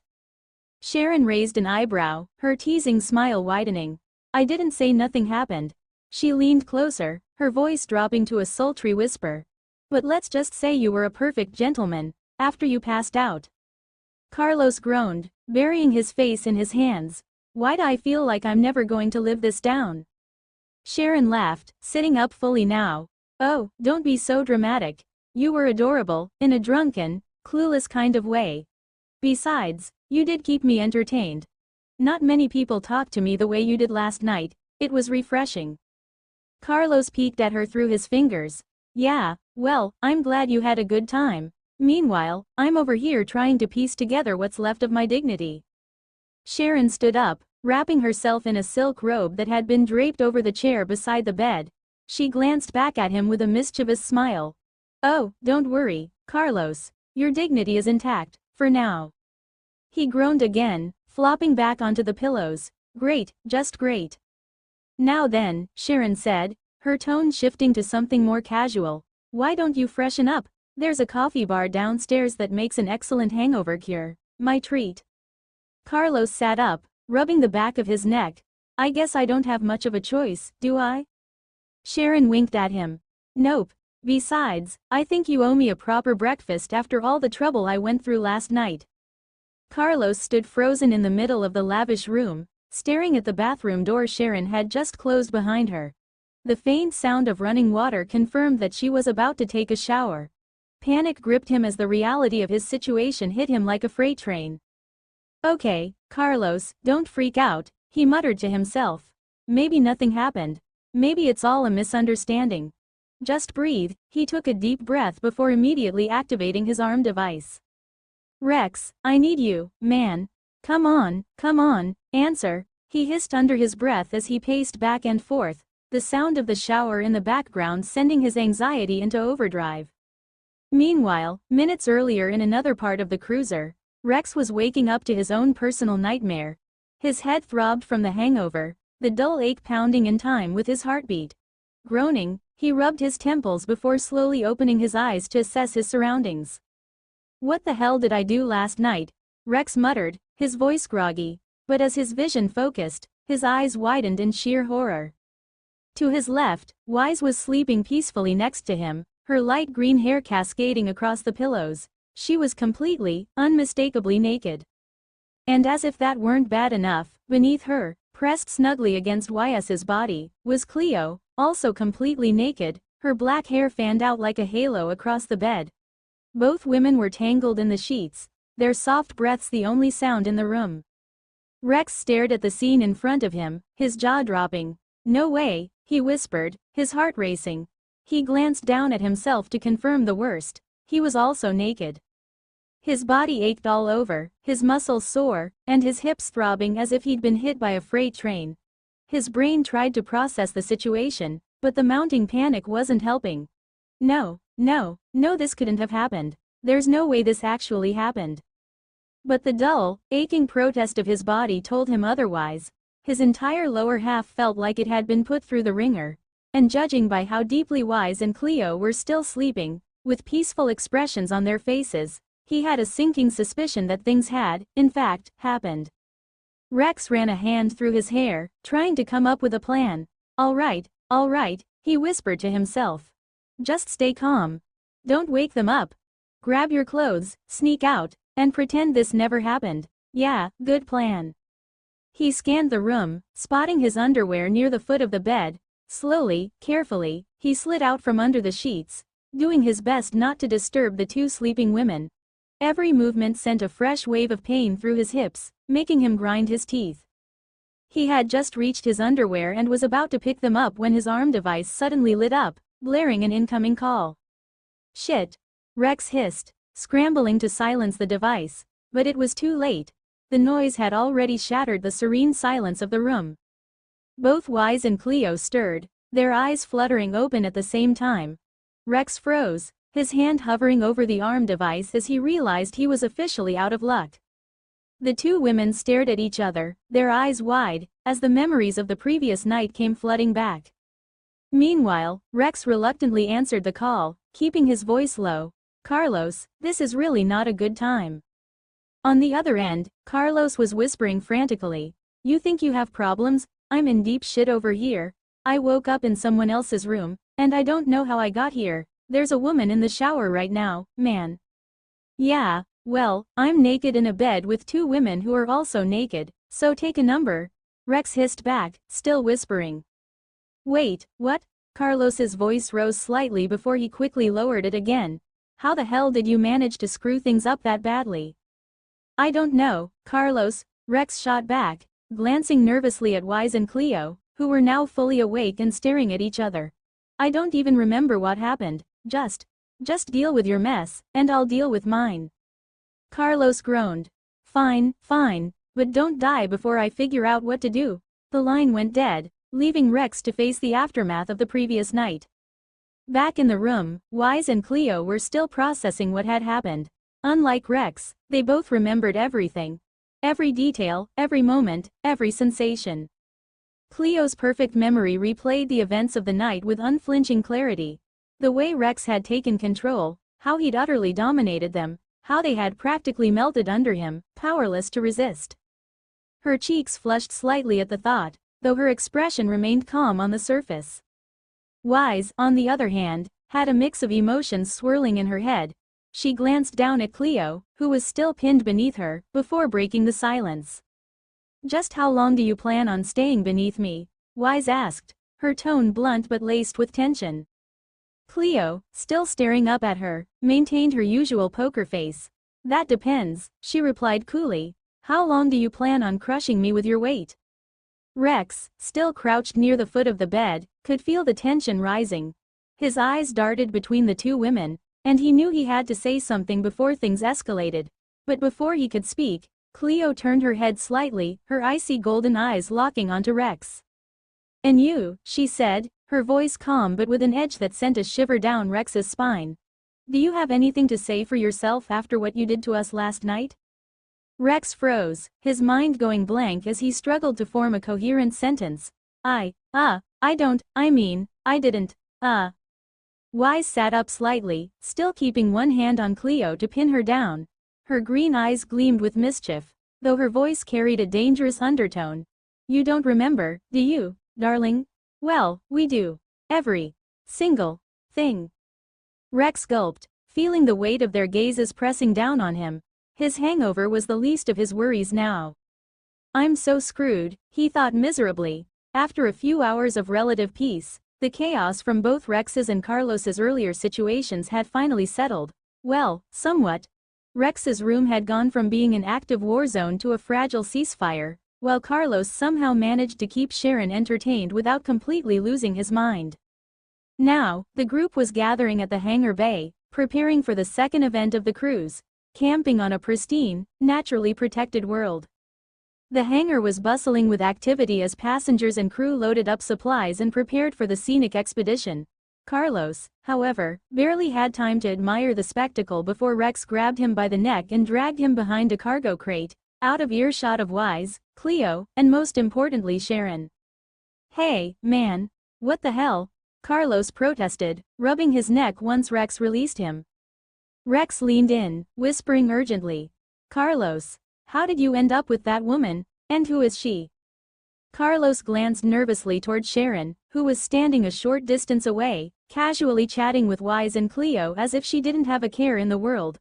"I told you, man, I don't know," Carlos whispered back. "All I remember is meeting her outside the nightclub. We hung out inside, had a great time, and then, poof, blackout, nothing, total void after that." Rex groaned, running a hand down his face. "So you don't remember anything? Like, how you ended up in her room?" Carlos shook his head helplessly. "Not a damn thing. But she seems like a nice lady, you know? She's classy, and she's been really chill about everything. So why were you in such a panic when you called me earlier?" Carlos hesitated, scratching the back of his neck. "Well, the thing is." He leaned closer, lowering his voice even further. "She told me she's married. And apparently, people are terrified of her husband. Like, they avoid her because of him." Rex's eyes widened. "Married?" he hissed, glancing at Sharon again. She was laughing softly at something Wise had said, completely unaware of the two men's panicked conversation. "Do you have any idea who her husband is?" Carlos shrugged helplessly. "I don't, man. That's why I called you. Maybe Cleo can look her up or something, you know, do her tech wizard thing?" Rex sighed, glancing at his arm device. "Fine. Let me call her and see what she can dig up." He tapped a few buttons, initiating the call. After a moment, Cleo's calm, neutral voice came through the device. "Yes, Rex," Cleo answered, her tone betraying no hint of the chaos happening in the background. "Cleo, I need to talk to you in private. Can you come over here where Carlos and I are?" Rex said, waving his hand so Cleo could see him from across the hangar. Cleo's gaze flicked to him, then to Carlos, whose face was practically radiating distress. "Understood. I'll be there shortly," she replied before ending the call. Turning to Wise and Sharon, she smiled politely. "Wise, can you keep Sharon company for a moment? Rex and Carlos require my assistance with something." Wise, who had been listening intently with her advanced hearing, smirked knowingly. "Sure, I'll hold down the fort. Just don't take too long. The transport ships will be taking off soon." Cleo raised an eyebrow at Wise's unusually cooperative response but decided not to comment. "Understood," she said before heading over to where Rex and Carlos were waiting. Finally, Carlos said as Cleo approached. "Cleo, you gotta help me. I'm in deep trouble here." Cleo glanced between Carlos, who looked like he was on the verge of a meltdown, and Rex, who looked more exasperated than anything. "What exactly is the situation?" she asked, crossing her arms. Carlos quickly explained everything. The nightclub, the blackout, waking up in Sharon's room, and, most importantly, the fact that Sharon was married to someone powerful enough to make people fear even talking to her. When he finished, Cleo let out a small sigh, closing her eyes. "Very well. Give me a moment. I'll access the relevant databases and see what I can find." Carlos and Rex watched as Cleo stood perfectly still, her eyes closed as she worked. For several minutes, she said nothing, her expression calm but focused. Then, without warning, she opened her eyes, fixing Carlos with an amused look. "Well," Cleo began, her tone carrying a faint hint of mischief, "it seems you've managed to land a critical hit, as Rex would say, on one of our less friendly acquaintances." Rex and Carlos exchanged confused glances. "What do you mean?" Rex asked. Cleo's lips curled into the faintest of smirks. "The woman you so carelessly spent the night with, Carlos, is none other than Sharon Tamarin. She is the wife of the current CEO of Nexum Dynamics." The words hung in the air like a grenade waiting to go off. Carlos blinked. "Wait, you mean, like, Nexum Dynamics? The megacorp that builds warships and high-tech weapons? Those that want us dead? That Nexum Dynamics?" "Affirmative," Cleo replied, her expression perfectly neutral. "And to clarify, it wasn't exactly easy to confirm this information. I had to bypass multiple military-grade firewalls, disable tracking programs, and delete several highly advanced viruses just to access the relevant data. That level of security is only applied to individuals of significant importance. Carlos paled, his voice dropping to a whisper, "Oh no." Rex groaned, pinching the bridge of his nose. "Cleo, please tell me you're joking. There's no way Carlos could have been that unlucky." Cleo shrugged lightly. "I do not joke about matters of this nature, and yes, he was that unlucky." Carlos's knees nearly gave out. I slept in the same room as the wife of Nexum Dynamics CEO." His voice cracked as panic overtook him. "Do you know what he'll do to me if he finds out?" Rex grimaced, patting Carlos on the shoulder. "Yeah, this is bad, really bad." Cleo tilted her head slightly, her expression thoughtful. "On the bright side," she said, "you may have inadvertently created an opportunity. If Sharon holds any influence over her husband, we could potentially use this situation to—" "Nope," Carlos interrupted, shaking his head violently. "Nope, nope, nope. I'm not getting involved in any corporate espionage or sabotage or whatever you're thinking. I just want to survive this trip without getting assassinated." Rex sighed deeply. All right. First things first. We keep this under wraps. No one else finds out about this, got it?" Cleo nodded. "Understood. But I would suggest that Carlos maintain a respectful distance from Sharon for the remainder of the trip." "Respectful distance?" Carlos hissed. "I'm staying light years away from her." As the group prepared to board the transport, Carlos couldn't shake the feeling that his vacation had taken a very dangerous turn. "I don't think you'll be able to stay away from her, Carlos," Rex said with a teasing grin as he patted Carlos's shoulder. His hand then gestured toward the far end of the hangar, where Sharon stood, looking effortlessly elegant even in casual camping attire. She was holding a datapad and chatting pleasantly with Wise, her lynx-like ears twitching slightly as she laughed at something. Carlos turned to look, his stomach sinking when he realized what Rex was pointing out. No way," he muttered, his voice barely above a whisper. Rex chuckled. "Yep, it looks like Sharon's on our team for the camping event. Congratulations, buddy. You've hit the jackpot." Carlos groaned, running a hand down his face. "I can't believe this. Why me, man? Why does it have to be me?" "Haha, hey, look on the bright side," Rex said as they started walking toward the transport ship. "You delivered the single most powerful hit to one of our enemies. I mean, sleeping in the same room as the wife of Nexum Dynamics CEO? That's next-level sabotage." "Yeah, next-level sabotage that'll probably get me vaporized," Carlos muttered, shooting Sharon a nervous glance. She caught him looking and gave him a warm smile, waving slightly. He immediately looked away, his face heating up. Cleo, walking next to Rex, glanced at Carlos with her usual neutral expression, though there was a faint glimmer of amusement in her eyes. "Try not to embarrass yourself too much, Carlos. We're supposed to be on a peaceful outing, after all." "Peaceful?" Carlos hissed under his breath. "I'm one wrong word away from getting assassinated, and you call this peaceful?" Cleo didn't bother responding, simply stepping onto the transport ship with Rex, leaving Carlos to reluctantly follow. Once inside the transport ship, the passengers settled into their designated seats. The interior was spacious and comfortable, with padded seats and large windows offering stunning views of the planet below. The girls, Wise, Cleo, and Sharon, sat on one side, chatting away about various topics while Carlos and Rex sat on the other, their heads bent over their arm devices as they pretended to ignore the ongoing conversation. "Why does it feel like my vacation is turning into a survival mission?" Carlos muttered to Rex as he scrolled through his arm device, likely searching for some way to calm his nerves. "Could be worse," Rex replied casually, not looking up from his device. "At least she seems to like you. If she didn't, you'd already be dealing with her husband's goons right now." Carlos shot him a glare. "Not helping, Rex, not helping at all." A chime echoed through the cabin, and a cheerful voice from the event announcer came over the intercom. Less than 1, 2, 3, can you all hear me? I am the guide that will be in charge of you guys.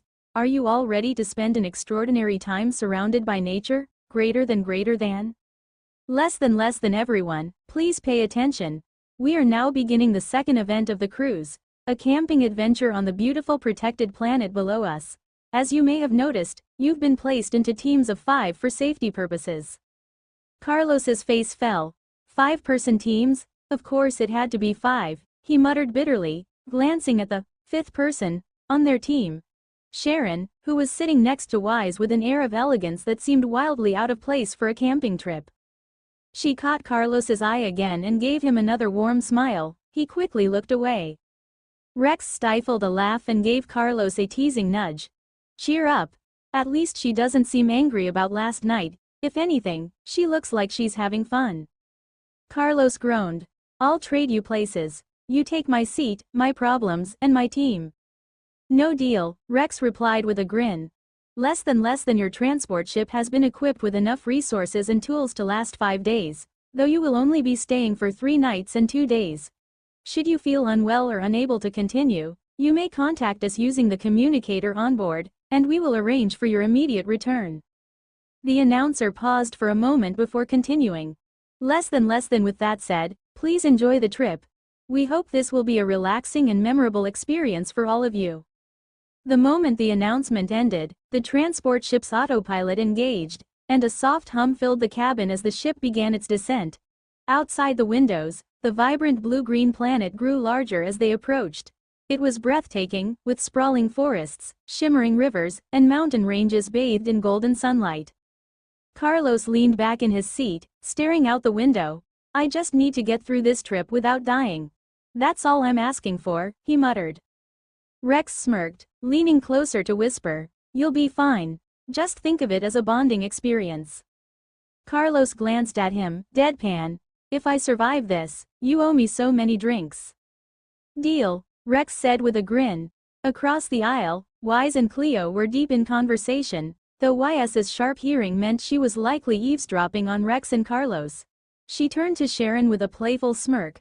So, Sharon, are you excited about camping? I'm sure Carlos will be thrilled to help you set up your tent. Sharon giggled, her feline ears twitching slightly. Oh, I wouldn't want to trouble him too much. But he does seem like a dependable sort of man, don't you think? They glanced at Carlos, who was pretending not to hear them but was clearly sweating bullets. She smirked. Oh, definitely. You should rely on him as much as you want. Cleo shot Wise a warning glance. Don't encourage her, Wise. We're here to enjoy the event, not cause unnecessary drama. Oh, come on, Cleo, Wise replied, leaning back with a mischievous grin. A little drama makes everything more fun. Rex glanced between the girls and Carlos, who looked like he was actively praying for the ship to land so he could escape. Rex shakes his head, chuckling softly. The transport ship gently touched down on the lush surface of the planet, its engines humming softly before powering down. The artificial breeze created by its descent rustled the strange crystalline trees nearby, sending tiny motes of light scattering like fireflies. As the doors opened, the warm, earthy smell of the forest greeted them, mixed with the faint metallic tang of the alien environment. The announcer's voice chimed through the transport speakers one last time. Less than you will begin your journey approximately 2 kilometers from the designated camping spot. This short trek is designed to enhance your immersion and allow you to fully experience the natural beauty of the area. Please follow the coordinates on your arm devices to reach your site safely. Have fun, and enjoy the adventure. Greater than. Carlos groaned, already feeling the weight of the trek ahead. 2 kilometers? Did we really need the extra hike? Couldn't they have just dropped us on the spot? Rex ignored his whining and moved to the transport's cargo chest, opening it to grab their camping supplies. Quit complaining and help me get this stuff. We're carrying the food and water, so make yourself useful. Fine, Carlos said, reluctantly stepping forward to help as Rex dragged out a heavy chest filled with supplies. Rex glanced at the girls, who were chatting nearby. All right, you two, he called out. You'll be carrying the camping gear and that thing. He gestured toward a bundle of collapsible tents and a strange cylindrical device that looked like a high-tech generator. Cleo raised an eyebrow at the mention of that thing. The atmospheric regulator? She asked, her tone sharp. Yeah, that thing, Rex said casually, already hauling the food crate onto his shoulder. Cleo sighed but didn't argue, instead motioning for Wise to help her secure the gear. Wise, of course, looked less than thrilled about carrying anything but complied after a small grumble. "All right," Rex said once everyone was loaded up. "Let's move. The sooner we get to the site, the sooner we can set up camp." The team began their trek through the alien forest, following the glowing path displayed on their arm devices. The world around them was breathtakingly beautiful, almost otherworldly in its perfection. The crystalline trees glowed faintly, their leaves refracting the sunlight into delicate rainbows that danced across the forest floor.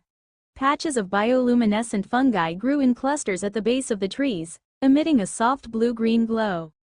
Above them, the twin moons hung in the vibrant sky, their reflections shimmering faintly in a nearby river. The river itself was mesmerizing, a liquid that looked like molten mercury, faintly shimmering and reflecting the light in strange patterns. The air was fresh and cool, carrying a faint floral scent mixed with the earthy smell of the forest.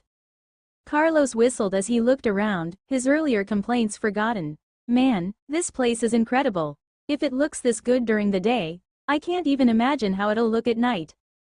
Sharon, who had been quietly taking in the scenery, moved closer to Carlos and gently slipped her arm around his. "It truly is breathtaking," she said, her soft voice tinged with wonder.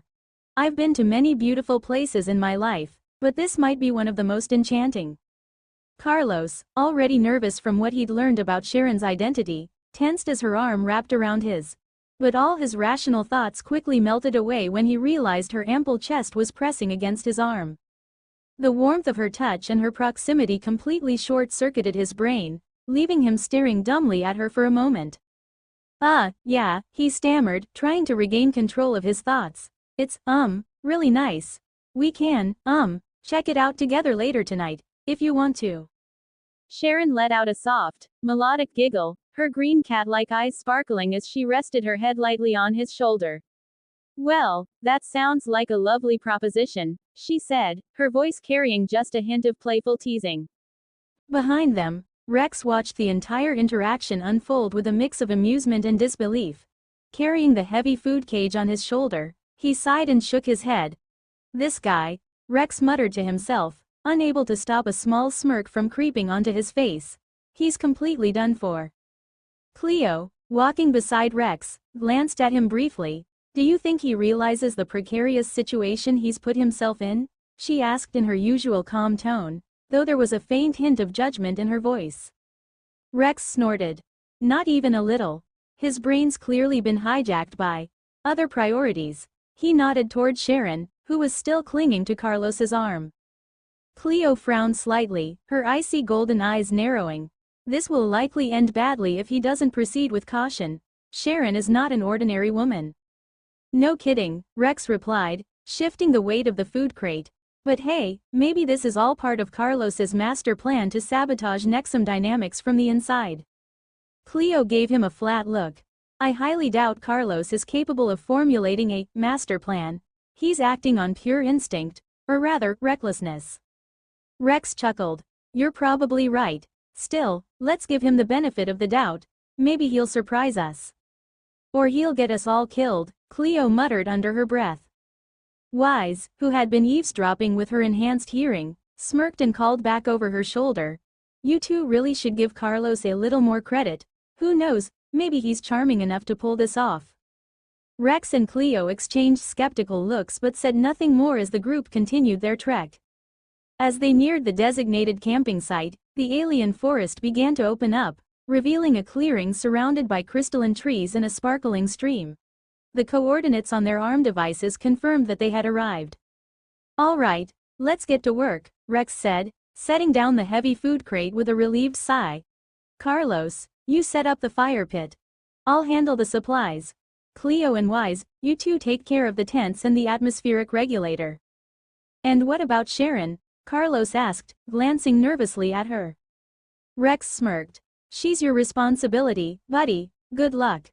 Carlos groaned, rubbing his temples. "Great, just great." Sharon, meanwhile, watched the group with a serene smile, clearly enjoying the dynamic. "Don't worry, Carlos," she said, placing a hand on his shoulder. "I'm sure you'll do wonderfully." As the group began setting up camp, Rex couldn't help but glance back at Carlos and Sharon every so often, shaking his head with a mix of pity and amusement. This is going to be one hell of a camping trip, Rex thought. After some effort, the campsite was finally complete, a harmonious mix of futuristic technology and traditional camping vibes. Hover lanterns floated above, casting a soft, warm glow across the clearing. At the center of the camp was a holographic fire pit, a brilliant piece of tech that projected flickering flames while doubling as a heat source. Though it lacked the smoky aroma of a real fire, Cleo had insisted on adding authentic crackling sounds for ambiance, programming it herself to replicate the soothing noise of burning wood. Due to the planet's unique ecosystem, burning the native wood was strictly forbidden, not to mention dangerous, as it could release toxic fumes. To preserve the camping experience as much as possible, the provided hollow fire pit and other camping gear were state-of-the-art, creating the perfect blend of nature and comfort.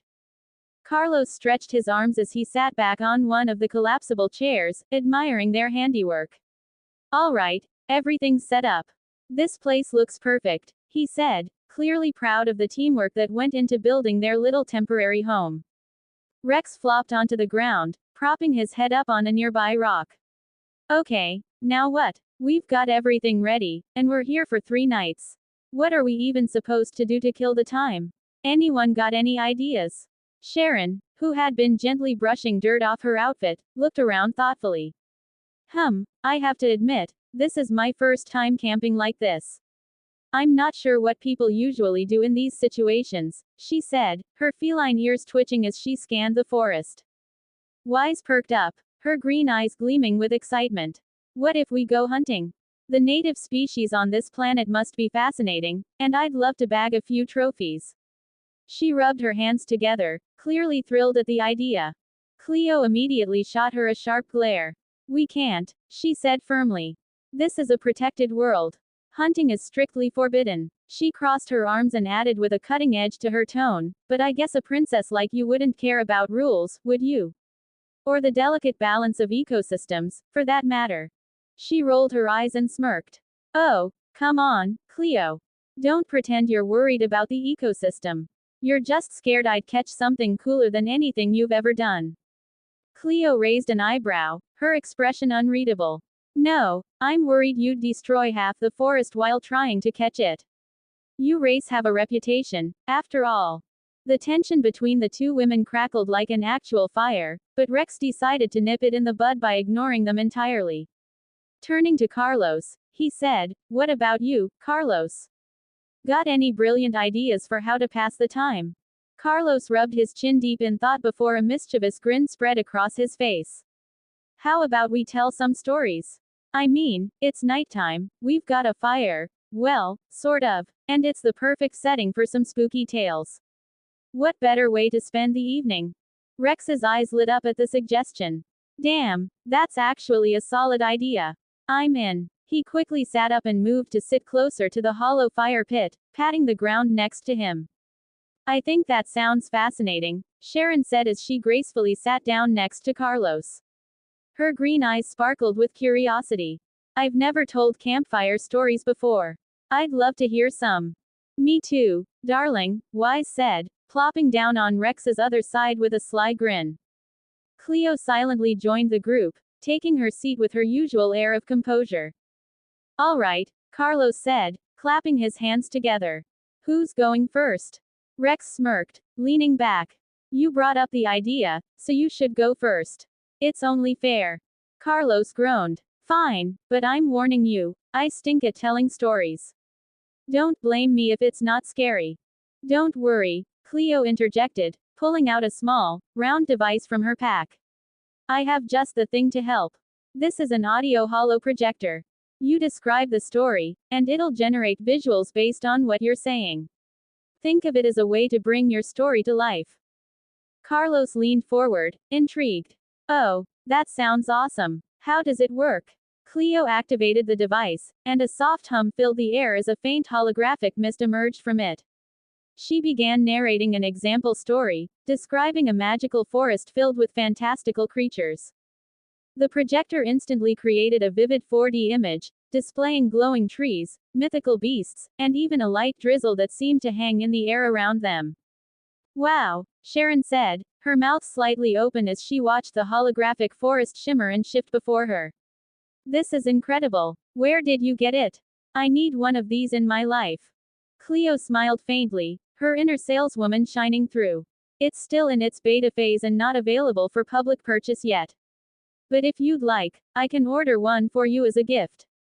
All I'd ask is that you help us promote it. A recommendation from someone like you would go a long way. Sharon beamed. You've got yourself a deal. Let me add you to my contacts, little Cleo. As the two exchanged contact information, Rex couldn't help but grin. Well, it looks like Cleo's already making business deals during our camping trip. Classic. Carlos cleared his throat, standing up and cracking his knuckles. All right, fine. Let's see what this thing can do. I'll try my best to scare the pants off you guys. The group settled in closer to the fire, their anticipation growing as the night deepened and the strange, alien forest around them seemed to close in. The twin moons above bathed the clearing in an eerie glow, setting the perfect stage for Carlos's first attempt at a campfire tale. All right, Carlos began, his voice lowering dramatically. This is the story of the haunted mining ship Eclipse. The projector hummed softly, the mist swirling as it began forming shapes in response to Carlos's words. Rex smirked, leaning forward with a grin. This better be good, Carlos. Don't embarrass yourself. Carlos rolled his eyes. Shut up and let me work my magic. Carlos leaned closer to the hollow fire pit, his face lit up by the flickering glow of the holographic flames as he began his story. His voice dropped an octave, carrying a mix of drama and tension that immediately caught everyone's attention. This mission took place not long after I became the boss of the Thunderblades, he began, his tone heavy with foreboding. The request seemed simple enough. Head to a crashed trading ship, secure the cargo, and deliver it to the ship's owner back in the city. Easy, right? That's what I thought too. Everything looked straightforward, until we got there. Carlos paused, letting the weight of his words sink in. The small hollow projector Cleo had set up responded to his voice, creating a 4D hologram of a large, smoking wreckage surrounded by an eerie wasteland. So, he continued, leaning back slightly, I put together a team and headed out to the crash site. By the time we arrived, the wreck had already been sitting there for 3 days. There were no fires left, just the scorched husk of the ship smoldering in the distance. But with the risk of radiation hanging in the air, we didn't take any chances, we suited up in power armor before we even got close. The hologram shifted, showing a group of armored figures approaching the wreckage. The forest around them was quiet now, everyone drawn into the vivid imagery of Carlos's tale. The ship's interior was exactly what you'd expect after a crash like that, burned out walls, twisted metal, debris everywhere. It looked like a damn oven in there, the heat from the crash cooking everything. But as we moved deeper into the ship, things started to get weird. Carlos leaned forward, lowering his voice for effect. At first, it was the bodies. Crew members or what was left of them, anyway, lying all over the place, burned so badly their skin had turned to charcoal. Most of us were used to seeing bad stuff on missions, but this. He shook his head, letting the memory hang in the air. The projector shifted, creating ghostly images of charred bodies strewn across the floor of the wreck. Then one of my men pointed something out, something we'd missed at first. Carlos's voice dropped to a whisper, and the campfire flickered as if reacting to his tone. The bodies weren't complete. Arms, legs, even parts of their torsos, gone. It wasn't just the crash that tore them apart. There were bite marks all over them.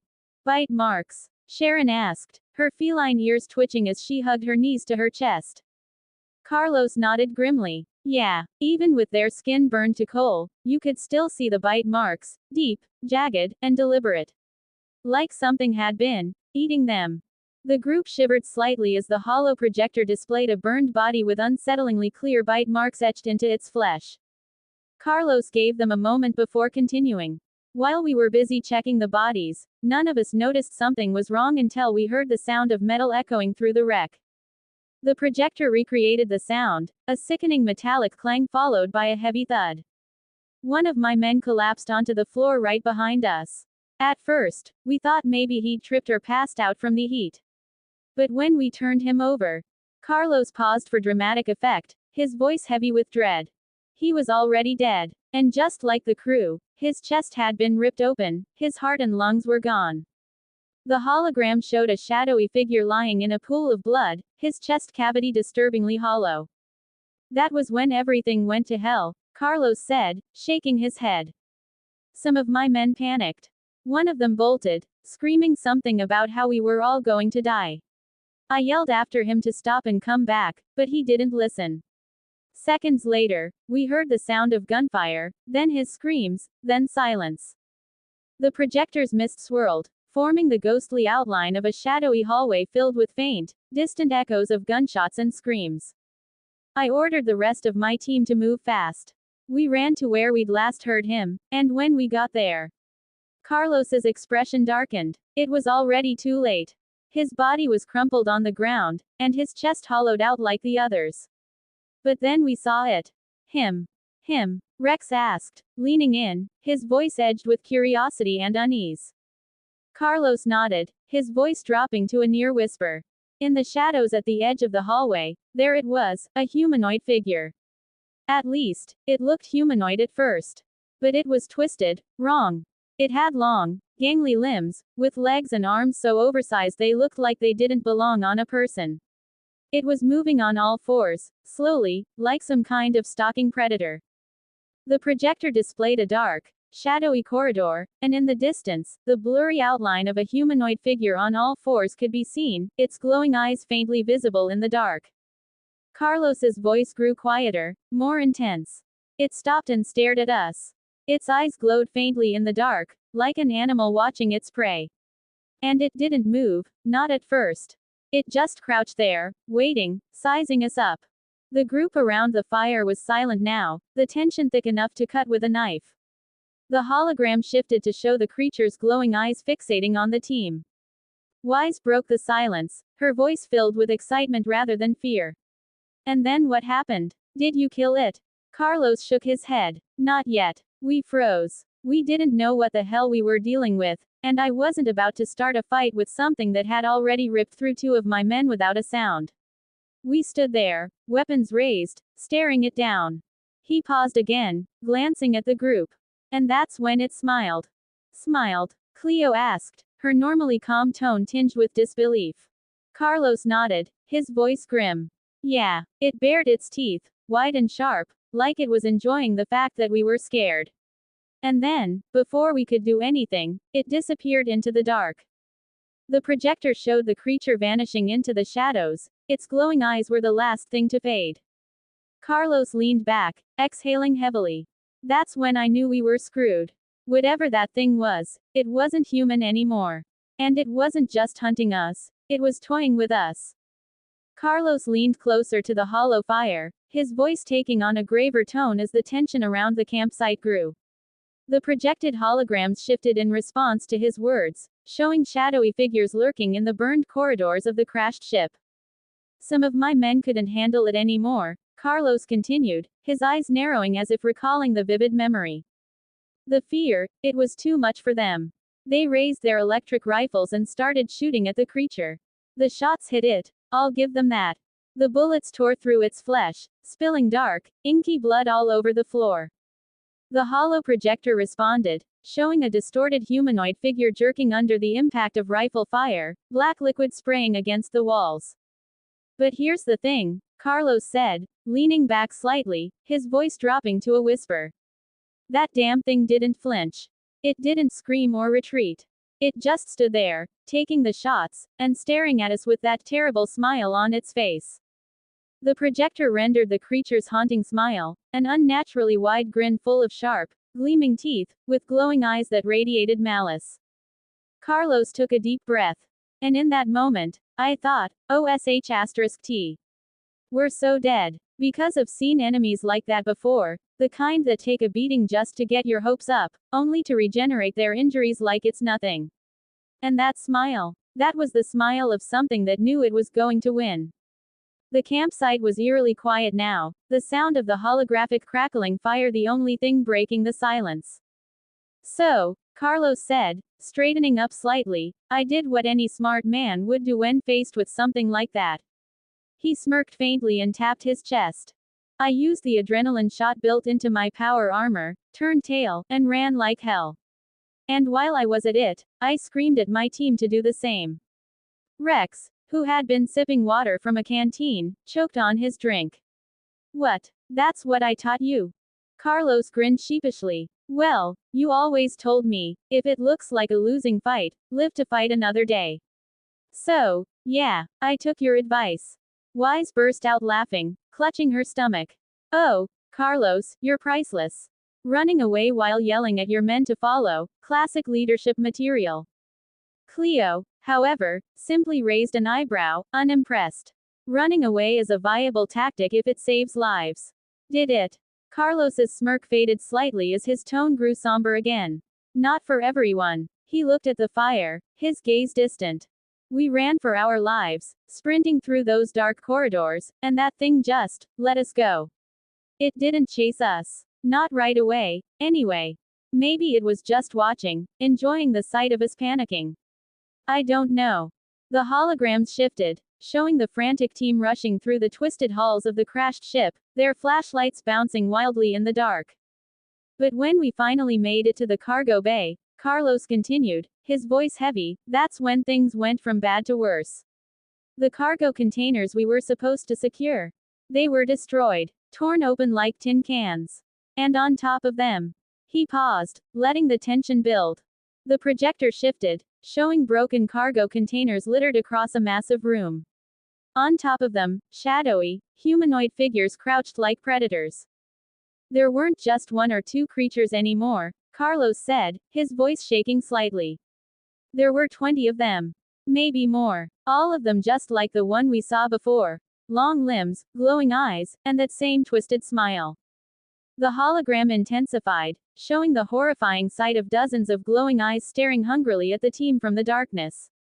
When they noticed us, Carlos continued, his voice dropping to a near whisper, they didn't laugh like the first one. They didn't toy with us. They just stared, and the hunger in their eyes. He shivered slightly. Even now, I still remember it. It was the kind of look that chills your blood. Sharon hugged her knees tighter, her feline ears flattening slightly. What did you do? She asked softly. Carlos let out a bitter laugh. What do you think I did? I knew we were outnumbered, so I took out my hammer and prepared to go down swinging. I told my men to hold the line, but... He shook his head. They didn't stand a chance. The creatures charged us all at once, and it was chaos. My men started dropping one after another. They didn't even have time to scream. The projector displayed a horrifying scene, the creatures leaping from the shadows, overwhelming the team in a brutal, frenzied attack. The sounds of gunfire, screams, and metal tearing filled the air as the holographic figures fought desperately for survival. Carlos clenched his fists, his voice trembling slightly. My power armor shields held out just long enough for me to stay alive. I swung my hammer like a madman, taking out as many of those things as I could.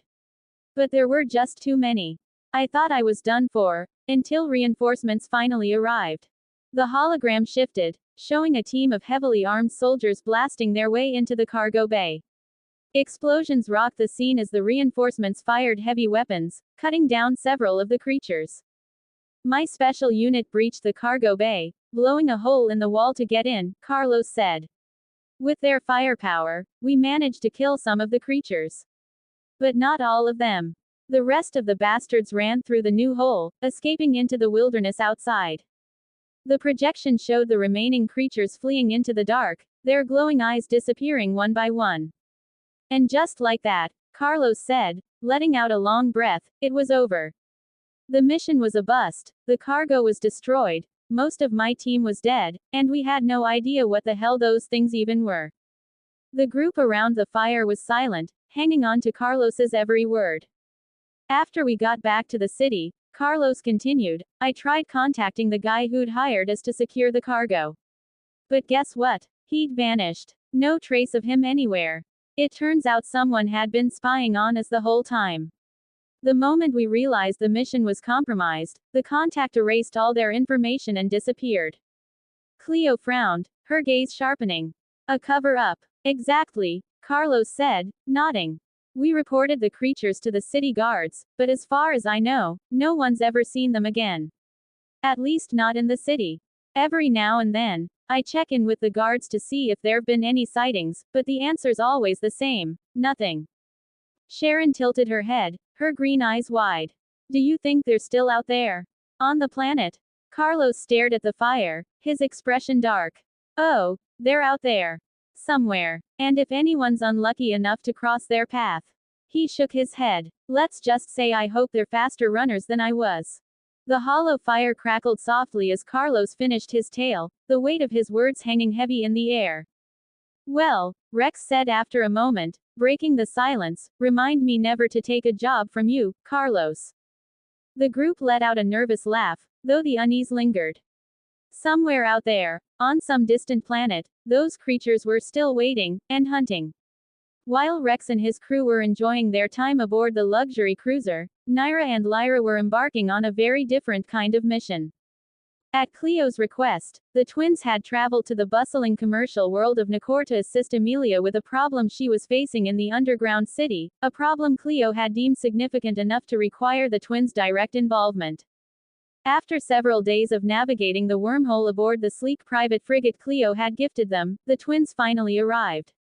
The frigate docked smoothly in the underground city's private docking zone, its crimson lights cutting through the dim industrial haze of the station. Waiting for them on the platform was Amelia, dressed impeccably in her usual maid uniform, complete with her pristine white headpiece. She stood with her hands clasped in front of her, radiating her usual composed, authoritative presence. As the transport vessel's ramp descended, Naira was the first to bound down the steps, her energy infectious. Amelia, it's so nice to see you again, she called, running up to embrace the maid warmly. Behind her, Lyra followed at a slower, more reserved pace, bowing slightly from a distance. She wasn't as accustomed to physical contact as her sister, preferring her own quiet brand of politeness. Welcome back, young ladies, Amelia said warmly, returning Naira's hug with a small, patient smile. Her sharp eyes flicked briefly to the 6 members of the blood clan who followed behind the twins, their presence adding an air of quiet menace to the group. Naira released her hug, her crimson eyes sparkling with curiosity. So, what's the problem, Emmy? Teacher didn't tell us anything about it, just that you'd explain the details once we arrived. Amelia straightened her posture, her expression becoming more serious. It's a delicate matter, she replied, lowering her voice slightly. We shouldn't discuss it out here. Please follow me to the mansion. We can talk more freely in the command room. Okay, Naira said cheerfully, while Lyra nodded silently. The twins fell into step behind Amelia, their blood clan escorts shadowing them with military precision. The twins couldn't help but take in sight of the mansion as they entered. Despite its luxurious design, the atmosphere was notably tense. The corridors were crawling with heavily armed guards who moved with purpose, their patrols carefully coordinated. The security presence was much more intense than the last time the twins had visited, which made them exchange a quick, knowing glance. After a brief elevator ride, they arrived on the 3rd floor, where the command room was located. The room was dominated by a large, high-tech hollow table in the center, surrounded by chairs and monitors that lined the walls, constantly feeding data and surveillance footage. Inside, they weren't alone. Sitting at one of the chairs near the table was Lila, the leader of the human army that had allied with Cleo and Rex. She was sipping from a steaming cup of something that smelled faintly like herbal tea. Standing behind her were 2 imposing guards clad in black and red armor, their visors glowing faintly with red energy. Lila noticed the twins as soon as they entered, and for a moment, her usually calm expression faltered as her blue-gray eyes widened slightly in surprise. She wasn't easily impressed, but the twins were a sight to behold. Naira's confident demeanor and bright golden eyes, paired with Lyra's quiet grace and silvery gaze, created an almost ethereal aura around them. There was a charm to them, an almost hypnotic allure that could overwhelm anyone who lacked strong mental defenses. For a moment, even Lila found herself slightly captivated. But as a leader, Lila was quick to regain her composure, setting down her tea with a soft clink. Before anyone could speak, Amelia stepped forward, her professional tone cutting through the room's charged atmosphere. Now that everyone has arrived, let me begin with introductions, she said, gesturing toward each side of the table. To my right, we have Lady Lilla, Amelia began. She is the leader of a human army and a trusted ally of Lady Cleo and Lord Rex. Lilla offered the twins a warm smile. Hello there, girls, she said in her usual friendly tone, her hands resting lightly on the table. Naira, always the bolder of the two, gave her a slight nod of acknowledgement, though her crimson eyes were scanning Lilla with a curiosity that was hard to miss. Lyra, on the other hand, looked down shyly, barely managing to whisper, hello, as she kept her gaze averted. Amelia continued without missing a beat. And to my left, we have the young ladies Naira and Lyra. They are disciples of Lady Cleo and have been sent here to assist with the matter at hand. Disciples of Cleo, huh? Lilla said, her smile widening as her curiosity grew. Well, I'm glad to finally meet you both. I've heard quite a bit about you. Naira tilted her head, her curiosity now openly evident. All good things, I hope, she replied with a playful grin. Of course, Lilla said smoothly, taking another sip of her tea. Lyra stayed quiet, fidgeting slightly as she shifted closer to Naira for comfort. Seeing that the introductions had run their course, Amelia clapped her hands lightly to draw everyone's attention. Now that we're all acquainted, let's get down to business. I'll explain the situation in full so we're all on the same page. She turned toward the hollow table and activated it with a gesture, causing the room to dim slightly as the table's surface came to life. A 3D hologram appeared, showing a map of the underground city with several sections marked in red. As the projection spun slowly, everyone's expressions grew more serious. This, Amelia said, pointing to the glowing red areas, is where the recent disturbances have been concentrated. Over the past few weeks, we've had reports of several disappearances in these zones, workers, residents, even a few members of our security forces. Normally, I'd write this off as typical underground city crime, but... She zoomed in on one of the highlighted areas, revealing footage of a shadowy figure moving through a dark alleyway.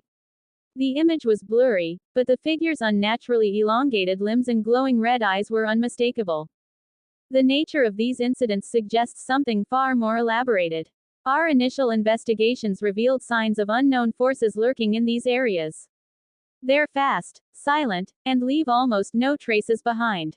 If this sounds familiar, she said, glancing at Naira and Lyra, it's because their descriptions match the enemies Rex and Carlos encountered during their first days on the planet. Naira's playful grin faded instantly.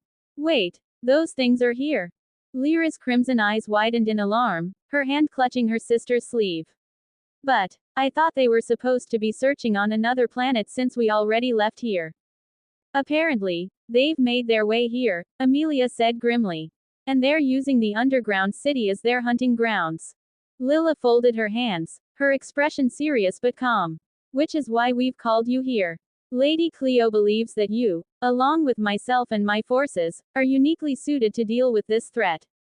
Amelia nodded. Exactly. You'll be working together to eliminate these enemies and ensure the safety of the city. Naira cracked her knuckles, a dangerous glint returning to her crimson eyes. Well, that's all I needed to hear. Let's hunt these bastards down. Lyra hesitated, her voice soft but steady. If they're like the ones Carlos fought, we'll need to be careful. Lilla smirked slightly. Careful, yes. But with our combined skills, I'm confident we can handle them. Amelia crossed her arms, her gaze sweeping over the group. Good. Then let's get to work. With the preparations complete, the group set out in 3 heavily armored vehicles, specially designed for missions requiring stealth and durability. Flying in on ships was deemed too risky since any aerial approach would likely alert the enemies, giving them time to scatter or burrow deeper into hiding. Ground vehicles offered the advantage of discretion, and these cars, built in Lilla's factories, were top of the line. Each car was equipped with reinforced armor, energy shields, and noise-dampening tech to keep their approach as silent as possible. The first car carried the Blood Clan assassins, their presence exuding quiet lethality. The middle car housed the twins, Naira and Lyra, along with Lilla and her 2 personal guards. The last car trailed close behind, carrying Lila's elite Techno Knights, battle-hardened soldiers equipped with advanced exosuits and weaponry designed for urban combat. The convoy moved quietly through the dim, labyrinthine roads of the underground city, the eerie stillness of the environment heightening the tension. Despite the vehicle's silent operation, the oppressive air of the underground weighed on them, the dim neon lights of the city casting long, flickering shadows on the cracked concrete walls. Inside the middle car, Naira leaned back in her seat, her crimson eyes flicking toward Lila, who sat across from her with her usual composed smile. Behind Lila, her two guards sat in complete silence, their black and red armor reflecting the dim light from the dashboard. Naira crossed her arms, breaking the silence. So, Lila, right. Why haven't you guys been able to deal with these enemies yet? I mean, you've got Aegis units backing you up, and those things are practically walking death machines. Lila's smile didn't falter, though there was a faint trace of frustration in her otherwise calm demeanor. Because these enemies aren't just mindless beasts, she said, her voice level. They're highly intelligent and exceptionally skilled at evasion. They know the layout of the underground city better than we do. Every time we've closed in on them, they've either ambushed us or vanished entirely before we could finish the job. Naira tilted her head, narrowing her eyes. What do you mean, vanished? Don't the Aegis units have advanced tracking systems? Thermal imaging, motion detection, all that fancy tech? Lila nodded. They do. And the enemies have somehow found ways to counter it. They've been targeting and destroying our tracking drones, jamming our signals, and even laying traps for our squads. It's unprecedented. Her smile softened, though her eyes were still sharp. Even some of the Aegis units that tried to track them have been destroyed. And that's no small feat. Naira let out an annoyed huff, tapping her fingers against the car's interior. TCH. These guys sound like a pain. If we already know they're from Nexum Dynamics, wouldn't it make more sense to hit the source? Go after their buildings or their factories instead of chasing these inferiors around the city. Lila chuckled lightly at Naira's impatience. You sound like someone who's used to taking direct action. Unfortunately, that's not an option, at least not yet. Lila leaned forward slightly, resting her hands on her knees. Attacking a megacorporation like Nexum Dynamics outright would be suicide. Their resources, their private armies, their political connections. Even with Lady Cleo and Lord Rex backing us, we simply aren't strong enough to handle the retaliation they'd unleash. Not yet. Lyra, who had been quietly listening, finally spoke up, her soft voice cutting through the tension. So, this is about endurance. Wearing them down little by little. Lila glanced at her, her smile growing slightly. Exactly. For now, all we can do is endure. Take out their operatives here, disrupt their plans as much as possible, and survive long enough to build our strength. Every enemy we kill weakens their grip on this city, even if only by a fraction. Naira scowled, clearly dissatisfied with the answer. HMPH. It feels like we're just playing defense. I hate defense. Lila chuckled again. I can see that. But patience is as much a weapon as any blade, young lady. And trust me, there will come a time when we'll strike at Nexum Dynamics directly. When that time comes, I'll gladly have you by my side. Naira's expression softened slightly, though she still looked annoyed. Fine. But don't expect me to sit still forever. Lyra glanced at her sister, then at Lila, her silver eyes filled with quiet determination. We'll help however we can. Lila nodded approvingly. I'm glad to have you both here. With your abilities, I'm confident we can finally turn the tide. The car hit a slight bump as the convoy continued down the winding road, the dim glow of the underground city lights flickering through the windows. Outside, the environment began to shift. The clean, industrial architecture of the upper levels gave way to darker, more decrepit surroundings. The air felt heavier here, the shadows deeper, as if the very walls of the city were watching them. Lila glanced at her wrist device, pulling up a 3D map of their destination. We're almost there. Once we arrive, the Blood Clan will take point and scout ahead. The Techno Knights will secure the perimeter, and we'll be ready to move in. Naira cracked her knuckles, her crimson eyes gleaming in the dim light. Finally. I've been itching to get some action. Lyra stayed quiet but placed a hand on her sister's shoulder, her touch grounding her slightly. Lila smiled faintly. Just remember, these enemies are dangerous. Don't underestimate them, no matter how many of us there are. The convoy slowed as they approached their destination, the vehicles coming to a stop in a wide, desolate section of the underground city. The surrounding buildings were crumbling, their windows shattered, and the air was thick with dust. As the group disembarked from their vehicles, the Blood Clan assassins immediately melted into the shadows, their presence almost imperceptible. The Techno Knights took up defensive positions around the convoy, their exosuits humming softly as they powered up their weapons. Lila turned to the twins, her expression serious now. All right. This is where it begins. Let's find these creatures and put an end to them. Naira grinned, drawing her dual blades. Oh, I'm ready. Lyra took a deep breath, her hands glowing faintly with energy as she prepared herself. Let's make sure we all make it back. As the team moved into the darkened streets, the faint sounds of the city faded behind them, replaced by an eerie silence that seemed to stretch endlessly. Everyone, be on high alert, Lila commanded, her voice calm but firm as her eyes swept across their surroundings. The enemies we're facing are void assassins. They're not run-of-the-mill threats. These bastards are elusive, highly coordinated, and very, very dangerous. Report any movement or suspicious. Before she could finish, a deafening explosion ripped through the air, cutting off her words. The first blast erupted beneath the road where their convoy had stopped, sending chunks of concrete and metal flying like deadly rockets. Almost simultaneously, additional explosions detonated in the nearby abandoned buildings. The blasts were coordinated perfectly, bringing the decrepit structures down in a catastrophic chain reaction. Massive chunks of debris tumbled down like meteors, raining destruction on the team. Shit! Naira yelled, her instincts kicking in. She reached out for her sister. Sis. Lyra immediately grabbed Naira's hand, her crimson eyes glowing faintly as their connection ignited. The twins' synchronized powers surged, their blood thrumming with latent energy.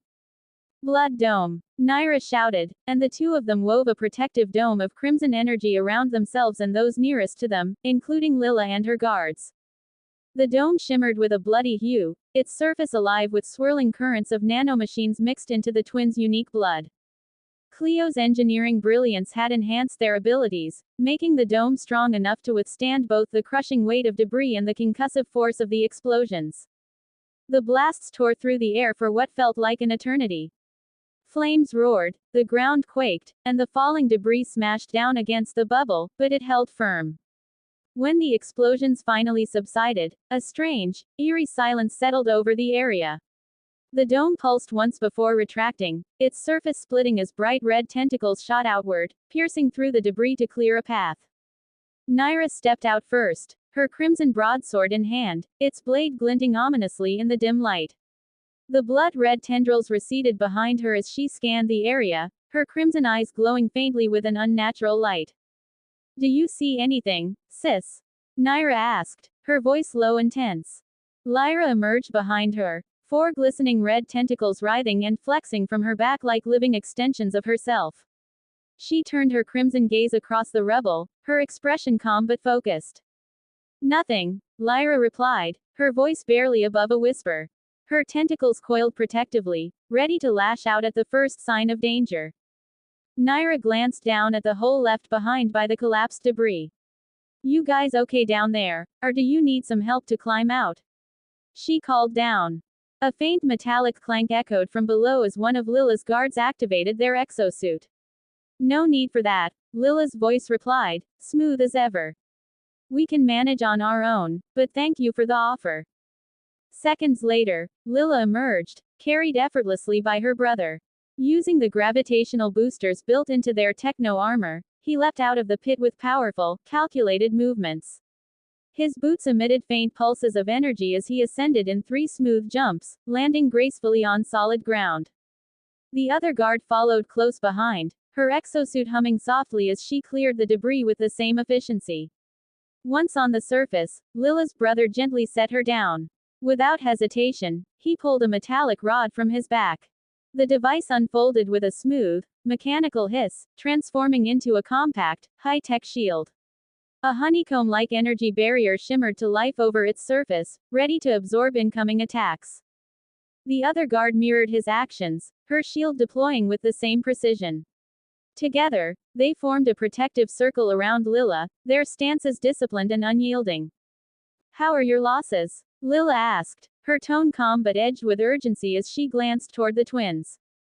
Naira smirked, resting her broadsword on her shoulder with a casual air. "Losses? None." Her voice carried an edge of pride. "Don't worry about us. Our people are harder to kill than roaches." Lyra winced slightly, glancing at her sister. "Sis, I don't think they like being compared to roaches." From the shadows near the rubble, one of the Blood Clan assassins emerged, his glowing red eyes narrowing slightly.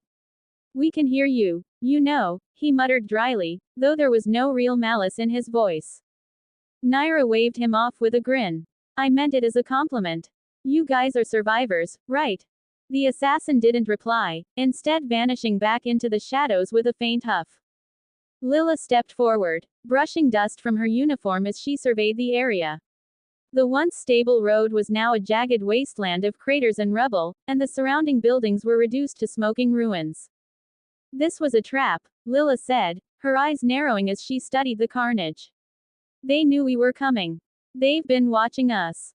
Naira twirled her broadsword, the weapon's edge glinting ominously. "If they wanted to scare us, they'd have to try harder than this." Lyra, still scanning the area, frowned. "This wasn't just to scare us. It was to isolate us. Split us up. If we're not careful, they'll pick us off one by one." Lila nodded in agreement, her sharp gaze flicking toward the shadows. "You're right. Stay close. Everyone, maintain formation and keep your eyes open. Void assassins thrive in chaos. Don't give them what they want." As if on cue, a faint, unnatural clicking sound echoed from the rubble. It was soft, almost imperceptible, but enough to send a chill down their spines. "Did you hear that?" Lyra asked, her voice barely above a whisper. Naira's eyes gleamed with excitement as she tightened her grip on her sword. "Oh, I heard it. It looks like the party's about to start, and we were the guests of honor." From the shadows, shapes began to emerge. Twisted, humanoid figures with elongated limbs and glowing red eyes. Their movements were unnaturally smooth, almost serpentine, as they slithered closer.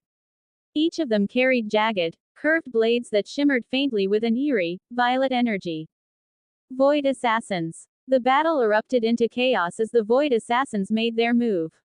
Their reputation as relentless killers was well deserved. The way they darted in and out of stealth with seamless precision made them a nightmare to deal with. Their attacks came in swift, coordinated waves. One assassin would retreat just as another leapt forward to strike, creating a relentless rhythm of attack and vanish. "Sis, they're so annoying. I can't hit them properly.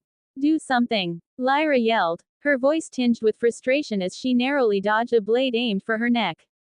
Her red tentacles lashed out in response, trying to grab the assassin, but the figure dissolved into stealth before she could land a blow.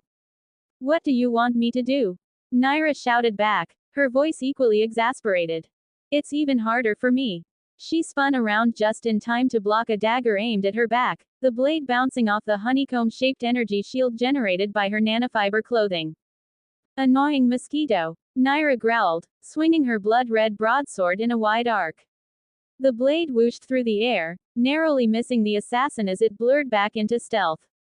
The Void assassins weren't just quick, they were cunning. They moved like shadows, their jagged, curved blades gleaming faintly before vanishing again.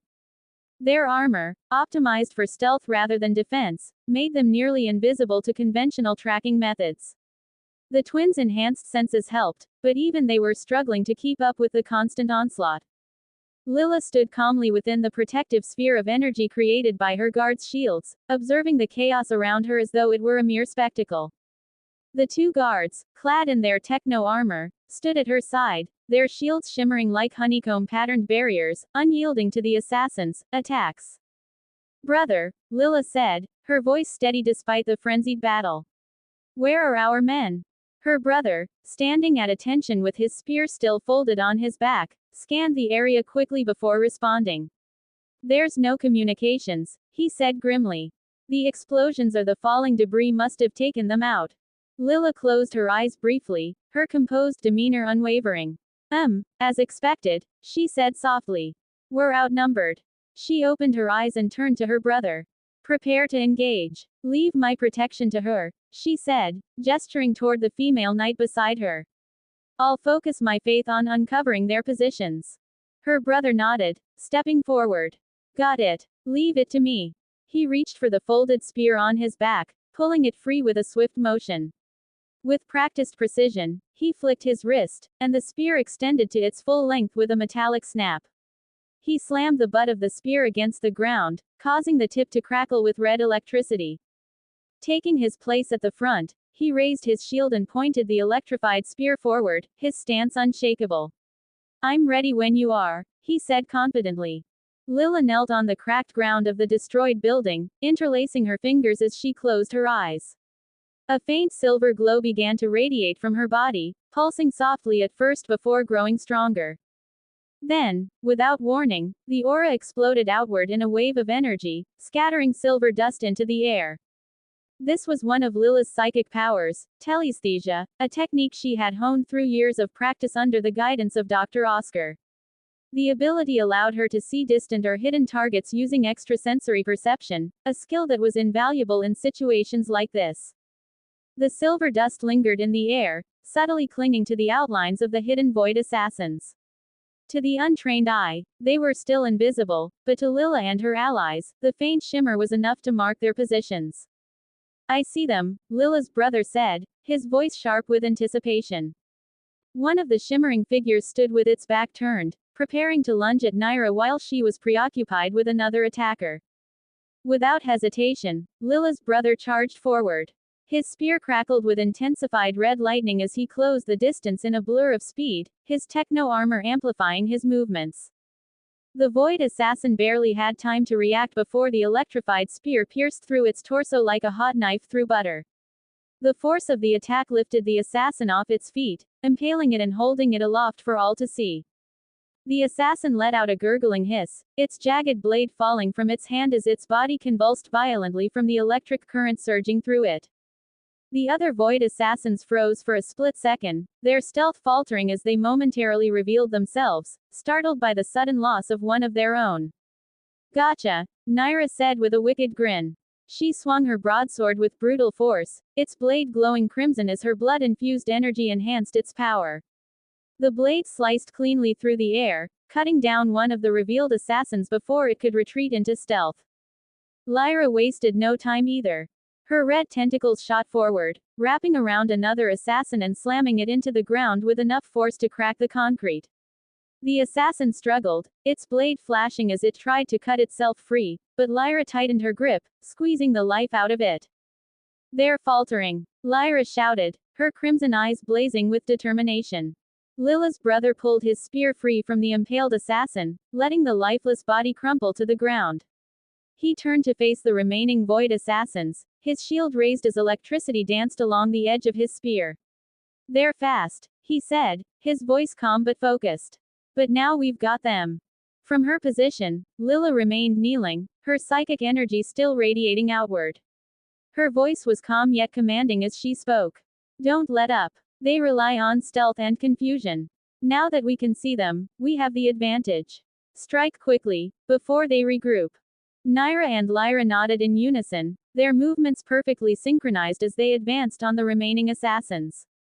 The Blood Clan assassins, emerging from the shadows like ghosts, joined the fray, their crimson blades flashing as they closed in on the disoriented void assassins.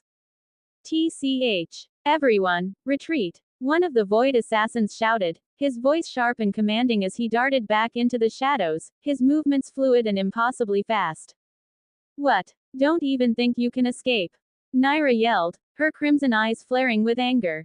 Without hesitation, she bolted after the assassin, her broadsword gleaming as her blood-red energy tentacles shot out to propel her forward like a crimson blur.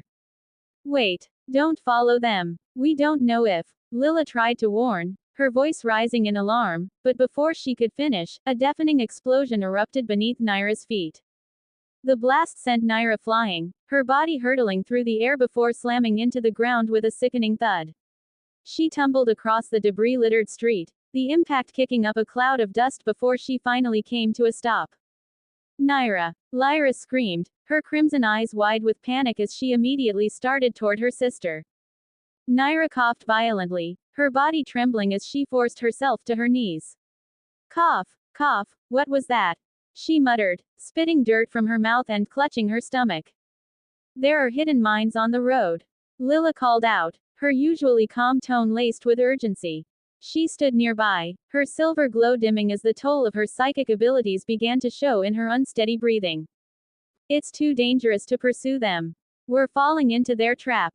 It's better if we pull back and regroup. Naira gritted her teeth, glaring in the direction of the fleeing assassins. Tisk. Fine. She spat, though the frustration in her voice was clear. She turned and leapt back toward the collapsed building, where Lyra was already waiting. Sis. Are you okay? Lyra rushed to Naira's side as soon as she landed, her hands moving quickly to inspect her sister for injuries. I'm fine, Naira said gruffly, brushing off the dirt from her clothes as her tentacles retracted into her body. It was just the impact. These bastards are playing dirty. Lyra didn't look convinced but nodded reluctantly, her concern still evident. So, what now? Naira asked, her gaze shifting to Lila, who had taken a seat on a piece of debris nearby. Lila sighed, her sharp eyes scanning the surrounding rubble one last time before pulling out a high-calorie protein bar from her pack. She unwrapped it with steady hands, her calm demeanor belying the strain she was under. Nothing, she said, taking a bite. If they've retreated, it means they'll either change their operational zone or leave the underground city entirely. Either way, they'll be back, but with more troops next time. Naira's frustration boiled over, and she swung her sword angrily at a nearby chunk of debris, cleaving it in two. TCH. So we're just letting them get away. That's it. Lila nodded, her expression unchanging. Chasing them now will only get more of us killed. And we'll lose the chance to regroup and prepare. Patience is a weapon, Naira. You should learn to wield it. Naira muttered something under her breath, clearly dissatisfied, but before she could respond, her arm device began vibrating. Naira raised her wrist, tapping the display to check the message. Her crimson eyes quickly scanned the screen, and her expression darkened. This is bad, she said, her voice tight with urgency. What is it? Lyra asked, her concern returning instantly. Naira grabbed Lyra's hand, her grip firm. No time to explain. We need to get back to the mansion, now. Without waiting for a response, she activated her blood-enhanced speed, and in an instant, the two of them disappeared, leaving only a crimson blur behind.